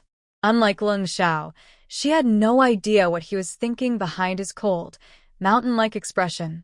"Sister-in-law, can we eat now?" Leng Yun asked eagerly. Upon hearing this, Leng Xiao picked up chopsticks and placed a chicken leg into Yuanyuan's bowl. When Yuanyuan thought, "That was a good pick, but please don't do that next time." At that moment, she felt like crying without tears. She wanted to eat chicken wings, chicken feet, lotus slices, kelp nuts, and tofu, foods that didn't take up much space. That way, she could enjoy a variety of dishes. "Don't you like it?" I like it, never mind. It's such an honor for a powerful person to serve her food. What more could she complain about? Out of the corner of her eye, she suddenly saw the three little ones trying to put a chicken leg into her bowl. When Yuanyuan quickly reached out to stop them. "No, I can serve myself. You guys don't need to be polite." She narrowly prevented their kind gesture. Thank goodness her eyes were quick. Otherwise, if she had 4 big chicken legs, could she eat anything else? No, she couldn't even finish 4 big chicken legs. "Sorry to the big shots in a few years. Even though it's an honor to have you serve me, I can't handle this luxury." Leng Tian, sister-in-law, really loves Big Brother deeply. She only eats what he serves her. Leng Chen, after Big Brother came back, sister-in-law changed. She would accept the chicken legs he offered. Leng Yun, big chicken leg, come to my tummy. All their little thoughts vanished in front of the delicious food. Chicken wings, chicken thighs, chicken legs, chicken feet, thin slices of pork belly, beef, eggs, tofu, kelp, lotus slices. A full bowl of marinated food, paired with rice and steamed buns, was completely devoured. Wow, this fighting power is incredible. When Wan also ate a bit too much, after all, she made her favorite flavor. "What do you think of this marinated dish?" This time, when Wan directly asked Leng Xiao. Her eyes sparkled as she looked at him. The 3 little ones would definitely say it was delicious, but only Leng Xiao could give a real answer. "Very good, very special," Leng Xiao replied, and immediately saw a bright smile appear on her tense face. "What do you think? If this were sold in the capital, Would it sell well? Leng Tian and Leng Yun nodded eagerly. Leng Xiao and Leng Chen fell silent. Do you two think it wouldn't sell? When Wanwan asked, puzzled. Didn't they just say it was great? She continued, are you worried about the price being too high or that the wealthy in the capital might not be used to it? They would like this flavor. It would not only sell but sell very well. However, we wouldn't be able to keep it. Leng Zhao's expression turned serious for a moment, but quickly masked it. Leng Chen lowered his head in agreement. Why wouldn't we be able to keep it? Leng Tian asked, confused. When Wan understood, right now we can't maintain it. It's not just in the capital. We wouldn't be able to keep it in Tong City either. So, she never thought of making money through food right away, even if she had the money to open a shop. In modern times, running a snack business doesn't involve local bullies demanding protection fees, and the relevant institutions are very well established, so they wouldn't make things difficult on purpose. But here, it's definitely different. Local bullies, street thugs, and even officials come by regularly to eat for free and collect fees, making it hard for a restaurant to survive.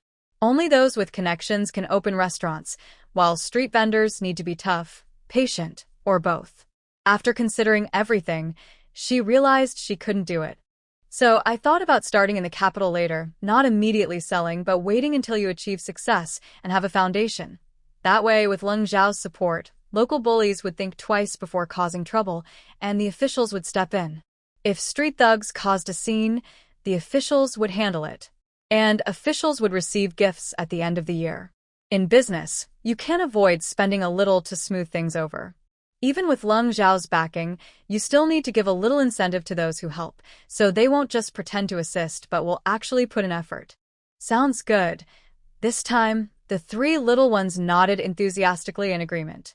Only Leng Xiao lifted his deep, enchanting eyes and looked over. Do you know I will achieve great success? Chapter 61. A life or death question.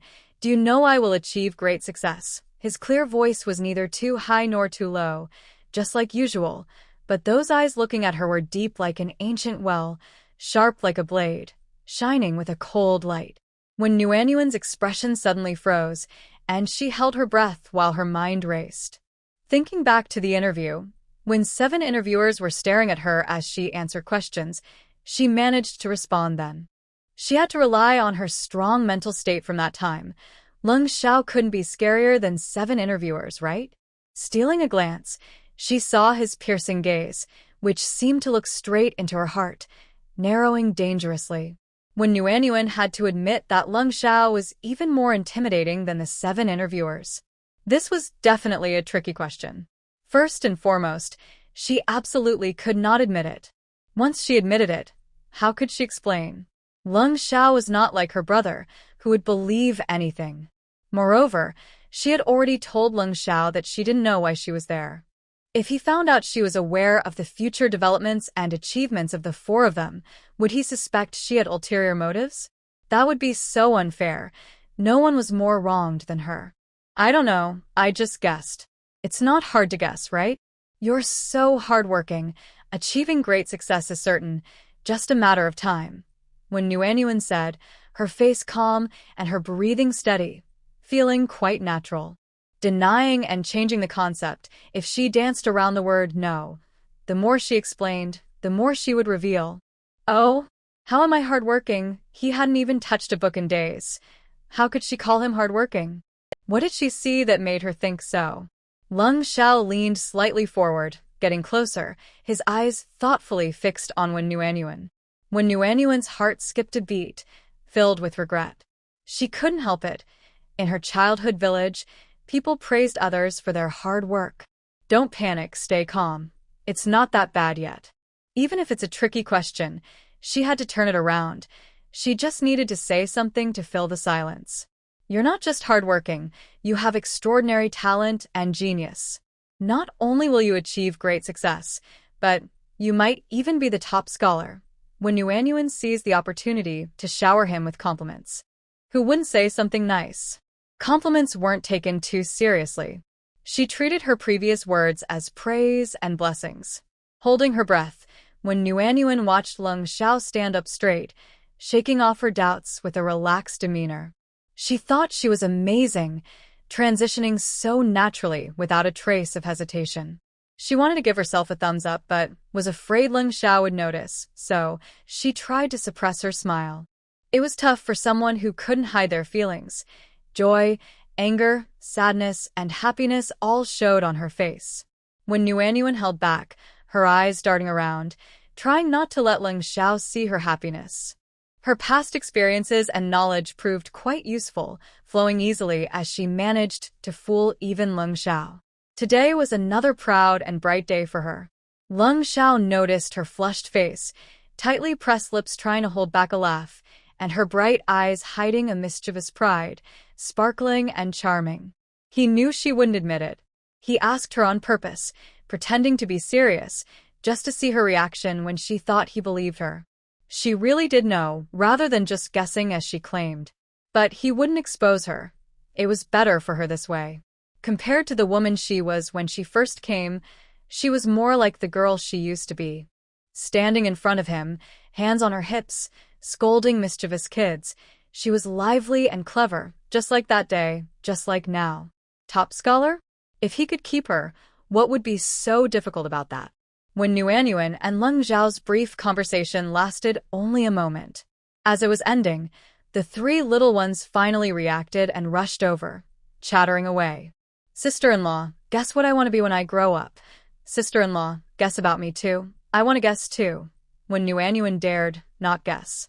After finally easing Leng Xiao's suspicions, she wouldn't risk bringing up such a dangerous topic. What's there to guess with a bunch of kids? I'm not a fortune teller. Stop thinking about these fanciful things. I'll go to the room and get some candy and fruit for us to enjoy while we chat. This could be considered quality time together, right? Excitedly, when Yuanyuan rushed to the room, actually retrieving preserved plums, dried peaches, sour plums, and dried tangerine peel, along with pears, apples, and oranges. She had initially thought about bringing snacks but decided against it since they would be going to bed soon. Carrying a big load of fruits and sweets, she placed them on the table and called out, "Come on, let's eat while we talk about how to sell the marinated dishes." Making money for our family is what really matters. Seeing that Leng Xiao's gaze was fixed on her, when Yuanyuan looked down at her clothes, which seemed perfectly normal today, she casually handed over a pear, saying, "It's good for your lungs. It's best to eat it now." Leng Xiao took it with his long fingers but didn't eat it. Instead, he played with it in his hands. Leng Tian, looking confused, asked, "Sister-in-law, if your marinated dishes are so delicious, why worry about how to sell them? Even good wine can be hard to sell if the location is quiet. We need to think not only about how to sell but also how to make more money." When Yuanyuan replied quickly, turning to answer his question. She looked at the three little ones. "Find a busy place. It's very clean. It's very tidy." When Yuanyuan nodded in agreement. After all, she was just chatting with her younger brothers and didn't need to take it too seriously. Leng Yun was deep in thought, opening his mouth to speak but hesitating. When Yuanyuan encouraged him, "Go ahead, little brother. It's okay, we're family, and it's fine if you make a mistake." What she really wanted to hear was Leng Yun's thoughts. After all, becoming the richest person in the Ling Kingdom and living in luxury couldn't be solely due to Leng Xiao, could it? From what she had seen of this clever child, it seemed unlikely he relied entirely on Leng Xiao. Leng Yun bit his lip and cautiously said, "We could decide how much to make each day based on what we can sell. Once it's sold out, it's gone. This way, people who want to buy will come early to wait. Those who missed out today will think about coming earlier tomorrow. If we ensure everything we make sells out each day, even those who just passed by and weren't planning to buy might come in if they see a crowd." When Yuanyuan was taken aback. "But if there are still people wanting to buy every day, won't that mean we lose out on a lot of money?" Leng Tian thought that selling more meant earning more. Why would anyone hold back on selling? Leng Yun looked a bit anxious, unsure how to explain. When Yuanyuan asked, "If you had plenty of money and didn't have to worry about food, and you saw a shop bustling with customers, would you want to eat there or go to a quiet, empty shop?" The three little ones replied, "The busy one. And if you squeezed in only to find out they were sold out and told you to come back tomorrow, wouldn't you rush over early the next day? If it's delicious, wouldn't you want to buy it again?" Every time when Yuanyuan asked a question, the three little ones nodded in response. Chapter 62. Leng Yun's talent. It's about using the idea that the more you can't have it, the more you want it, and that things bought by more people are seen as better deals. This is the concept of scarcity marketing and the psychology of conformity. People often wait for hours to buy a cup of milk tea or to check in at a popular spot. It's common, and businesses enjoy using this tactic because it works remarkably well. Of course, success ultimately depends on whether the food tastes good. There must have been merchants in ancient times who understood these selling techniques, possibly mastering them, but when Yuanyuan didn't expect that Leng Yun, being so young, would understand this too. Little brother, you are amazing. If it weren't for the situation, when Yuanyuan would have clapped. Leng Yun felt shy from the praise. Mother has a talent for brewing wine, but she is often unwell and can only brew once in a long while. Every time she finishes brewing, we go to the city to sell it. I would take a small amount on the first day, sell it quickly, and tell those who missed out to come early the next day to this spot. This way, I would bring more the next day, and as soon as we arrived, people waiting would gather to buy. Even those who initially didn't plan to buy would come over and take some wine home. Unfortunately, later on, when Mother's health worsened, she could no longer brew wine, and they spent all their money on her treatment, leaving them unable to buy rice to brew and sell wine. Leng Tian recalled their past experiences selling rice wine and realized, no wonder I couldn't sell mine, while you sold yours quickly and well. I was wondering why our wines weren't the same. When Yuanyuan was excited, her little brother truly had a knack for business. He was naturally talented for it. This was even more clever than her own thinking. She had benefited from her education and the analytical articles she read, gaining more knowledge through observation. Her little brother relied purely on his talent and personal thinking. This was on a completely different level, one she couldn't compare to. No, she needed to bring her little brother into the business. She initially thought she was just changing jobs, but now she had a dream. She had money and a recipe, so she could definitely invest in her little brother. Although she wasn't cut out for business and lacked practical skills, she had plenty of theoretical knowledge. She could let her capable little brother handle purchasing, selling, managing staff, and choosing and decorating the store. While she waited for the money to come in, gold and jewels would flow into her hands, and she could experience a luxurious life. Just thinking about it made her happy.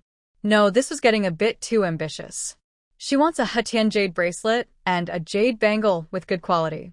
If possible, she would also like a double-sided embroidered fan made with Su embroidery. In the past, she wanted to buy these, but as a humble worker, she couldn't afford them.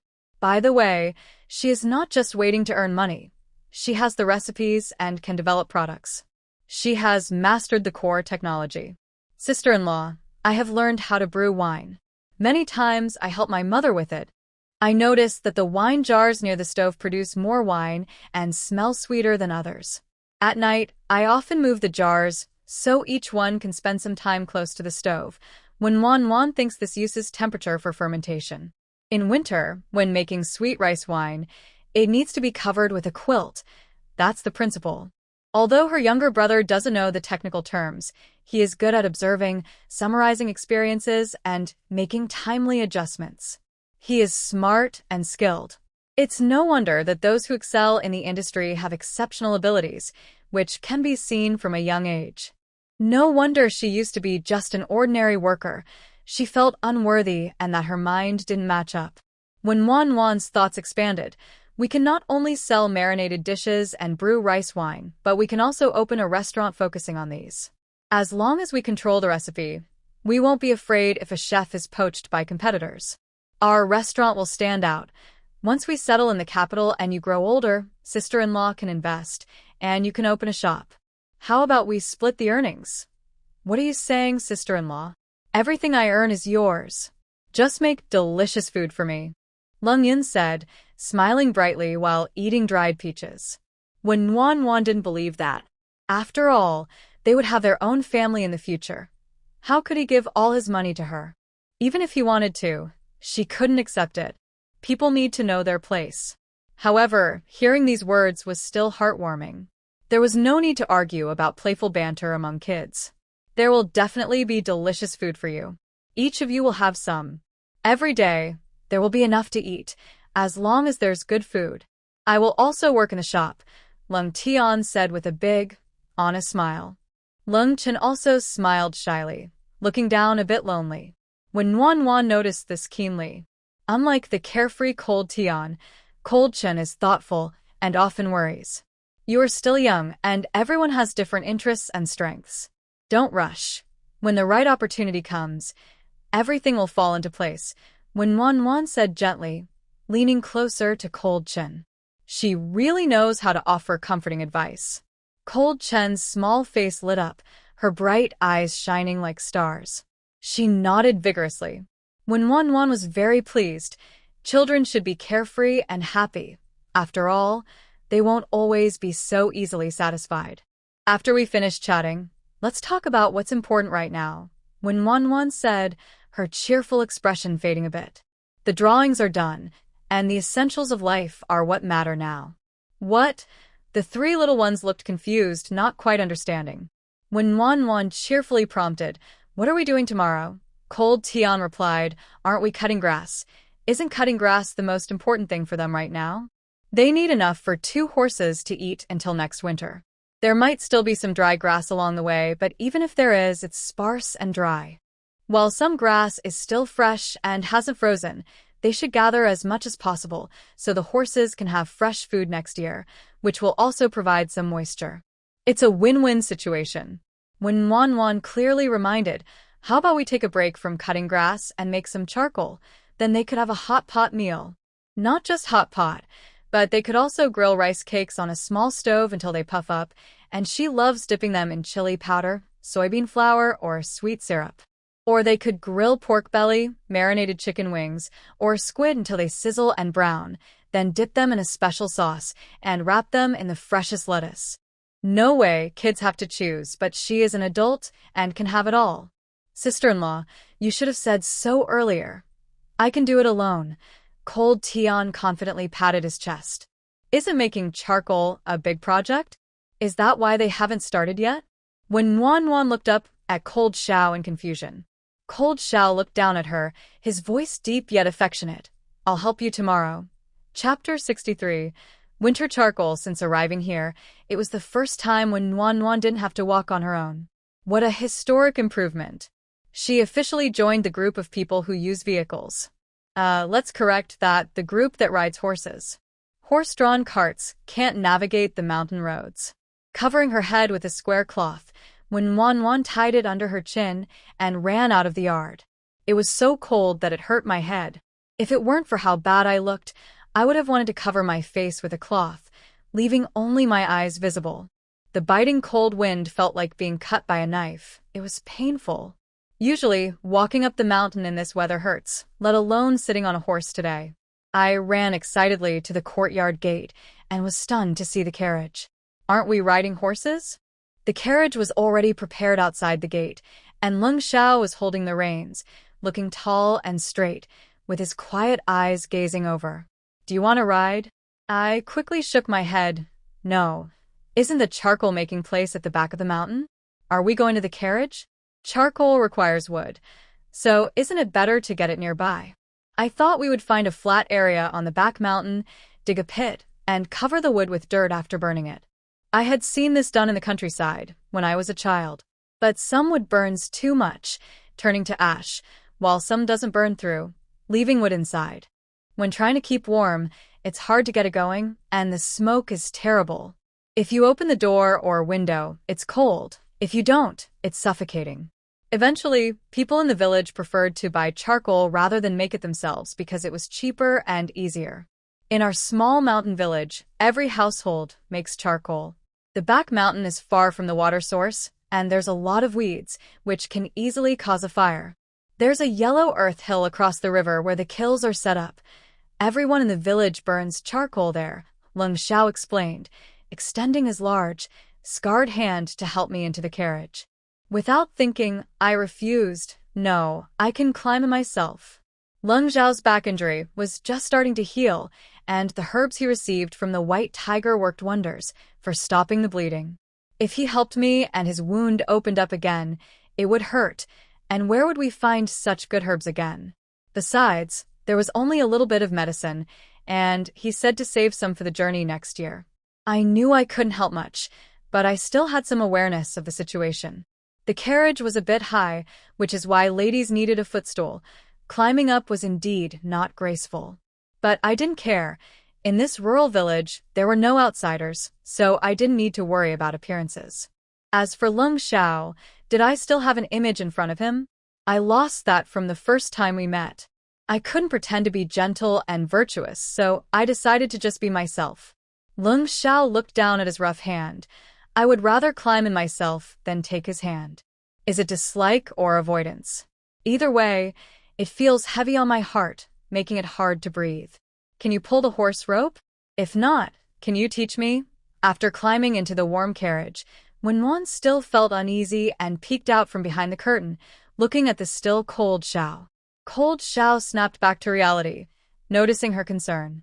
Seeing her bright little face made his heavy feeling disappear, and he smiled slightly. No need. The horses are very gentle. They won't hurt you. Oh. Wenwan pulled her head back and sat cross-legged in the empty carriage. Their 2 horses were indeed very well behaved. They worked quickly and were not picky about food, eating all kinds of weeds and dry grass. Occasionally, when given corn, they would happily neigh, almost wanting to nuzzle. Wenwan always thought she was very adaptable, but after seeing the horse's adaptability, she realized there are always others better than you. The wide horse-drawn carriage swayed on the rough dirt road, and aside from the front curtain, there were no other curtains installed. They had agreed not to install seats. With many people at departure, they would sit on a few reed mats, and the windows would have thin, soft, breathable curtains that let in light. This ensured both brightness and privacy. While moving firewood, Cold Tian saw a carriage approaching from a distance and quickly ran over, dropping the firewood he was carrying. Big brother, sister-in-law. His cheerful voice reached them before he did. The 2 horses slowed their pace upon seeing Cold Tian running toward them. Cold Xiao tossed the reins to Cold Tian, letting him lead the horses to the kiln holes. After getting off the carriage, Wenwan looked around and walked around the bare yellow earth mound. There were 5 kiln holes. They looked very professional. It was completely different from the temporary charcoal-making methods she had seen as a child. The bare yellow hill and its surroundings were likely due to frequent burning. Trees and weeds struggled to survive. Even if they managed to grow, they were cut down and thrown into the kiln during charcoal making. The 5 kiln holes were spread around the hill, vertically shaped like large half-circles. The yellow clay and stones inside were dug out, creating spaces about 2 to 3 square meters and over a meter high, with 1 or 2 holes at the top, likely for smoke. They were much larger than Wenwan had expected. Little brother, is it just our family today? Well, some families have already burned theirs, while others will do it later. But even if there are still some to burn, it's fine. My brother said we only need to burn 3 kiln holes, and there are 2 more that others can use, said Leng Tian with a grin. After speaking, he bent down to organize the firewood. Wenwan had thought that the 3 kiln holes were just one small hole, but now she realized they were quite large. She asked Leng Xiao, "Are we burning this much? When we get to the capital next year, it will already be winter. In a new place, it's not easy to buy what we need right away, so we're making everything for next year now," he explained. Wenwan nodded in understanding. After her first trip to the city, where she nearly ran out of energy shopping, she realized that this place was not like home, where you could just call and have things delivered. Here, if you can do it yourself, you shouldn't spend money on it because time, labor, and materials are cheap, while earning money is hard. Even things you can buy are not always available, like charcoal, which has specific places and seasons for purchase. Anyway, burning 1 kiln hole or 3 isn't much different. It takes about the same effort. I think we should just burn 7 or 8 holes. That way, we won't need to buy charcoal for a few years and we'll save money, Leng Tian suggested, wanting to produce more. As long as there's space, they could prepare for the next 10 or 20 years. Life in the capital is not like here. Everything costs money. Although they earned some silver this time in the mountains and thought about how to make more, saving money is just as important. With so many people, they would need more silver for various things, so saving some to take to the capital would give them peace of mind. Watching Leng Tian carry bundles of smooth logs, each as tall as him and thick as a bowl, into the kiln holes, when Wan felt tired just looking at it. Not to mention, they still had to burn 7 or 8 kills. This is too exhausting, isn't it? Leng Tian stood inside the kiln, placing the logs vertically from the inside out. The wet ones went in first, and the dry ones were placed around them. He selected pine logs that contained resin and would burn easily for the fire starter, and when he heard his sister-in-law's question, he replied loudly, "What's tiring about this? It's simple. Look, I've already packed this kiln full of firewood. Soon, I'll use straw to ignite it and stuff it in the opening. We'll heat the logs inside, drying them out and gradually getting them to burn." Isn't that easy? When Wan wanted to say, it was not easy at all.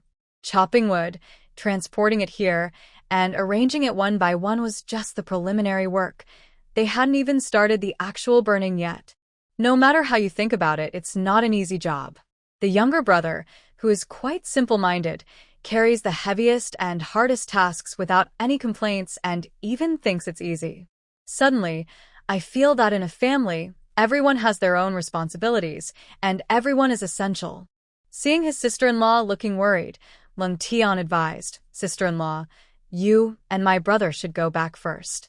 The fire for the wood needs to burn until the smoke changes from white to yellow, and then to blue, almost disappearing before we can seal the kiln. It will probably take until midnight or even tomorrow morning. Don't worry about my food. I brought meat buns and sweet potatoes to roast at the entrance. They're still warm." Such a long time? When Wan thought it would only take 3 to 5 hours and was hoping to return for lunch, or at least dinner. She asked anxiously, "Can I go home to eat and come back?" "There's no way. We can't leave this place. The timing of the charcoal burning is crucial. At the beginning, we won't know how to judge it. If we burn it too much, we'll just have ash and no charcoal. If we don't burn it enough and seal the kiln too early, the inside and ends will still be wood, and it won't work in the house because the smoke will be too strong. But don't worry, sister-in-law. I'm doing great with the burning now. There's absolutely no smoke. I also know how to choose wood well. Look at this reddish wood. It makes the best charcoal that can last all night without going out, and there's hardly any smoke. For these 3 kills, besides needing easily burnable pine at the entrance, I specifically chose all this redwood inside. You'll see in winter how different it is from other charcoal."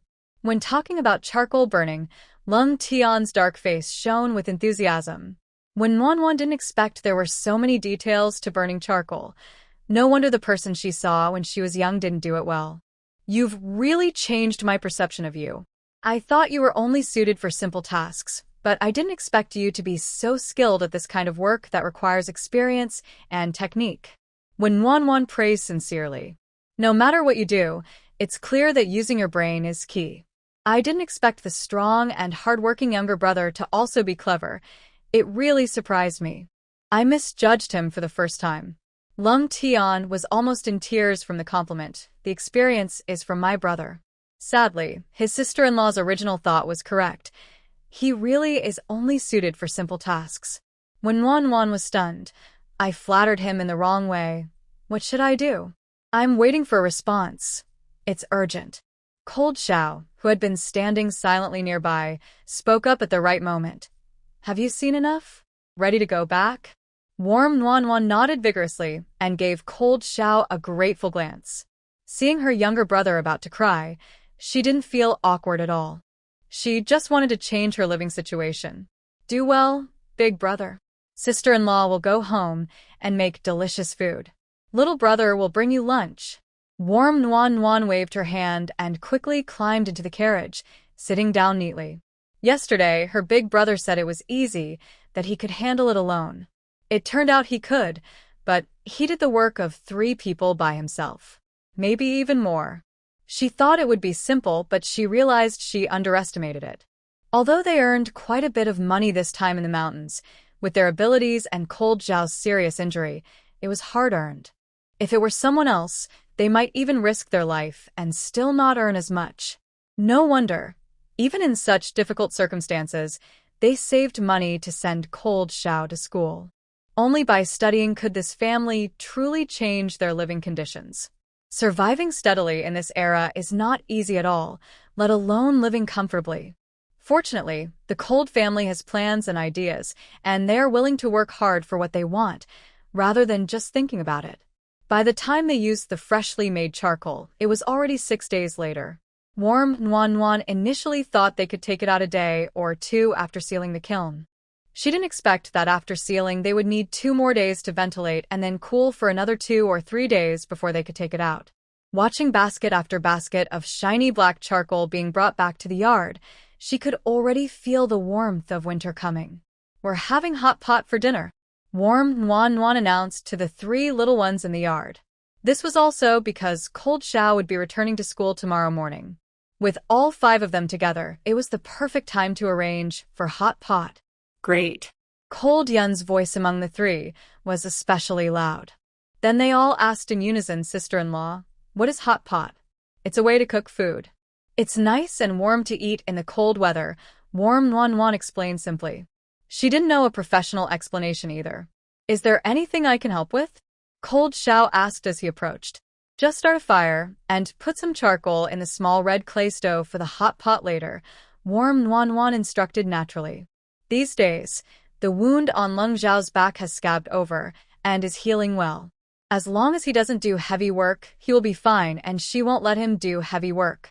He has been helping her a lot lately, and they have become quite in sync.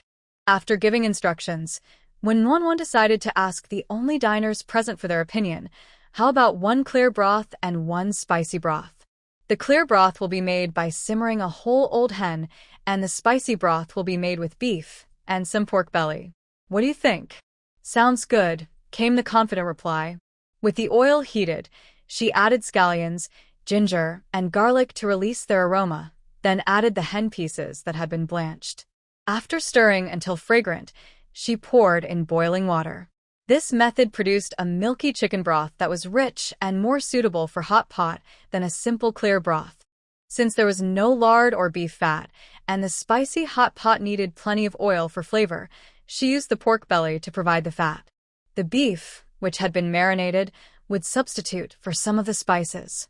After frying the pork belly to release its fat, she added the beef slices, bean paste, chili sauce, scallions, ginger, garlic, small chili peppers, salt, sugar, and soy sauce. A simple version of the spicy broth was ready. As the rich chicken and beef broths bubbled away on the small red clay stove, they filled the air with a warm and delicious aroma. Surrounding the 2 broths on the table were eggs, large shrimp, squid, abalone, bean sprouts, tofu, kelp, spinach, heart of cabbage, lettuce, hazel mushrooms, and rice cakes. Everyone who entered was momentarily stunned. "Wow, you're back early today. Just in time. The dishes are just set up. Wash your hands, and we can eat," when Nuan said, turning to the 3 little ones who stood frozen. She urged, "Come in. It's warm inside. Why are you all standing at the door?" Hearing her call, Leng Chen shifted his gaze from the abundant food and remembered what they had come to tell his sister-in-law. He stammered, "Sister-in-law, it's snowing outside. Didn't you say you really wanted to see snow?" As someone who rarely sees snow throughout the year, when Nuan couldn't resist. She dashed into the yard. Fluffy snowflakes were falling from the sky. When Nuan twirled around a few times, then stretched out her hand to catch some, feeling that the snow in the north was indeed larger. She could see snow every year, but it was usually just light flurries or a thin layer on the ground. Especially after moving to the city. Even when it snowed, by the next morning, the roads were always cleared and spotless. After getting excited and shivering from the cold, when Nuan happily returned to the main room. The houses on both sides had heated beds, and although the main room didn't have one, it was warm thanks to several charcoal stoves placed between the 2 heated beds. The warm air and the smell of food welcomed Nuan as she entered. The aroma was delightful. Leng Xiao timely handed her a dry, warm cloth. "Sister-in-law, hurry. How should we serve this? Is there a special way to serve the hot dishes? Should we put everything in at once or just a little bit?" The three little ones gathered around the table were eager and asked Wenwan why the adults were taking so long to sit down. I'm coming. Just wait for me to show you. For the first time, Wenwan felt a sense of importance while preparing the hot pot, as if it were a major project that needed her involvement. She took the warm cloth, wiped her face a bit to remove the melted snow, and got ready to start cooking. Just as she lifted her foot to leave, someone grabbed her wrist. Wenwan looked up in confusion. The young man had a tall nose, an attractive face, and a tall, elegant figure, looking as cool as the moon in the sky, distant and unreachable. Even though he wore a simple cotton shirt, it couldn't hide his noble presence. Wenwan couldn't help but admire him, thinking how different the main character was, making so many people envious. Beautiful things are pleasing to the eye just by being seen. You have snowflakes in your hair. Let me help you with that, his deep voice softly said. Wenwan nodded blankly, feeling flustered by his presence. Leng Zhao's tightly pressed lips slowly relaxed, and he gently lifted his rough hand to carefully wipe away the snow from her hair. Wenwan's heart raced with excitement. She had thought Leng Zhao was a cold and ruthless person, but she never expected that the young man would smile and kindly help her with her hair. Was this the kind of treatment she could receive? Did she deserve such kindness? Wenwan felt anxious but mostly happy. It seemed her efforts were paying off. With Leng Zhao's current feelings towards her, as long as she didn't do anything foolish to push him away, he would surely continue to be nice to her. Sister-in-law, hurry. Little brother actually dared to sneak a taste. I didn't. I just smelled it. Who uses a spoon to smell the soup? They're coming, the noisy voices called out again. After warmly thanked Cold Sky, she quickly joined the hot pot group. Cold Sky watched her delicate figure move, his large hand slowly dropping to his side, tightly gripping a cloth. I've pre-cooked the squid. It can't go in the chicken soup, it should go in the spicy one. Sister-in-law, here are the chicken wings you love. The fried eggs are ready. They just need a little heat before eating. Sister-in-law, the tofu is cooked. Put the abalone in the spicy soup and the thinly sliced one in the clear broth. Sister-in-law, just sit and eat. Tell me which one you want and I'll get it for you. Cold Sky, hurry up. I saved you some chicken wings. If you don't come soon, there won't be any soup left. Exaggerated shouts came from that side. The boy's cool demeanor instantly faded as he stepped into the steaming, lively atmosphere. Outside, the cold wind howled and snow fell, while inside, the charcoal fire blazed, creating warmth and plenty of food. After eating well, the four of them warmed up by the stove and took a bath in the back kitchen, changing into new cotton clothes from head to toe. Cold Sky wore a long gown typical for scholars, while the three little ones wore loose-fitting tops and pants, common for working families. Warm looked at the three little ones in their baggy clothes with rolled-up sleeves and pant legs, surprised. Is this the new clothing made by Aunt Zhu? Didn't they say Aunt Zhu was the best seamstress in the village? That's why her clothes were more expensive. If she couldn't even get the size right, how could it be good? Isn't yours made by Aunt Jiang, little brother? Why is it so big? Her gaze shifted to Cold Sky, and yes, his long gown fit him better, slightly loose but not too exaggerated. Was there really such a big difference in difficulty between making long gowns and short jackets? No, this fits perfectly, Cold Sky said with great satisfaction. Warm began to doubt if there was something wrong with her eyes, or if little brother's eyes were the problem. Sister-in-law, this is how they make clothes for kids in the village. Kids grow quickly, so if they don't make them a bit bigger, they won't fit next year. Aunt Zhu is great at sizing. These clothes will fit not just this year, but also next year.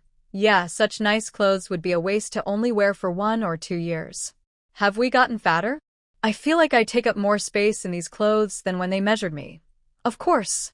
I feel like I've grown taller. Otherwise, Aunt Jiang wouldn't be able to make clothes like Aunt Zhu. You can roll your sleeves 4 times, but I can only roll mine 3 times. Leng Tian leaned in to compare with Leng Yun.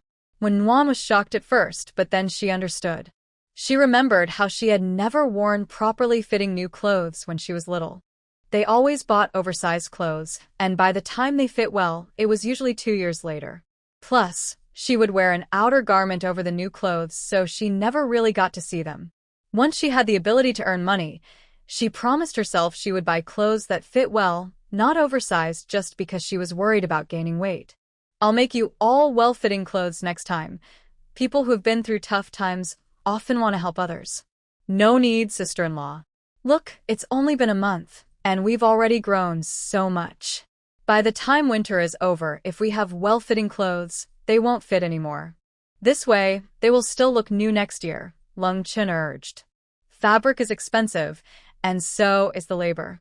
In the village, families are lucky if they can make one set of clothes every few years. Winter is too cold to work, and families without warm clothes just stay by the stove, surviving on a couple of meals of wild vegetables and grains. Having something to wear is already great. Who cares if it fits perfectly? When Nguyen patted Leng Chen's little head. In this different era, it was heartwarming to see a 9-year-old child so understanding. Chapter 66. Farewell, they eat well and grow fast. Next year, on the road and after arriving in the capital, they might not have the time or energy to make new clothes.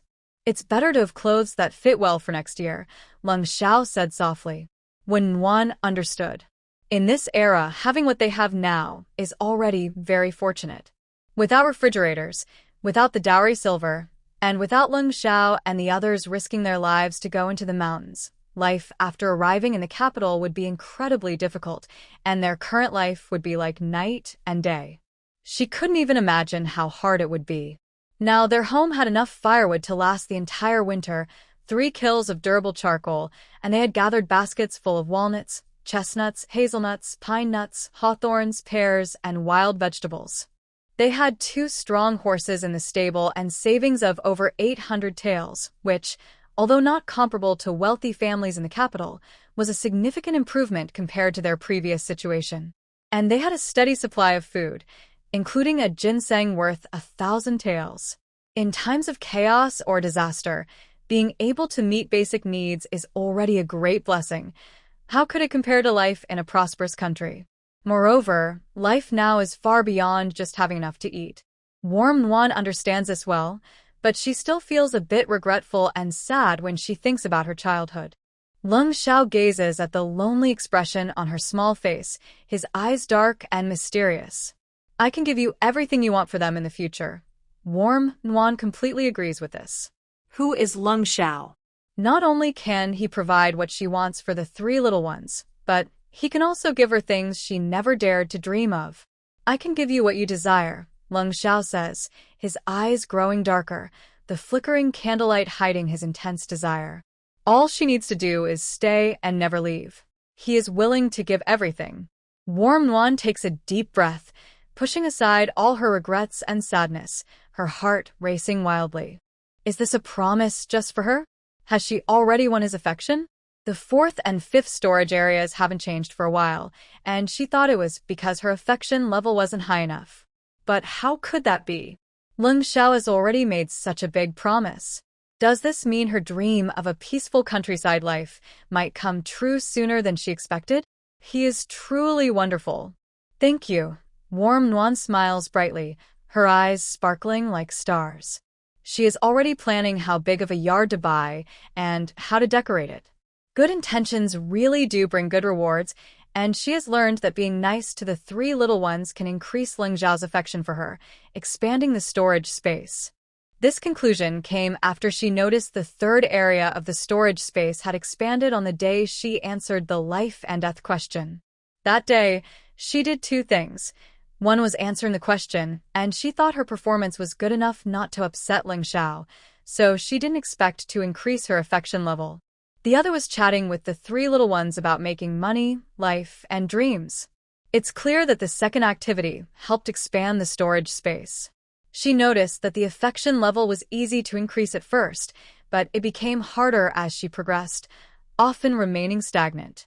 However, that makes sense. She has already done everything to increase affection, like sharing food and showing care. What else could she do? She can't think of anything else that would make Leng Xiao happy.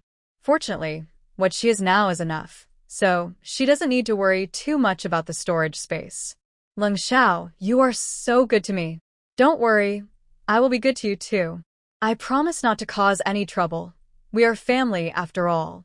Warm One smiles with her eyes curved, feeling that today has been a truly rewarding day. She originally thought it would take a long time for Leng Xiao to accept her. After all, he was different from the other three. He didn't care much about food or the quality of life.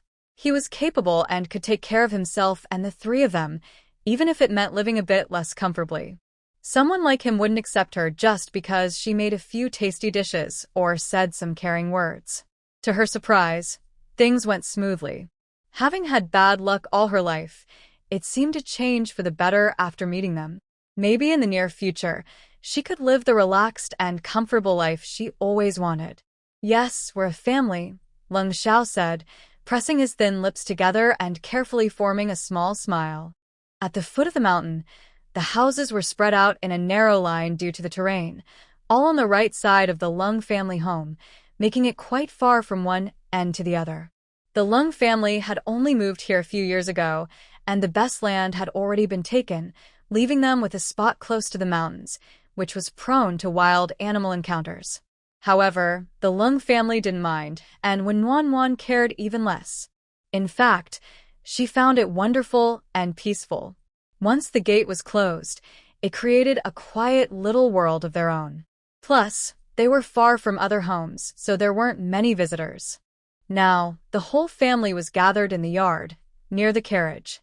After a night of heavy snow, the rooftops, walls, and ground were covered in thick snow, sparkling like white sugar. When Wan, wearing cotton shoes, playfully stepped on the snow, enjoying the sensation. This is just the first day. It will get thicker. You should hurry to see your brother, Leng Yun reminded her anxiously, as her brother was eagerly waiting for her. When Wan quickly ran to the carriage. Are we leaving so early? Yes, we need to go to the city first to get some things, Leng Xiao replied, his tense expression relaxing like melting ice in snow. Thinking about food, when Wan quickly handed him some money. I prepared enough cooked food for 6 or 7 days. If you can't finish it, it won't keep well. Take more money, and if the weather is bad and Dadi can't deliver on time, just buy something to eat. Don't hold back. Leng Xiao gently held her hand down, feeling the softness make his heart flutter.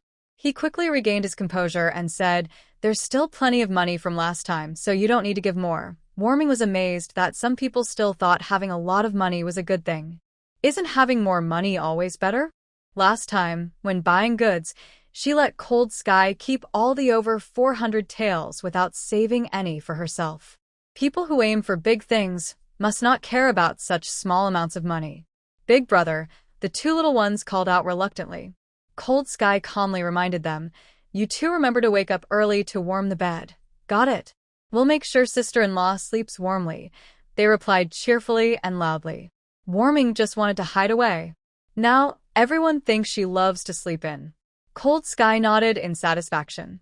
He looked at Warming with deep, sparkling eyes and gently reminded her, don't play in the snow outside this morning. Wait until the afternoon when the little brother brings back clothes to change into before playing. What's so great about the heavy snow? But as long as she liked it, it would be fine once the deerskin boots, snow hat, and cloak arrived. Chapter 67. Warming thought winter hibernation hadn't started yet. Bring back clothes? Warming thought she had plenty of clothes, so she wasn't lacking. But since Cold Sky mentioned changing to play in the snow, it must be hats and gloves, which she actually needed. The temperature difference inside and outside was too great, and it was too cold to go out. Warming accepted without hesitation. Okay, thanks. She was just curious about the snow, having never seen such thick snow before. She vaguely remembered seeing some when she was very little, but she knew that wasn't possible. Seeing Cold Sky actively bringing her winter items, Warming thought she should say something caring in return. Be careful of your back at the academy. Don't do heavy lifting or hard work. Right now, we have enough food and money at home, so eat well and don't save. Your health is the most important. In their family, Cold Sky would be the main support next year, and his health was crucial. She couldn't let small matters lead to bigger losses. Warming practically emphasized the most important issue. Cold Sky's eyes showed a hint of a smile as he nodded. Warming then turned to greet the driver. Cold sky. In rainy or snowy weather, drive slowly, especially around turns and intersections. Sister-in-law, don't worry. I will make sure to get Big Brother home safely. Cold sky promised with a bright smile. Warming was speechless. Did the little brother's response have anything to do with her warning?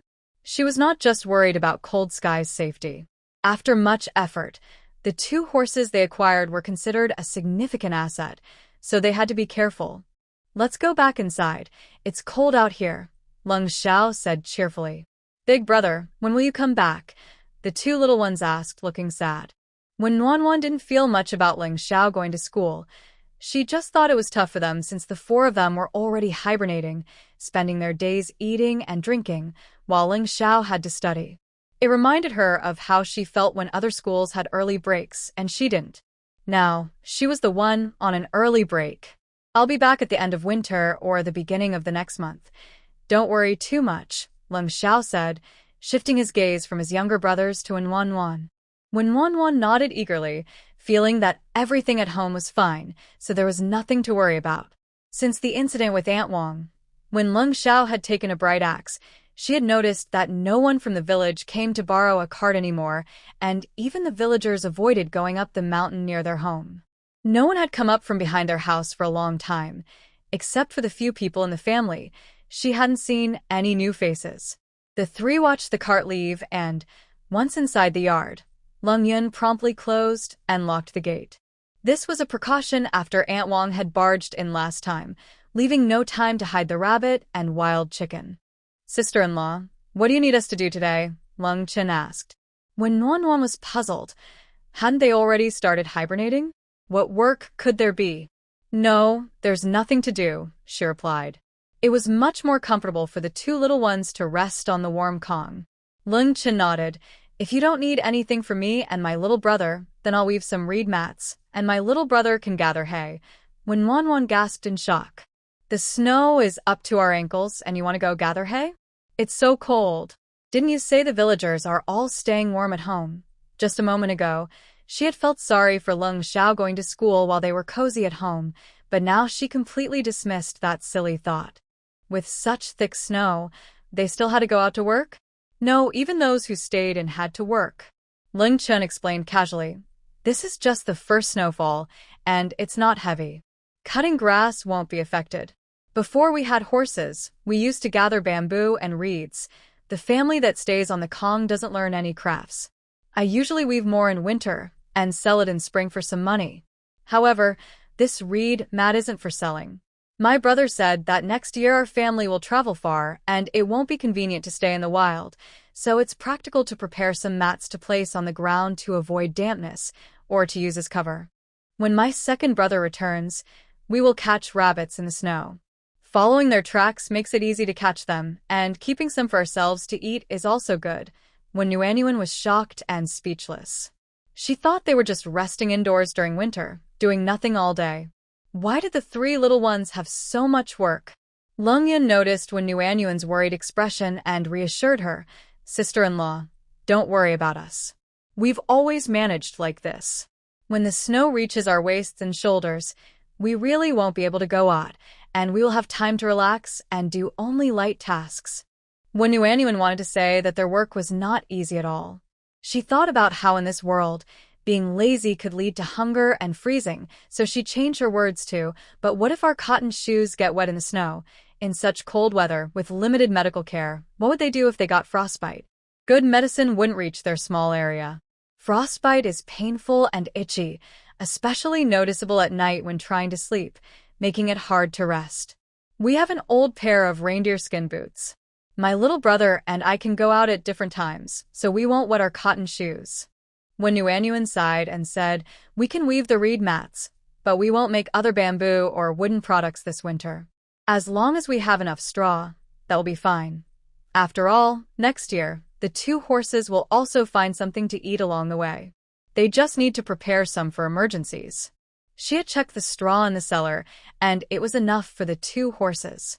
Sister-in-law, Leng Yun said anxiously, thinking that resting during winter was a bit wasteful, and they didn't feel tired. Don't worry, sister-in-law has thought of something for you to do. I need many containers for storing food, And I noticed that bamboo tubes would be perfect. Most of the bamboo there is thick, about the size of an arm or a calf, and the bamboo forest isn't far from the Leng family. When Nuanyuan thought they could saw it into sections to store dumpling soup and similar items. They could take it out to eat on the road. It would be filling and also quench their thirst. Are wooden bowls and basins not good to use? It's very useful, but making wooden bowls and basins takes too much time. I need a lot, so I just need to smooth the bamboo tube's opening to avoid any sharp edges. They won't spoil in the storage room and can be reused many times. I can make more when I have some free time on the road. This is a practical method that when Nuanyuan thought of. She originally planned to start in spring, but since the two little ones still have many tasks to do in winter, some work can be postponed. It's best to prepare food for winter now. 4 or 5 people, 3 meals a day for 4 to 5 months means a lot of food to prepare. No wonder during wars, the army's supplies are prioritized. Even managing the daily needs of their family of 5 is complicated, let alone for tens of thousands of soldiers. Leng Chen and Leng Yin nodded in agreement. Although they didn't understand why their sister-in-law was making so much food for winter, they knew that having more food was always good, especially since it wouldn't spoil easily in winter. Moreover, their older brother had told them not to ask questions about what their sister-in-law wanted them to do. They just needed to follow her instructions. Chapter 68. Stocking up on winter clothes. After discussing, Leng Yun and Leng Chen took turns going out to cut bamboo and bring it back. They used the thin parts and branches for firewood, keeping only the sturdy sections. Leng Chen sawed the bamboo into tubes on the long bench in the yard, while Leng Yun gathered the scattered bamboo joints and neatly stacked them from thick to thin under the eaves. The two worked quickly and efficiently together. In the kitchen, when Nuanyuan was preparing lunch, they were still having 3 meals a day, mainly because when Nuanyuan was used to it. Additionally, she wanted to take advantage of the winter to help the 3 little ones catch up in height and weight. Over the past month, they had grown a bit, but since the time was short and they were doing a lot of physical work, their weight gain wasn't very noticeable. They still seemed a bit thin. Plus, staying at home all day without cooking something delicious would be quite boring. With fewer people at noon, she heated up some braised pig trotters, added some hazelnuts to the little chicken, stir-fried some cabbage with vinegar, and made a pot of pickled vegetable egg soup. Whenever it was time to cook, when Nuanyuan felt grateful that she hadn't been lazy before and had prepared some ready-to-eat meals to keep in the fridge. Each meal just needed to be heated up, and that was enough for the meat dishes. She only needed to stir-fry some vegetables and make soup. She used very little oil and salt each day, allowing them to save a lot. Moreover, the 4 of them preferred eating meat, and she felt that the prepared meals were more like they were made just for them. At that time, she had been trying to save money and time. Sister-in-law, I brought back the pastries you wanted. How did you make so many bamboo tubes? Cold Tion's loud voice carried into the kitchen from the yard. When Muan waited for Cold Tion to enter the kitchen before saying, the thick bamboo tubes are for dumpling soup, and the thin ones are for bamboo rice. Did you bring everything I asked for? I brought it all. Big brother remembered everything. It's all in the cart, and here are the pastries, Cold Tion said, handing over the treats. When Juan took the box of date pastries and called out, second brother, little brother, come in and have some snacks. After trying them last time, she found these Chinese pastries to be truly delicious. Especially the date pastries, which had a strong date flavor that wasn't overly sweet. It was a natural sweetness with a flaky crust that crumbled easily. The chestnut cake was also very tasty, with a particularly thin, golden brown skin and a soft, sticky filling, perfect for pairing with tea. These traditional pastries were so good that she had given up on her plan to make snacks for money. People in this era were much smarter in that field than she was.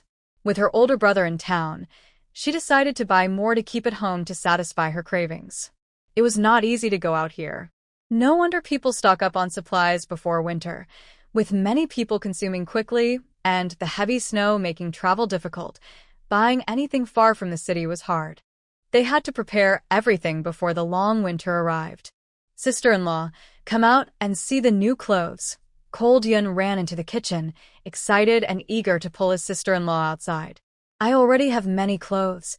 What's the excitement about? When Wan smiled and shook her head as she walked outside, but her unfinished words faded away when she saw the impressive scene in the yard.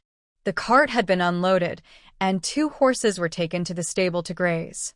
Cold Tian had also brought back a large water tank of corn and several smaller tanks. At that moment, the large tank and the small tanks were covered with various new clothes.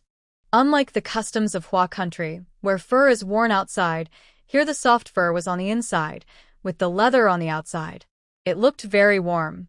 The goods from the last hunting trip weren't sold. We took the skins to a special shop for tanning, and they were all used to make clothes, shoes, and hats. Sister-in-law, look, we made 2 pairs of deer leather boots from the male deer, and the leftover leather was used to make 2 hand warmers. The rabbit fur was made into a jacket and 2 snow hats. Big Brother said the Wolf King's fur is shiny and smooth, so he made a cushion for you, and there are 3 wolf skins to make you a large cloak. My brother advised me last time that if I found a good fox fur, I should make a cloak for my sister-in-law. I happened to find a red fox with beautiful fur, but it wasn't enough for a cloak, so I made a collar instead, using wolf fur for the cloak's fabric. As he finished speaking, his voice trailed off. The biggest expenses for these clothes were the tanning and tailoring costs, along with the red fox fur.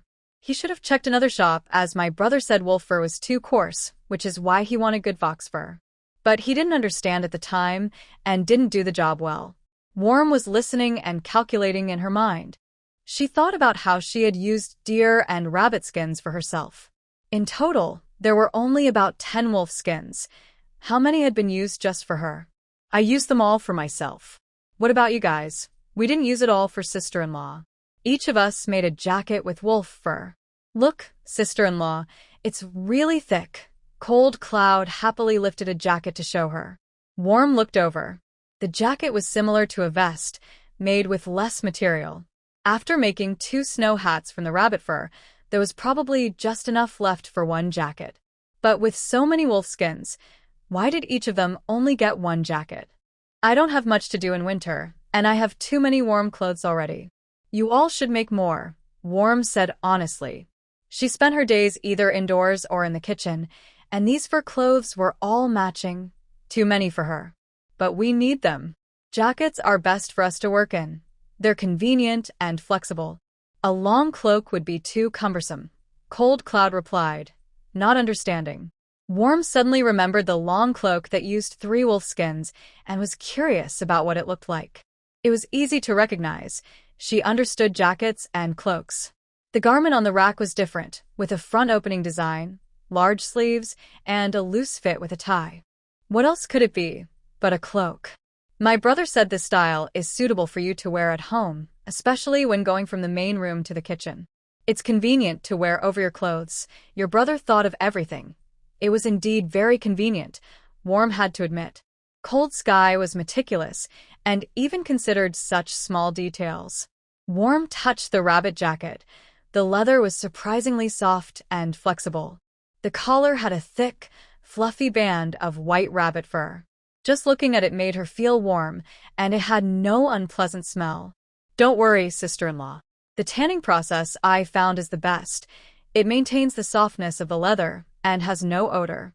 Who knew our mountain had so many wild resources? The skills from Nanyang County probably can't compare to those from Tongcheng, Cold Tian said proudly. Warm Nuan nodded in agreement, thinking that not only did Nanyang County's skills fall short, but even those from later times might not measure up. Moreover, the current craftsmanship is still done entirely by hand. Suddenly, Warm Nuan felt a bit worried about her marinated food business. Chapter 69. The price of the premium ginseng. Warm Nuan's worry was brief. In traditional craftsmanship, she couldn't compete with professionals, but she was confident in her food. After all, her marinade recipe was inspired by several top chefs and had been tested repeatedly, combining the strengths of various styles. In Huagua, there are debates over salty versus sweet and regional food differences, but everyone agrees that it surpasses all others. Just the hot pot alone has countless varieties. Not only are there differences between the north and south, but even between provinces and counties. Because of this, the diverse and vibrant cuisine of Huagua flourishes. It has also fostered an incredibly confident food culture. Even though Nuan has traveled to this unknown dynasty, she has absolute confidence in Huagua's flavors. And her brain is for thinking, not just for show. Even when faced with challenges, she can adjust her recipes to suit local tastes. When she gets to the capital, she can refine her dishes based on the locals' preferences. She can offer various flavors like 5-spice, spicy, and mild. Thinking this way, Nuan felt capable again. Sister-in-law, we also went to Rinshin Hall, and the shopkeeper said they received a reply from the capital. Hearing Cold Tian speak, the two little ones realized it was about the century-old ginseng. They lost interest in their clothes and looked at Cold Tian with anxious eyes. Nuan thought of the premium ginseng and immediately became interested, her eyes shining like when she gets paid. What did they say? What price did they offer? Based on what she learned last time, the age of the ginseng is the most important, followed by its appearance. Indeed, while modern times differentiate between cultivated and wild ginseng, this dynasty only has wild ginseng, so the only factors to compare are age and appearance. The capital's main store is willing to offer 1,200 taels. Cold Tian spoke nervously, stumbling over his words.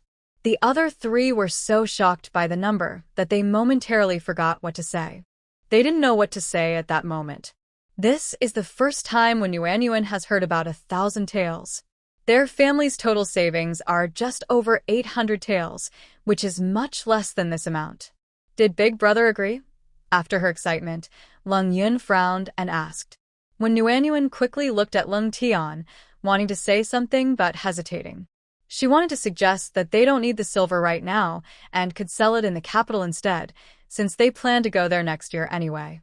She understood that cash is good and that having money in hand is safe, but they are in a remote area.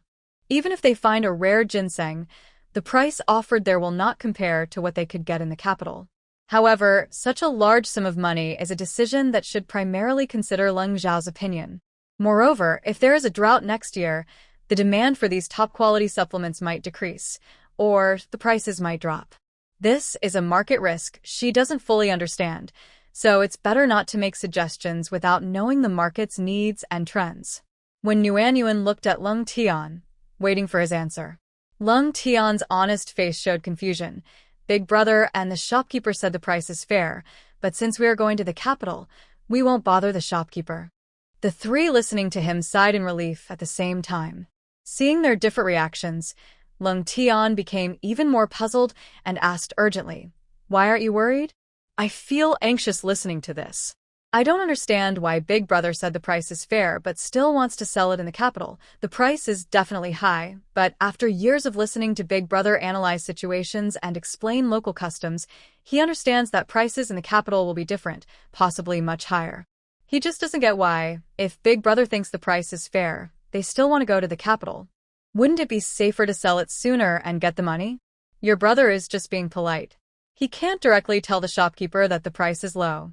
Just don't take it too seriously. When Yuan realized that the younger brother is even more naive than she is. When others tell her to meet again or treat her to a meal next time, she can usually tell if they are being polite. Most people are aware of this, and they just smile and move on. But the younger brother is still young, and at his age and in this place, he might not be able to discern such things. If Big Brother suggested going to the capital, the shopkeeper will likely ask again, and next time, the store will quote a price based on the capital's market. It might not just be about quoting a price. They may give several prices to the shopkeeper and see how we respond, then adjust upwards. They have their own baseline, and will also check where our bottom line is. My brother told me that there were good herbs that couldn't be bought at a fixed price before, and the pricing tricks of the shops are usually like this. I feel this time is similar. After saying this, Leng Yun smiled shyly, feeling quite embarrassed. Since receiving praise from my sister-in-law last time, he has been more open about his thoughts in front of family. However, he was unsure if what he said was correct and nervously watched his sister-in-law's reaction. When Yuan gave a thumbs up, saying, Little brother made a good point. In business, it's normal to quote prices, negotiate, and bargain, especially for high-end goods. They have space for storage. If not, they would have to sell for 1,200 taels. After all, If the goods are damaged by pests or stored improperly, that money would be wasted. Moreover, the journey to the capital is long, and if something gets lost or stolen, there's no place to complain. For a moment, when Nuanyuan considered whether to put this precious ginseng in the refrigerator, but she quickly dismissed the thought. Such a rare ginseng could be taken out daily. Not to mention whether ginseng would eventually be priced like a common radish. She would definitely attract trouble if she did that. This was also the main reason she didn't buy some to store in the fridge after asking about ginseng prices in the city for the first time. 1 tael of ginseng equals 1 tael of silver. With such a rare and valuable item and over 400 taels of savings in hand, if she bought some to store in the fridge, in a few years, she would definitely be the ginseng queen of Lingua, provided she was still alive. Moreover, when Nuanyuan always felt that even if she put it in, it wouldn't be possible.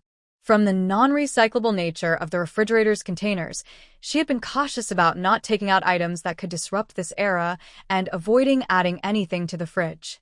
She couldn't be too greedy, with eggs, meat, vegetables, and grains. Wasn't that enough? What more could she want? She could earn silver using her knowledge and life experience. As long as she had a fridge full of food, she felt secure, even in this unfamiliar era, without any worries. Chapter 70. Abundant supplies that one worth 9 taels and 1 penny can sell for 3,000 taels. Our stock, Cold Xiao, definitely knows its value. I estimate that if the price from the medicine shop is close, our elder brother will make a move. When Wan shared her guess. After all, for families like theirs, having silver is more practical than having ginseng. Cold Chun and Cold Yan nodded. However, Cold Tian, who was 3 years older, looked confused and asked, "Isn't elder brother planning to take it to the capital to sell?" When Wan patiently explained, "It's a process of bargaining. This is how business works. Unless the deal falls through, who wouldn't want to secure the money?" Cold Tian understood. He thought about getting the money in hand as soon as possible. Having grown up in poverty, if he were in their shoes, even knowing it could sell for a higher price later, he would have sold it for 1,200 taels right away, not daring to take risks with the silver. He didn't have his brother's careful thinking or strategic mindset. Now, it seemed that his sister-in-law and 2 younger brothers had a better understanding than he did. Feeling a bit down, Cold Tian thought, "I may be the ugliest in the family, but why am I also the dumbest?" Then he reminded himself that although he was not good-looking and had poor comprehension, he was strong. What else could be criticized? After learning the price of the premium ginseng, the 4 of them felt happy and satisfied. Regardless of whether they could raise the price, the current offer was already enough for them. They worked energetically. The 3 younger ones divided their tasks more carefully. Cold Tian brought back bamboo, Cold Yan sawed and arranged it, and Cold Chin polished it. In just 3 days, they had made over 100 items. When Wan said it was more than enough, they couldn't store more anyway. Her initial plan was to use the upper part of the storage room, the first section for meat buns, vegetable buns, and steamed buns, the second for flaky pancakes, hand-grabbed pancakes, and egg pancakes, the third for dumplings, wontons, and tea eggs in bamboo tubes, the fourth for prepared foods, milk, and fruits supplied by the refrigerator, and the 5th for fresh vegetables and meats supplied daily on the way.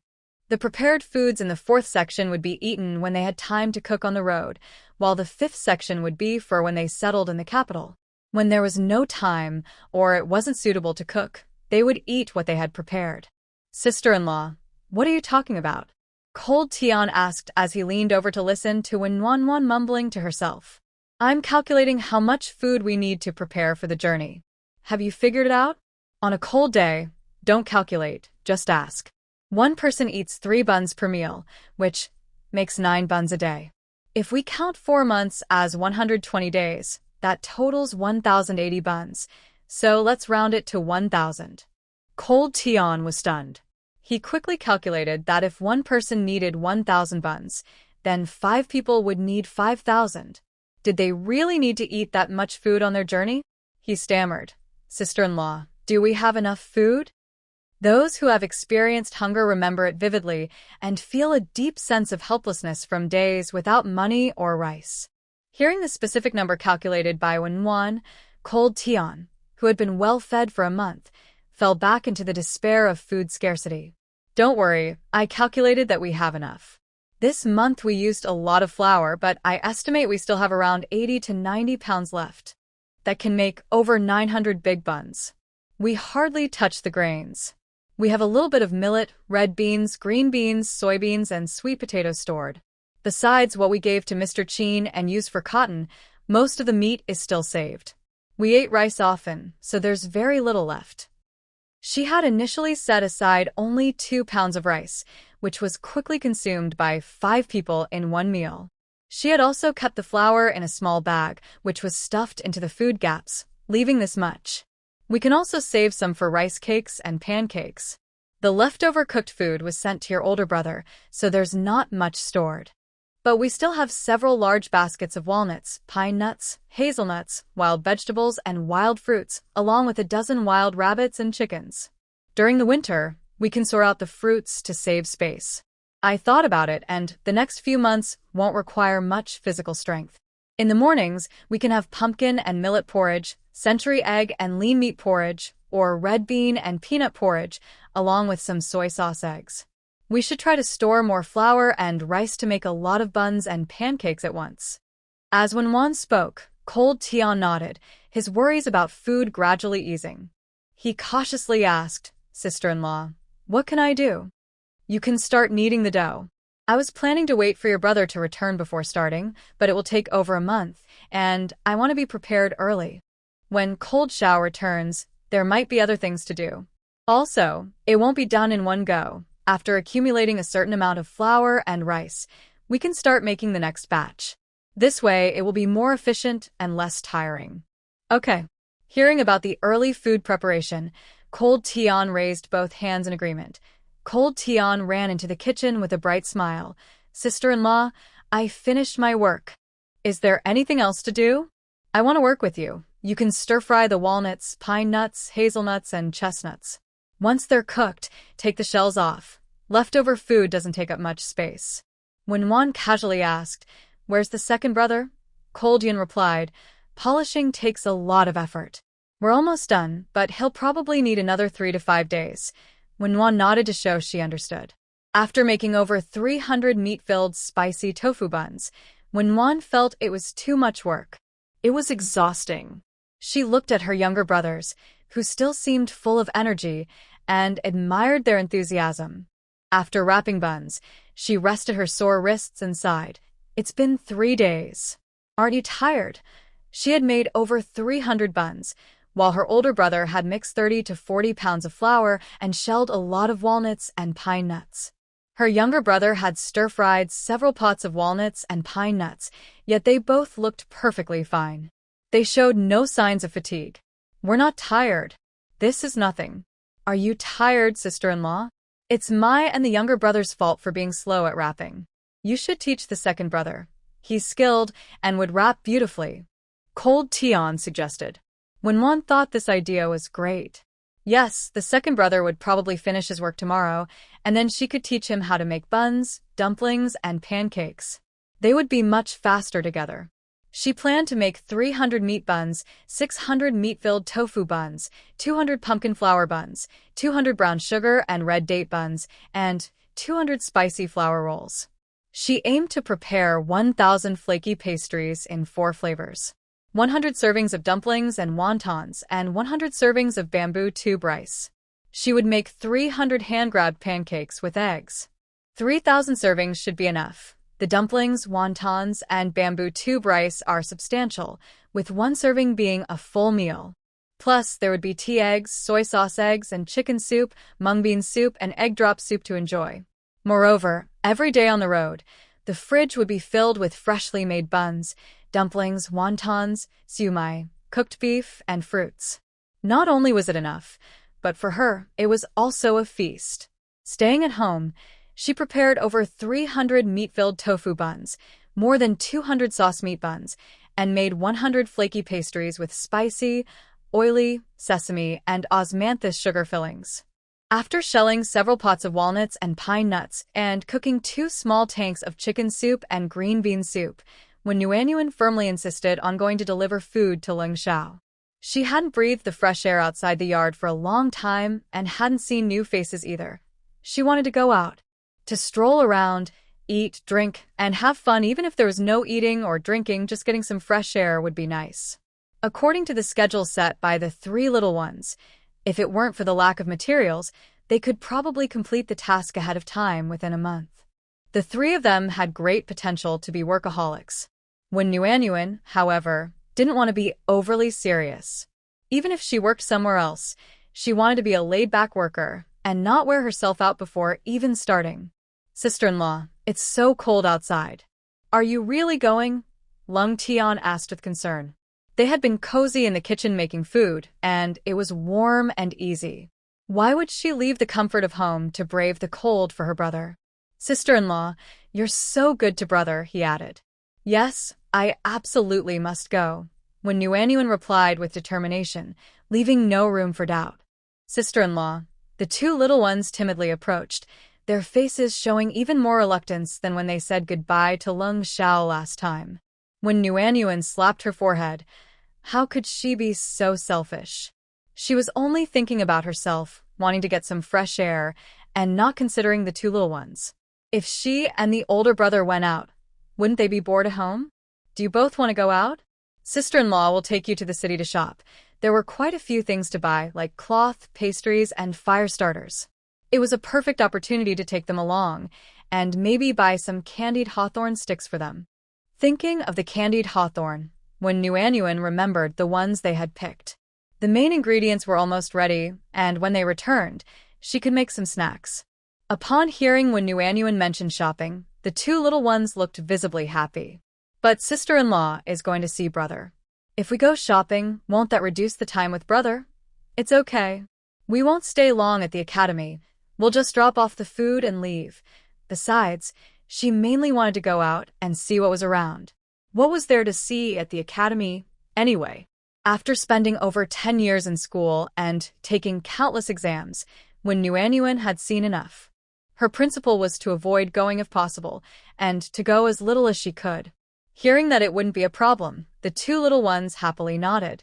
Being with their sister-in-law was the best. There was good food, a chance to see the city, and they could also see their big brother. This time we have a carriage, so you won't have to walk. Dress warmly. It will be colder sitting still in the carriage, when Nguyen reminded them. In the past, she thought the Jiangnan region was damp and cold, and no matter how many clothes she wore, the chill would seep in. Now in the north, she realized that dry cold wasn't much better. It still chilled to the bone. Luckily, as long as she dressed warmly, it was manageable. She wore 3 layers and added a thick cloak on top, finally feeling a bit better. The 3 little ones were only in their inner and cotton clothes, and she felt cold just looking at them. It's not cold. This year's weather is strange. It's almost mid-October, and we've only had a little snow, then it cleared up again, Leng Yun said dismissively. It was still October, not even winter yet. The coldest month was the 12th. Their sister-in-law was already so afraid of the cold. Yet, despite her fear of the cold, she insisted on bringing food and clothes to their big brother. Their sister-in-law was truly wonderful.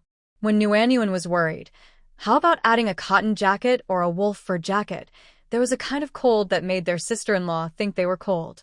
Leng Chen and Leng Yun were silent for a moment, then quietly went back inside to add a cotton jacket and brought out a wolf fur jacket for Leng Tian. Leng Tian was driving, and with a strong wind, the wolf fur jacket would keep him warm and block the wind. Just as he was about to refuse, Leng Tian saw the concerned look from his sister-in-law and quietly swallowed his words about not being cold, obediently putting on the wolf fur jacket. After taking the food prepared for Leng Xiao, they locked the main door and the yard gate, and the group set off. After more than a month, when Nguyen finally went out again. It was a bit emotional to think about how hard it had been. However, this trip was a significant improvement compared to the last one. The double carriage was spacious enough for 3 people to sit side by side. Not only was Nguyen curious, but Leng Yun and Leng Chen were even more intrigued. Inside the carriage, they touched and looked at everything, carefully sticking their heads out the window to see.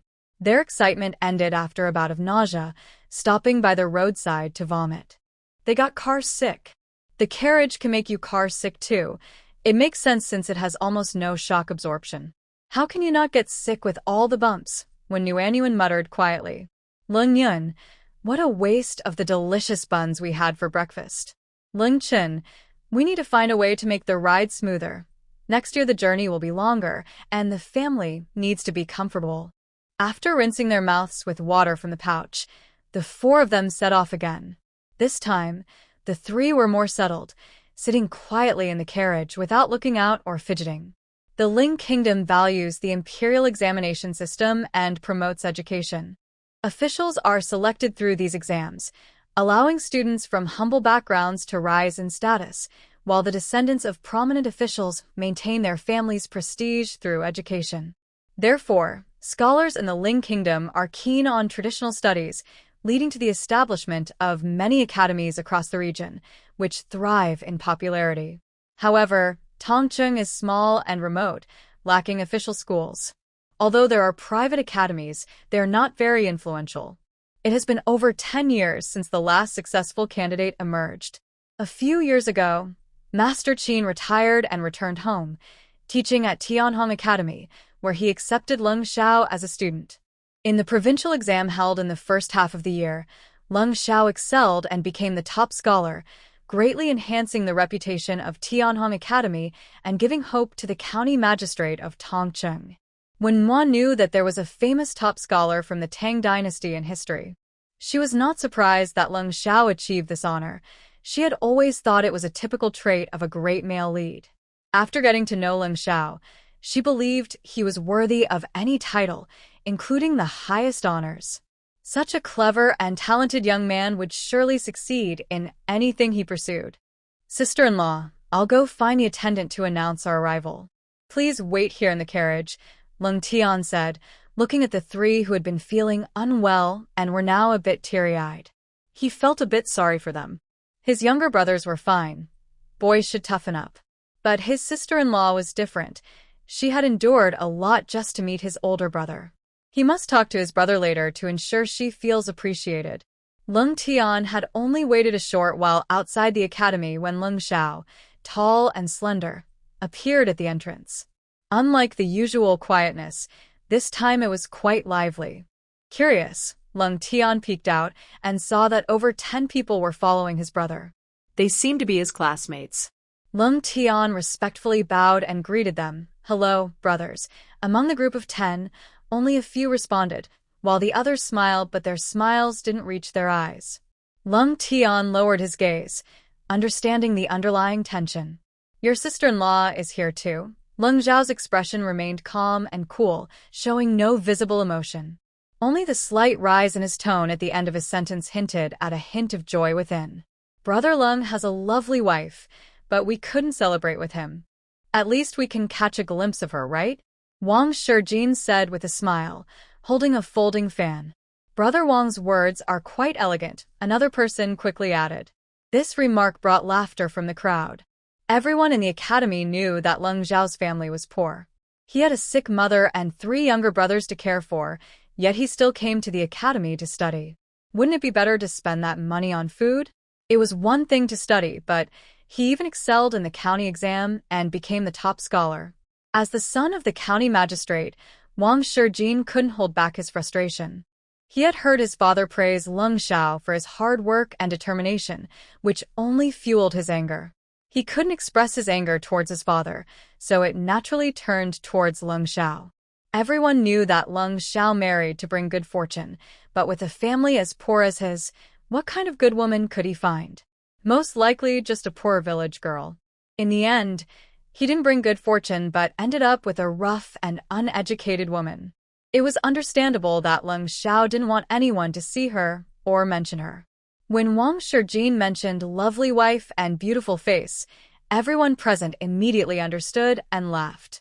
A few who had previously responded to Leng Tian felt it was inappropriate and quieted down, pulling their laughing classmates aside. Those reminded stopped laughing, but many others continued, as Wang Shijin, the son of the county magistrate, could offer them more immediate benefits compared to Leng Xiao, the top scholar. At the front, Leng Zhao's expression darkened for a moment, but quickly returned to normal, as if he hadn't been angry at all. Leng Tian noticed his brother was upset, clearly showing anger, but when he looked up, he saw the same calm demeanor as always.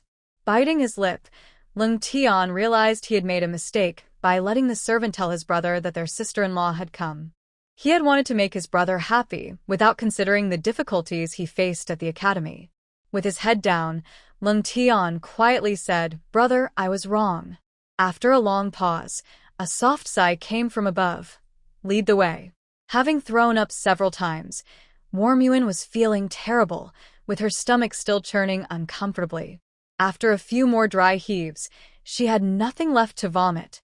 After rinsing her mouth, she tried to suppress her discomfort. With a pale face, red eyes, and moist lips, she heard her younger brother shout that Leng Xiao had arrived and hurriedly ran out from behind the carriage. As she reached the front of the carriage and saw the crowd, Warm Yuen froze. Suddenly, a tall figure completely overshadowed her. Warm Nuan was nestled in front of the figure and thought that although she hadn't seen fresh faces in a long time, this was just too many at once. And these were classmates of Leng Xiao. Oh no! Warm Nuan suddenly realized that she couldn't even style her hair properly. She had just tied it up loosely before leaving, and after the bumpy ride in the carriage, it must look quite messy. On one side, Warm Nuan was stunned, while on the other side, more than 10 people were also surprised. The woman she had caught a glimpse of earlier had smooth, rosy skin that glowed softly, with long, dark hair lazily tied up, a few strands falling beside her delicate, pink cheeks, making her dark hair stand out against her fair skin, the real reason being that she couldn't style her hair. Her slightly reddened autumn eyes sparkled with a hint of moisture, likely from her constant nausea. Her well-defined nose and moist lips were also due to that. Overall, she looked gentle and radiant. A countrywoman? Rude and ignorant? Who said that? They would be the first to deny it. Leng Xiao had already used his height to shield the petite figure completely, lowering his head to ask softly, "It's cold. Why are you out?" Seeing herself blocked, Warm Nuan sighed in relief. "I came to see you. I didn't expect so many of your classmates to come too. If I had known earlier, I would have prepared better to avoid embarrassing you." After all, she was still known as Leng Zhao's wife, and not being able to style her hair properly was unacceptable. "No need, you look great." Leng Zhao's cold expression softened a bit as he subtly moved closer to her. Warm Nuan guessed that the gender separation in this era, while not as strict as in some times, still required some modesty. So she instinctively snuggled closer to Leng Xiao, adapting to the customs. Moreover, her disheveled appearance after being sick was indeed not very presentable. Her movement to snuggle closer made Leng Zhao's eyes, like the eternal ice and snow on a mountain peak, warm up, and he gently asked, "Do you want to explore the city a bit more? I can take a break from my studies and go with you." Warm Nuan wasn't very enthusiastic about him joining her, mainly because the journey from the city to the academy took about 20 minutes. If Leng Xiao went with her, they would have to return him to the academy first, adding at least half an hour to her trip home. Thinking about the uncomfortable feeling of motion sickness, when Nuan frowned and asked, "Can I take a leave?" Seeing her furrowed brow, Leng Zhao's heart sank a little. He gently explained, "Yes, the manager of Renxin Hall just informed me that the main shop in the capital has replied and wants to discuss further." When Nuan looked up in surprise, her eyes sparkling. "Great. Let's go together. Renxin Hall and the main shop in the capital must be discussing the price of premium ginseng. I wonder how much more they can add." Leng Zhao's worries eased. As long as she was happy, he would go with her. "May I have the honor of inviting Brother Leng and sister-in-law to gather at Qinghuan Pavilion in the city?" asked Wang Shijin. Wang Shijin?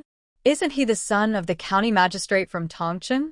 He was the shield she used when dealing with those who came to collect fees. He was also someone who had faced hardships, often making things difficult for Leng Xiao. Why was he approaching them now? "To be honest, young man, aside from not being as clever as Leng Xiao, you are not as good-looking or as tall as him. These things don't matter much because you have a powerful father. Moreover, you haven't faced any serious setbacks or hardships. You grew up smoothly in Tongcheng, so why are you always targeting the male lead? It would be better to broaden your perspective and be more open-minded. Not wanting to deal with the troublesome Wang Shijin, when Wanwan looked up at Leng Xiao and hesitantly asked, "Should I wear a veil? Was her appearance too eye-catching in this small place?" "No need. It's them who lack manners," he replied. It was also because he had no power or influence at the moment that they dared to act so boldly. One day, he would be powerful. He would make sure that no one could look directly at her or covet her. From a perspective when Wanwan couldn't see, Leng Zhao's eyes grew colder, and a hint of killing intent began to rise. "Hello, sister-in-law, I am Wang Shijin, the son of the county magistrate of Tongcheng." Wang Shijin stepped forward, cleared his throat, and intentionally raised his voice so that everyone present could hear him clearly. This tactic had always worked well for him and his family, and in the large city of Tongcheng. Aside from the maid serving in his father's room, even the maid in his mother's room knew it was against the rules, but with his mother turning a blind eye, she often got away with it. Being with him meant she would have some status. Not only would she not have to serve others, but she could also have 1 or 2 people serving her. Those maids were not foolish and would naturally plan for their future. Cold Zhao's little wife, in terms of looks and figure, was the best he had ever seen, so much so that he didn't mind her being married and wanted to bring her into his home. Warming Nguyen was blocked by Cold Xiao and rolled her eyes. Inside, she thought to herself that he was really using his little bit of power to the fullest. Throughout history, things have been quite similar. Maybe she was just inexperienced and naive. What does he think? His father is a county magistrate. What good does that do us? It's not like we can get a discount on purchases. He should be talking to merchants instead. Having a county magistrate as a father and still not knowing how to use it is such a waste at his age. Warming Nguyen quietly shared her thoughts with Cold Xiao, expecting no response, but she felt the coldness around him lessen significantly. Seeing Cold Xiao's tall figure completely blocking the soft person, Wang Shijin felt a surge of anger. At home, he was often compared to Cold Xiao by his father, and at the academy, he heard praises about Cold Xiao from the old scholar who returned from the capital. He had never felt so humiliated. He thought today he could bring his classmates to laugh at Cold Xiao, but now Cold Xiao was not the joke. No, he had to turn the situation around. This was his specialty. Among the young servants in the Wang family, he could easily win over a few with some money. "I came in a hurry today and only have 20 taels on me, but I can treat everyone here to a meal at Qinghuan Pavilion. Would the ladies and gentlemen honor me with their presence? I will make sure to be a good host." 20 taels was enough for a typical farming family of 8 to last a year. Qinghuan Pavilion, located on the busiest street in Tong City, was the largest and most expensive restaurant. Even if one hadn't eaten there, they had likely heard of it and longed to go. Those who had previously agreed with Wang Shijin laughed and cheered in response. At this point, everyone present understood that Wang Shijin's intentions were not just about the meal. Some people enjoy the chaos, while others dislike this improper behavior. The integrity of scholars has been tarnished by Wang Shijin, so it's no wonder that Master Qin does not favor him. Other masters might tolerate Wang Shijin for the sake of the county magistrate, but Master Qin, who has returned from the capital, certainly will not. However, this disfavor is being directed at Leng Sha because of Wang Shijin. Now, with such blatant teasing, everyone understands that it is an attempt to embarrass Leng Xiao. Those who want to help him are gently held back by others, who shake their heads in disapproval. They quickly realize that the county magistrate is a local authority, and offending Wang Shijin could still allow him to cover for them. Moreover, the outcome depends on Madame Leng Zhao's attitude. If she has already developed an attachment, even if they stop Wang Shijin today, he will still succeed another day. They would only end up offending someone for no reason. Leng Zhao's rough hand quietly tightened at his side. Something's not right. The small voice in his arms caught all his attention. When Wan was truly puzzled, this situation fell off. Previously, Wang Shijin's words sounded familiar, and she thought he might start like that with everyone. But just now, those words were meant for one of Leng Zhao's female leads. Why were they directed at her instead? Wasn't this just the beginning? The main story hadn't even started, so why was the plot advancing prematurely? And why was it falling on her? What's wrong? Being too close, Leng Xiao couldn't see her full emotions. Ignoring the noise around them, a sense of unease grew within him as he asked. When Wan couldn't say the plot was wrong, she was at a loss. But first, she needed to prevent her brothers from fighting, especially not in front of others. Eldest brother, second brother, stop, when Wan called out loudly. There were many private matters that could be resolved, but just look at how cold Leng Xiao was, almost frozen. Yet he hadn't acted. And what about cold Chen, who had been by her side, fists clenched but not rushing in? Wasn't he just as angry? These two must be wishing to tear Wang Shijin apart, yet they showed no emotion except for a slight chill. This is the demeanor of someone capable of great things. Otherwise, if one day Wang Shijin were to be injured, the whole town would suspect it was them. On a cold day, the gloomy clouds looked like a defeated goose, returning with its head down. Sister-in-law, don't be afraid. I can take him on. I can handle him too. I can take on both of them, and they'll be unrecognizable to their parents. You're just kids. Is it really necessary to fight like this? When Yuanyuan gently scolded, then secretly feeling proud, added, let me show you how it's done. With the four of them together, the other side didn't dare to make a move. She was determined to show Wang Shijin how to get rid of his silly thoughts and make him think twice about bothering her again. The others present only heard when Yuanyuan calling back her two younger brothers and scolding them. Wasn't that a clear sign of affection? The people who had been laughing and joking became even louder in their cheers. Those who were ready to step in shook their heads and sighed. Wang Shijin smiled broadly, his round face gleaming with pride as he surveyed everyone present. He closed his folding fan and tapped it lightly against his palm, swaggering forward. Clearing his throat, he announced loudly, I am Wang Shijin, at your service. When Yuanyuan could clearly sense the coldness from the person in front of her. She comfortingly patted his arm and stepped confidently in front of Leng Xiao.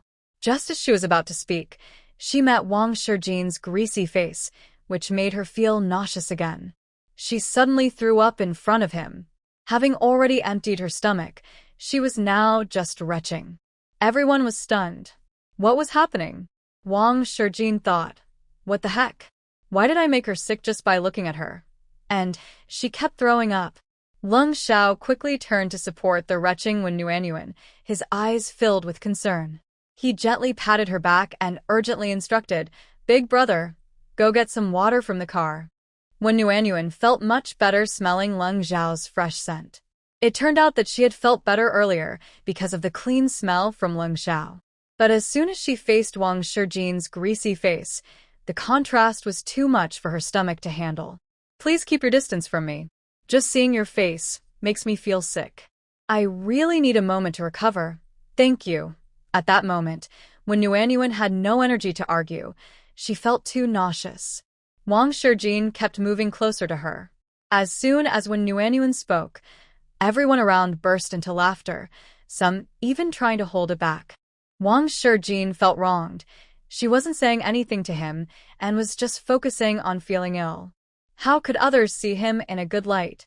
Compared to his reputation, he didn't care about anything else. Of course, he wanted to prove that her nausea wasn't because of his looks. So, he approached her for an explanation.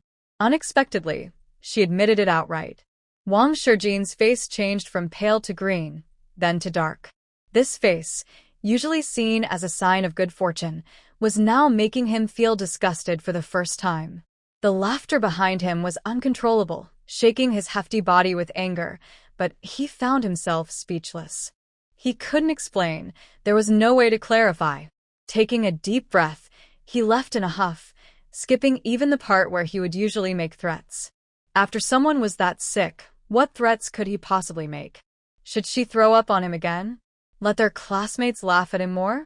Wang Shijin even considered fleeing Tong City that very night. After he left, a group of people approached and bowed to the two of them, saying, Sister-in-law, your spirit is admirable. Not only was she unaffected by money or power, but she also disregarded the importance of a woman's image, throwing up repeatedly in front of Wang Shijin.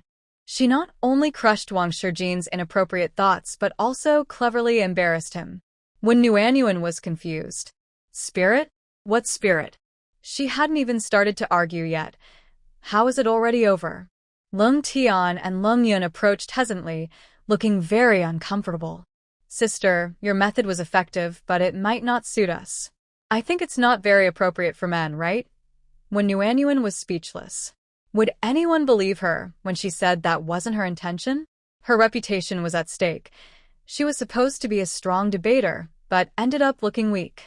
When Nuanyuan decided to go home and work on her fitness to build her strength, this method was too embarrassing.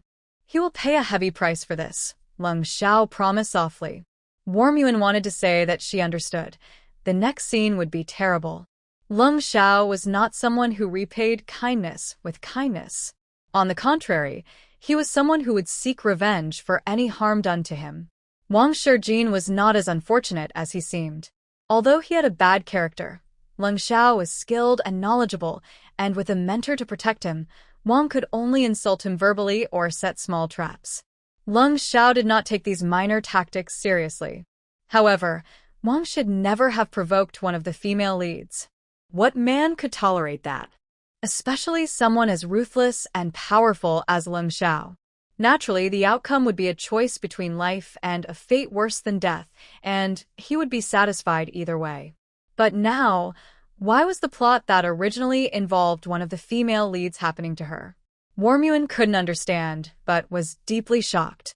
The people around them left quickly, and Warmuan adjusted her mindset, looking at Leng Xiao. Are you still going to the city? She thought it over. Although the original character likely wouldn't experience these events, there was a chance she might. Even if the original character didn't, she had come here and changed some things, creating a butterfly effect, which was normal. It didn't matter. She couldn't control everything. As long as her path was moving in a positive direction, the details could be overlooked. Leng Xiao looked at her deeply. I'm going to ask my mentor for leave. Wait for me in the carriage. Warmuan nodded obediently.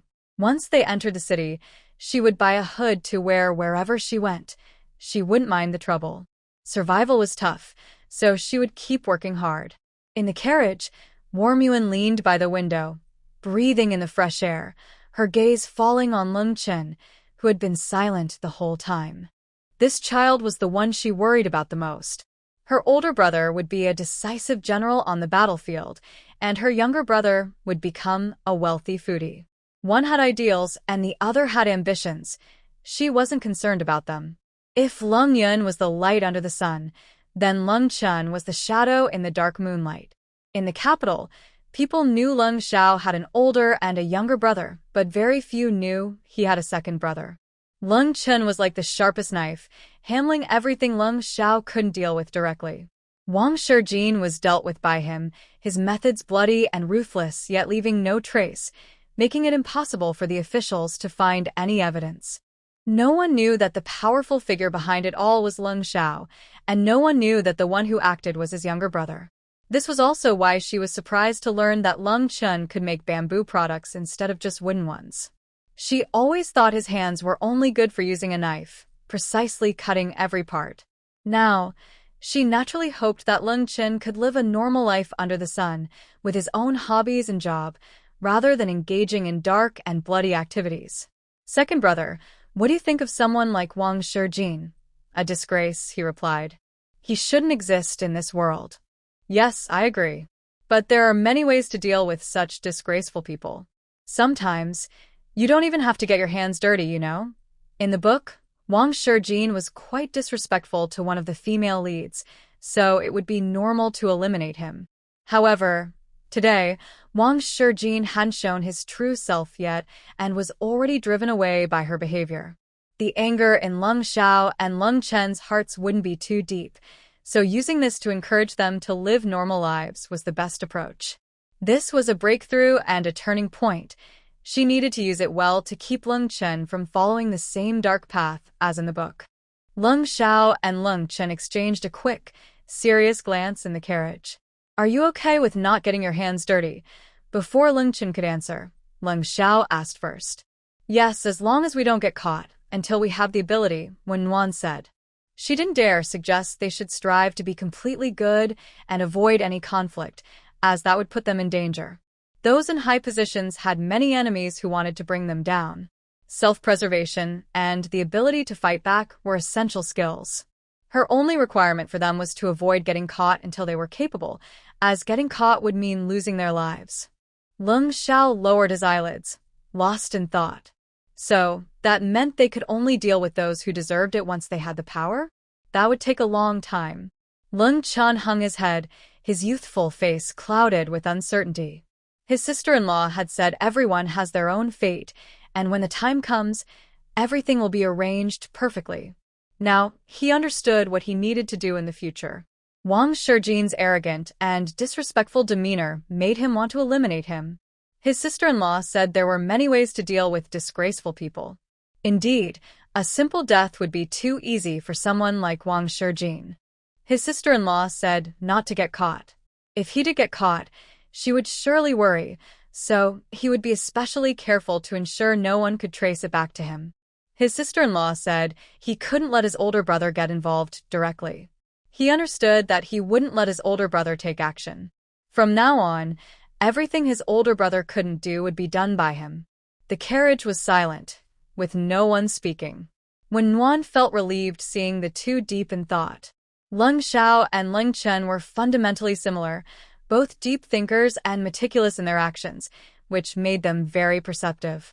Since she had explained things so clearly, they must have understood. When Nguyen felt her worries about Leng Chen ease, the carriage clattered towards the city gate, slowing down after paying the entry fee, and finally arrived at the entrance of Renxin Hall. Once they got off the carriage, Nguyen immediately felt energized. It was time to earn money. The hardships and injuries that Leng Xiao and Leng Tian endured in the mountains would finally pay off. Brother and sister-in-law, you go ahead. I'll park the carriage in the nearby open space and wait for you, Leng Tian said with a smile after the four of them got off and stood still. Leng Xiao nodded without saying much. When Nguyen understood that the four of them had clear roles in whatever they did, dividing tasks based on their strengths and abilities. The two horses were very valuable assets in Tong City, and only Leng Xiao and Leng Tian among the five could drive and guard them. Discussing the price of top-quality ginseng definitely required Leng Xiao, and it was indeed most suitable for the younger brother to watch the carriage. When Nguyen took out a bag of candy wrapped in oil paper from her small bamboo basket and handed it to him, "You can have this while you wait." She now carried a small bamboo basket covered with cloth when she went out, making it easy to take things from the fridge. "Thank you, sister-in-law." Leng Tian happily accepted it, his smile bright. Going out with his sister-in-law was great. She always brought delicious snacks and knew just the right time to share them. As the four entered the pharmacy hall, an apprentice in a long gown approached and, upon seeing Leng Xiao, quickly led them to the inner hall. "Please enjoy some tea while our shopkeeper arrives shortly," the apprentice said, bowing and stepping back. "That's fine.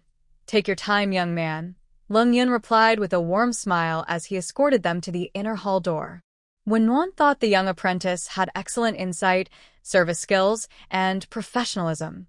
He recognized Leng Xiao immediately and quickly led them to the quieter inner hall after realizing they were discussing the price of top-quality ginseng.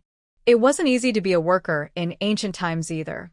However, workers should have a good social status because, from what she sees, scholars wear long robes, shop staff also wear long robes to greet customers, while people like Da Di and Xiao Di, who do heavy labor, wear short, narrow-sleeved shirts. Most people on the street dress like Da Di and his group. In blacksmith shops, where heavy work is done, they also wear short, narrow-sleeve styles. It seems that clothing can indicate whether a job requires physical effort. No wonder long robes with wide sleeves were considered prestigious in ancient times. They're not practical for hard work. While Wen Wan and Leng Yun were arguing about whether a painting depicted ginseng leaves, the inner door was hurriedly opened. The chubby shopkeeper's son wiped the sweat from his forehead and said apologetically, "Sorry for being late. I just had an emergency that delayed me. I hope you all haven't been waiting too long?" "It's fine." Leng Xiao stood up and exchanged polite gestures with Sun, and they both took their seats at the main table. Wenwan and Leng quickly stopped their argument and moved to sit with Leng Chen at the lower seats. Sun's gaze fell on the untouched tea on the table, and he called out, "Ajin, please bring 2 cups of sweet tea for the young gentleman and some snacks for Madame Leng." The special treatment of sweet tea and snacks made Wenwan feel that this was quite valuable in this era, indicating that today's ginseng might be promising. With Leng Xiao there, she didn't need to worry. Wenwan quietly enjoyed the snacks with the 2 little ones while observing the bargaining process. Sun's chubby face was full of friendliness. "We've known each other for many years. Over the years, any good herbs have been prioritized for Anshin Hall. You know my character, I never give random prices. This time, it's a large amount, and it's all up to the main shop to decide." This was a move to appeal to their relationship. Wenwan took a bite of sesame peanut candy and thought it was really sweet. Rare herbs like 100-year-old ginseng are hard to find, even in Tongcheng, let alone in the capital. First, the price is high, and second, the demand is low. Not many can afford it. This was an analysis of the pros and cons when Wenwan quietly reached for the hawthorn cake, took a bite, and her face scrunched up. It was too sour, with not enough sugar. She quickly took a sip of tea to wash away the sourness. And you know that ginseng, unlike other herbs, becomes more valuable the longer it's stored. If it's kept too long, it's almost like wood and loses its medicinal properties. Keeping thousands of taels in stock is a huge risk. This sounded like a deal was close to being made. Wenwan calmed herself and took a piece of cloud cake, tearing it into pieces and eating slowly.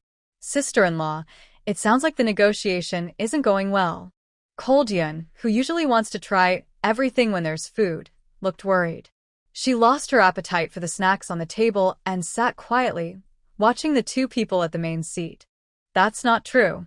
It's a strategy. First, get close, then talk about your difficulties, and finally downplay the goods. Only those who want to buy will act this way. Those who aren't interested won't waste time talking to you or say anything offensive. They will just compliment you and leave," he explained. After all, in business, maintaining good relationships is important. If someone isn't genuinely interested in buying or negotiating, why would they go through all that trouble?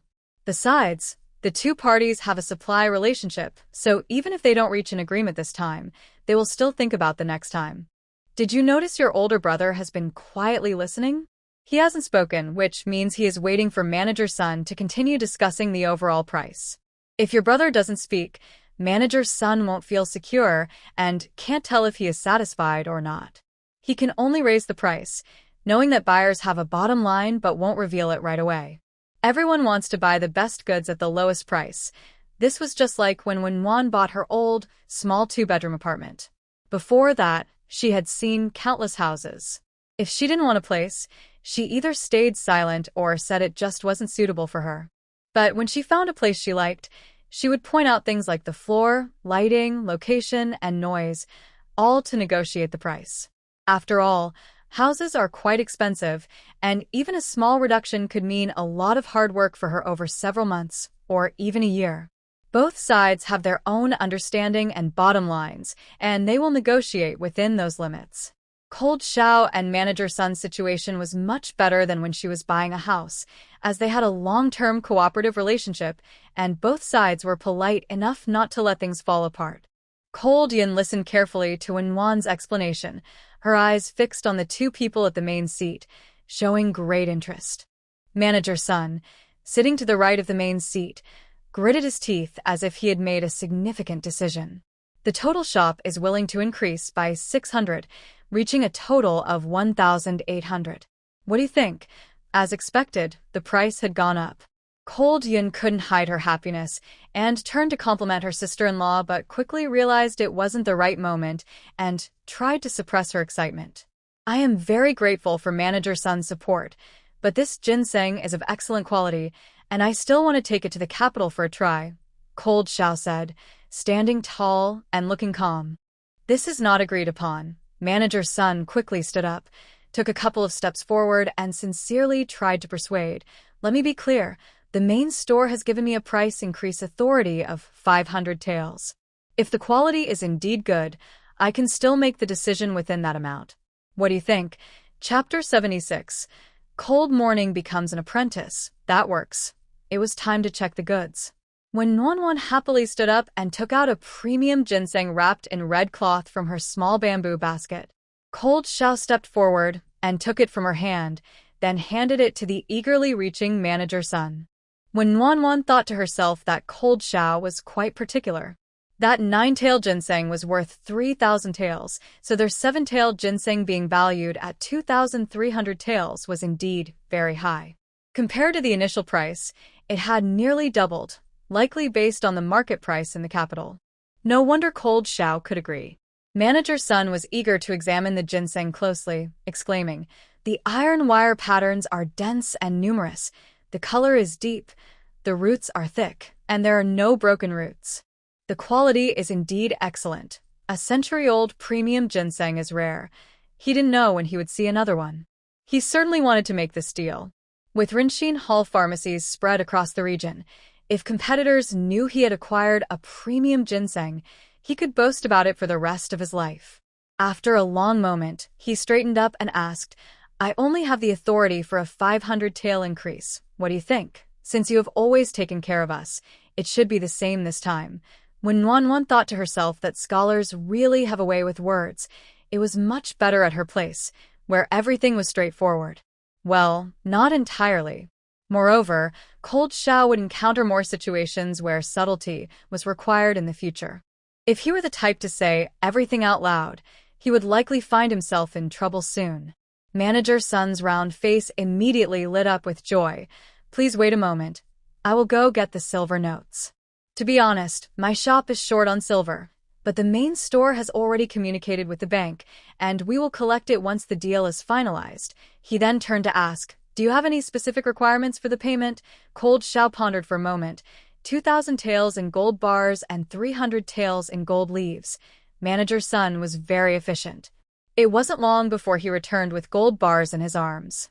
When Nonwan took a glance, the 2,300 taels in gold bars were flat and not very noticeable. Shopkeeper Sun wiped his sweat and explained breathlessly, "Don't worry. I haven't told anyone. The money shop thinks the pharmacy is buying a lot of herbs, and since Rinshin Hall and the money shop often deal with large sums, the shopkeeper is very discreet." When Nonwan understood the money shop's need for confidentiality, then she noticed Leng Xiao looking at the three of them, his voice low and cold. "I will keep the money safe at the academy. Come to me when you need it." The two younger ones nodded, and when Nonwan nodded along.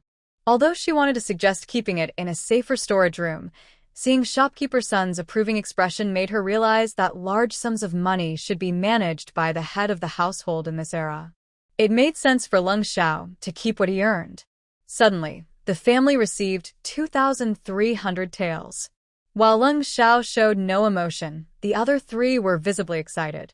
When Nonwan and Leng Yun were especially thrilled, this amount was far beyond their expectations. They felt incredibly wealthy. "Shopkeeper Sun, I want to be an apprentice at your shop," Cold Chin suddenly said, lifting his head and pleading with Shopkeeper Sun. When Nonwan was taken aback, Shopkeeper Sun took a moment to respond, first looking at Leng Xiao. Leng Xiao glanced at his younger brother and understood immediately. "Do you think it's suitable, Shopkeeper Sun?" Leng Xiao asked politely.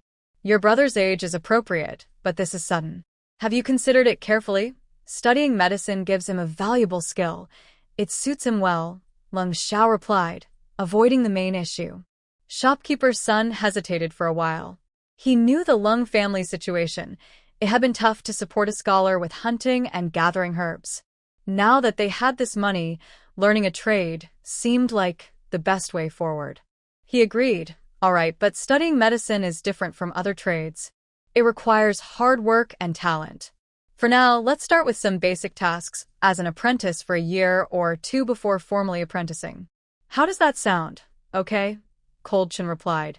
By next July, he would have enough time to understand the basics of human anatomy, acupuncture points, functions, and the principles of medicine. Moreover, they would have left Tong City by then, making it unnecessary to formally apprentice. He could learn from medical books on his own, and no one would know he understood medicine. Once the three of them left Rinshin Hall and found Leng Tian, when Wan felt as if she were still floating in the clouds, as if it wasn't real. Did the second brother really stay to be an apprentice at the pharmacy? Leng Tian asked urgently. Where's the second brother? He stayed at Renxin Hall as an apprentice. Really? That's great. The second brother is amazing. Wan felt a mix of emotions, leaving her feeling empty inside. Sitting in the carriage, she even forgot to take the package Leng Xiao handed her. Leng Yin looked at his dazed sister-in-law and reminded her. Sister-in-law, you should take it. What? Wan looked at Leng Xiao, confused. The money from selling ginseng. Didn't you say you would keep it? We can ask you for it when we need it at the academy. Why was he giving it to her? Besides, she already had over 800 taels stored away, which was enough. Sister-in-law, that's what Big Brother always says. In the past, when we sold good herbs, he would say he would keep the money, and we could ask him at the academy. Now, of course, the money at home should be kept by you, Leng Yin said matter-of-factly. When Wan slowly realized that Leng Xiao was worried about what others might say, and this was just a way to keep the danger away from him. Leng Xiao's gaze fell on her tired little face, looking as wilted as a frostbitten cabbage. He felt no particular emotion about Leng Qin staying at the pharmacy, but seeing her lack of energy made him uneasy. Don't worry, he is going to learn. This knowledge will benefit him for a lifetime. When Wan replied softly, yeah, I know, being an apprentice at the pharmacy is a good thing, as shown by the reactions of the older brothers. Plus, the second brother is already 9 years old. Even if he wasn't an apprentice, he should be starting school by now. He is learning skills and knowledge. And studying medicine is great, healing the sick and saving lives. But why does she still feel a deep sense of reluctance? Especially the words of Manager Sun echoed in her mind. During the apprenticeship, there is no salary, only shared living space and no meals provided. Being an apprentice may not be very tiring, but it is indeed quite hard. Hard work is essential. They must wake up early to prepare themselves, fetch water for everyone to wash, clean, and do various chores. Though he hasn't formally become a disciple, if the master scolds or hits the apprentice, it could be dangerous. With so many rules, could Leng Qin, who is not yet 10, really adapt? She wasn't overly worried. Just a little concerned, that's all. Chapter 77. Everyone has their own responsibilities inside the swaying carriage. When Wan looked at the calm and upright figure of Leng Xiao, the warm sunlight filtered through the window, casting a flickering glow on the boy's slightly upward-turned eyes, high nose, and thin lips. The interplay of light and shadow made it hard to see his true expression. Dressed like a scholar, he should have seemed full of bookish charm, but instead, he gave off a gloomy and cold aura, like a moon hidden behind dark clouds on a stormy night. Putting aside her feelings of melancholy, when Wan shifted closer to Leng Xiao. Are you worried about our second brother too? It turned out she wasn't the only one feeling lost and empty inside. As their older brother, Leng Xiao had always cared for and protected them. He must be the one who felt the most reluctant to part. Leng Xiao's cold and indifferent eyes seemed like a deep well, examining her face filled with reluctance. After a long pause, he replied softly, not very worried. The girl's shocked expression, unsure of how to respond, did not ease his feelings as he had hoped. Instead, it made him feel more frustrated. He wanted to see her bright and cheerful smile. Suddenly, he felt a strong dislike for himself. He should be soothing her worries and reluctance, not dismissing and avoiding them, leaving her to handle these feelings of separation alone. After a moment of silence, he spoke as if discussing someone else's situation. Our second brother was born not long before the Leng family faced difficulties. Our reputation was ruined, our wealth taken, servants dismissed, and with our father dead and our mother weak, we wandered for a long time before finally settling at the foot of Tong City. Temporary gains and losses, honors and disgraces are not important. Parting and separation are not significant either, as long as we know the path we choose is right. Even if we have to kneel, we should see it through. Happiness means nothing in the face of survival. When Wan was surprised by Leng Xiao's words and looked up at him, the boy's cool eyes were hidden in the shadows, making it hard to read his true emotions, but his cold aura was unmistakable. He must learn skills so that he can use what he has learned, do his best, help those he can, and fulfill his wishes. Only by becoming stronger can one protect themselves and have the ability to safeguard those they care about. After all, the Leng family is not just trying to survive. They want to protect her completely, so that no one dares to covet her. When Wan was lost in thought for a long time, the perspective and vision of a powerful figure are indeed beyond her reach. While she is still thinking about the sadness of parting, he is focused on his own abilities and future strength. Yes, if you don't endure the hardships of studying, you will have to face the hardships of life instead. Leng Xiao can protect them, but the feeling of being strong and fighting alongside each other is certainly different from just being protected. The four of them are like a blazing fire when together, and like scattered stars when apart, each capable of standing strong on their own. Without the current separation, how could they endure the pain of parting and enjoy a comfortable life later?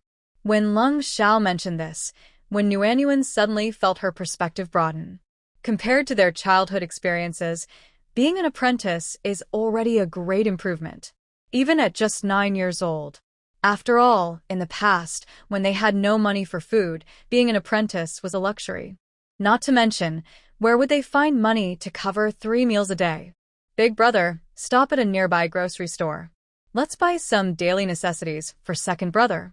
When Nuanyuan's frown disappeared, and her face lit up with a bright smile. With a different perspective, all problems seem less significant. The heavy gloom in Leng Xiao's eyes faded, and in the shadowy corner of the carriage, he gazed greedily at her refreshing smile, like sunlight after rain. At the grocery store, they bought a pig-bristle toothbrush, a blue salt oil lamp, a wooden basin, and fire starters. At the fabric store, they got a single-layer and multi-layer gauze hat, and at the bookstore, they picked up some coarse straw paper and 2 books. When Nuanyuan organized everything in the carriage, separating items to take home and those for cold chin. When they arrived at the entrance of Renxin Hall, when Nuanyuan remembered the snacks she bought at the pastry shop during her first visit, so she took Lingyan inside to pick out some delicious treats, buying about 10 bags. Once inside the main hall, they learned that Manager Sun and Cold Chin had just gone to the inner hall for questioning, so the 3 of them headed that way.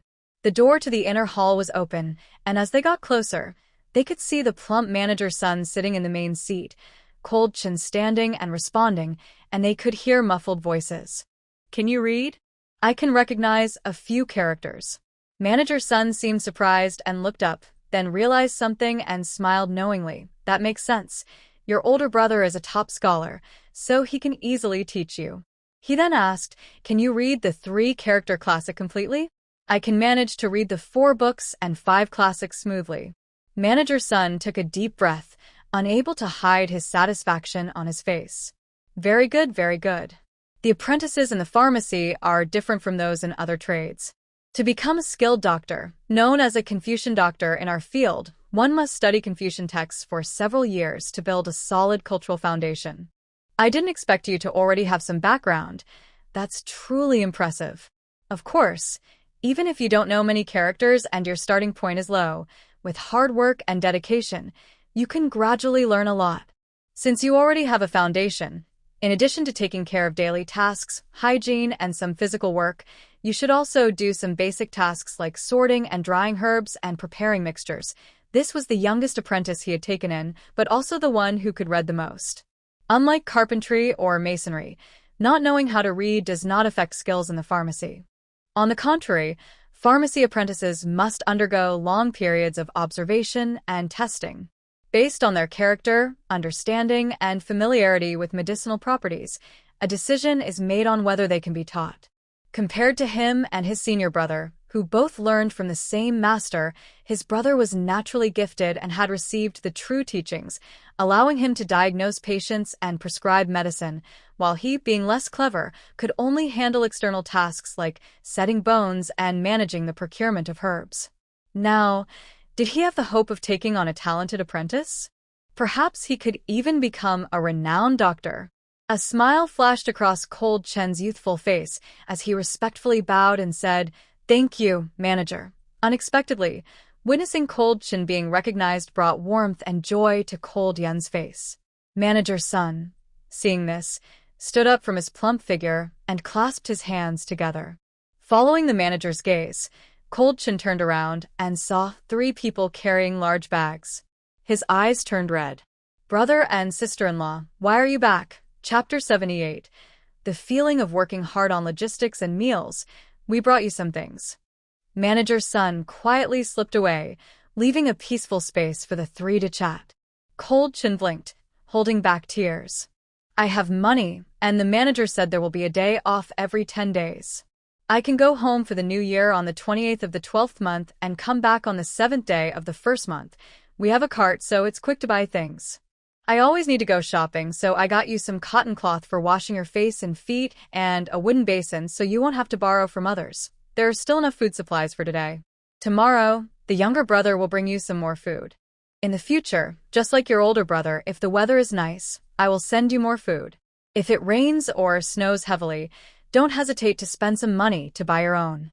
Warming looked at the 2 who were silent and took the initiative to speak. Seeing the redness in Leng Chen's eyes, her feelings of reluctance resurfaced. Noticing Leng Chen's tightly pressed lips, she understood that, just as Leng Xiao said, he would do what he believed was right, even if it meant enduring hardship. Their happiness was not a priority for them. Worried about adding to the sadness, Warming quickly changed the subject and praised him. I just heard the shopkeeper praise you. I didn't expect you to read the classics so well at such a young age. That's amazing. The children of the Leng family start learning at 4, recognize 1,000 characters by 6, and can read the classics fluently by 7. Besides my older brother, the 3 of us only started learning at 7, and now at 9, we can barely read smoothly, Leng Chin said, his expression dimming. Warming realized she wasn't good at giving compliments. She had praised him incorrectly. It wasn't her fault. Before, the younger brother said he wasn't great at studying and could only recognize a few characters, just like Ling Chun and Ling Yun. How could she know that they could now recognize 1,000 characters and read texts?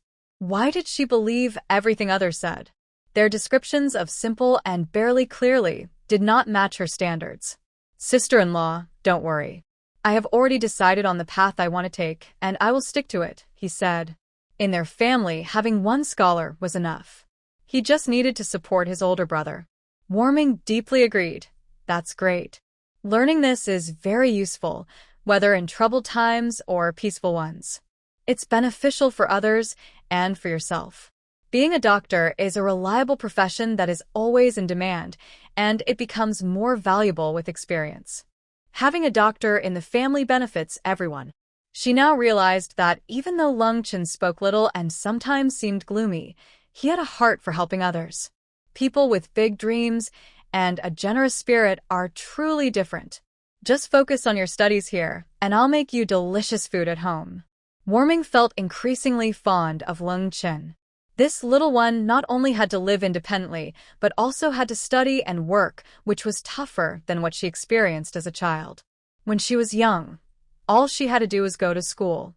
Reluctantly waving goodbye, the bright smile on Leng Chen's face faded as the carriage grew distant. Eldest brother was right. Without skills, one cannot protect anything. He wants to protect them, and now is the best time to learn. Yet, he feels a bit sad about leaving that warm and joyful home. Sad to leave them behind. He can endure it. He must gain skills and abilities to be useful. After returning home, Wenwan felt a bit out of place. It was fine to have a cheerful outing, but why did Leng Chen suddenly decide to become an apprentice at the pharmacy? There were no signs of this before. She never heard him express interest in medicine. She always thought he enjoyed weaving, as his hands were particularly skillful, easily shaping bamboo into various forms. Those hands also worked steadily when carving wooden bowls and bamboo tubes. Now those hands would be handling medicine, silver needles, and perhaps even dealing with broken bones. But thinking about it, it's actually quite good. Learning medicine is practical and useful compared to doing bloody work with a knife. Leng Tian entered the kitchen and saw Wenwan steaming pumpkin and scooping flour. He advised, sister-in-law, you get car sick. Let me cook. No need. I feel better now that I'm back, when Nguyen replied, not too concerned, as she was used to feeling empty in her stomach. I'll make some fresh food for RD. Since the snow has melted and the roads are clear, I can take it to him. He has a lot of work and he needs good nutrition. She rarely made complex or delicate dishes before. One reason was her laziness. The other was her belief that simple food was fine. It's easy to go from frugality to luxury, but hard to return to frugality. But now, when one only thought about making fresh and nutritious food for Leng Chen, she couldn't help him with much else, so she wanted to ensure he had enough good food to eat. Didn't you make meat buns and flaky pastries before? Why not just take those? They had made plenty, so why was she still making food for RD instead of resting? When Nguyen explained her reasoning, those are all made with white flour, which is too noticeable. His fellow apprentices have a different standard of living compared to your brother's classmates. Today, the shopkeeper praised him for being literate, and he quickly started working as a helper in the pharmacy. I'm worried that if he eats too well, his peers might exclude him. Then there's corn for feeding the horses in the back. Should we send that over? It's good too. We used to eat it all the time, and it really fills you up. Leng Tian thought his sister-in-law was right and immediately suggested it. When Nguyen had already thought about what to do. Hearing Leng Tian's words, she held back the urge to roll her eyes. Forget it, the younger brother is straightforward. No need to get upset. I just need to explain it to him. We can't let the fear of being excluded make us compromise. Sacrificing our own benefits is not worth it. What we should do is eat meat hidden in our bowls so that others don't notice. Seeing Leng Tian still looking confused, when Nguyen continued to explain, we can mix pumpkin or cornmeal with white flour. It will look like whole grain, and this mixture is better than just plain white flour. Whole grains are more nutritious. The filling shouldn't be all meat. Pure meat stands out, and we need to eat vegetables too. I've thought of making vegetable and mushroom buns, radish and meat buns, pickled cabbage and meat buns, and spicy tofu and meat buns.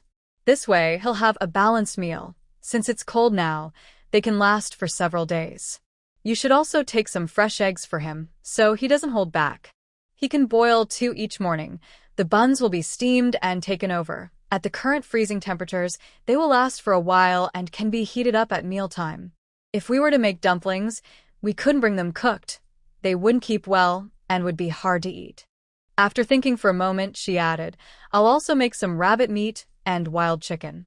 For us mountain folks, eating game is normal and won't attract too much attention. Leng Tian nodded. Sister-in-law, you think of everything. She really cares a lot for them. Why hadn't he thought of these things? Unlike before when he only thought about goofing off, when Nguyen was now very proactive in making buns and cooking. Her heart and mind were focused on preparing plenty of food for Leng Chen, who was alone outside. Having never been in a relationship, when Nguyen felt she was already beginning to understand what it feels like to be a mother. It was that feeling of having a child who has grown up and can't help with their studies, so you can only work hard to ensure their meals are taken care of. As the days passed, after Leng Chen became an apprentice at the pharmacy, when Nguyen returned home with an unprecedented enthusiasm for cooking. Every 5 or 6 days, Leng Tian would deliver food, and upon returning, he would tell them what work Leng Chen needed to do and what he had learned. At the beginning, the second brother was the last to arrive and needed to wake up early to take care of daily tasks, cleaning inside and outside, and doing various physical chores. Manager's son also asked him to further process the local herbs that were purchased.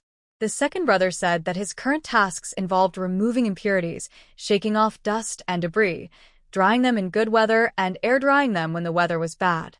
He mentioned that the work was very easy and not tiring at all. In the middle, the second brother said he could already memorize the herbal jars.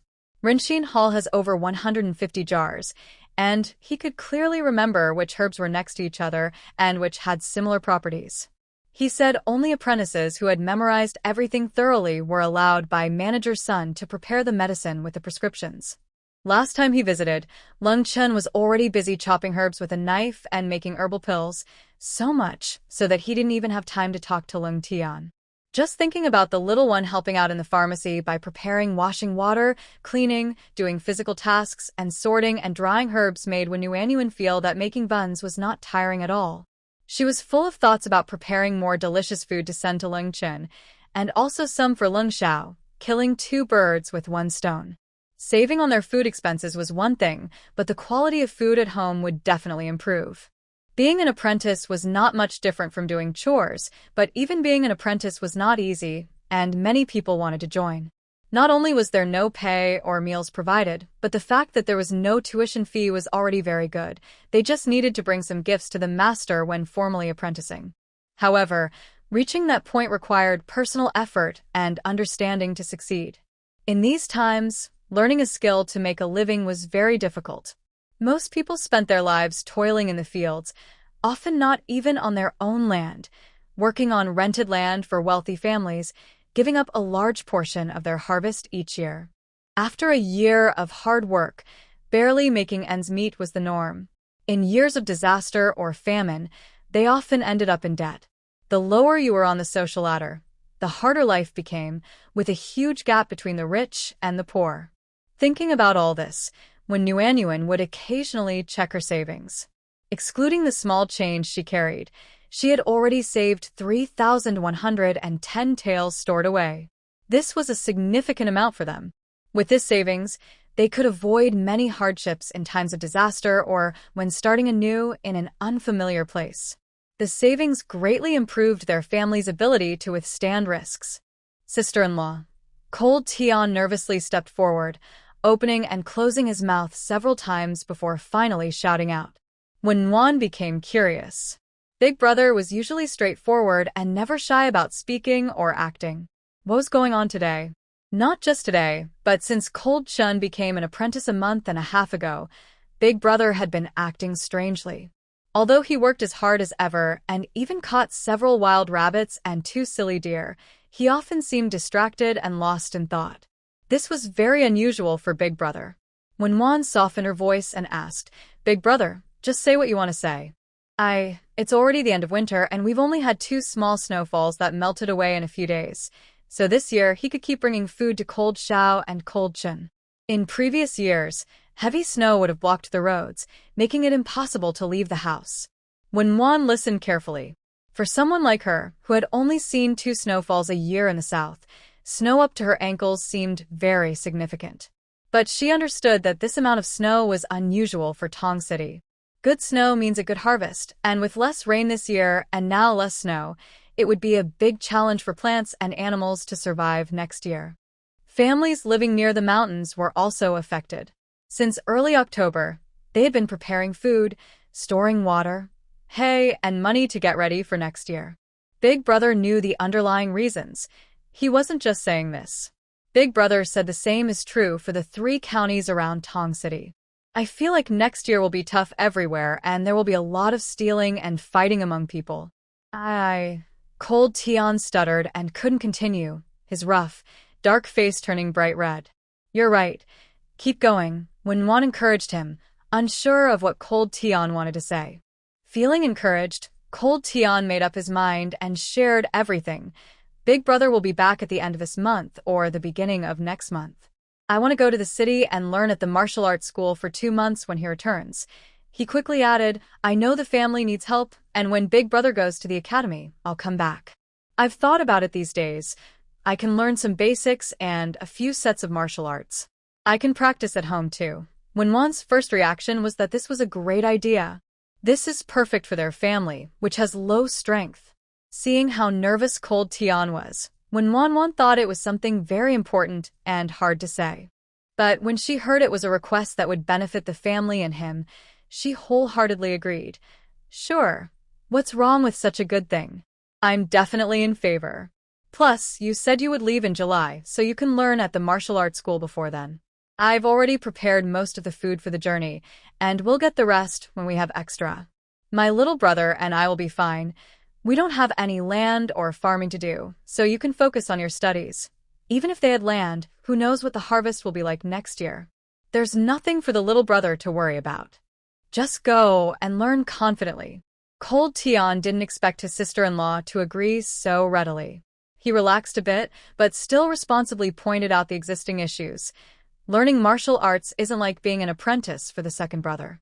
It doesn't cover meals and is even more expensive than what the eldest brother pays for school. I understand that rich in martial arts and poor in literature is true, Wen Wanwan said, noticing how cold Tian's face turned red when talking about martial arts, likely because of the money. He was worried about spending family money. It seemed the little brother had wanted to learn martial arts for a long time but didn't have the money before and had to take care of the younger ones, leaving him no time or energy to learn. Now, not only does the family have 3,110 taels of silver, most of which he and Cold Xiao earned, but even if they didn't, with the food from the refrigerator and the supplies, Wen Wanwan would still be willing to send Cold Tian to learn martial arts. The benefits for the journey next year and for the little brother's future were obvious. Wen Wanwan enthusiastically encouraged him, "We have savings now, and the idea of being rich in martial arts means that martial arts students need to pay their masters and also require a lot of good food. Eating well helps you grow strong, so it's just a matter of spending some silver on that. Look how well you've grown in the past 3 months. You're completely ready to learn martial arts. And there's no need to worry about food. We have plenty." Cold Tian was in disbelief, still processing the idea of spending money. According to his sister-in-law, it seemed he wouldn't need to spend too much. Everything felt within reach. Could the dream he had been thinking about for so long finally come true? "Brother, a temporary separation means nothing, and a little money doesn't matter either. What matters is that you learn skills. That's the key. In the future, you can use what you've learned to the best of your ability and fulfill your wishes." That's right. This is what Leng Xiao said to her in the carriage last time. Summarizing it like this to share with Leng Tian is just perfect. She really is good at summarizing. Leng Tian felt his heart racing, and it seemed like all the blood rushed to his face. He quickly turned his head away, his voice choked with emotion. "Sister-in-law, I will study hard and not let you down." Wen Wan was taken aback. "Young man, it was your own decision to study." She didn't have any expectations either.